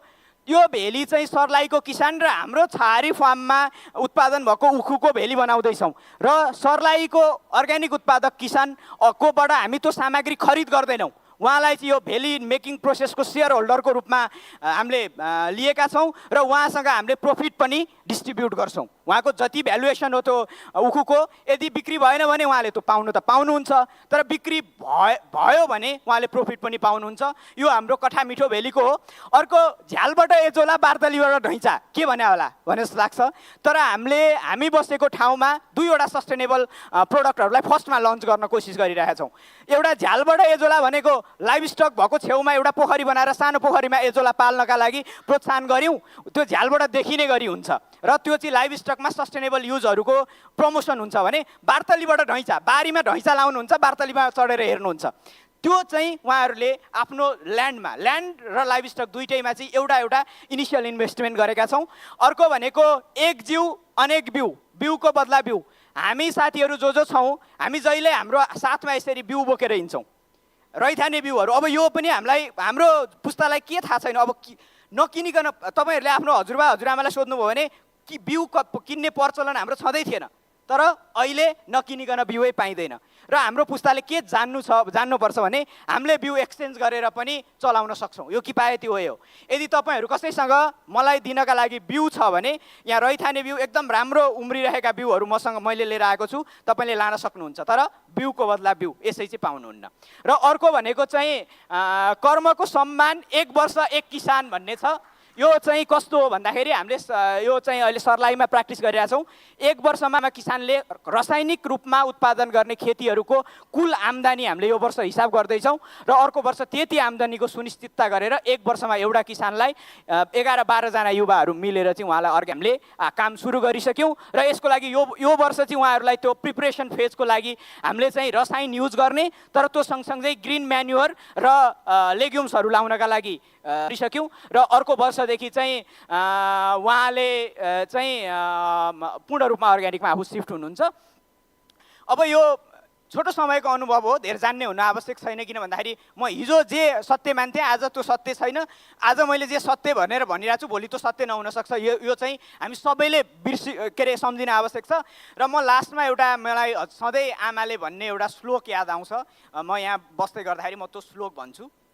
झरैमा नमास पुँजी, झराबाटै नमास पुँजी लगाऊ, दोब्बर हुने दावैमा झराबाटै नमास पुँजी लगाऊ, दोब्बर हुने दावैमा जेठैमा निलेपछि बिउ पछि के खान्छौ मङ्सिरैमा। हाम्रो जेठ चाहिँ अस्ति नै गइसक्यो। हाम्रो तराईबाट धेरै बिरुहरू लोप भइसके। हामी फ्युचर साथीहरू म लास्टमा एक सेकेन्ड चाहिँ तपाईँहरूसँग एउटा इन्फर्मल कुरा गर्न चाहन्छु। कृषि लास्टै चिल छ यार, यस्तो चिल छ। म मेरो दैनिकी एक शब्दमा भनेर तपाईँहरूलाई बताउन के चाहन्छु भन्दाखेरि, म तल बस्छु, म सिन्धुली बस्छु। मैले सुरुमा त्यहाँ सिन्धुली जाँदाखेरि मुसाको प्वाल टालेर खाट हालेको, त्यो दिन एकदम राम्रो निन्द्रा लाग्यो। हामी बिहान उठ्छौँ, हामी त्यसलाई श्रम शिविर भन्छौँ, दिनको 4 घन्टा अनिवार्य श्रम गर्छौँ। बिहान उठेर 4 घन्टा बिहान कोदाको खोले खान्छौँ, अनि 4 घन्टा बारीमा खनेर आएपछि तरकारीसँग मात्र भात यस्तो मिठो हुन्छ यार। अनि एकछिन दिउँसोभरि मस्त रिल्याक्स, कसैको टेन्सन छैन, सेड्युल केही छैन, आनन्दले सुत्न पाइन्छ। अनि त्यसै साँझतिर फेरि 1 घन्टा जसो काम गऱ्यो, बेलुका भात मजाले रुच्छ यार, यस्तो मजाको निन्द्रा लाग्छ। अघि हाम्रो मेमले के भन्नु भन्दाखेरि, हामीलाई यहाँ टाइम माग्नका लागि चाहिँ रिक्वेस्ट गर्नु बिचरा कति, तर यार हाम्रोमा के हुन्छ, एकजना मान्छे आउनुहुन्छ, ल आज चाहिँ हाम्रो धान गोड्नु पर्यो है, केही गोड्नु पर्यो है भनेर भन्यो, पक्का गर्नु है भन्छौँ हामी, हुन्छ म पक्का गर्छु भन्नुहुन्छ। अनि भोलिपल्ट आइदिनुहुन्न, अनि पर्सिपल्ट सोध्दा दाइ किन नआउनु भएको भनेको, ला बिर्सेछु। यस्तो बिन्दास जिन्दगी छ, बिर्सिन पनि पाइन्छ, हराउन पनि पाइन्छ। जस्ट हामीले त्यहाँ पनि एकदम चिल जिन्दगी छ। फ्राइडे स्याटरडे कुर्न पर्दैन, अफिस वर्कको प्रेसरको लागि फ्राइडे स्याटरडे कुर्न पर्दैन। जस्ट आफूले हेर्ने चस्मा बदले राम्रो देखिन्छ। हस्, धन्यवाद।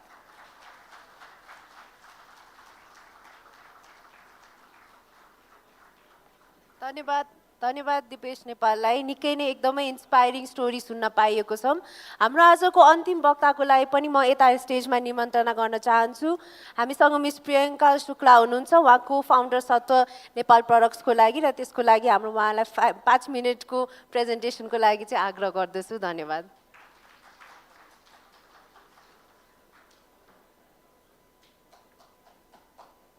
Good evening everybody. मेरो नाम प्रियङ्का शुक्ला हो, अनि सत्व नेपाल मेरो इट्स माई स्टार्टअप। बेसिकली मैले यो स्टार्टअप सुरु गरेको थिएँ बिकज अफ माई मदर। मेरो मम्मी कस्तो हुन्थ्यो भनेपछि एकछिन पनि चुप लाएर नबस्ने के, and she always had this dream of being financially independent. तर प्रब्लम मेरो मम्मीसँग चाहिँ के थियो भनेपछि, मेरो मम्मीले पढ्नु लेख्नु भएको थिएन, उहाँलाई केही पनि थाहा थिएन, एउटा अक्षर पनि चिन्नुहुन्थेन। तर उहाँमा के थियो कि म आफै कमाएर खान्छु। अनि त्यो धोको मैले हेरेको थिएँ कि बच्चैदेखि उहाँलाई चाहिँ उहाँले के कसरी कमाउने, कसरी गर्ने भन्ने, त्यो फाइनेन्सियली इन्डिपेन्डेन्ट हुने त्यो इच्छा कसरी सप्रेस गर्नुभएको थियो, त्यो बच्चैदेखि हेरेको थिएँ। फेरि मैले 2020मा कोभिडको त्यो सबै रेस्ट्रिक्सनहरू लुज भयो भने पाहाडतिर गएर कलेक्सन, रिठा सोपनटको कलेक्सन हेरेको थिएँ। त्यतिखेर मैले के थाहा पाएँ भने नेपालमा मेल फार्मर र फिमेल फार्मरमा जुन वेज ग्याप छ त्यो एक्सट्रिमली हाई छ। जहाँ मेल फार्मरले 48 रुपियाँ किलो पाइरहेको थियो, त्यहाँ फिमेल फार्मरहरूले 7 रुपियाँ 8 रुपियाँ किलो पाइराख्नु भएको थियो। अब त्यो कुरा मेरो मम्मीको aspiration to be financially independent, त्यसको साथमा महिला किसानहरूले यस्तो गाह्रो भइरहेछ भनेपछि अब केही त गर्नु पर्यो भन्ने जस्तो भयो। प्लस कोभिड थियो, कलेज पनि थिएन, I was free, so I use my brain, अनि सत्व Nepal came into life. Basically हामीले के गर्छ, जुन किसानहरू मोस्टली फिमेल फार्मरहरूसँग हामीले चाहिँ नि कोल्याबोरेट गऱ्यौँ, उहाँहरूसँग कोल्याबोरेट गरेर हामीले उहाँहरूको र मटेरियल डिरेक्टली सोर्स गऱ्यौँ। त्यो सोर्स गरिसकेपछि त्यसलाई क्लिनिङ ग्रेडिङ गरिसकेपछि हामीले चाहिँ नि मेरो मम्मी जस्तो हाउसवाइफहरू जसलाई चाहिँ नि पैसा कमाउने धोको छ, तर पैसा कसरी कमाउने एजुकेसन त्यति छैन, उहाँहरूसँग कोल्याबोरेट गरेर उहाँहरूको ट्रेडिसनल रेसिपीहरू बाहिर निकाल्न थाल्यौँ। अनि त्यसपछि हामीले चाहिँ नि त्यसलाई मार्केटमा बेच्न लाग्यौँ। त्यसको साथसाथमा तराईको धेरै जस्तो कम्युनिटीहरूलाई हाम्रो देशमा सबैले चिन्नुहुन्न। सो हामीले के गर्यौँ भने हरेक प्रोडक्ट पछि हरेक कम्युनिटीको स्टोरी दिन थाल्यौँ। जस्तै हाम्रो एउटा प्रोडक्ट छ चटपटे छोप, त्यो अवधि कम्युनिटीबाट आएको, सो एभ्रिबडी नाउ नोज कि चटपटे छोप इज फ्रम अवधि कम्युनिटी। सो त्यसरी हामीले काम गर्न सुरु गऱ्यौँ। हामीले चाहिँ नि 3 सेक्सनमा काम गर्छौँ। वान इज सिङ्गल स्पाइस, त्यसपछि स्पाइस ब्लेन्ड, अनि पिकल्स। ओभर 4 इयर्स हामी चाहिँ नि 2टा अनलाइन प्लेटफर्ममा छौँ, हामी 30वटा अफलाइन स्टोरमा छौँ across 9 cities, and we have 30+ women working with us full time. अनि अब कुरा के हो भनेपछि, how do we reach here? यत्रो 4 वर्षको जर्नीमा यहाँसम्म पुग्नको लागि it took us a lot of effort. And my grandfather used to say, if you don't have money, you need to be creative. That is something I lived by. अब business त खोले, capital थिएन मसँग, marketing गर्न पैसा लाग्छ। So what I did was यस्तो इभेन्ट्सहरूमा जान्थेँ एन्ड आई मेड स्योर कि मैले जुन लुगा लगाइरहेको छु इट हेज ह्युज पकेट्स के, अहिले पनि मेरो कुर्तामा there are like huge pockets in it. अनि आई क्यारिड स्याम्पल्स, अनि आई मेड स्योर कि त्यो स्याम्पल कति छ भनेपछि you can have 1 meal with it but not more than that. So you are hooked to the product and then you'll buy it. The first strategy was free sampling and giving people chance to actually taste and see your products, how it feels like, how it tastes like. Taba matra you can get back to the customers because they know what your product feel like. Second ma, obviously the power of social media. I tried to be an influencer, failed at it, but there are influencers, I collaborated with them. But still, I still make त्यो unsuccessful effort चाहिँ म पनि दिइरहेको हुन्छु। So social मिडियामा हामीले पोस्टहरू हाल्न थाल्यौँ रिगार्डिङ हाम्रो प्रडक्ट, रेसिपीहरू कसरी युज गर्ने, प्लस हामीले कोलाबोरेट गर्न थाल्यौँ with other social media influencers. त्यसको साथसाथमा हामीले चाहिँ नि कोलाबोरेसन गर्न थाल्यौँ स्टोरसँग, अलरेडी प्री एस्टाब्लिस स्टोरसँग, जस्तै फार्म सप छ त्यो प्री एस्टाब्लिस स्टोर हो, हामीले त्योसँग कोलाबोरेट गऱ्यौँ। त्यसको साथसाथै हरवेदा भन्ने एउटा स्टोर छ, we collaborated with that store as well. So we made sure that the pre-existing brands also collaborate गर्ने। यसले के भयो, they already have their name, right? So हामीलाई एक्स्ट्रा एफर्ट त मार्नु परेन मार्केटिङको लागि, एज वेल एज हामीले आफ्नो कस्ट कटिङ पनि त्यहाँ गरिहाल्यौँ। अनि अलङ विथ द्याट जेसुकै होस्, चाहे जति ग्लिटर स्पार्कल हाल्दो तिमी प्याकेटमा, जति दामी मार्केटिङ गरे पनि at the end of the day the thing that matters the most is your quality. स्टार्टिङमा जस्तो प्रोडक्ट थियो त्यो एन्डसम्म त्यस्तै छ कि if you can improve then you can improve, तर त्यो डिग्रेड चाहिँ हुनु भएन। That was our motto and we never compromise with the quality. We make our products in smaller batches so that the taste remains the same, the flavors are the same, and you get the best of the money that you're spending on it. Thank you so much. Here is our contact if you want to talk to us. I hope I didn't take a lot of time. Thank you. Thank you so much, Ms. Priyanka Shukla. That was a wonderful, yet again, another inspiring story. I think today आजको सेसनमा चाहिँ हामीले यो कुरा चाहिँ के सिक्यौँ भन्दाखेरि हाम्रो 4 जना यङ लिडर्सहरूबाट जसले चाहिँ एग्री फुड सिस्टम कृषि खाद्यान्नमा चाहिँ काम गरिराख्नु भएको छ, चाहे त्यो सोइल हेल्थमा भयो या एग्रो इकोलोजीमा, मार्केट इनोभेसन या फुड लस रिडक्सनमा होस्, it is extremely clear that young people are not the future, they are actually the today. And the solution starts from today. So त्यसको लागि फेरि पनि हाम्रो 4 जना वक्ताहरूको लागि धेरै धेरै धन्यवाद। अबको यो चरणमा चाहिँ हाम्रो मायाको चिनो हस्तान्तरण गर्नको लागि चाहिँ म फेरि पनि हाम्रो FAO representative for Bhutan and Nepal mister Ken सिमिजुलाई यता स्टेजमा हार्दिक निमन्त्रण गर्न चाहन्छु र सँगसँगै टोकन अफ लभको लागि पनि मिस मारिसालाई यता स्टेजमा बोलाउन चाहे।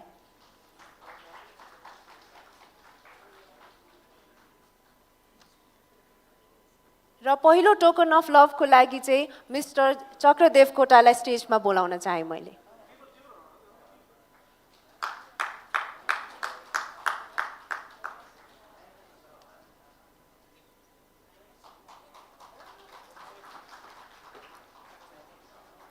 र हाम्रो दोस्रो रञ्जना सेदालाई स्टेजमा बोलाउन चाहे।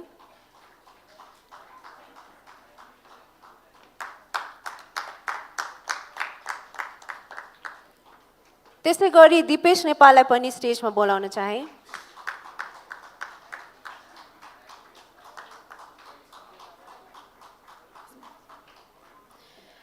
And last but not the list miss Priyanka शुक्लालाई पनि स्टेजमा बोलाउन चाहे।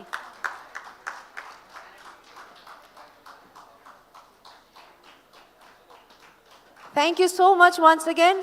एउटा ग्रुप फोटोको लागि चाहिँ म आग्रह गर्दछु र यही भन्दै हाम्रो यो सेसन पनि अफिसियली एन्ड गर्न चाहन्छु र यही भन्दै म मरिसालाई पास गरेँ।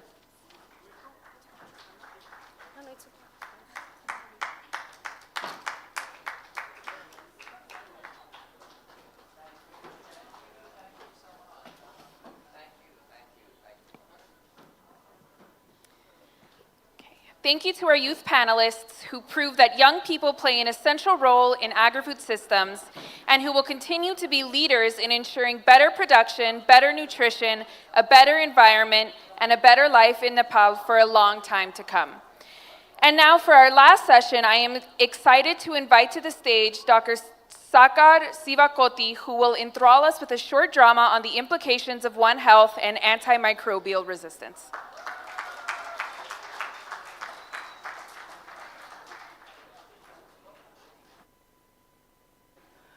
सम्पूर्णमा नमस्कार।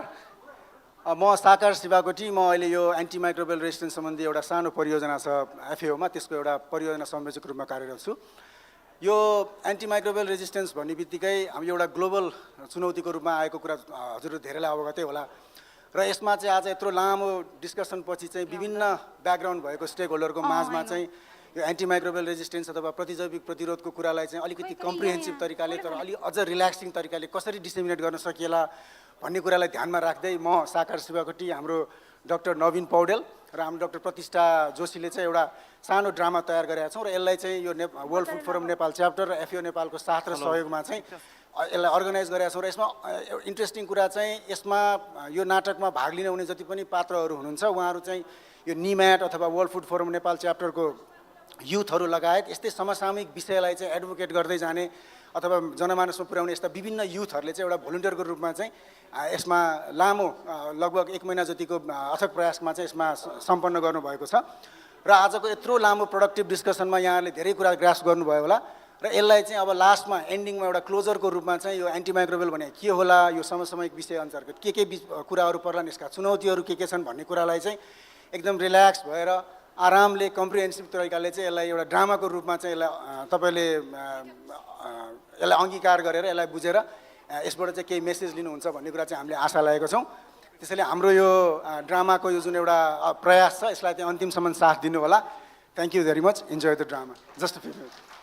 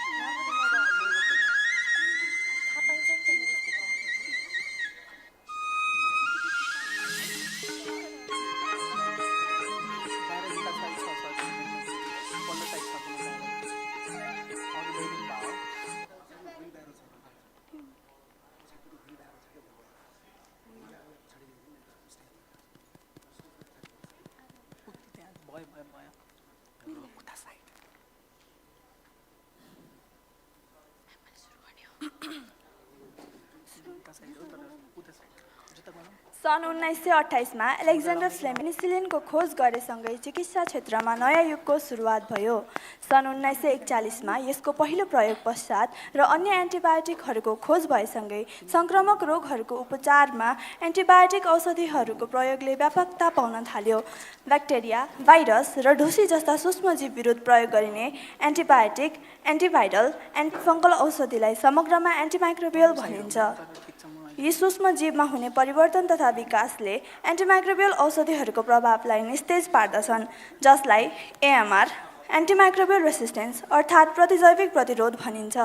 एन्टिमाइक्रोबियल रेसिस्टेन्सको उत्पत्ति र फैलावट विश्वव्यापी रूपमा एक स्वास्थ्य समस्याको रूपमा देखा परेको छ। विश्व स्वास्थ्य सङ्गठनले एन्टिमाइक्रोबियल रेसिस्टेन्सलाई जनस्वास्थ्यका प्रमुख 10 चुनौतीहरूमध्ये राखेको छ। विश्व स्वास्थ्य सङ्गठनका अनुसार प्रतिजैविक प्रतिरोधका कारण वर्षेनी 7 लाख मानिसले ज्यान गुमाउँछन्। अझ एक अध्ययनका अनुसार सन् 2019मा मात्र प्रतिजैविक प्रतिरोधका कारण करिब 12 लाख मानिसले ज्यान गुमाए। सन् 2050 सम्ममा हरेक 3 सेकेन्डमा एकजनाको मृत्यु हुने प्रक्षेपण गरिएको छ। मानवीय क्षतिका साथसाथै प्रतिजैविक प्रतिरोधले ठुलो आर्थिक भार पनि निम्त्याउँछ।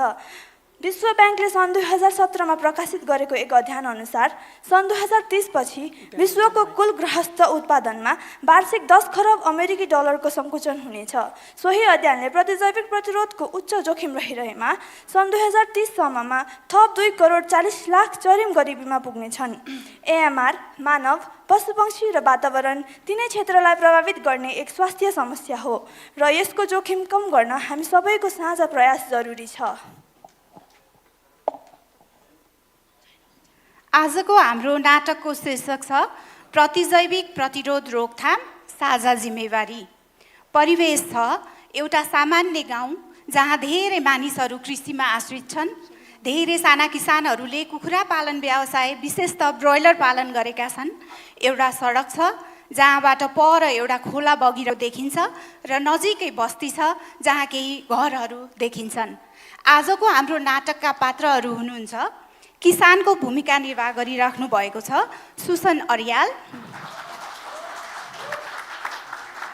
युवा प्रतिनिधि पात्र लक्ष्मी नेउपाने, भेटनरी डाक्टर सबिना सापकोटा, स्थानीय जनप्रतिनिधि अङ्कित कुमार झा, जनस्वास्थ्य अधिकृत सम्राट बस्नेत, फार्मासिस्ट अलिसा श्रेष्ठ, प्रधान अध्यापक जेस्मिन सुवेदी।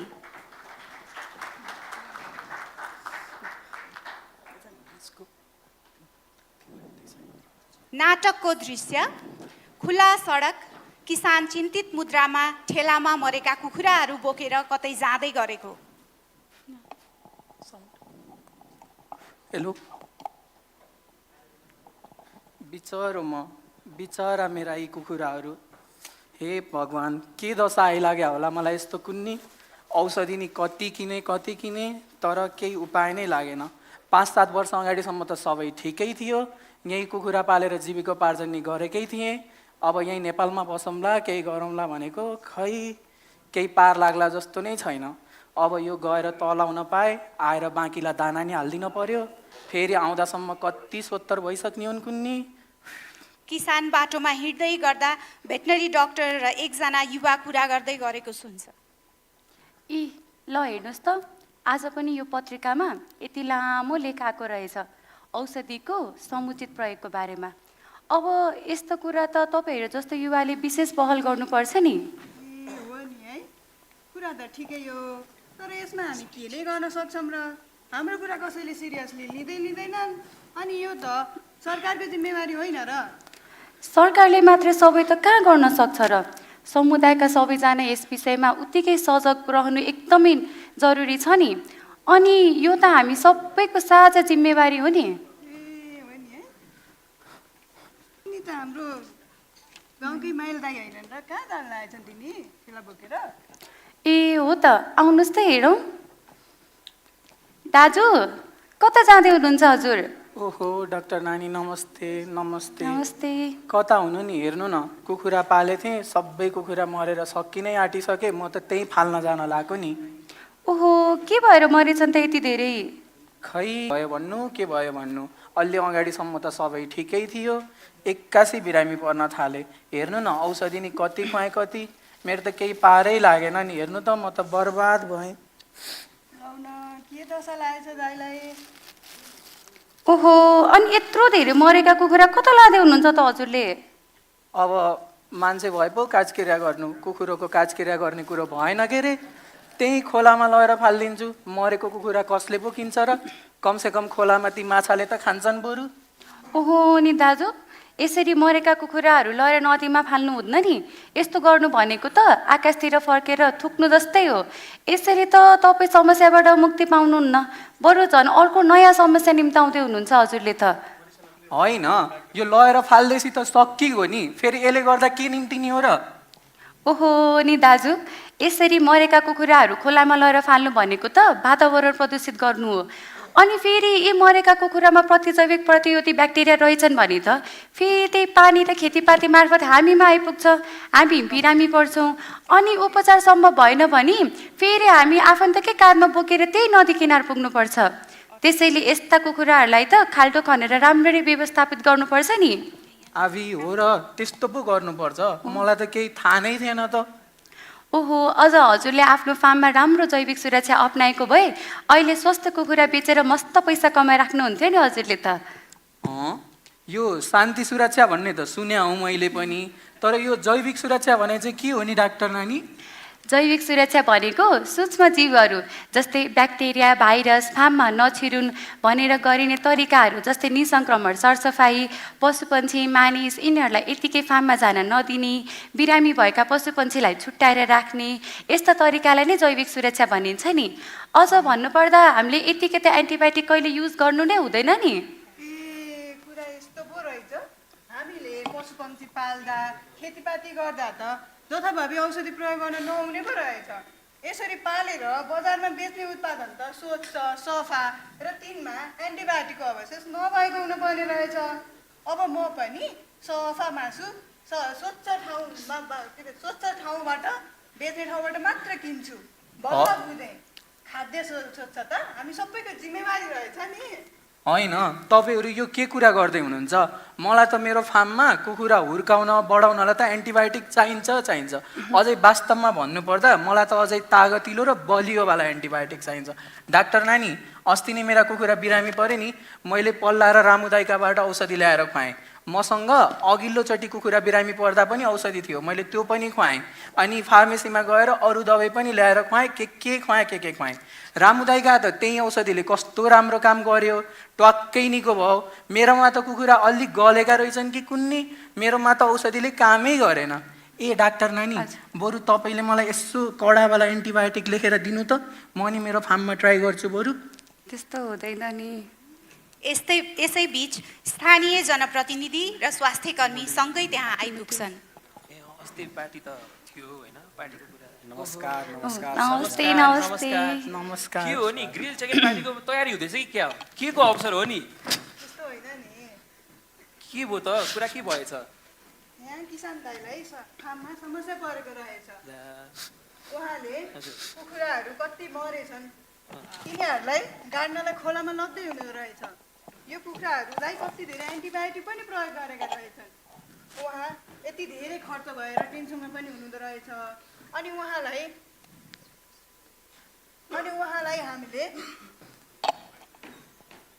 हामीले प्रतिजैविक प्रतिरोध बारेमा कुरा गर्दै थियौँ।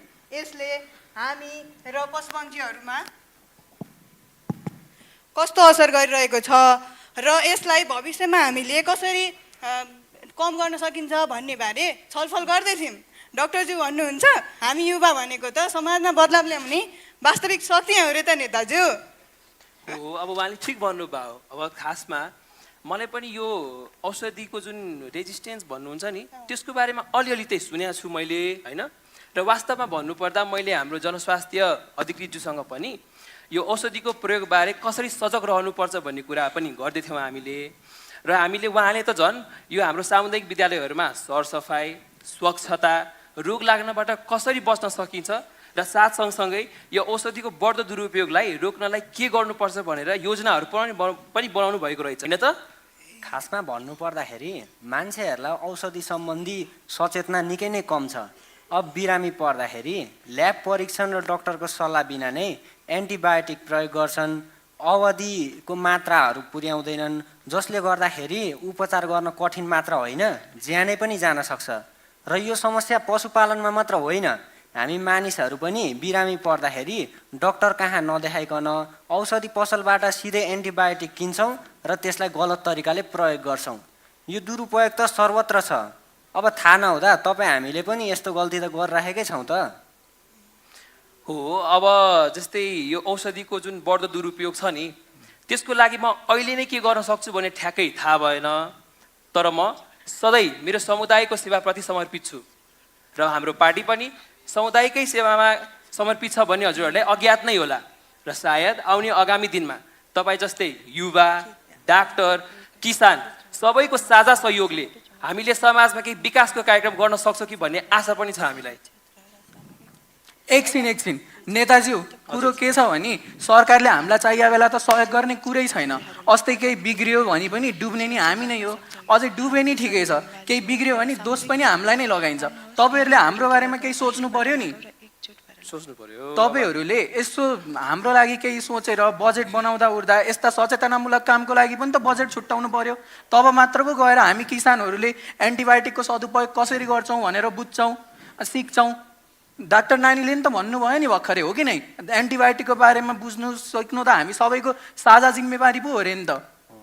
ठिक भन्नुभयो। तपाईँले हाम्रो लागि, किसान समुदायको लागि यदि सजिलो छिटै उपलब्ध हुने भेटनेरी सेवाहरू, बजारको व्यवस्थापन जस्ता कार्यक्रम ल्याउनु भयो भने बल्ल पो गएर हाम्रो किसान जातिको कल्याण हुन्थ्यो त। अब मैले यहाँ बुझेअनुसार म यो डाक्टर नानी, म यो कुखुरा लगेर खाल्टो खानेर राम्ररी गाड्छु। अब रामु दाइसँग नि म यस विषयमा कुरा गर्छु र अर्कोचोटि हाम्रो किसान समूहको मिटिङ हुँदा पनि म त्यहाँ गएर नि यसबारेमा कुरा उठाउँछु। अनि हजुरले पनि हाम्रो लागि चाहिँ अब क्षतिपूर्ति, बजार व्यवस्थापन अथवा बिमा परियोजना जस्ता कार्यक्रम ल्याउनु भयो भने बल्ल चाहिँ मैले अर्को चुनावमा तपाईँलाई भोट दिन्छु र तपाईँले मेरो भोट पक्का पाउनुहुन्छ। हो, पक्का मान यो कुरा? हाम्रोबाट पनि पक्का मान्नु है नेताजी। मेरो मात्रै होइन, मेरो परिवार, मेरो नातागोता सबैको पक्का मान्दा हुन्छ। तपाईँले चाहिँ यो गर्नको लागि चाहिँ फेरि आफ्नो काम चाहिँ जिम्मेवारी चाहिँ पुरा गर्नु पर्यो। तपाईँले आफ्नो जिम्मेवारी राम्ररी पुरा गर्नुभयो भने स्वच्छ सफा मासु उत्पादन गरेर बेच्ने जिम्मा चाहिँ म लिन्छु बरु। तपाईँलाई सजिलो छैन जस्तो छ है नेताज्यू। मलाई नि त्यस्तै लागिरहेको छ। अब चाहिँ अब तपाईँले सबै सरकारवालाहरूसँग छलफल गरेर यी किसान दाइले भनेको कुरामा काम सुरु गरिहाल्नु।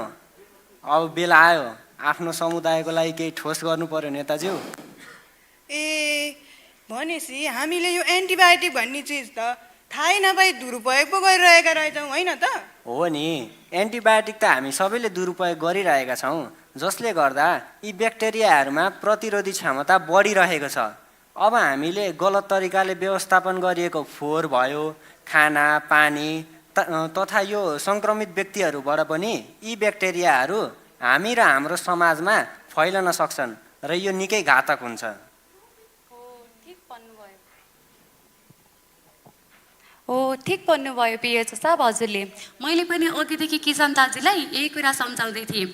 हामी सबैलाई बाँच्नको लागि एन्टिबायोटिक त चाहिन्छ, तर एन्टिबायोटिक जति धेरै प्रयोग गर्यो त्यति नै चाँडै ब्याक्टेरिया प्रतिरोधी हुँदै जान्छन्। अनि हामीलाई चाहिने एन्टिबायोटिक त पछि गएर कामै लाग्दैनन्। अनि हजुरलाई त थाहा नै छ नि, हामी सबै भनेका फुड भ्यालु चेनका हिस्सा हौँ। अनि एन्टिमाइक्रोबियल रेजिस्टेन्स छ जुनसुकै कोडबाट हामीमा प्रवेश गर्न सक्छ। अनि यो त हामी सबैले बुझ्नै पर्छ नि, होइन र?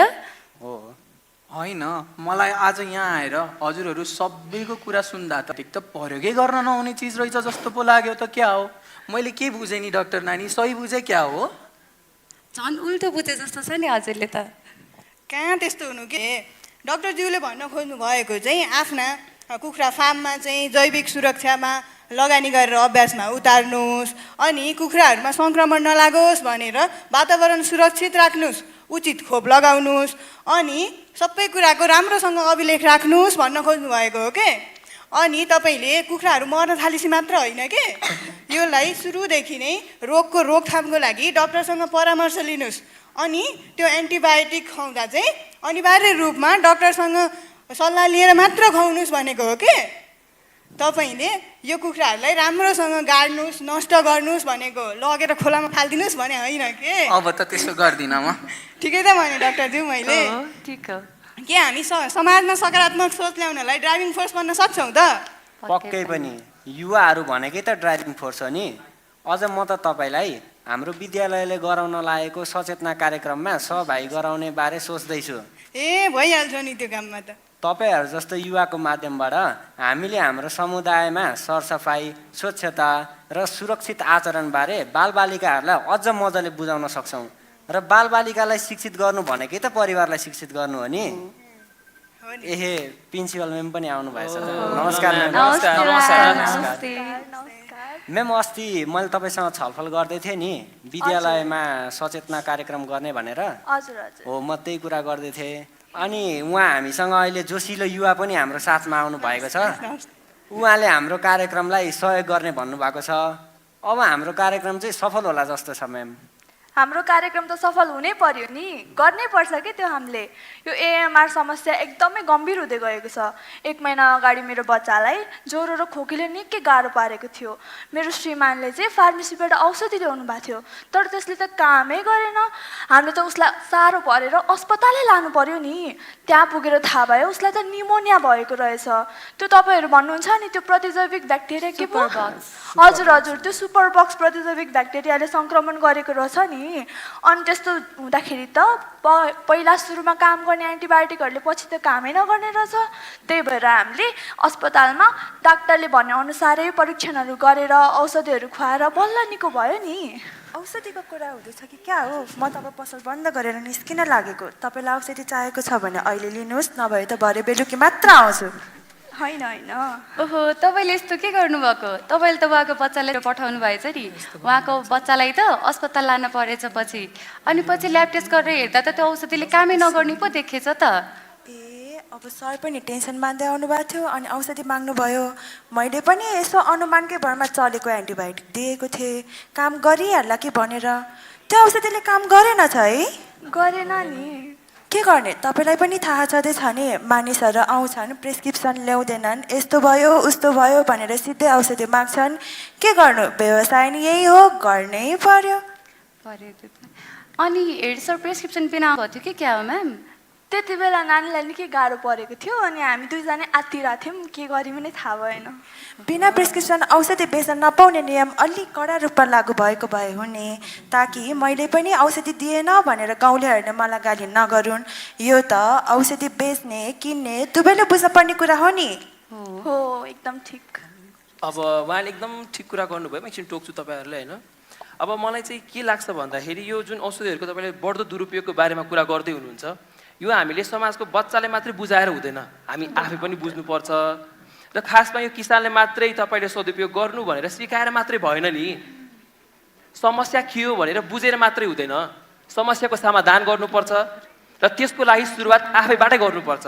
म यहाँ सबैलाई विश्वास दिलाउन चाहन्छु, आउने आगामी दिनमा वार्षिक बजेटको प्रयोग गरेर वडा स्तरमै सबैलाई हुने हामीले सचेतनाको कार्यक्रमहरू गर्छौँ र एएमआर ब्याक्टेरिया फैलनबाट कसरी बच्न सकिन्छ भनेर सबै सरोकारवालाहरूलाई समेट्ने हो यसपालि। फेरि मैले यो सबै कुरा तपाईँले भोट बटुलाले मात्रै भने होइन नि, साँच्चीकै नै यो समस्या हामी सबै मिलेर समाधान गर्नुपर्ने भएर भने हो। वाह, यो हो नि त पारा। नेपालले अहिले त एक स्वास्थ्य नीति पनि ल्याएको छ र सरकारले पनि सबै क्षेत्रलाई मिलेर अगाडि बढ्नुपर्छ भनिरहेकै छ। एएमआर पशुपन्छी र मानिसहरू बिच सर्न सक्ने जुनोटिक रोग, खाद्य स्वच्छताको समस्या कुनै एउटा क्षेत्रले मात्र समाधान गर्न सक्दैन। यसको लागि सबै क्षेत्र एकजुट भएर अगाडि बढ्नुपर्छ र यसमा सरकारले आफ्नो नेतृत्वदायी भूमिका त निर्वाह गरिरहन्छ, साथै सामुदायिक रूपमा तपाईँहरू जस्तो ऊर्जावान युवाले पनि यस विषयमा आवाज उठाउनुपर्छ। हामी चाहन्छौँ हामीले भनेको कुराको सुनवाई होस्, तर हामीले आफ्नो जिम्मेवारी पनि पुरा गर्नुपर्छ। अरूले गरेनन् भनेर दोष दिएर मात्र हुँदैन। र एएमआर विरुद्ध हातेमालो गर्ने सबैभन्दा राम्रो समय दशौँको अगाडि थियो, तर दोस्रो राम्रो समय चाहिँ आज, अहिले र यसै बेला छ। अब धेरै ढिला नगरौँ। यो एएमआर विरुद्ध हामी सबै मिलेर यसै पालिबाट एकताबद्ध साथ लड्नुपर्छ। वाह, यो अन्तिम वाक्य निकै नै मन पर्यो मलाई। अहिले बाटो गर्नु छ र एकताबद्ध भएर गर्नु छ। मैले यो वाक्य आफ्नो पार्टीको घोषणा पत्रमा पनि राख्नेछु र विजय प्राप्त गरेपछि विजय भाषणमा पनि राख्नेछु। ल ठिक छ, अब हामी सबै मिलेर बाचा गरौँ। एएमआर एक विश्वव्यापी चुनौती हो जसले कुनै सीमा चिन्दैन। सबै राष्ट्र, विषयगत क्षेत्र र समुदाय बीचको संयुक्त प्रयासबाट मात्र हामी यी जीवनरक्षक औषधिहरूलाई आगामी पुस्ताका लागि सुरक्षित राख्न सक्छौँ। यो हाम्रो साझा जिम्मेवारी हो र सामूहिक प्रण हो। आउनुहोस्, एएमआर विरुद्ध लागौँ, अहिलेबाट लागौँ र एकजुट भएर लागौँ।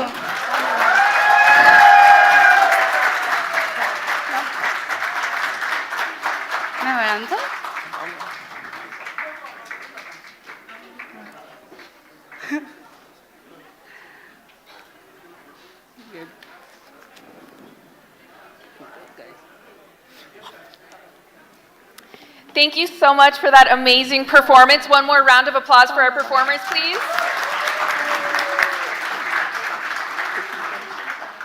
Okay, and to wrap up the evening, I would like to invite to the stage our respected FAOR to provide our participants a token of love.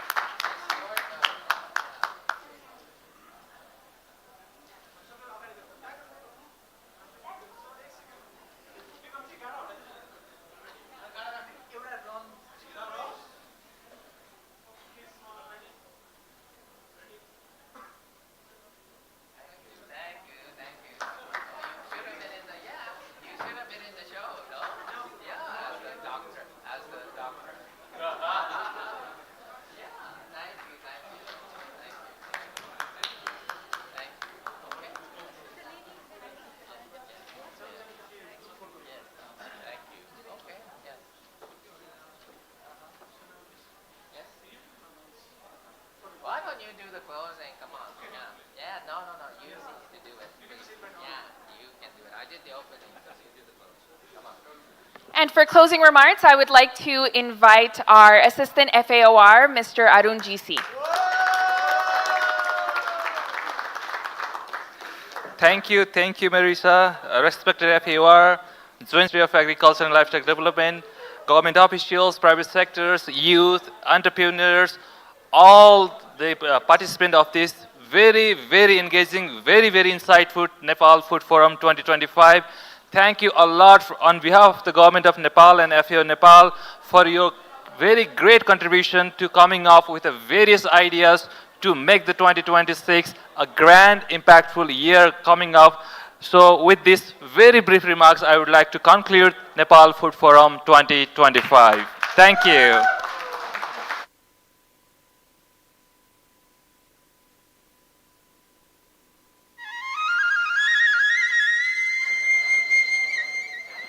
And to close the day, we are going to take one quick group photo. You don't have to go anywhere. Please just stay standing and we'll take the photo from the stage. Thank you.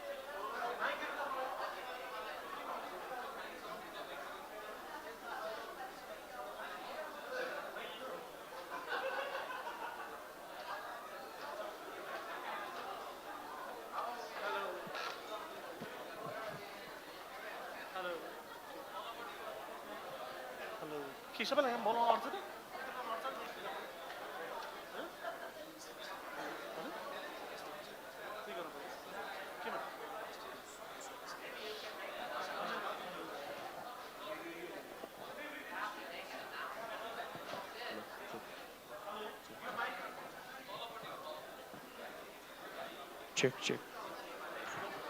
Everyone, please be seated. We'll just capture the pictures from the stage. Okay, everyone, be seated on your respective seat. Okay. Yes, like this. Everyone,